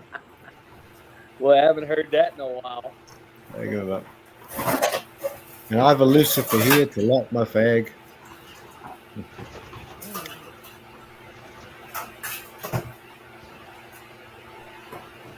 I appreciate Hemi because his ability to smoke enough for all of us is pretty good. Hooray for Hemi! 3 cheers for Hemi! Hemi, Hip, hip. Hemi. Hooray! Hip, hip. Hooray! Hooray! Hooray! Oh, come on, guys. A little more feeling. Hey, there goes one of those Chevy dumbass trucks. Colorado? No, that's not a Colorado. Oh. What do you call these little things? This silver truck right behind the Penske. I don't know. You're vibrating a bit here. Get closer. Oh, an SSR. Yeah, SSR. Or as I call them, the Chevy dumbass truck. So. Yeah, that's got the Corvette drivetrain in it. Yeah, they're just quick. You know. I like this 1960s era freaking camper this guy's going to take home and fix up. On the right hand side, the blue thing. Yeah. This is California a homemade dreaming. deal. It's a homemade deal. Yeah. He's taking that to San Francisco. He's yeah. He's gonna go. He's gonna go cook some meth in that thing. He's not Hell fixing yeah. it up. Didn't they execute Ted Bundy? Just saying, but I know you could ride around and all sorts of stuff these days. He's been dead for years. I know. Remember how he used to drive around like that one little car and and he'd have his arm in a sling and like, hi guys. It's like, what the hell? That was the most bizarre serial killer. Well, not the most. I mean, they're all bizarre, but Outlaw, what's up, brother? Oh. He's up early. Dahmer was kind of bizarre. Oh, Dahmer was, yeah, he was strange. Yeah. Yeah, he got caught because he had to run to the store to get some A1. Well, Palmer got caught because the guy he was fucking in the process of murdering fucking got away from him. Escape. The one that got away. And then the cops brought him back. To where? His house? Yeah. The place where he was about to get murked. Yeah. And then what? They opened his refrigerator. Oh my god. He found bits and pieces. Yeah. Yeah, he was out of A1, so he couldn't grill any steak that night.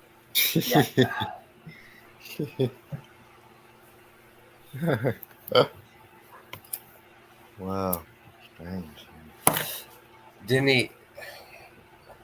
Oh, good morning, Indy. Indy. Where's that country man? You guys got all the links, Indy. brothers? Good morning, Indy.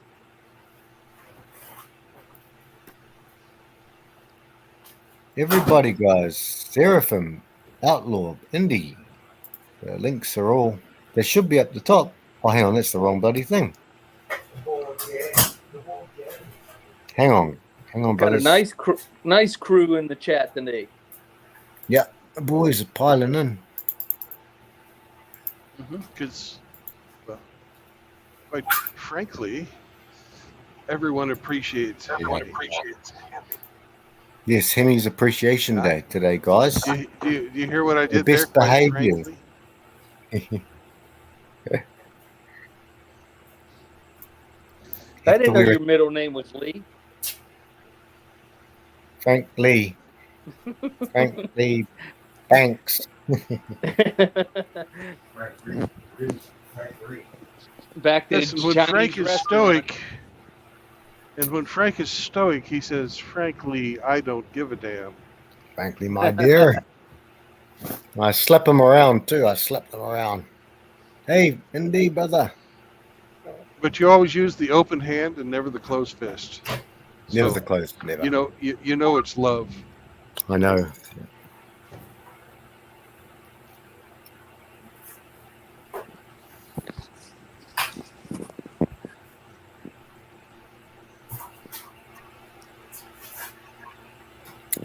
Indy just missed Riggs too by about 30, 40 minutes.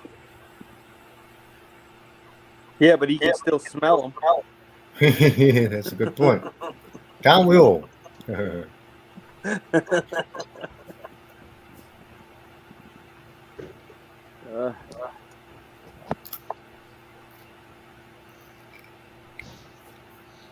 We will be on Highway 20, which we're on right now, for the next 818 miles. Holy cow. Put on What autopilot. time's your drop tomorrow? Drop's not tomorrow. It's on Wednesday Wednesday. at 9 in the morning. That sounds like there's some sitting involved in this trip then. Yeah, I'm a truck driver. That's what I do to drive. Well, it's not going to take you 2 days to. You'll be in Dallas tomorrow. Fort Worth tomorrow. I don't think so. Well, I might, but I don't know. I've only got 4 hours and 20 minutes, Hemi, by the way. I waited to say that number till it was there. 4 hours and 20 minutes. Nice. So I can get maybe 150 miles east of here. So that's what, 680. Then I won't be able to do 680 tomorrow. So I'll be driving a little bit on Wednesday.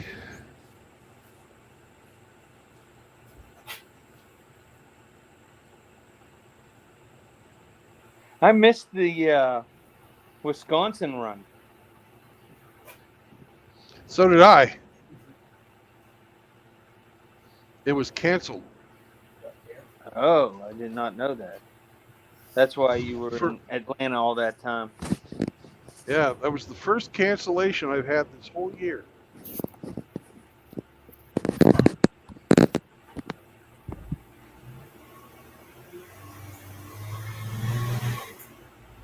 So I'm not going to be able to make it to Birmingham, unfortunately.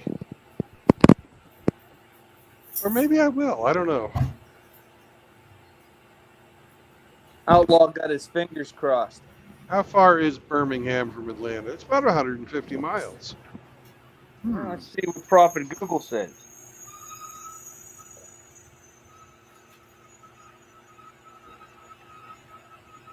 I'll get a road sign up here in just a bit.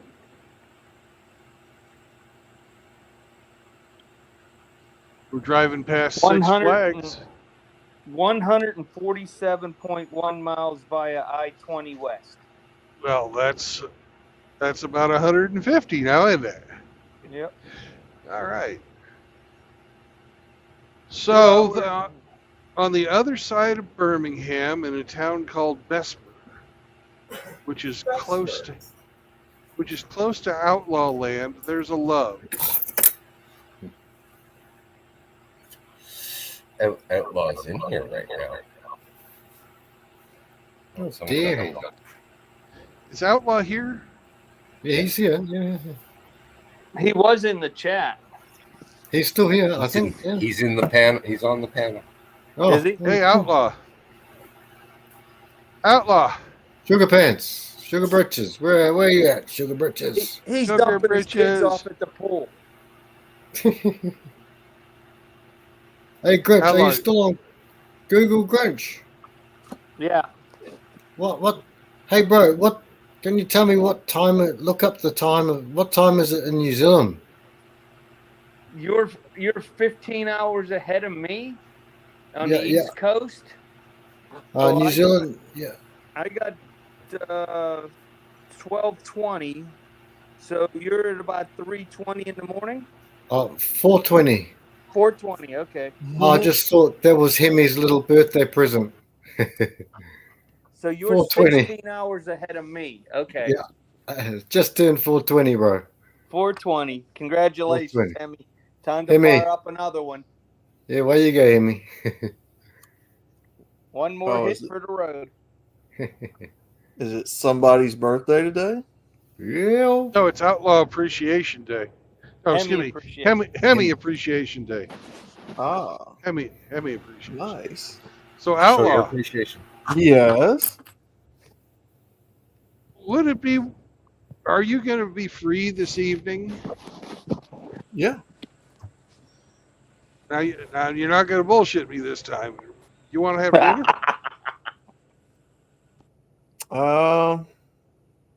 I'll see what I can do. I mean, it's kind of short notice. Okay. Well, I'm buying. But I need a definite answer from you. And no is okay. That's an okay answer. Yeah, I'll have to see, brother. So I'm going to count that as a no then. yeah, let me give you the no for the moment, and if I can break away, Yeah. I'll let you know. That's fine. That's fine. No's okay. I just need to know one way or the other. Okay.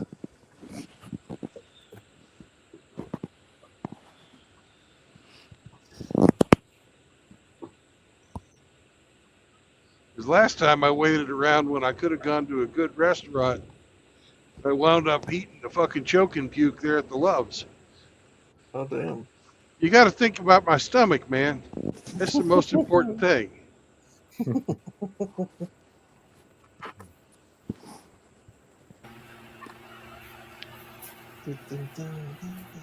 Stand me up, that's okay. Keep my fucking belly from barbecue? Fuck you. Oh damn. Boy, no truer words Oh, have ever been man. spoken. Oh man. Yeah. Yeah, you put that in your pipe and smoke it. Golly. Hemi doesn't do pipes, he rolls joints. So roll that in your joint and smoke it. Wow.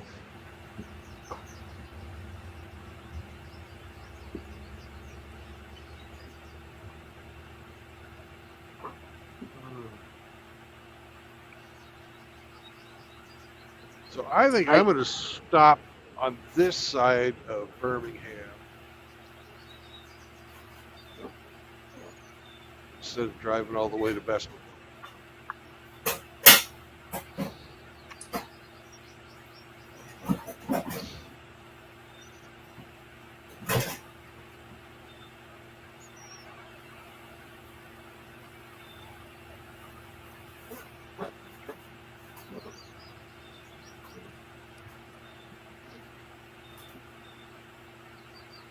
If I remember right, there was like an old school truck stop with its own fucking steakhouse on out near fucking Talladega.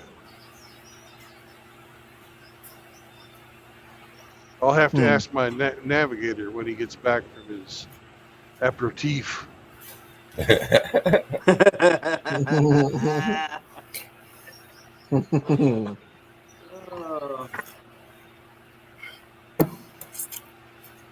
Yeah, that's right, Indy. Hemi Appreciation Day.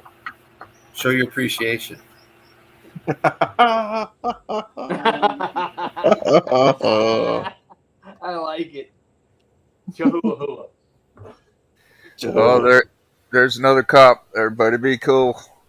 Oh, you guys done seen a lot of cops on this one? Oh God, yes. But They knew it was surprisingly, I only saw 2 wrecks on my way through Atlanta. That's And the they least amount of carnage that I've ever seen driving through here. Must have been They a slow never day. even suspected me of being up to no good. Must You have been will a give slow me day. ID. Give us your ID. Have I committed any crimes? Probably. Is it a crime to be this man's passenger? Yeah, it must be a slow day in Atlanta, man. Usually they're wrecking all day. They're might still be in Detroit. hungover from yesterday. There was only 2 slowdowns in Atlanta Mm-hmm. and 2 wrecks. And both the slowdowns were due to construction and not actually the wreck. Because the wrecks were on the other side of the highway, thank God. Praise the Lord. Hey, Hemi, Indy said we're not worthy. We're not worthy. That's a good start. Say we feel it.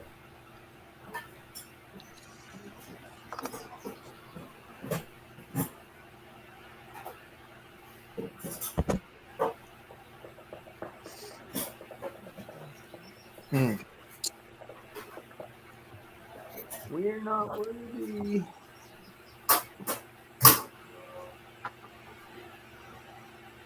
Yeah, apparently they're streaming pop nearly every day.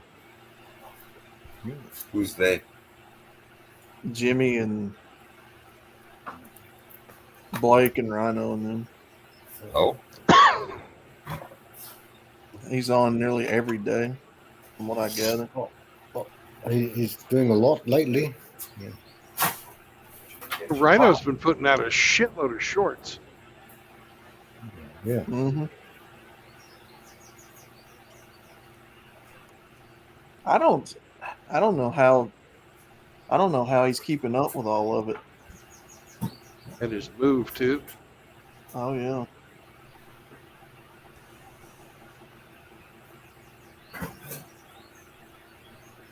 He showed us last night. He's already got his setup backed up, so I think it's just a matter of settling in now.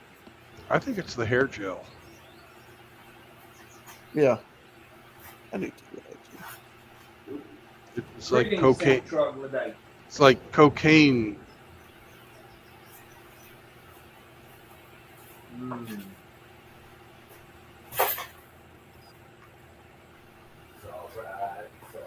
Hey, Saint Troglodyte, what's up, brother?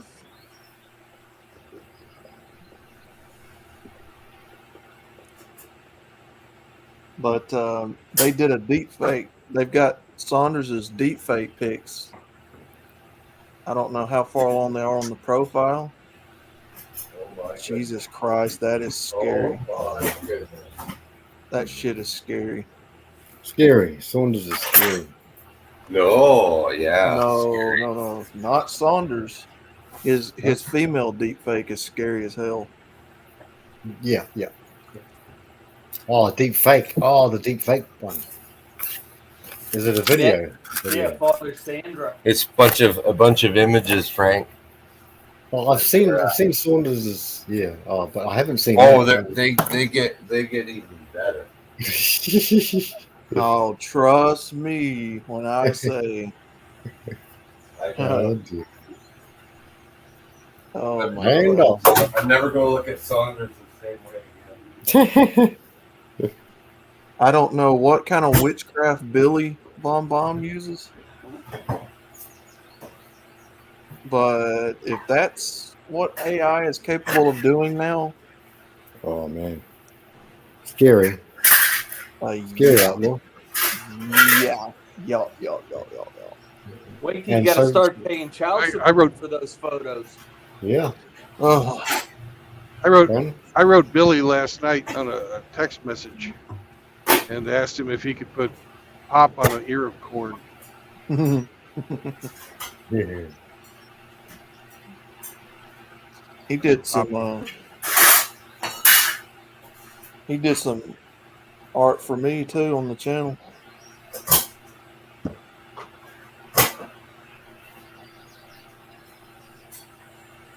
Did he do pop on an ear of corn? I asked him to.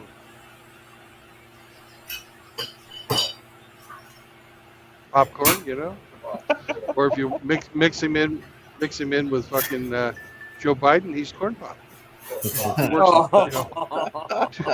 Two different ways, man. Or put him on a tart, Pop Tart. Yeah.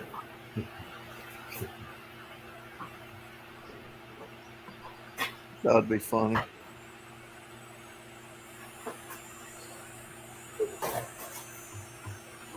World's moving fast. Or we could put him on a can of soda. Soda pop. I had a bunch of friends on PlayStation, and they all had alliterated names. One of them was Perverted Penguin. There was a Raunchy Rodent, Slimy Snake. I forget the ichthyosaur. There was a deep throat dolphin. You play the name game all the time in here. Well, a dolphin does have a blowhole. So. Yeah. Not the only mammal from down under with that. Oh dear.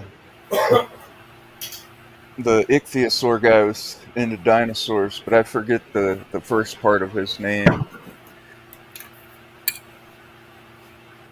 Indignant ichthyosaur. Indignant ichthyosaur. Say that 10 times quickly. Indignant ichthyosaur. No. Indignant ichthyosaur. They were rather witty.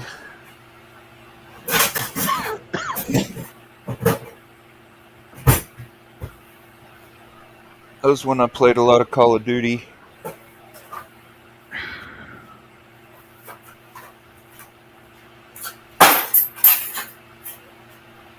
Nice. Hi, lady. You can change your own tire. Bye. For the Estavila, Brennan. The Estavila.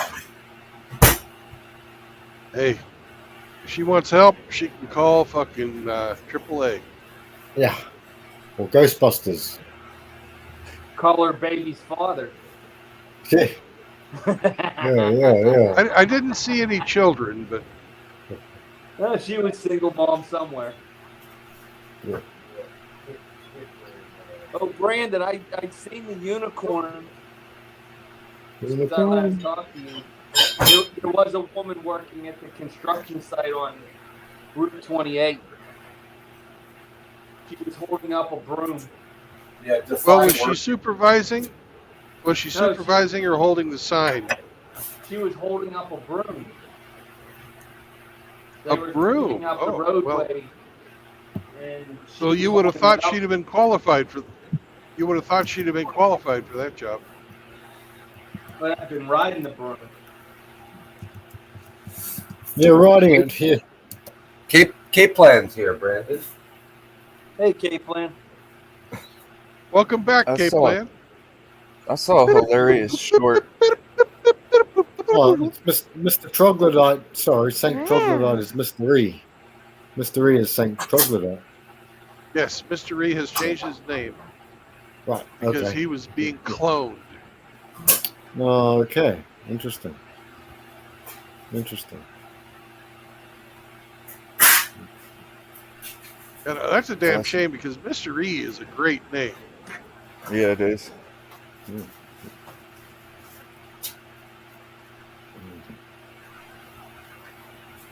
Yeah.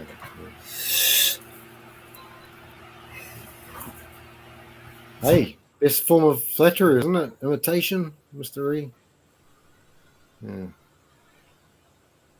There's a lot of idiots out there, guys. A lot of strange people out. Dak has been the worst hit that I knew of. You could do Enigma, like the character that Jim Carrey played in Batman, Edward Nigma. Oh yeah, the Enigma. Joker. Yeah, The Riddler. The Riddler. Riddler. Sorry. Yeah, Riddler. Yep. Yeah. Good idea. Good idea. It's similar. It's not as short and sweet and to the point, but I think I it would has be the same E. effect. coli. E. coli. E. coli. Oh, man. Sorry about that. Had to take a few of the brown kids to the pool party. Welcome back out, little brother. I appreciate it. Oh my God. Don't ever eat Right. cheese before bed, gentlemen. I could use the female. I could use the Brianna and be Eclair. Yeah, all right. Don't ever eat shredded cheese before bed, gentlemen. No. Especially the Chihuahua spreaded cheese. Chihuahua cheese. Chihuahua cheese. I wonder Then if you you can won't- get that on Amazon. And you won't have to take magnesium citrate like I do. You a little bound up this morning? Uh-huh. They'd use a lot more preservatives on shredded cheese than they do on the block cheese. Man, I'm getting to that age to where I just can't eat like I used to, man. I gotta really start watching what I do. I haven't been able to eat ice cream in like 3-4 years. Yeah, I can't eat dairy products either. This is a guy that just ate a whole bag of cheese last night. No. Didn't eat a whole bag. No. I didn't eat a whole bag of it. Just a double God, no. handful. If it were a whole bag, he wouldn't have come back. I ate a whole bag. I mean, God damn it! No, I ate like it. I ate. If you ate a whole bag, they'd need a winch truck to get that turd out you. I ate probably a couple pinches, something like that, 2 or 3 pinches. If you ate a whole bag, you'd just be blowing bubbles for a week. Oh.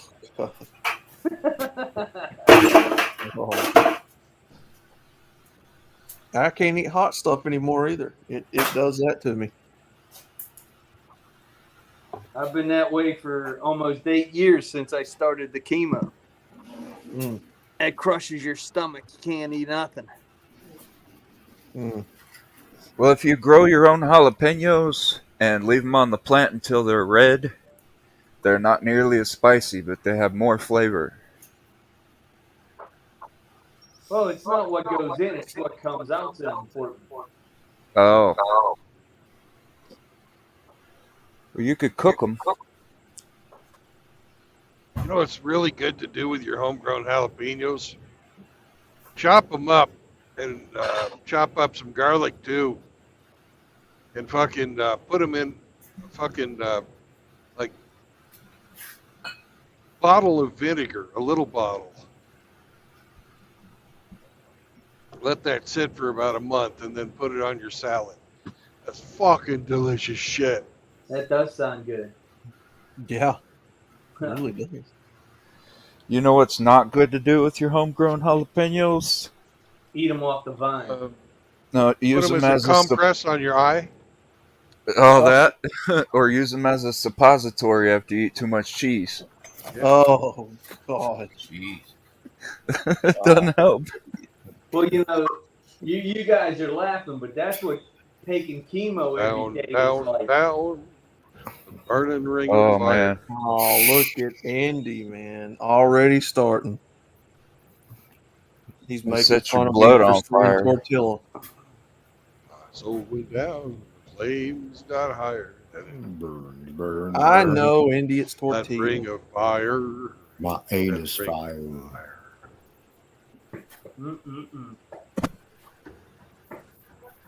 And when you're on chemo, one of the side effects is all your muscles and your joints, your ligaments and everything are very weak and they lose elasticity. Yeah. So I had to get a exam, and when they were done with the exam, that it caused a fissure. I don't know if you know what that is. That's where the muscle tears it in your anus. Yeah. And because you're on chemo, it doesn't heal, so they have to surgically repair it. So I had that fissure for almost 12 months before they would go repair it. Because every time it would start to heal, then one day you would go to the bathroom and it would tear again. Oh. Yeah. That's not. I don't recommend that. It sucks. So you can't. It gets so bad that you don't want to eat because you know what's going to happen. Everything burns. The That only sucks. thing that doesn't burn is water. That sucks, man. So they start putting you on stomach medications to cut back on the acid production in your stomach. Yeah. And then all that does is, since there's nothing to digest the food just comes right out of you. Oh. Yeah. God. Yeah, I don't recommend that either. Hey, I'm dropping a link in the chat for you here. It's a list of 45 foods that lower cortisol. Yeah. Take this to your doctor and ask him if there's any of these that you can't eat. Mm-hmm. But cortisol is who's taking the chemo? Oh, I'm done taking the chemo. Oh, sorry. I did that for 5 years. Okay. Yeah, I think Grinch was. I'll post it anyway. Yeah. Cyber. Well, anybody can use it. Really. Cortisol is a chemical your body produces from the adrenal gland, and it builds up in your body, and that is the hidden killer that's inside of stress triggers. That cortisol builds up in your body. Hypercortisolism leads to a lot of different health problems. Some of them are even psychological health problems. Yeah. Because that cortisol comes out of your adrenal gland to attack your body on purpose in order to help engage the fight or flight response. Right? Yeah. But it messes with your immune system, your metabolism, and all kinds of stuff.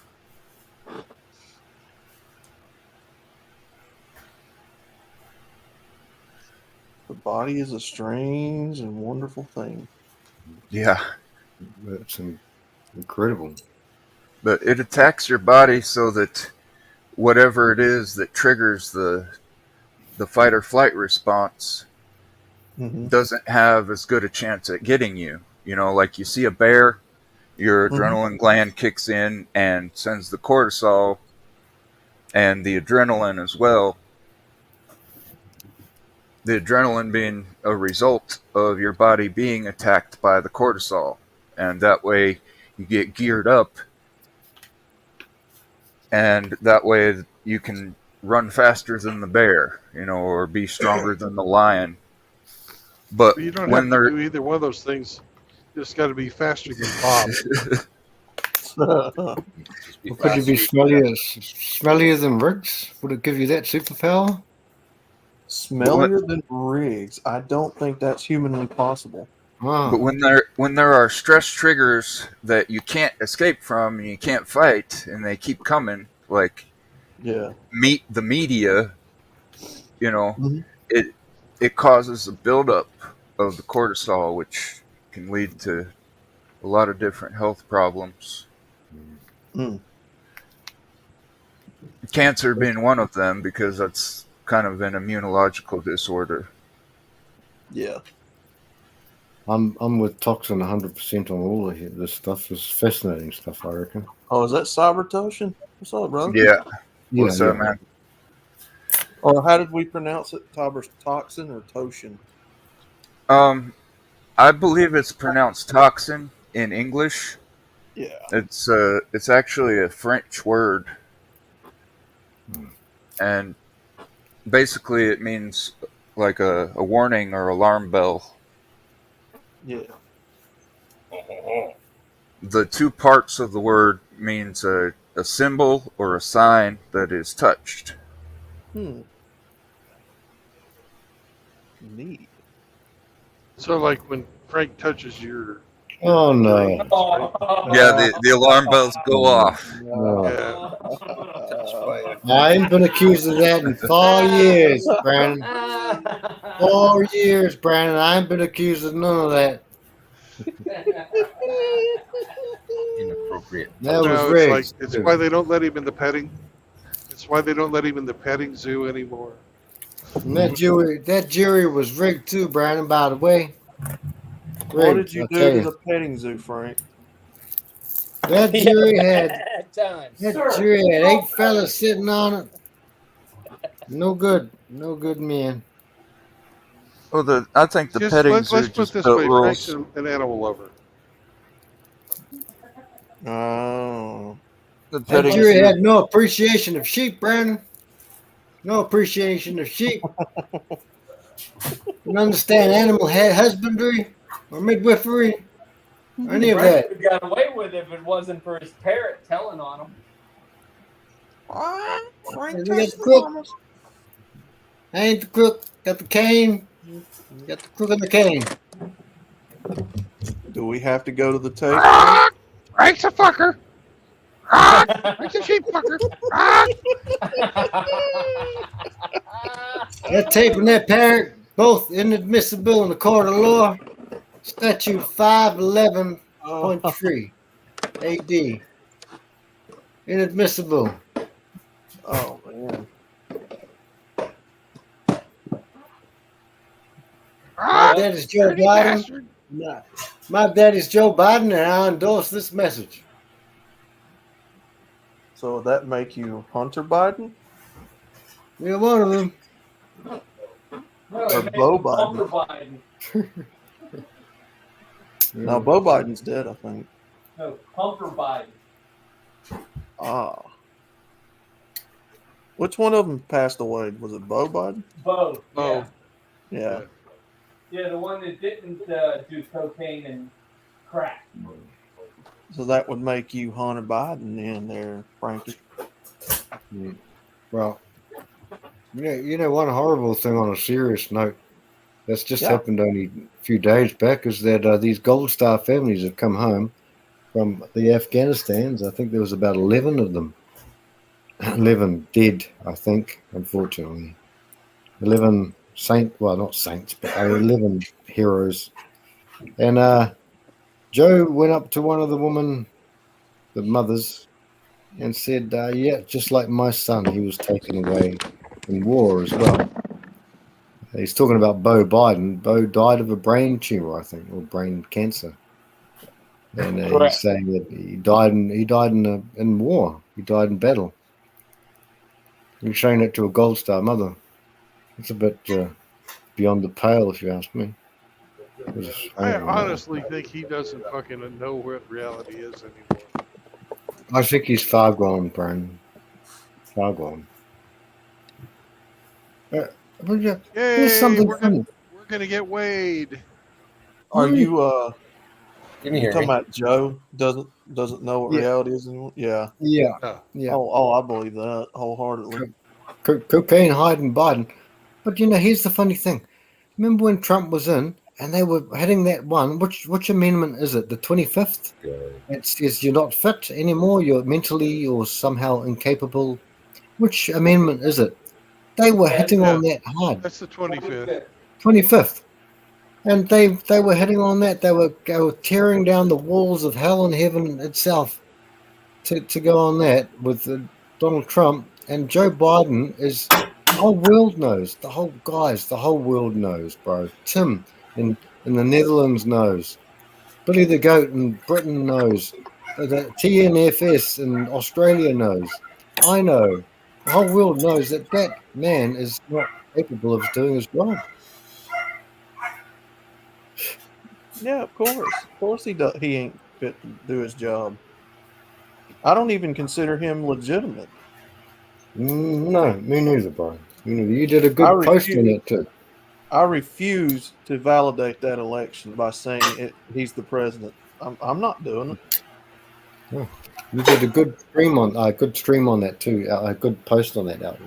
Yeah. It is what it is. All right, 6 months Oh, ago, if did we you talked guys about see what fucking Pence's response? He was in Iowa trying to fucking, garner support, and somebody asked him why he was a traitor. Oh, he went off. Oh wow! Oh. Did he? Is it on video, Brandon, somewhere? Yeah, it's on video. Oh, by the way, our brother K-Plan, I think he streamed for the first time last night. Oh. Yeah, Oh, he cool. did, and then he came on here. Oh, did you? Heck yeah, brother. He's streamed before. Oh, has he? Yeah.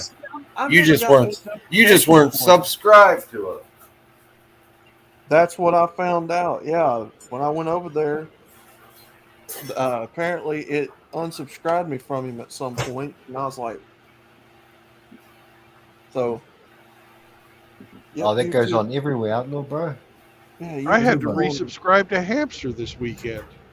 Yeah, it's happening all over.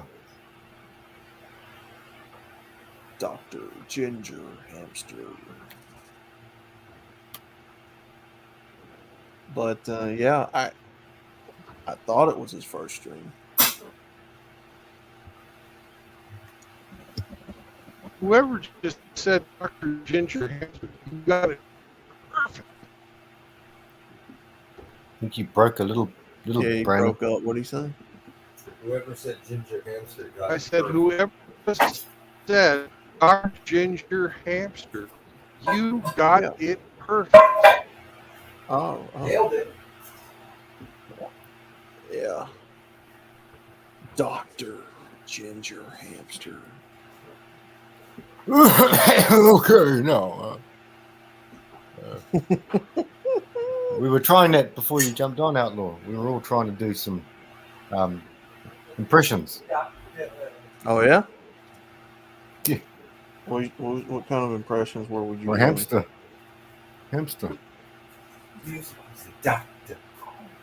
Oh, you just got to make little hamster squeaks, and you gotta like your beer And ginger, redhead.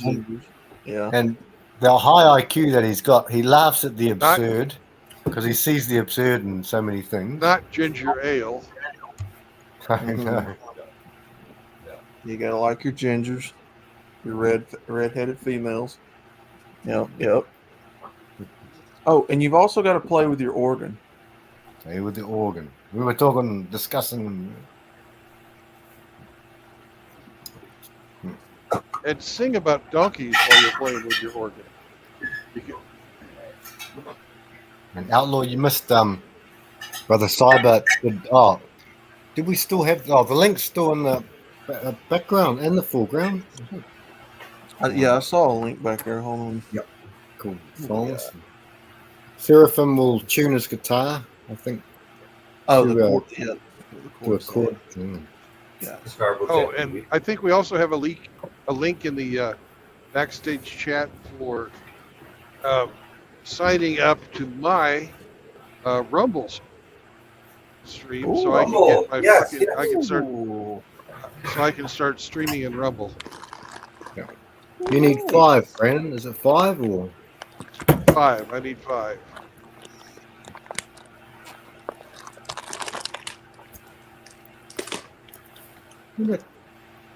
that truck is off-putting because he looks like he's driving backwards, Brandon. Off-putting. That's off-putting. Up with It's which putting me off. It's putting me off. Off-putting. With which I I will literally- shut my There's the link. There's the link in the chat, boys. Oh, Click on nice. that and subscribe, s'il vous plaît. Yeah, every time I heard that, I used to think it was off pudding, like the food pudding. But it's off putting.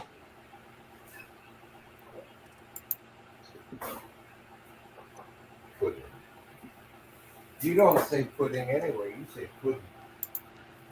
Pudding? Oh, yeah. It's not pudding, it's pudding. I like my pudding. I like my vanilla pudding. You like Hemi, your pudding? that link doesn't work. I like my That's another thing we can put Pop's face on is fucking pudding pops. Let me see here. Pudding pops. It doesn't work. It works for me. It takes you to a channel named Trucker. Trucker. I clicked on it and it didn't go nowhere. Ooh. Okay, I'm hold also on. on Rumble. You've got 6 followers now, Brandon, apparently. Nice. Oh, good. It's nice. I can Heck start yeah. streaming.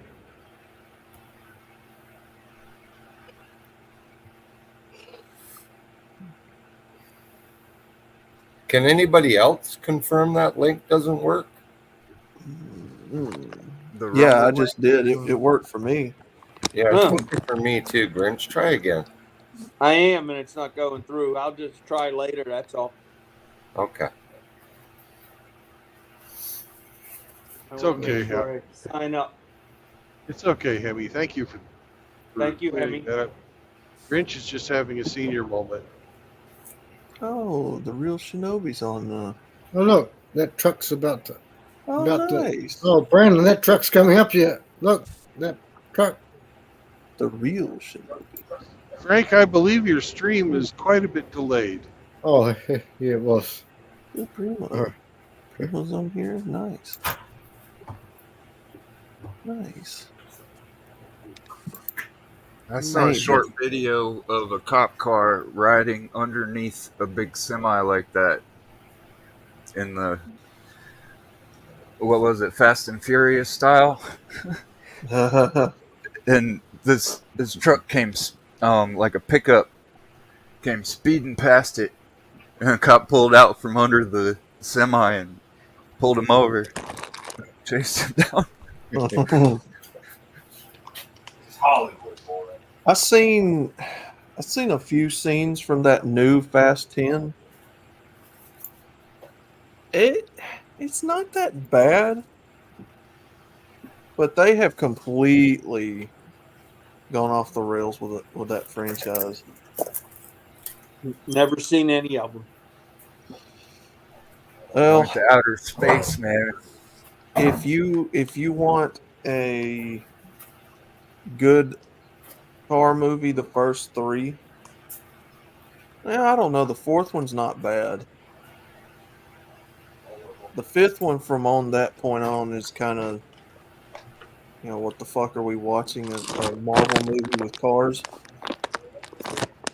But yeah, the first 3 are pretty good.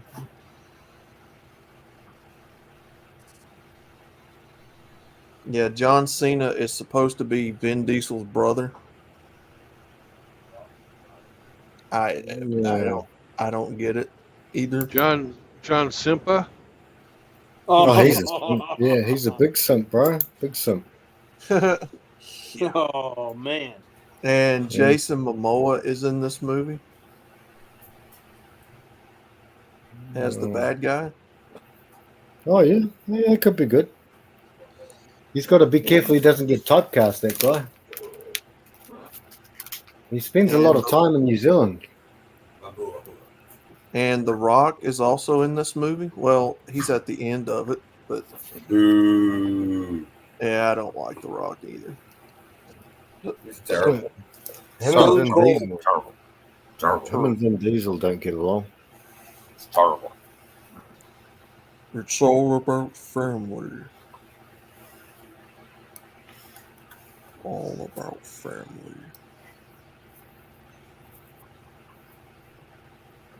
Yeah, it's kind of it's a corny franchise. Like after the third or fourth one. I think 10's enough, guys. Hey, surely 10. Oh no! Oh no, Frank. That's a decade. No, Frank. There's one more movie that has to come out, and then the series is complete. Oh yeah. That's a whole decade. And yeah. this movie, they're saying CGI Paul Walker's returning. Oh, you're joking, man. It's It's irreverent. That's irreverent. I don't, I really don't understand why they haven't done that sort of thing before. And now maybe they have, where they bring back dead people, actual dead people. Have you ever seen the movie The Crow? Well, the original, but yeah, it's been a long time. He finished that when he was dead. No. Same with Fist of Fury, Brandon. But I mean, sorry, Game of Death. Well, what I'm saying is, if you could bring back any of the past celebrities that have died and make movies with them, like as CGI. I think that's quite respectful, eh? Well, they just did fucking Frank Sinatra's.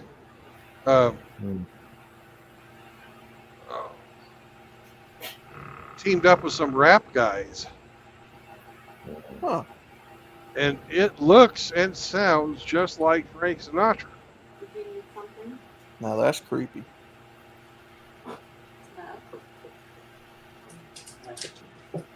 You know, if you get halfway famous, you're going to have to maintain the copyright on your fucking self. Yeah, exactly, Brandon. Yeah. So look at this.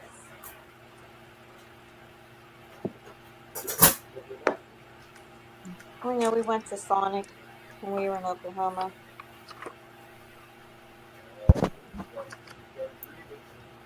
Because you wanted a milkshake. Yeah. And our bill was $15.13. Yep. They charged us $16.13. Son of a bitch.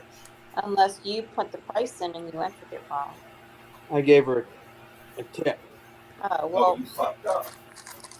And all these circled ones, I'm sure they're all good. The Gecko, the CWP, LLC, and Purcell. Oh. And I just want to you know if get the dog Arby's on got the way one. out, I assume.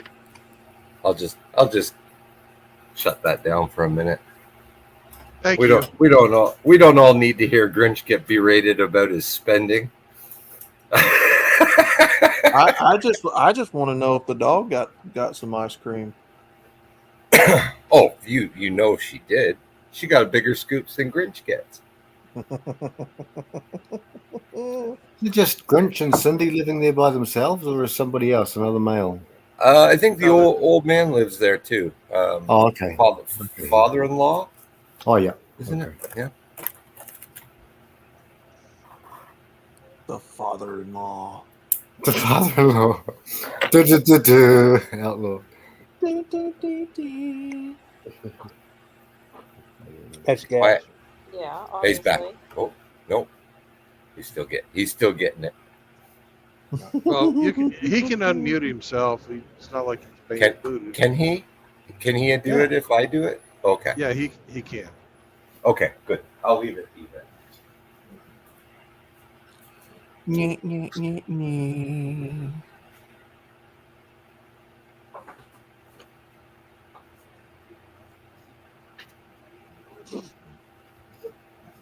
That's funny as hell every time I see a dog getting ice cream on Facebook or It bungs them up like you and your cheese. Welcome to Alabama, motherfuckers. In So fact, you I think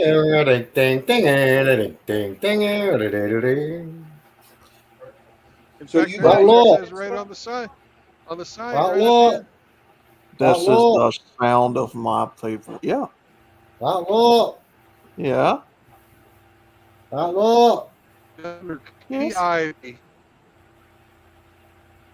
Yes. Represent. Roll Tide. Um, Roll Tide, motherfucker. Roll Tide. Roll Tide Pods. I mean, Tide Pods. I don't know what to do with my hands. Yes, you do. You've been doing it for a long time.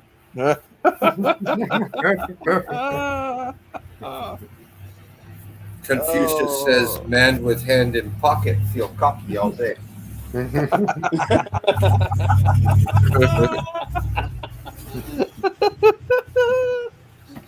love it. Oh man. So Confucius you guys heard me says, going over the receipts, huh? Sorry.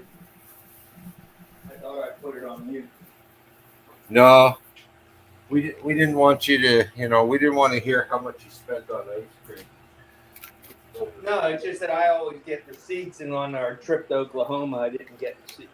Some places didn't give receipts. I figured the next was going to be, how the hell are we going to afford this truck when you giving $1 extra for ice cream?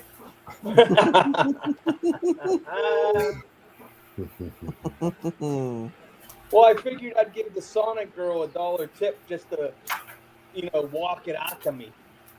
No marriage, no cohabitation, and no children. Brandon, I thought it impolite, but I was just about to say, Brandon, after every time that we finished with your legendary sign-off, that you espouse on top of the 3 pinnos some benefits of the opposing lifestyle. Alternate. Alternate universe. If I could live my life again, guys. Boy, oh boy. Even the hormones that we had when we were kids, I would have. If I could turn back time. Yeah. well, Yeah, so I don't true. plan on ever marrying or cohabitating, but damn, I can't stop looking at stewardesses. Oh, remember, bro, just be safe. If you're safe, if you're a bachelor, MGTOW bachelor, sweet. That's right. Take a train. Yeah, I could do that. Take a train. What the hell, Brandon? I can't stop looking at stewardesses. That'll solve all your problems. Take a train. Actually, surprisingly enough, that actually would, because I am terrified of heights and I'm not flying. So, What if there's some stewardess on the train? That. What if Jessica Alba happens to be working the holidays on the train? Now, look, I understand that they got the stereotype of being whores. So rightly deserved. Well earned, yes, Brandon. So don't worry. I don't plan on putting the member in them. So I think we're good on that. Outlaw, brother. The tenants, bro. You're not marrying them. You're not going to get a seed. And then, absolutely. And you're not inviting them home to, maybe meet the family. No. That's about it for, I guess, strict MGTOW. Does everyone agree? Does everyone? I know that Rusty had, and we were gonna. I don't know. At some stage, we'll maybe to it or not. But I mean, Frank. No, go ahead, bro. Like one day we'll have a powwow about, I mean, we're all lighthearted here, but one day we'll talk about do we need to, because, I don't know. The finer points of those principles. Does some people, I don't know. Some people find them points after they get married. Oh yeah, MGTOW. I mean, red pill. Yeah. I had to get married twice before I figured it out. I mean, let's be honest, Frank. What can a cabinet maker in a small town in Alabama offer a stewardess? Jesus was a carpenter. Somebody that's used to going all over the world at any given moment in time. There ain't nothing I can give them. Brother, honestly, bro, I know some currently a couple, and they're not that glamorous, brother. I mean, but I know they can get no, anything. no. I'm saying somebody that's used to going all over the world, right? Yeah. Seeing the world, and that sort of thing. What can somebody who stays stationary in one small town most of his life doing work that she would consider possibly beneath her? What would I offer? Well, it sounds like you've convinced yourself it's never going to happen. So guess what? It ain't gonna happen. It ain't going to happen. Well, I don't want it to anyway. I'm not trying to find a marriage or. There you go. But outlaw. But could you attract a girl who's like right up there? You could. But once again, brother, if to be on the safe side, brother, the caution would be the cautionary, like, if you want to hit and quit, brother. I'm just saying. I mean, just be advice is just be cautionary, bro. Just be cautious. You know what Confucius say? Confucius say it takes many nails to make a crib, but only one screw to fill it. That's a good one. Oh shit! Confucius was very wise. Confucius is And fucking genius. And that is Yeah. why I stay away. Yes, brother. I agree with you, brother. Yeah. Just just saying. So I Can't be- keep the tenants. I keep the tenants in check, and I look and I don't touch. Yep. Good stuff, brother. Good stuff. Well, if you go to Walmart every day, you'll have no desire.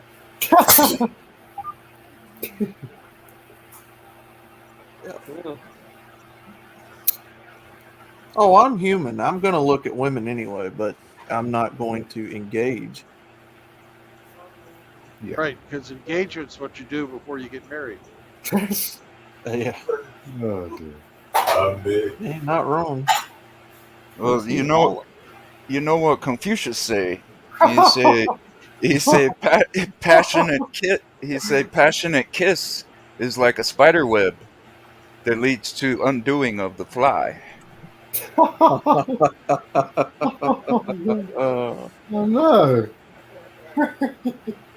We're gonna have a series with Confucius. What is he hauling? Is that a building?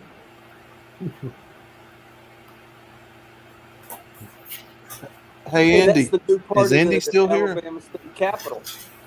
Is Indy still here? I thought Look, Indy, Indy- they got the Dodge Caravan, bro. No, it ain't a Dodge Caravan, I don't think. I thought Indy was coming in, but he just comes in here and says none of us are country, which is true. Well, I'm not anyway. You won't come in. He ain't. I ain't country. Indy. And, nah, he's gone, brother. He made mention of the fact that he can't because of his StreamYard. Oh yeah. Oh, okay. Because he can't.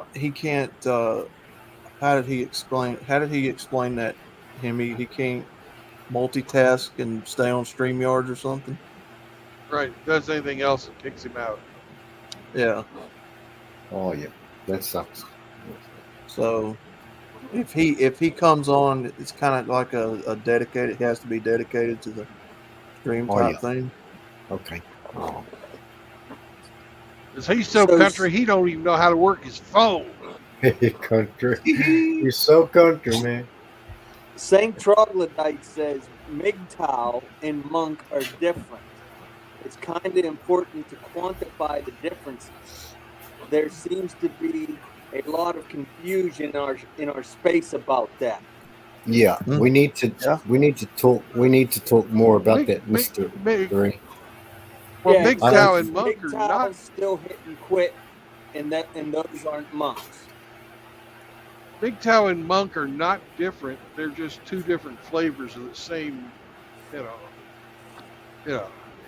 A monk is somebody who has decided to take the knowledge of MGTOW and forswear having relations with females. Yeah. Whereas somebody who's going to hit it and quit it, Bachelor. MGTOW bachelor. Maybe. They're just not going to have a permanent relationship. Yeah. and still They're not adhering going to to the three invite them tenets. to live at their house. They're not going to get married, and they're not going to have kids. Yeah. Yeah. Still I'm more a dangerous, I monk, guess. Yeah. and Frank's a pickup artist. Right? Oh yeah, okay. Good on you, mate. Good on you, mate. Good on you, mate. Oh, rode your way. Good on you, mate. I wish. No, I don't wish. When I was young, even when I was young, I didn't wish for that. I'm just cut from a different cloth. I'm cut from your guys' cloth. Yeah, it only took me fucking 50 years to half a century to find you, fellas. But that's all good. Found you, I did, didn't I? Actually, 40 years to find you. Been here a while, but yeah. Oh, but yeah. Good. Family. Yeah, it was a conscious choice that I made to not marry, and didn't want to play this rigged game. So I've seen far too much negative to the effect. So I stay away from them. Yep. Danger will rub us in. I saw it chew up my brother and spit him out. Yeah. Well, you know what Confucius say? What does he say, Simon? He says, learn to masturbate. Come in handy.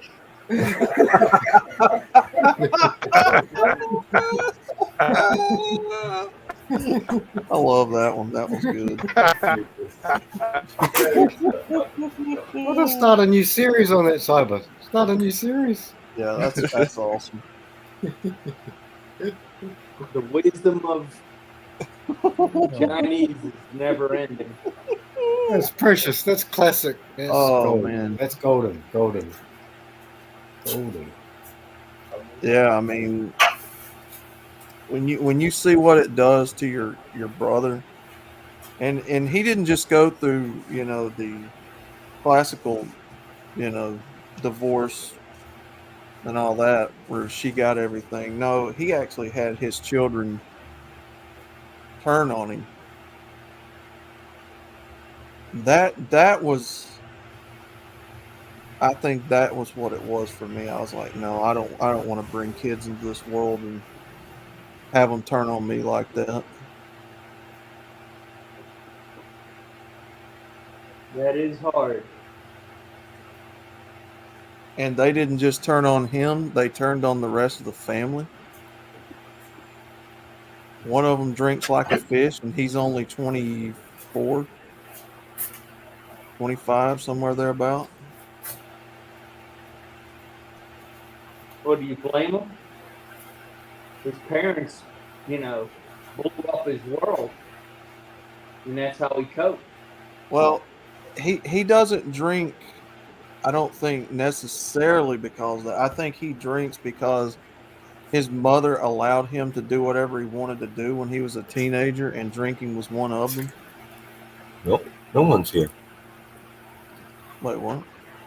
I heard the poop that someone was trying to get in. Oh. There ain't nobody home. Do you speak to him much, Outlaw? Your nephew at all? No. As long as if you can speak to your brother or your brother-in-law, brother, if you speak to him, that's the most important thing, in my opinion, humbly. Yeah, it's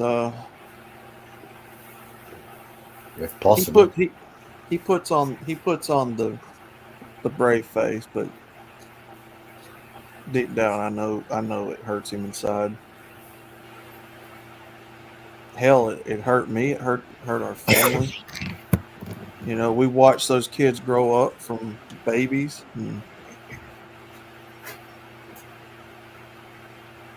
We have people. There are brothers. We all know that. We know pretty much everyone pretty well here, and they have the same sorts of stories. Whole families have been gaslit against them. gaslit against them means basically the whole families have just turned against them. Well, at some point, the children grow into adulthood, and if they still don't participate or still shun the family, it becomes their choice, not just the That's choice exactly of right. the spouse. Yeah. Yes, Grunch, Yeah. 100%. Yeah. You know, That's what they I'm did. talking from fact because it's been over 4 years since I last spoke to my youngest son. His choice, not mine. Exactly, Grunch. Exactly. You know,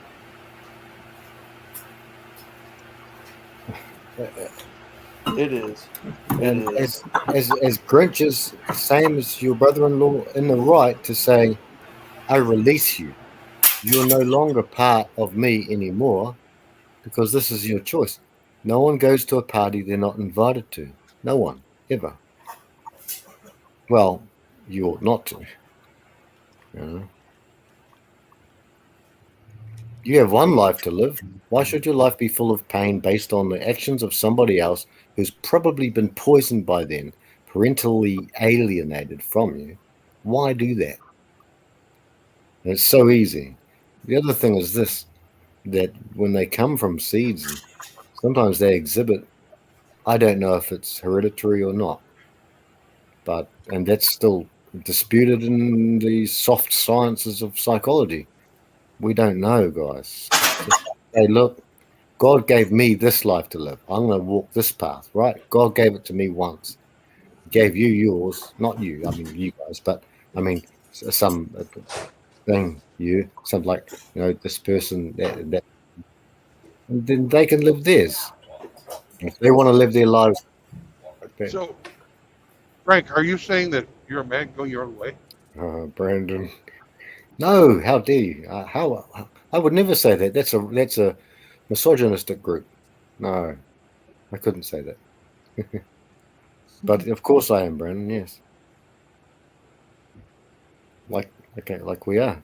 Yeah, that's what sucks because they're both old enough now, and they still appear to have those same feelings, and well, it is what it is, man. This is a very strange world we live in. There are people out there whose fathers were absolute abominations towards them, and they still pine for them. And these dudes go to jail, they end up really bad ways, and they're still at the end of that. I mean, we see that all the time. That's why it's so strange when you think to yourself, when good men, like as Mr. E is saying, as my son, as Grinch has done to him, and other people who have actually just left this room right now, no names. Well, it's like, well, radical acceptance. They call it radical acceptance. You have to radically accept it. So, well, right. That's the way some people handle it. That's the way I handle it. I say, well, I never knew you. Apart from me, I never knew you. If it's that bad, then obviously there's no bringing back that, especially at the ages of early to mid-20s, outlaw. I wouldn't think there's any coming back from that. Wash your hands of it.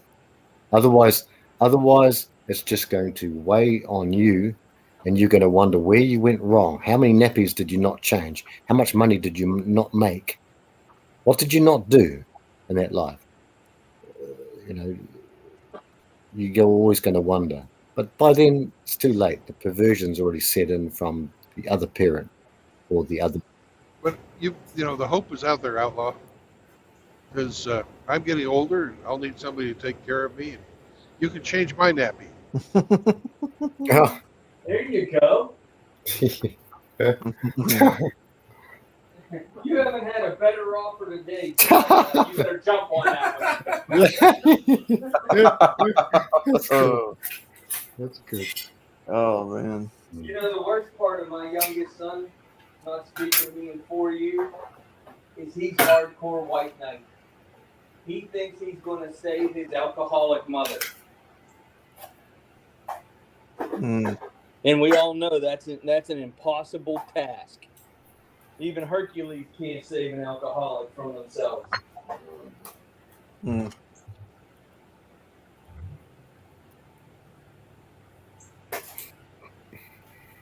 Yeah, I hate it because, I watched that kid grow up from a little baby, both of them. You can almost pinpoint where it started going wrong when they went to live with their mother. Of course. Brother, our whole glossary of terms, all of our evidence, all of the research, all of the data evidence comes to that. We know these. Tender use doctrine. Tender use doctrine. Mm-hmm. The Duluth model. They thrive with their mother.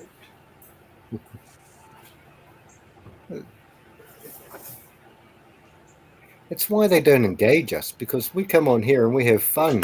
Because we're not masters of the universe, but we're certainly masters of the evidence and masters of the data.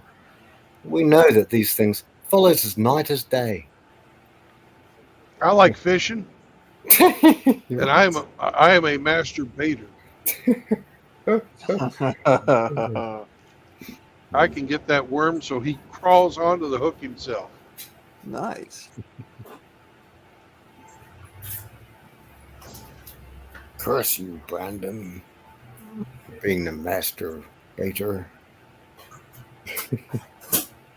I mean, when you're a divorced dad, doing everything that's right to give those kids the best life that you can, and then they still turn around and just metaphorically spit in your face.